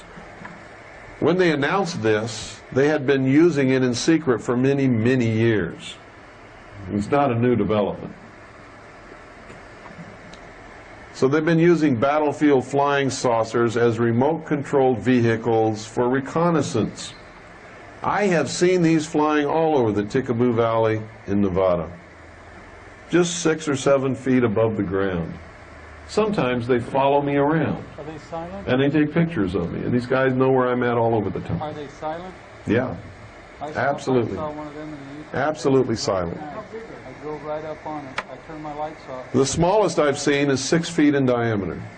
I've never seen any smaller than that. I've seen ones larger. Pardon? Why would I shoot one? Pardon?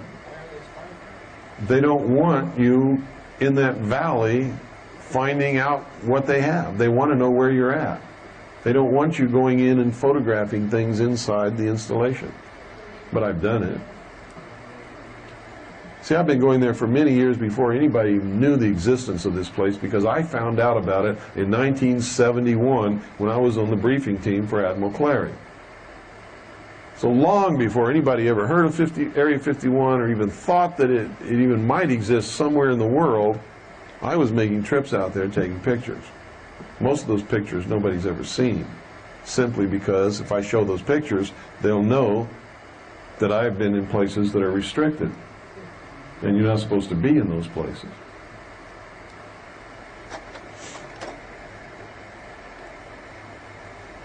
That's just an extension of that same article. Whoa! 1961, they said they found water geysers on the moon. Houston. NASA, press release. 10 miles of water clouds around the Apollo instrument.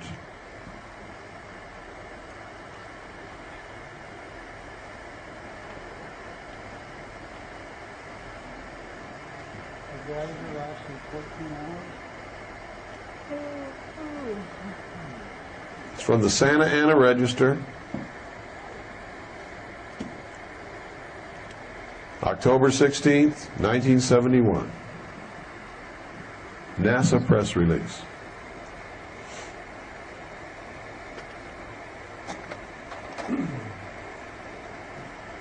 Now, why would they be faking all this stuff and trying to make us think that extraterrestrials are coming here?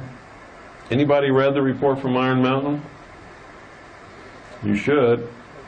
Those of you who have read it probably know the answer.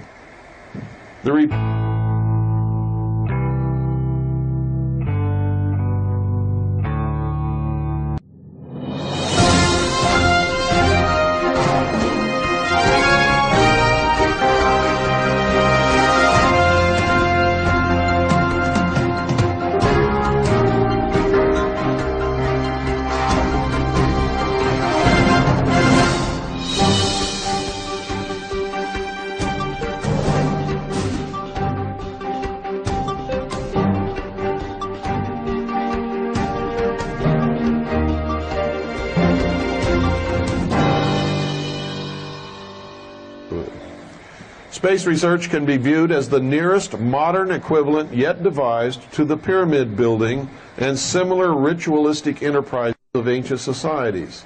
It is true that the scientific value of the space program, even of what has already been accomplished, is substantial on its own terms, but current programs are absurdly and obviously disproportionate to the relationship of the knowledge sought to the expenditure committed, all but a small fraction of the space budget, measured by the standards of comparable scientific objectives, must be charged de facto to the military economy. Future space research projected as a war surrogate, in other words, replacement for war, would further reduce the scientific rationale of its budget to a minuscule percentage indeed. Here you'll see Credibility, in fact, lies at the heart of the problem of developing a political substitute for war. This is where the space race proposals, in many ways so well suited to economic substitutes for war, fall short. The most ambitious and unrealistic space project cannot of itself generate a believable external menace. It has been hotly argued that such a menace would offer the last best hope of peace, etc., by uniting mankind against the danger of destruction by creatures from other planets or from outer space.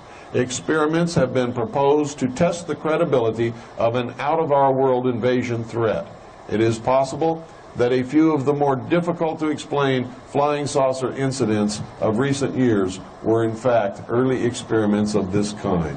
I'm telling you right now, that's exactly what they are, were, and are going to be in the near future. Where was Roswell at? 509th Bomber Wing. What was the 509th Bomb Wing? The people in the Air Force who had the highest security clearances in the nation had dropped the bomb on Japan, felt tremendously guilty about all of the people that they had killed, and so were ripe for somebody to come along and say, let's fake a flying saucer crash. We'll get some monkeys and shave their hair off, chop off their ears and their nose, do a little surgical intervention, sprinkle their bodies on the desert, and let some people take a quick glimpse, and then we'll say the whole thing never happened. And at that exact same time, what was the government trying to do? They had created the United Nations in 1945. The headlines of all the papers across the country were blaring about the United Nations becoming a world government, debating whether it should have its own armed forces and police force. And the American people weren't going to buy it. They needed an external threat. So they invented one. And it wasn't hard to produce UFOs from outer space from the super secret technology that they were developing out in the deserts of the West. All they had to do was take off and fly around so people could see them. The face on Mars.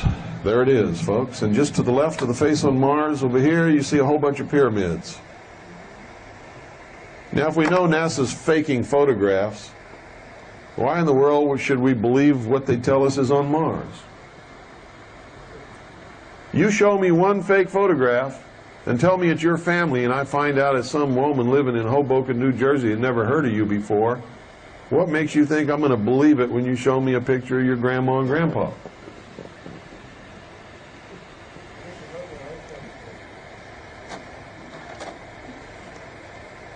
There it is, the face on Mars.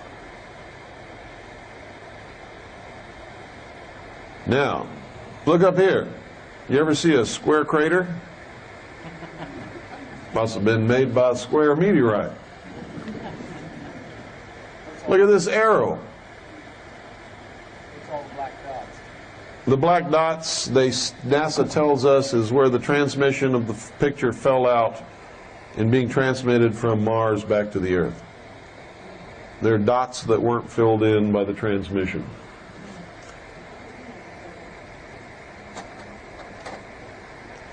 NASA tells us that the atmosphere on Mars exists, but it's only 2% of the Earth's atmosphere. Then why does NASA have on its books plans for a Mars plane? If the atmosphere around Mars is only 2% of the atmosphere around Earth, no plane, I don't care how they built it, could fly in such an atmosphere. Yet this is an official NASA photograph of the Mars plane that they have planned to send to Mars to fly around in its atmosphere and take pictures and all of that kind of stuff.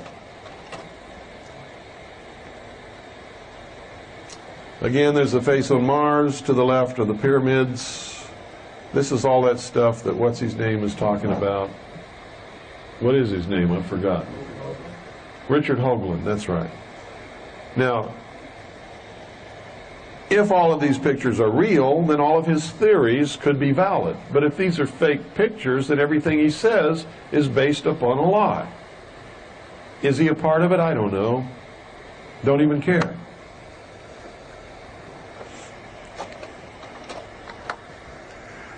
Mars photographs, which appear to have the remains of agricultural terracing.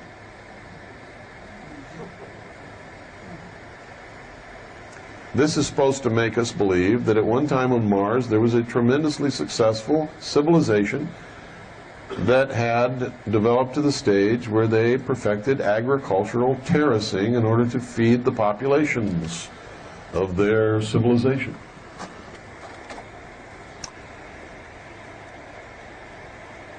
For years, when I made up these slides, NASA had been denying that there was anything called an aurora. So had the Air Force and everyone else. We now know that it exists. They've admitted it. So this is a moot point here. Now, let me give you some food for thought here. If you think I'm full of baloney, and if you think these people haven't been around for a long time, this 1917, upon a visit by the Imperial Japanese delegation headed by Viscount Ishii, John Dewey, the author of our extremely destructive educational system, destructive to the minds of our young people, said this in a speech at the dinner for Viscount Ishii and the Imperial Japanese mission. Quote, "Someone remarked that the best way to unite all the nations on this globe would be an attack from some other planet. In the face of such an alien enemy, people would respond with a sense of their unity of interest and purpose." 1917. John Dewey was a member of the Illuminati. There it is, blown up so you can read it for yourself. Years later, during the Reagan administration, Reagan said on at least 8 different occasions the exact same thing that John Dewey said in 1917. And you heard one of them on that tape. This is one here. Remarks of the President to Falston High School students and faculty. Falston High School, Falston, Maryland, December 4th, 1985. This is what he said. "I couldn't but one point in our discussion privately with General Secretary Gorbachev, when you stop to think that we're all God's children, wherever we may live in the world, I couldn't help but to say to him, just think how easy his task and mine might be in these meetings that we held, if suddenly there was a threat to this world from some other species from another planet outside in the universe. We'd forget all the little local differences that we have between our countries, and we would find out once and for all that we really are all human beings here on this earth together." Is this what's going on? Does anybody know who that is? That's the creature from the Black Lagoon. Remember that movie? That's him. He doesn't look so fierce. I think he looks kind of neat myself. Friendly, cuddly, cute little feller. He's just looking for love.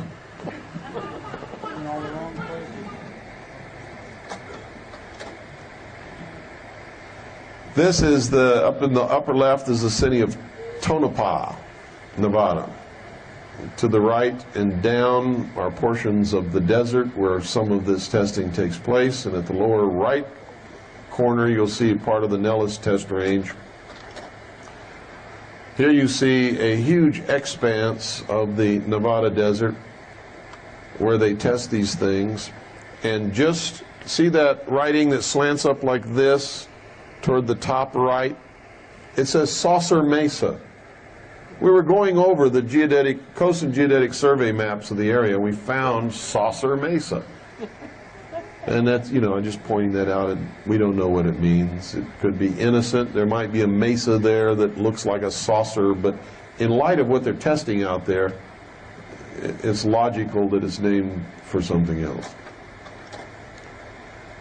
This is a letter sent to me by someone who worked out there, who saw crates labeled Project Red Light, and who saw the craft fly. Another one, same stuff.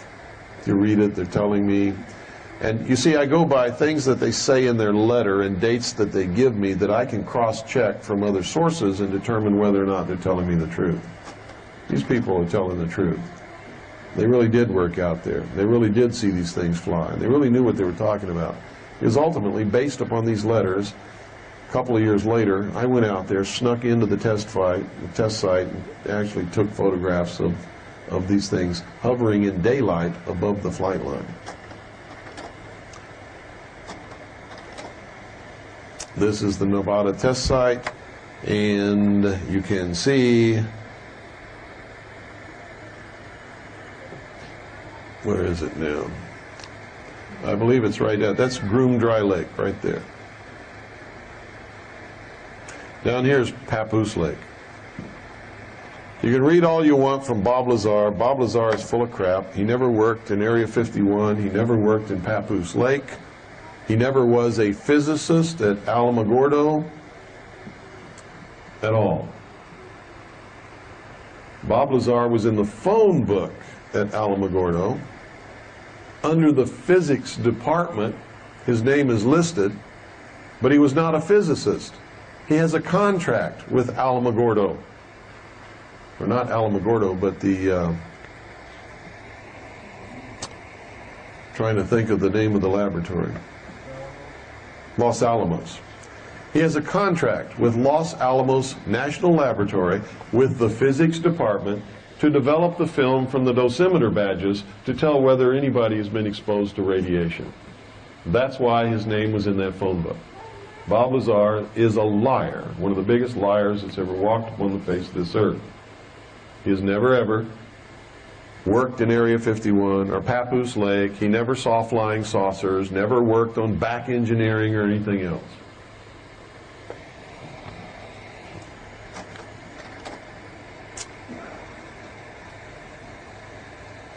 This is, what is, oh yeah, this is Highway 93. Take a little jog here, go over Hancock Summit down to, this is Highway 375. Zip across here. This is the Tickaboo Valley. This is Groom Dry Lake. Everything takes place over here, over this valley, and up in this area up here, if you go out there. That's Groom Dry Lake. There are underground tunnels which go to other government and military installations. We have marked 2 of those tunnels on this map. You're not going to see the tunnels, they're underground. This is a satellite photograph of Area 51. We went to the United States government, asked them if there was anything there, and if there was, what was it? They said there's nothing there, period. It's just a dry lake bed and desert. The United States Air Force said the same thing. There's nothing out there, dry lake bed and desert. There is no such thing as Area 51, period. So we went to the Russians and got satellite photographs. Now what does that tell you? Who are they hiding it from? If they tell me it doesn't exist, and they know damn well the Russians have photographs of it, who are they hiding it from? From me, not the Russians. They know about it. That's who we got these photographs from.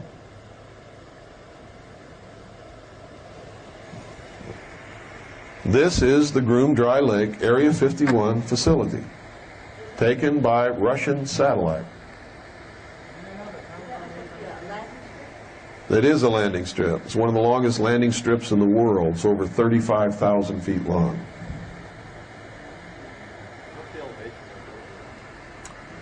I used to know, I don't remember. Again, satellite photograph.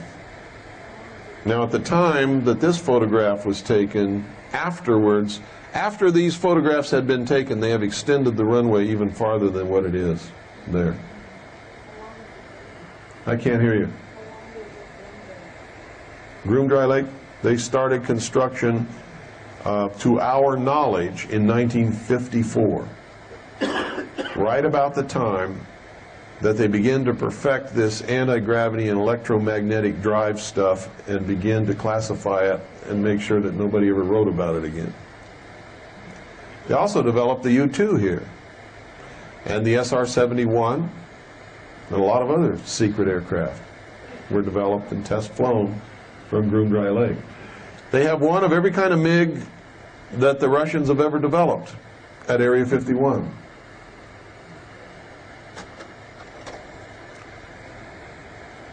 It's another photograph from satellite.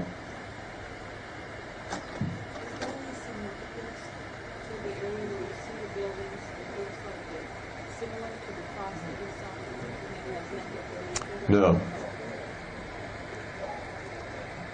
Not that I'm aware of, anyway. This is another Soviet satellite photograph of the Groom Dry Lake facility.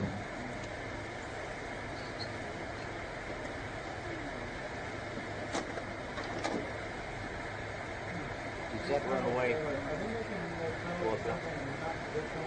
Pardon? Yeah, they're gigantic tunnels. Yeah, they have huge tunnel boring machines that the American public is generally not aware of, yeah. These are some of the facilities and what they actually are that we've been able to identify. Is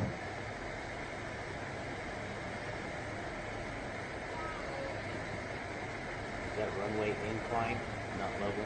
No, it's level. Text are remarks by the President of the 42nd General Assembly of the United Nations, New York, New York, September 21st, 1987. In our obsession with the antagonisms of the moment, we often forget how much unites all the members of humanity. Perhaps we need some outside, listen to what he says, perhaps, and he's talking to the United Nations, remember this. Perhaps we need some outside universal threat to make us recognize this common bond. I occasionally think how quickly our differences worldwide would vanish if we were facing an alien threat from outside this world. Is this what's happening? You start reading New Age publications and they tell you that the benevolent space brothers are here to help us. And, you know, if everything falls apart, they're going to pick up the best people in the world, the good New Age people, and take them aboard their flying saucers and whisk them away to their planet. Are you kidding me? Somebody from another planet came here and took one look at what we're doing on this Earth. You think they'd take us back to their planet? Huh? Not a chance. Is this what it is? Or is this what's happening?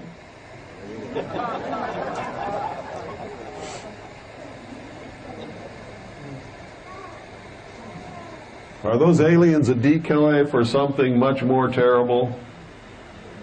You better bet your life they are. I don't know. I found this in a magazine and decided to take a picture of it. I thought it was great. I don't even remember what magazine it was. It was a long, long time ago. And that's the end of that tray. We just got a few more slides to go here. Okay, lights again. Here's one of the best photographs of a UFO, flying saucer type craft that I've ever seen. The guy who took this was on vacation in Hawaii. Do you think he was looking at the UFO? No, he was looking at those beautiful hula dancers, and that's all he cared about. He didn't even know that he had taken a picture of a UFO until months later when he was going through his pictures and just happened to look away from the girls and see it. He never knew it was there. This is what it is. That is a genuine photograph of a real UFO. It is not a fake. And the guy didn't even know he had it. Yeah, his wife was there too. She really was there. Pardon? I don't know if they showed it on the news or not. Now, here's something extremely interesting. Don't they tell us that Venus, the planet Venus, is covered with huge, miles thick, dense clouds of chemicals and acid and all kinds of vapors, and that the surface of Venus is extremely hot, no life could live on it? Don't they tell us that? Well, this is a cloud-penetrating radar map of Venus. That's what they tell us. They sent an orbiter up there that had cloud-penetrating radar, and they tell us this is what the surface of Venus looks like. And look how they try to perpetuate the hole at the pole theory with that silly little dimple up there. My father's flown across the poles, folks. He's a pilot. He's brought out pictures of the North Pole and the South Pole from his flights. He was at one time with the United States Air Force Weather Service, and that was his job, was to fly into the places of the world with the worst weather and make scientific recordings of temperature and wind and all that kind of stuff. There are no holes at the poles, I can assure you. So all that hollow earth stuff is a bunch of bunk. Also mentioned his star in there. Way that the pole's blank, because it covered scanning didn't cover it. Yeah, that's what it says. But that's not what the lunatic fringe picks up. What they pick up is that there's a hole in the pole of Venus, and they're trying to hide it by saying that they couldn't scan it. I'm not kidding you. That's what they say. I've heard them. I get letters from them. Bill, this is proof that there's a hole at the pole in Venus, so the hollow earth theory is correct. I write back and say, no, the orbiter couldn't cover that area of the planet, and it's just a place where they didn't map. No, they're just saying that because they don't want us to know there's a hole at the pole. You notice in that article they mentioned the star Charon? No. Now look at this. If they're correct about Venus being covered with thick, dense clouds of chemicals and gases and vapors, so that they couldn't photograph the surface from space, they had to radar map it, how did the Russian Venera space probe land on the surface of Venus and take this picture of its own leg sitting on the surface of Venus? Can anybody explain that to me? I can't explain it either. Neither can NASA, and neither can the Russians.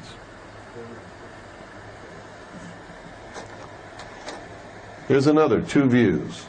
The surface and portions of the lander taken by the lander on the surface, and the radar mapped image of the supposed surface of Venus.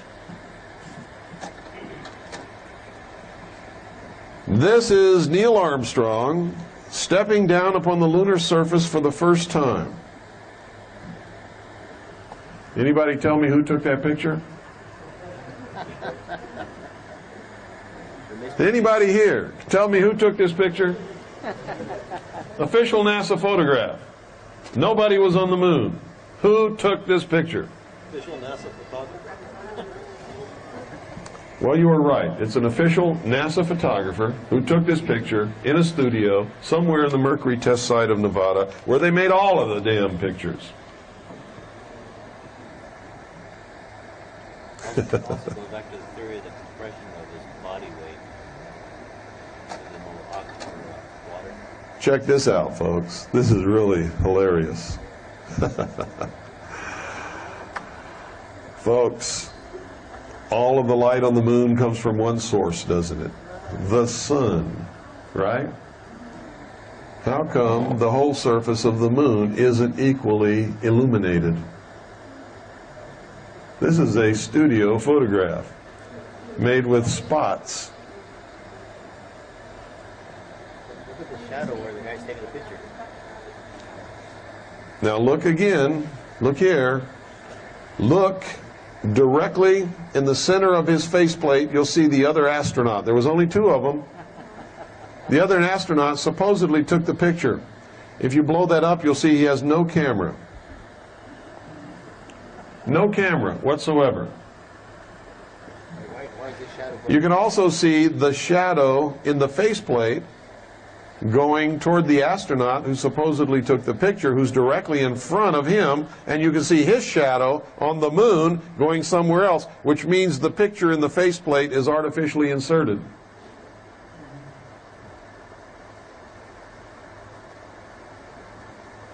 This is as fake as it comes, folks.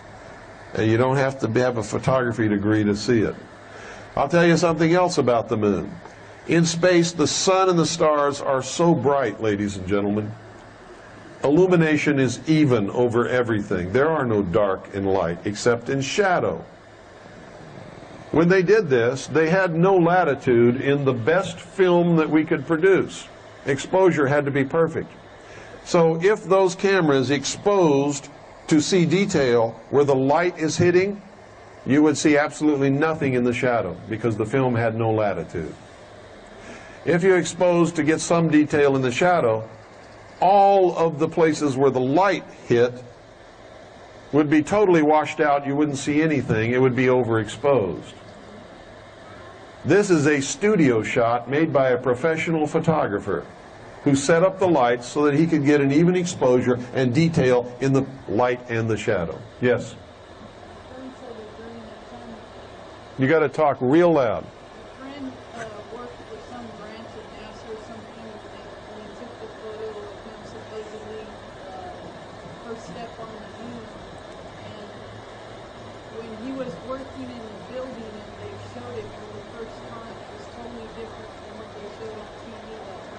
Yeah. And something about you could see a building in the background. It's all fake. The Apollo moon landings were faked. All of the film, video, and pictures that they have shown the public are fake. They're phony. And it's easy to find out. Look at the shadows. Look at the difference between the light and the dark areas. Could not possibly capture that on film. Not only that, folks, but look at the shadow that he's casting on the surface of the moon. How come you can't see anything there? Because somebody is standing over here with a fill card. If you're a photographer, you know what that is. It's just a white sheet of cardboard that reflects some of the light back into the shadows of the astronaut, but they're not bothering to reflect any down under the shadow that he's casting from the spotlight behind him onto the artificial ground that they've got there. What do you think is the most that has really been accomplished in terms of spaceflight? I have no idea. But they didn't accomplish it the way they said they did, if they've accomplished anything, or with the vehicles or the spacesuits that they say they've accomplished them with. Have you seen orbit our planet? Yeah, we can orbit our planet. But with the vehicles that they say have gone to the moon, they couldn't even get through the Van Allen belt. The Van Allen belt is so radioactive that those craft that they say they went to the moon in do not have enough protection to shield them from that radiation. Period. Besides the temperature up there is hot. You better believe it. 2,500 degrees. Van Allen. You can send unmanned vehicles anywhere you want, yeah. 500 miles. The problem is getting a man out there. The problem is just getting a man through the Van Allen belt that surrounds the Earth without making crispy critters out of them from the radiation. Right. Aviation Week and Space Technology. This was November 21st, 88? This is the text page of an ad that appeared in there. An Amoco ad about oil. There's nothing in this ad that would suggest that the facing page, a part of this ad, would be this cute little fellow. We called Amoco and we asked them, where'd this come from? It's a neat ad. We really like it. We want to compliment you. Where did you get the model? Oh, it's a 12-inch high statue that we had an artist make. But it's not. This is not a photograph of a 12-inch high statue, even though they say it is. And I'm going to show you why. If anybody that wants to can get up there as close as you can see hair. You ever seen the hair on a baby's butt? Real fine, silky hair, almost microscopic. Go up there and look. It's on his neck. It's on the neck of this thing, the same hair.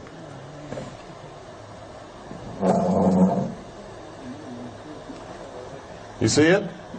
Yeah, it's there. This is not a 12-inch high model of anything.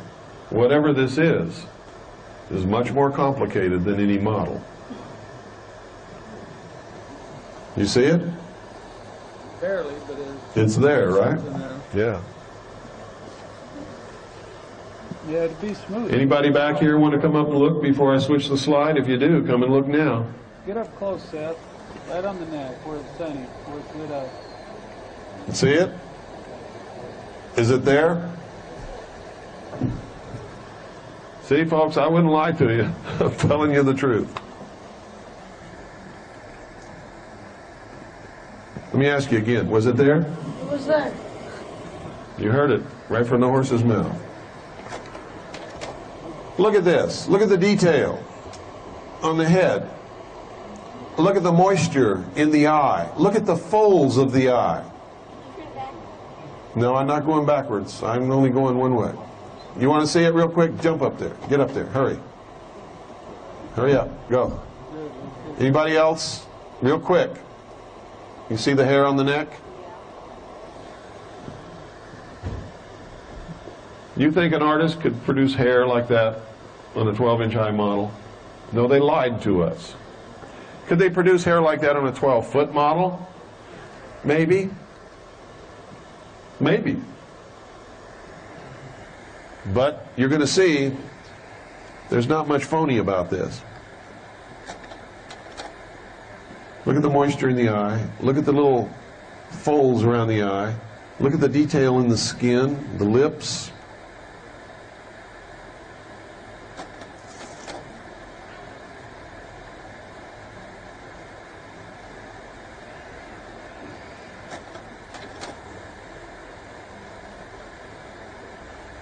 Look at the creases on the neck.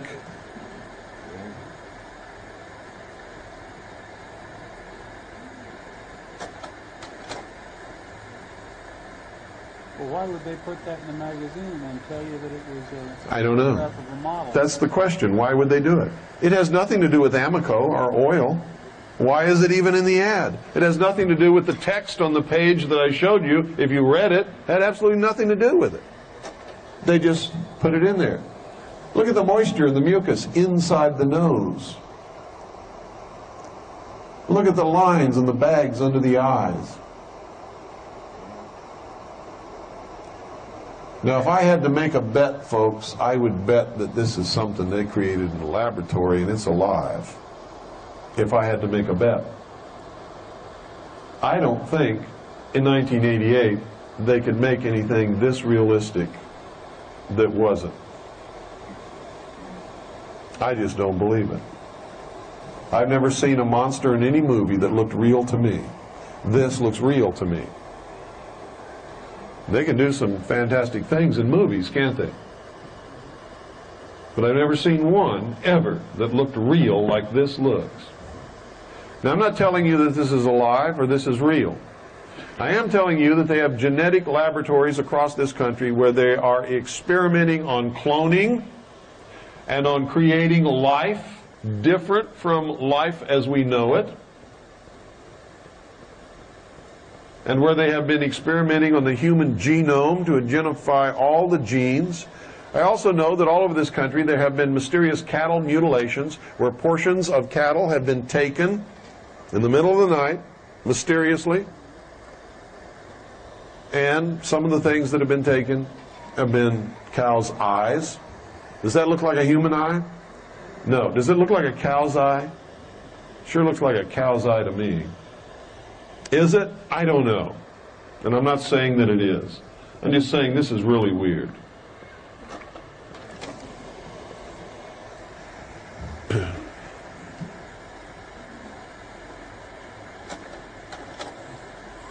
Who's this character? Jacques Vallée. How many of you have heard of Jacques Vallée? One of the great wizards of ufology. I call it ufology. He's identifying himself here as a member of the Illuminati. As his portrait was taken, he put his eye in the triangle. He's saying, I am one of the elect few. I am Illuminati.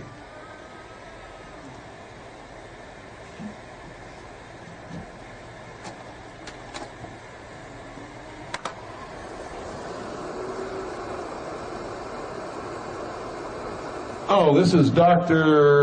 Kurzweil, Stephen Kurzweil. He called me up one time and said, Bill, you're never going to believe this. I said, well, first place, tell me who are you? I don't even know who you are. He said, I'm a doctor in New York City. And I was recruited by Bud Hopkins, who's one of the so-called well-known abductee researchers who writes books about this stuff, to be a member of a research team to record the progression of mind control experiments on people to make them think they've been abducted by aliens. And the guy that recruited me is Bud Hopkins, who's identified himself to me and shown me his identification as being an agent of the Central Intelligence Agency. And I said, well, are you going to do it? He said, well, I already did it. And when I saw how these people were being treated and then just dumped out in the street, not knowing what happened to them, and having their minds all screwed up by these people, I objected, and now they're trying to take my medical license away. So he sent me all the paperwork for the Medical Board of New York City and all this kind of stuff, and the testimony and everything. And I investigated it, and I sent a whole stack of research that I had to the medical board and sent them a copy of my book. And we managed to save this man's license and prove that Bud Hopkins is a member of the Central Intelligence Agency. And there's Stephen Kurzweil's affidavit.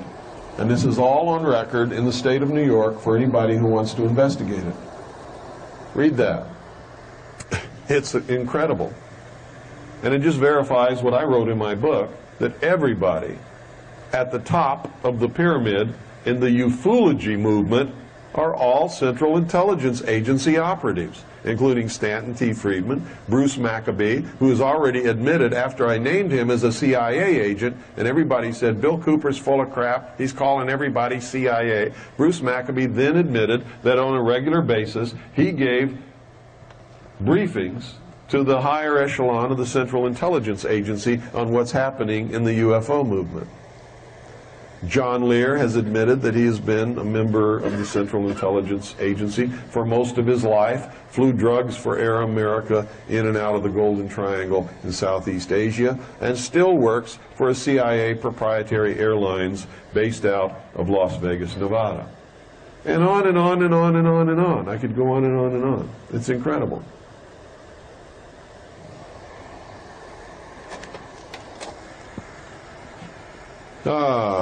This is, what's this? Oh, this is verification of something I wrote in my book. This guy sent me a letter. And he verified that when he was in the Air Force, he also saw the message from the Joint Chiefs of Staff, which ordered all members of the armed forces not to take any further orders from the White House. That was during the Nixon coup. Only it wasn't Nixon taking over. The Joint Chiefs of Staff took over, cut off all communications to the White House, ordered all military units not to accept any orders from the White House, and then they just went in and told Nixon to resign. Nixon had no choice.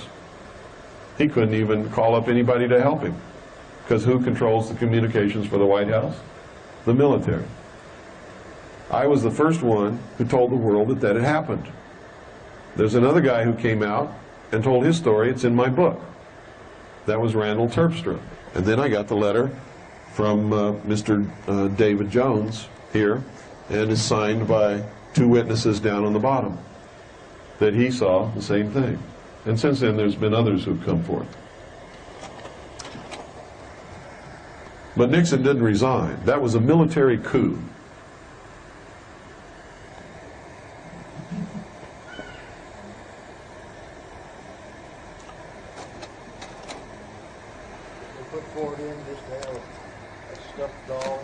Yeah. Ford's a 33rd degree Freemason. You all know that, right? If you didn't, you do now. Not that we can't find any proof that Nixon was a Freemason.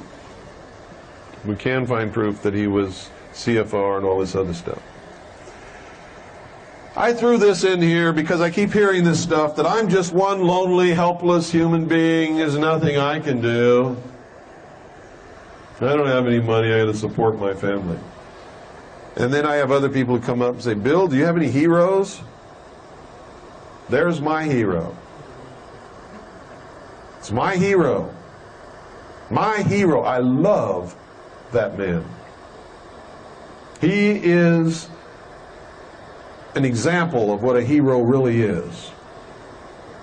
That's Tiananmen Square.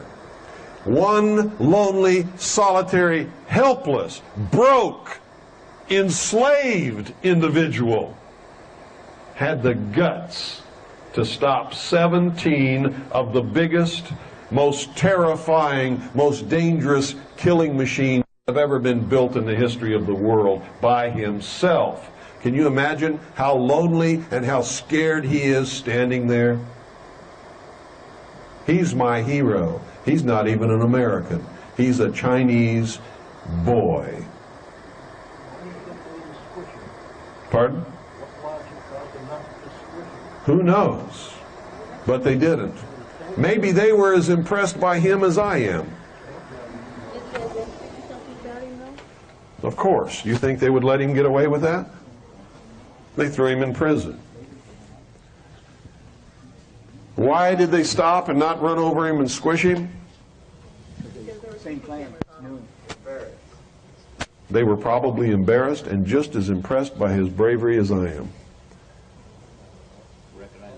Warriors are impressed by bravery. I was impressed by the bravery of the Viet Cong when I fought in Vietnam. I couldn't believe that they were doing what they were doing when we had the weapons that we had. And they're running around with a little pouch of rice on their belt and sandals made out of tires with a little pith helmet on their head when they had it. And most of the times they didn't, unless they were North Vietnamese regular army.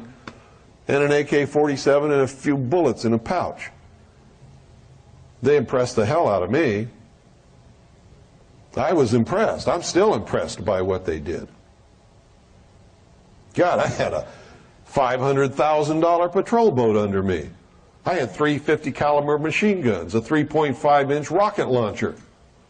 I had an 81 millimeter mortar. I had Honeywell grenade launchers, shotguns, M16s. We had so many guns, we never used half of them. And these guys are running on, taking us on at close range on a riverbank with no protection whatsoever. Because they believed in what they were doing. That's why I know we can win the war that's coming. Because you can't beat someone who's not afraid to die and believes in what they're doing. And we're going to be facing troops that are only doing it for a paycheck and the promise of a retirement. Mercenaries. Mercenaries don't fight when they start to experience casualties, and the casualties outweigh the value of the paycheck and the promised retirement that will never come. If I get lucky. And I'm a damn good shot, so I know I'm going to be lucky a lot of times before they get me. I don't have any illusions that they won't get me. But I'm going to get enough of them that they're going to wish that I was never born before they do get me. Yes? Do you think Ho Chi Minh, I've always kind of admired him, but do you think he's part of the plan too? You think he was a game player, or you think he was really someone who was squeezed out? Ho Chi Minh would have been on our side if we had not snubbed our nose at Ho Chi Minh and had not done what we promised him. See, we promised Ho Chi Minh during World War II. He fought with us against the Japanese. We promised him that we would help him liberate his country and that they would be a free country, have their own elections and their own government. We double-crossed him and gave it back to the French. And he said, screw you, I'll get help from wherever I can get it, and I'll be whatever gives me that help. And Russia said, we're yours. What do you need? No, he didn't ask for much. He wanted to be free, just like me. Just like me. That's something we never understood. What the hell were we doing there? Had nothing to do with the Constitution or freedom or this country. Nothing at all. Had to do with big business and world politics between nations and deals we knew nothing about. We were just cannon fodder. That's all. Cannon fodder. And some Vietnam vets get mad at me about that. But you see, I'm a Vietnam vet. I can say whatever the hell I want. I was there. I fought. I earned my right to talk about it. We were lied to, misused, and abused. If you want to pretend that what we did was heroic and wonderful, you go ahead and do that. Me, I don't like lying to myself. It's just not true. Most soldiers who ever fought in the history of the world were used, abused, and were cannon fodder, thinking they were doing the right thing. We all thought we were doing the right thing. We had noble aspirations when we went. Like I told you before, nobody sets out to do wrong. They believe in what they're doing, and they wouldn't be doing it. That's right, we were all young boys, stupid young boys. Me, about as stupid as they get. Yeah. This is what? I need lights off. This is introduction to the initiating group. Let me see, what is it? Oh. This is from the RAND Corporation. It's about a colloquium that they got together to do, the greatest scientists in the country, in cahoots with the United States government. And they put together from May 13th, 1958 to April 25th, 1959, the proceedings of the Lunar and Planetary Exploration Colloquium. It lasted for a year. And it was sort of organized and overseen by the RAND Corporation. Proceedings of Lunar and Planetary Exploration Colloquium, this is from October 20-something, 1958, Volume 1, Number 2. I have stacks and stacks of volumes from this. I just want to show you a few things. Isn't it strange that they tell us that they're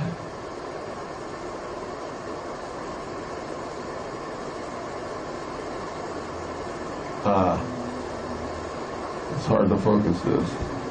Oh, this is what I'm looking for. It says power for a lunar colony.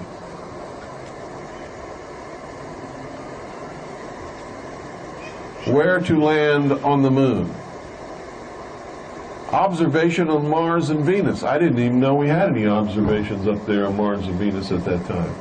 But apparently they did.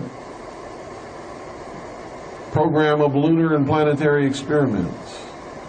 And for some reason they consider the crater Lenae to be extremely important.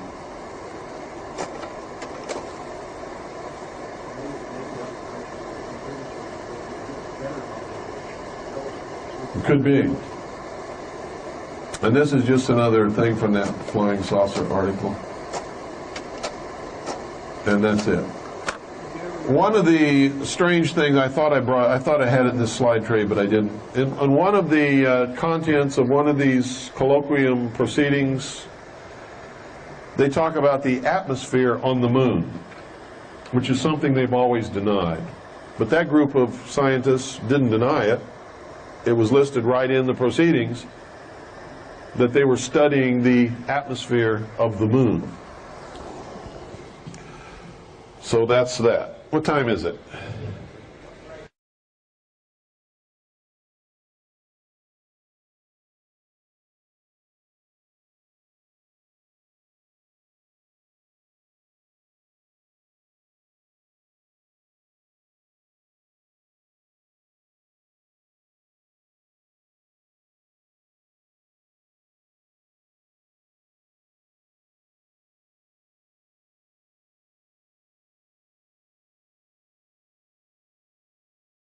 So we all need a break at this time, I think. Damn blue. Glue? The glue that's used. Oh, yeah, yeah.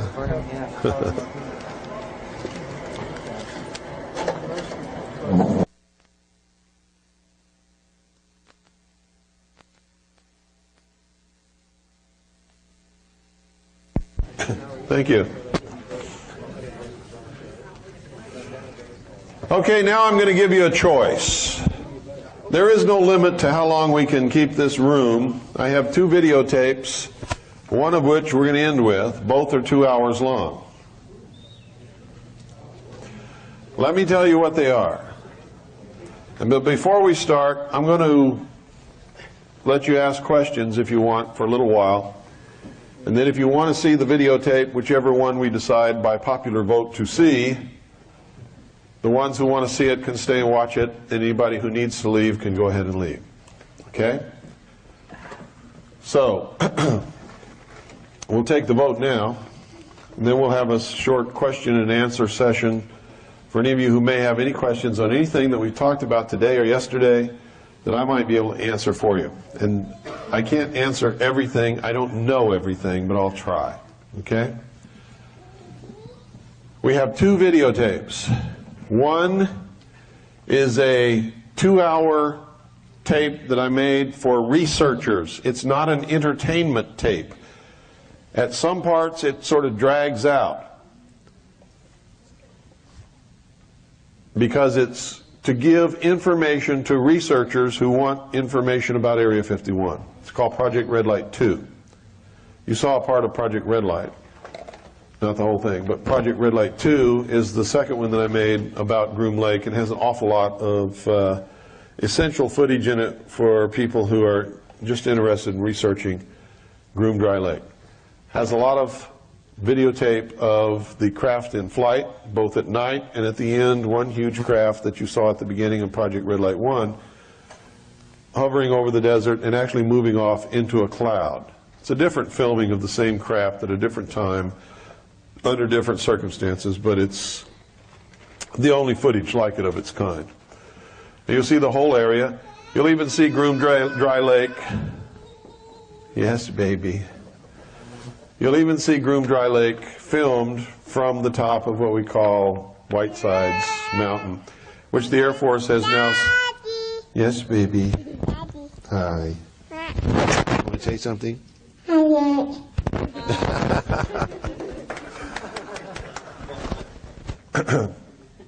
And you can't take those pictures anymore because the Air Force has seized that mountain. You can't get up there and you can't take the picture.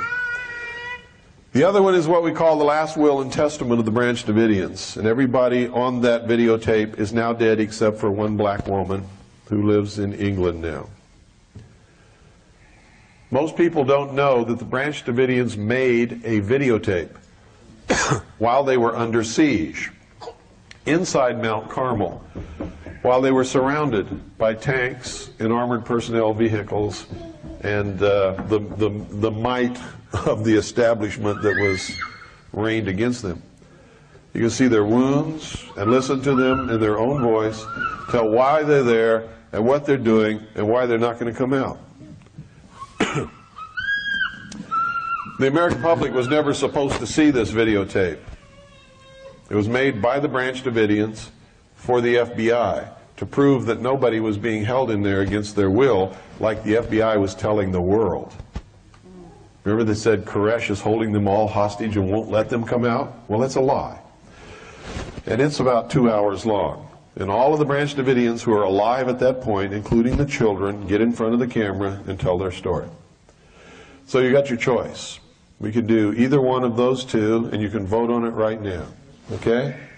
How many of you want to see Project Red Light 2?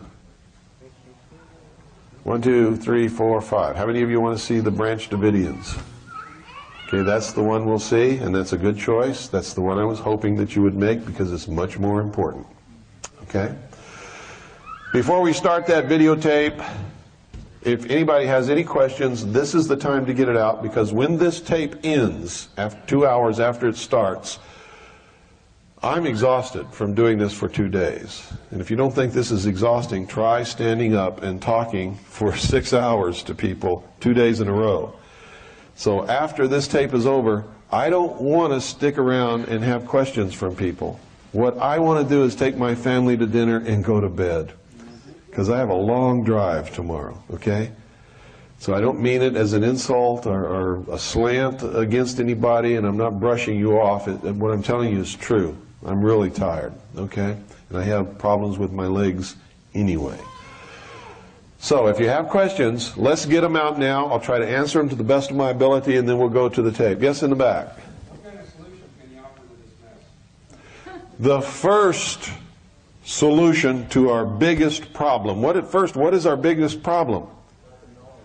Lack of knowledge. The vast numbers of American people are ignorant. They don't know what's happening. The number one solution and the biggest goal we have in front of us right now is to educate them, get them information, but not like people normally do it.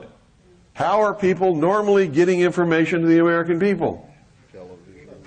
They're getting stuff on the fax and over the phone, and they're hearing it on the radio, and they're just repeating it and passing it on. Is it true?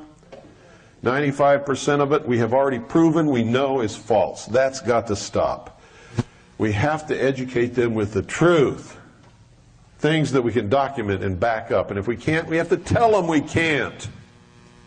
Be honest. If it's opinion, say, this is my opinion. Okay, like I do. You've all heard me do these things. If I can prove it, I tell you. If I can't, I tell you. If it's my opinion, I tell you. I don't leave you sitting there guessing. And you shouldn't do that to other people either. And if you get something, if you don't know it's true, don't pass it on. Period. Don't do it. If I can verify things, so can you. I'm no different than you. I'm one lonely, broke, solitary human being with a family that I have to support. I'm no different than anybody. My brain is no bigger. Okay? Whatever I can do, you can do. Somebody tells you can't do it, laugh at them and point to me. And say, if he can do it, I can do it, because I'm as smart as he is. And it's the truth. You just don't know it half the time. People don't tell you that in high school. They tell you, well, you got to learn your ABCs and at least learn a little bit of reading so you can get a job working for somebody else. They don't tell you, learn all this stuff so you can go out and start a corporation and be all that you can be without joining the Marine Corps or the Army or the Navy. They don't tell you that, but that's what they should be telling you if they were worth their salt as educators. Yes, ma'am. The Chinese Navy being down there in Long Beach Naval Shipyard? They're not going to be in Long Beach Naval Shipyard. No? No. The lease was torn up, withdrawn, thrown away. And is there any other areas besides that they're doing that? Yeah, both ends of the Panama Canal. They have agreements to put in a big, huge, multi-billion shopping center in Southern California and a whole lot of other things. Clinton is a communist. He's opening this country to communism because that's his job. Yes? Where did the religions concerning ISIS and Osiris originate from, and what geographic region?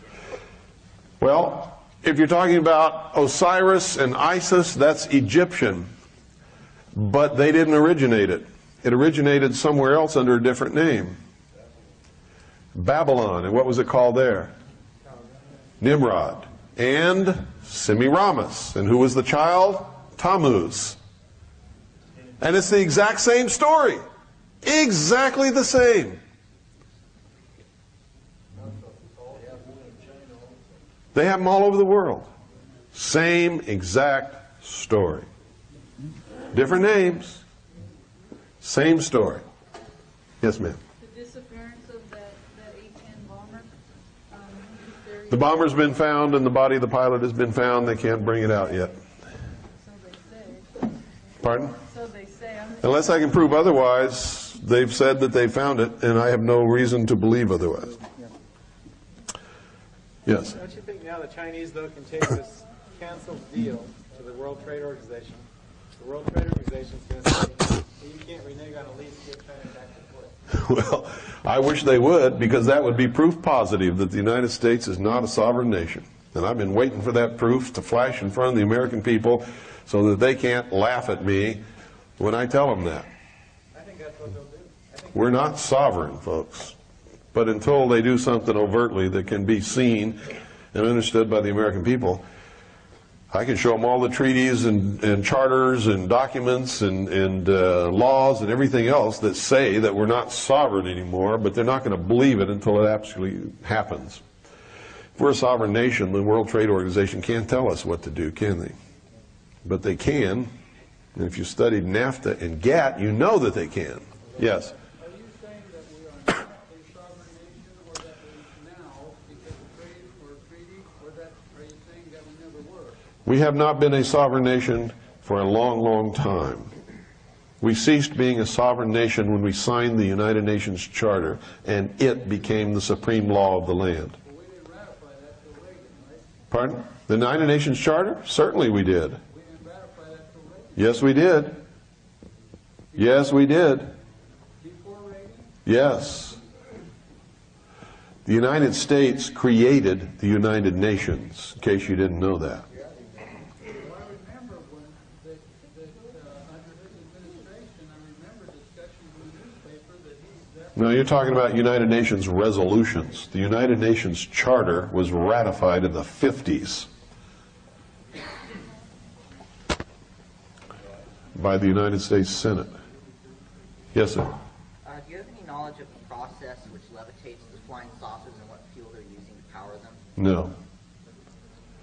All I know is it's something to do with electromagnetic force, whatever that is. It probably has an awful lot to do with an awful lot of patents that Nikola Tesla applied for and obtained many, many years ago. Yes, sir. In one of the last chapters, the last chapter of 2001, about Lucifer's star rising. Uh-huh. Talk about that. Why is that put in there? What are they alluding to? Besides the very obvious. Well, Lucifer's star rising, well, let me, gee, I hate to get into that because it's a whole other lecture altogether. In fact, I'd rather not, because it'll take up an awful lot of time, and we don't have all of that time. Yes? One of my big concerns, while I understand what you say about militias, I am concerned with affiliating myself with people that either don't have all their brains together or could possibly be infiltrated by government agencies. So how do you organize yourself with people who are wise enough to follow your advice about militias? Well, that's a tough one, because people being people, you can't always be sure of anything with people. We've all learned that in our life. People will tell us something for 6 years and then prove exactly the opposite the next day. You know? And how many of us have been married to people or have been in a personal relationship with someone we thought we knew, and then all of a sudden we find out it's not the person we thought they were at all? How many times has that happened to all of us? How many times have we been betrayed by a best friend? There is no certainty of that. What you have to do is bring the militia into being and then educate, educate, educate, educate. Uniform Code of Military Justice, Constitution, the laws of the state and the nation. Spell it out. Make them understand. And anyone who doesn't understand or demonstrates they want to go contrary to the law and the intent of the Founding Fathers in the formation and the organization and operation of the militia, you have to say, you're out of here, bud. And if the rest of the membership goes against you, then you have to get out of there.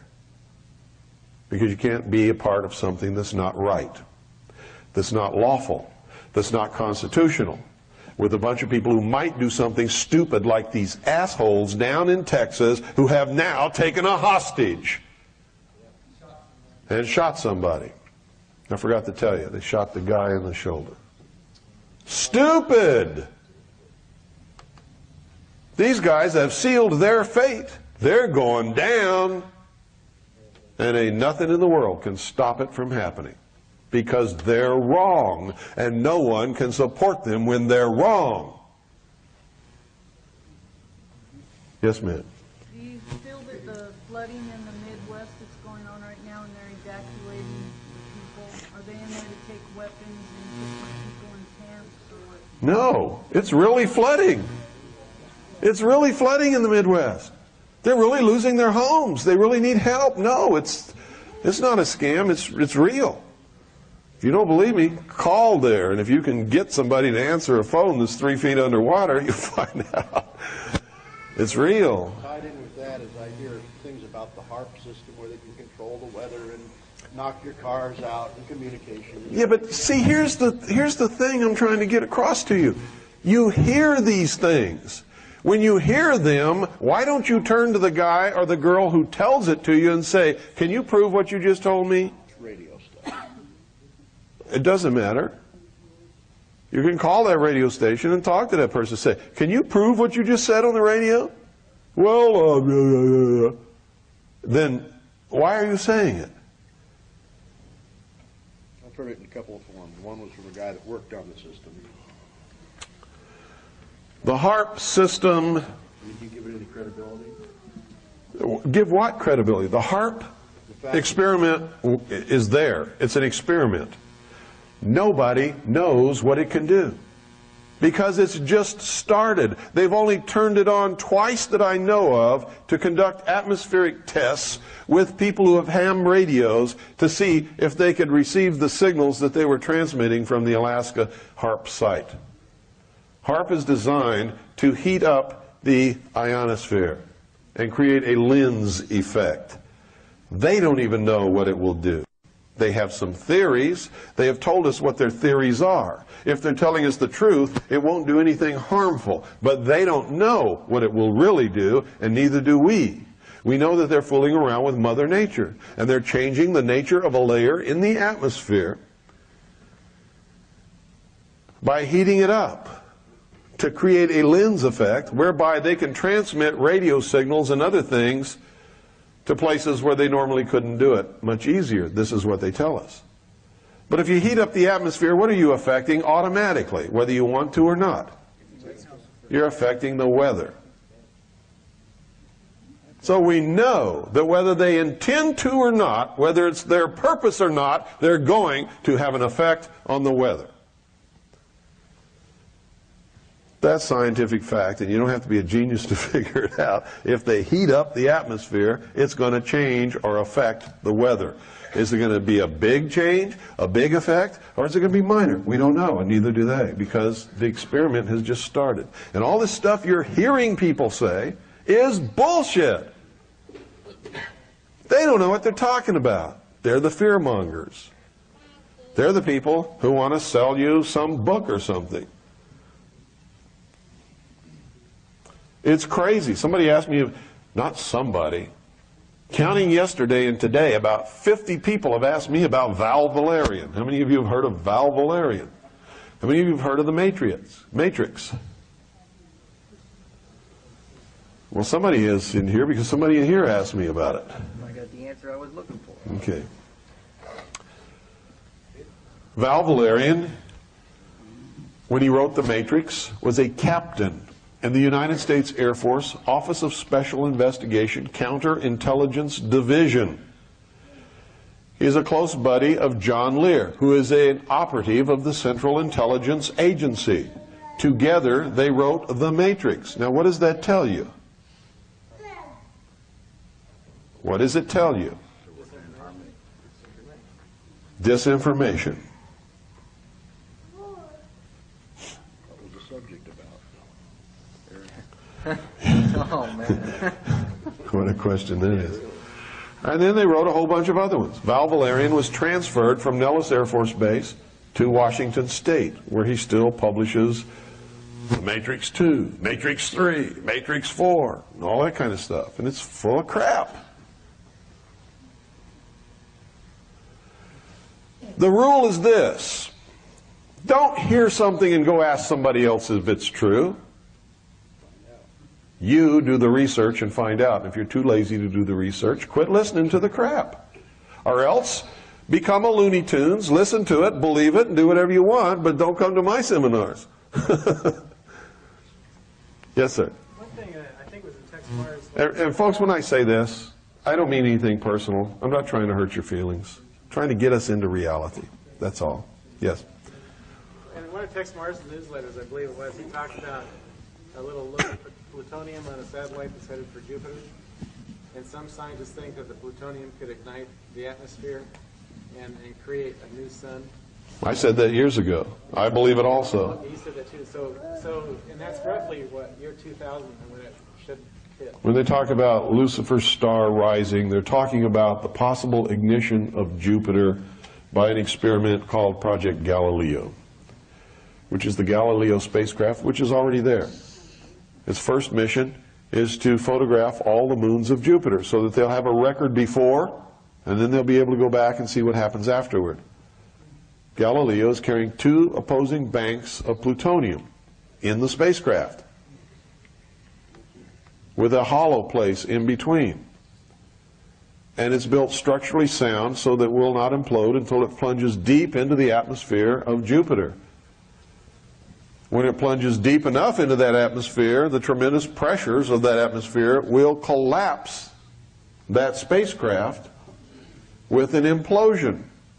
The same thing that triggers the atomic bomb. Do you know how an atomic bomb is made? 2 opposing banks of plutonium with an explosive around it. Hi, baby. Ignited to implode with equal pressure from all points.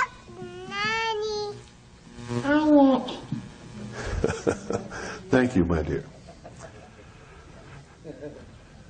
So that's the same thing that's going to happen with the Galileo spacecraft. And NASA will admit to you. They've admitted it to me and many other people who've asked them. What's going to happen to it? Well, after it photographs the final moon, which is Io, closest to Jupiter's surface, it will go into a decaying orbit around Jupiter. And around December of 1999 was the date they gave me, it will plunge into Jupiter.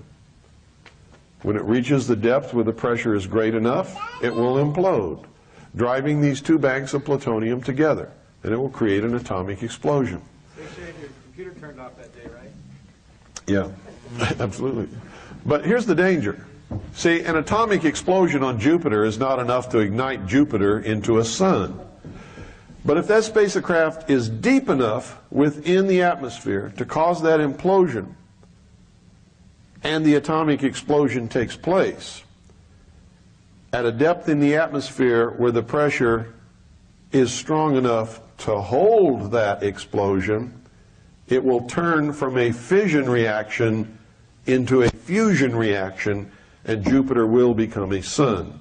I have talked to scientists who say, yes, it can happen. I have talked to scientists who say, it's ridiculous, it could never happen.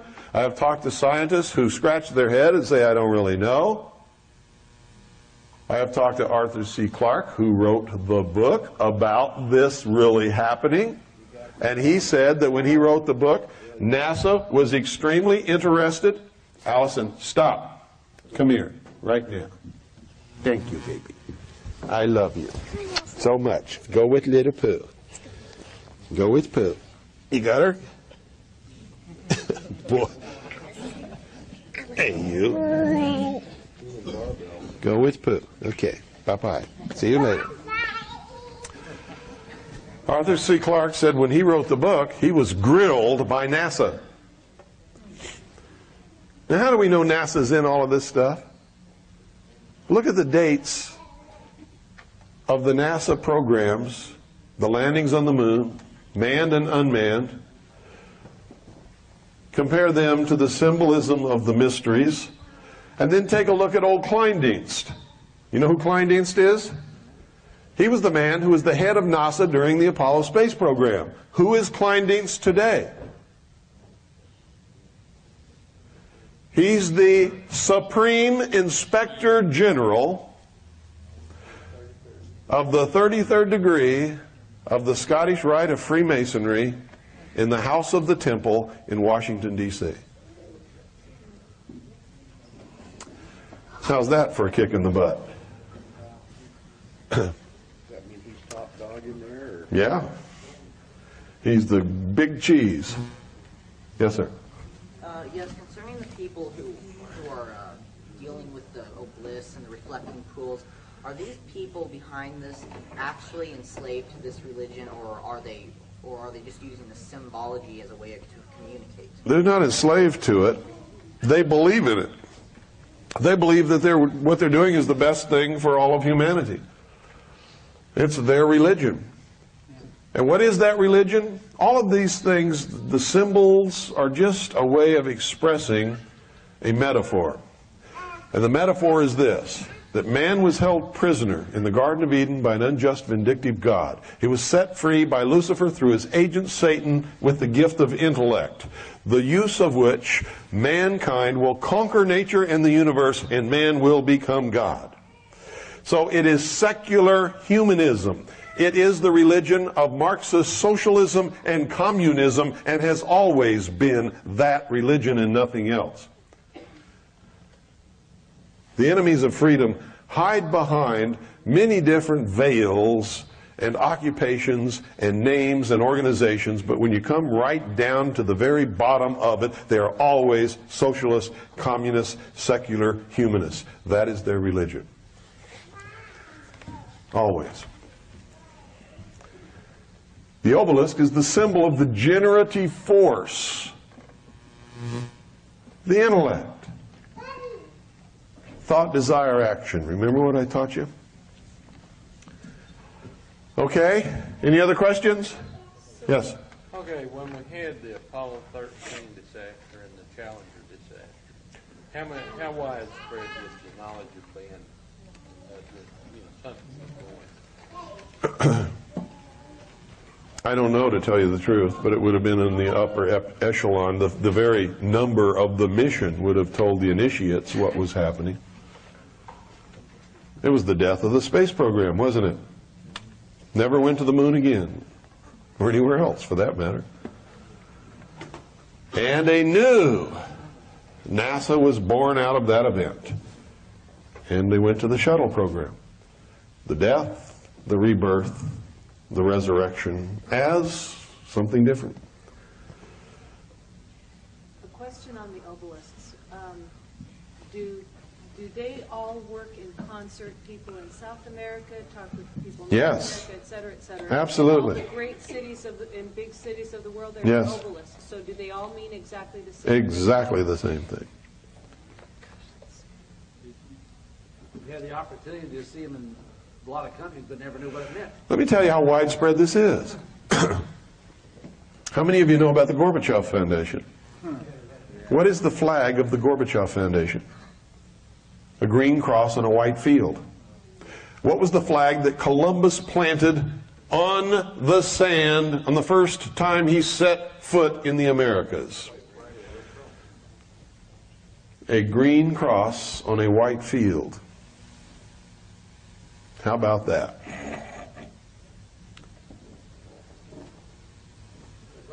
Why did he do that? Wasn't he sailing in the name of the Queen of Spain? Didn't she finance his exposition? Wasn't he supposed to claim those lands for Spain? Wasn't the first flag planted supposed to be the flag of the royal house of Spain? But it wasn't. It was the flag of the society which he truly represented, using the Queen of Spain's money. How many of you have been to Las Vegas? How many of you have seen the MGM Grand from the air? What is it? A huge green cross. At the entrance, there is a huge lion's head. And what is the lion head staring at? The Luxor. Staring directly at the Luxor Hotel. What are they building out there? What is it? It's supposed to be. What's it turn out to be? Command center?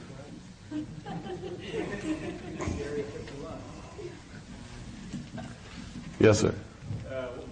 What's your views on Borda killing himself? Admiral Borda was murdered. I mean, have you heard any more? Do you have any more information than that? I've got lots of information. We published the whole story in our newspaper. It might be over there. He shot himself in the heart twice. That's tough anyway, isn't it? Oh, it's really tough, and a military man would never shoot himself in the chest with anything, and especially a .38. Admiral Borda, if he was going to shoot himself, would have shot himself in the head with a .45. And he wouldn't have gone out on the lawn to do it. And he left, supposedly, 2 letters, which they won't let us see, because they weren't signed.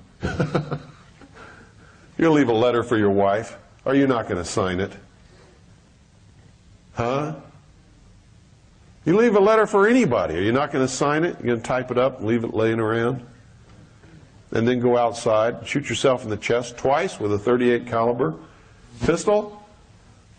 A career, lifetime military man? Not on your life. Admiral Borda was murdered. I don't know why he was murdered, but he was murdered. First, he was set up to be discredited, and then he was murdered.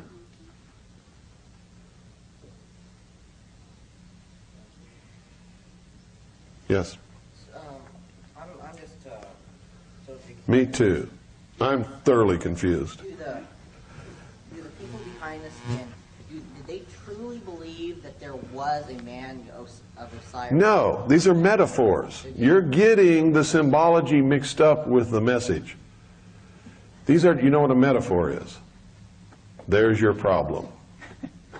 Where's a dictionary? Your homework is to look up the word metaphor. Okay? But are all these obelisks just truly only symbols of the stages of mankind, and they're not, they don't... No, the obelisk is the symbol of the generative force, the phallus. Okay? You know what a phallus is? When you go home tonight, take off your clothes, look in the mirror. We're dealing with a young man over here. I'm not making fun of you. I know you have questions. I think he's doing great. I think he's doing wonderful. And I commend him for being here because the future belongs to him.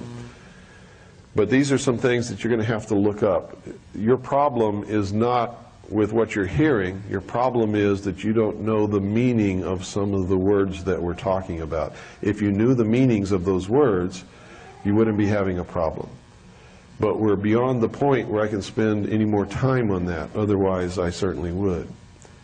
But if you'll write me a personal letter, I'll make sure you get enough material to keep you busy for a long time, okay?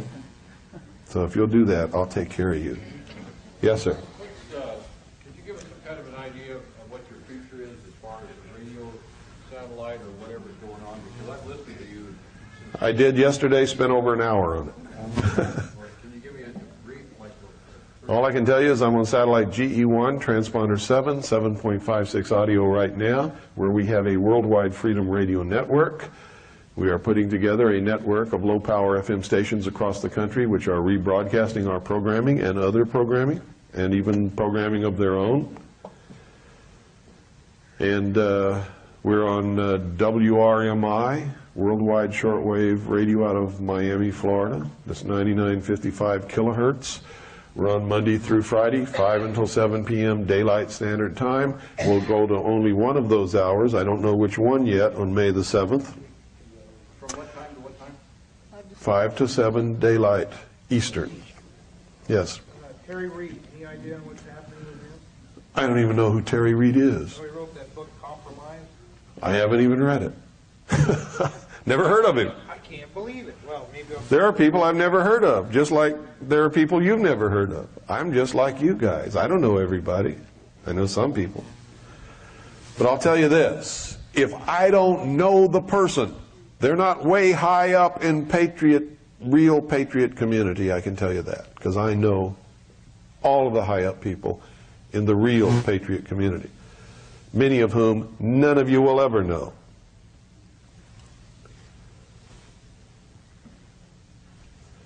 Okay? But that doesn't mean he's not a good person or he shouldn't read his book. I don't know who he is, never read the book.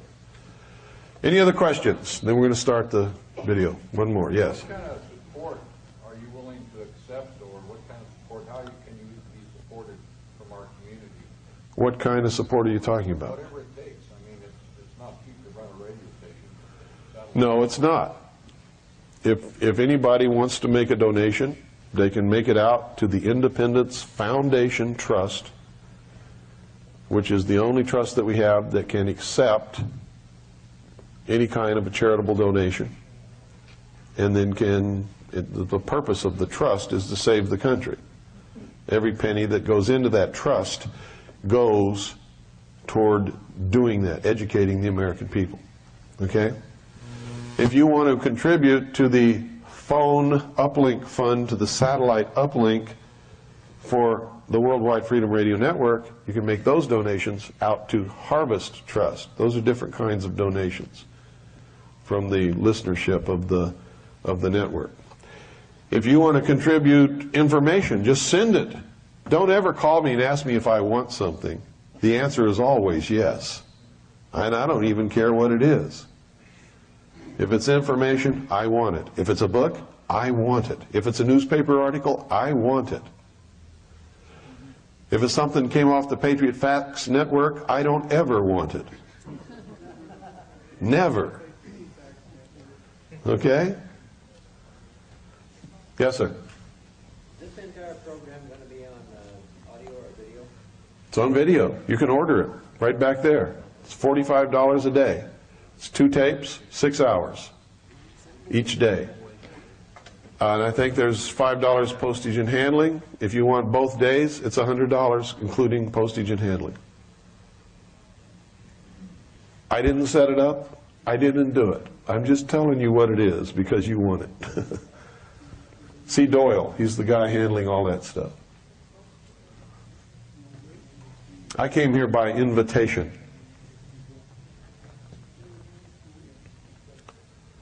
What do you have going on in the future for things like you did the Area 51 and this? Any plans up the road? Yeah, we're having a conference in the state of Arizona from June 30th through July 4th, and including that night. And that's intense. That's 5 solid days from the time you get up in the morning until midnight. You belong to me. That's CAGI and the intelligence service, yeah. What do you require of people that become CAGI members? I know the process to get in, but once you're in, are you... We put you to work. We require you to work. It's not like other things where you join and you pay your dues and you get some benefits and you don't have to do anything. If you join our organization, you must work. If you don't, we'll kick you out. Simple as that.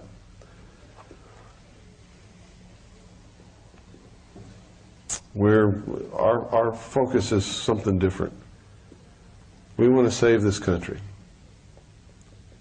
We don't want to mess around. If you don't want to be a part of us, we don't want to mess with you. We don't, at the same time, mean that you're a bad person or anything else. We just don't have time for it. We want people who are committed, want to work, want to produce, want to do something. Who had a question back there? Yes, sir. Are the Native Americans being involved? Yes, I'm one. You're looking at one. I mean, all the tribes? Not all the tribes, no. You'll find on every reservation, amongst the Native American communities, there are 2 types of Native Americans. One is the traditionalist that loves freedom just like me and has been fighting forever to gain it back and keep it. Okay? Those of you who have read about some of those battles, you know. The other is the hang around the fort Indians. The hang around the fort Indians have been bought and paid for. They're socialists. They want their blanket from the government every week. They want their little paycheck so that they can go to Indian heaven, which is Walmart. And they want the government to take care of them. And they'll do anything to please the government, including ratting on the traditionalists and even killing the traditionalists or anything else they have to do. And yes, the traditionalists are with us, whoever we may be. The hang around the Fort Indians, no. No. They're socialists.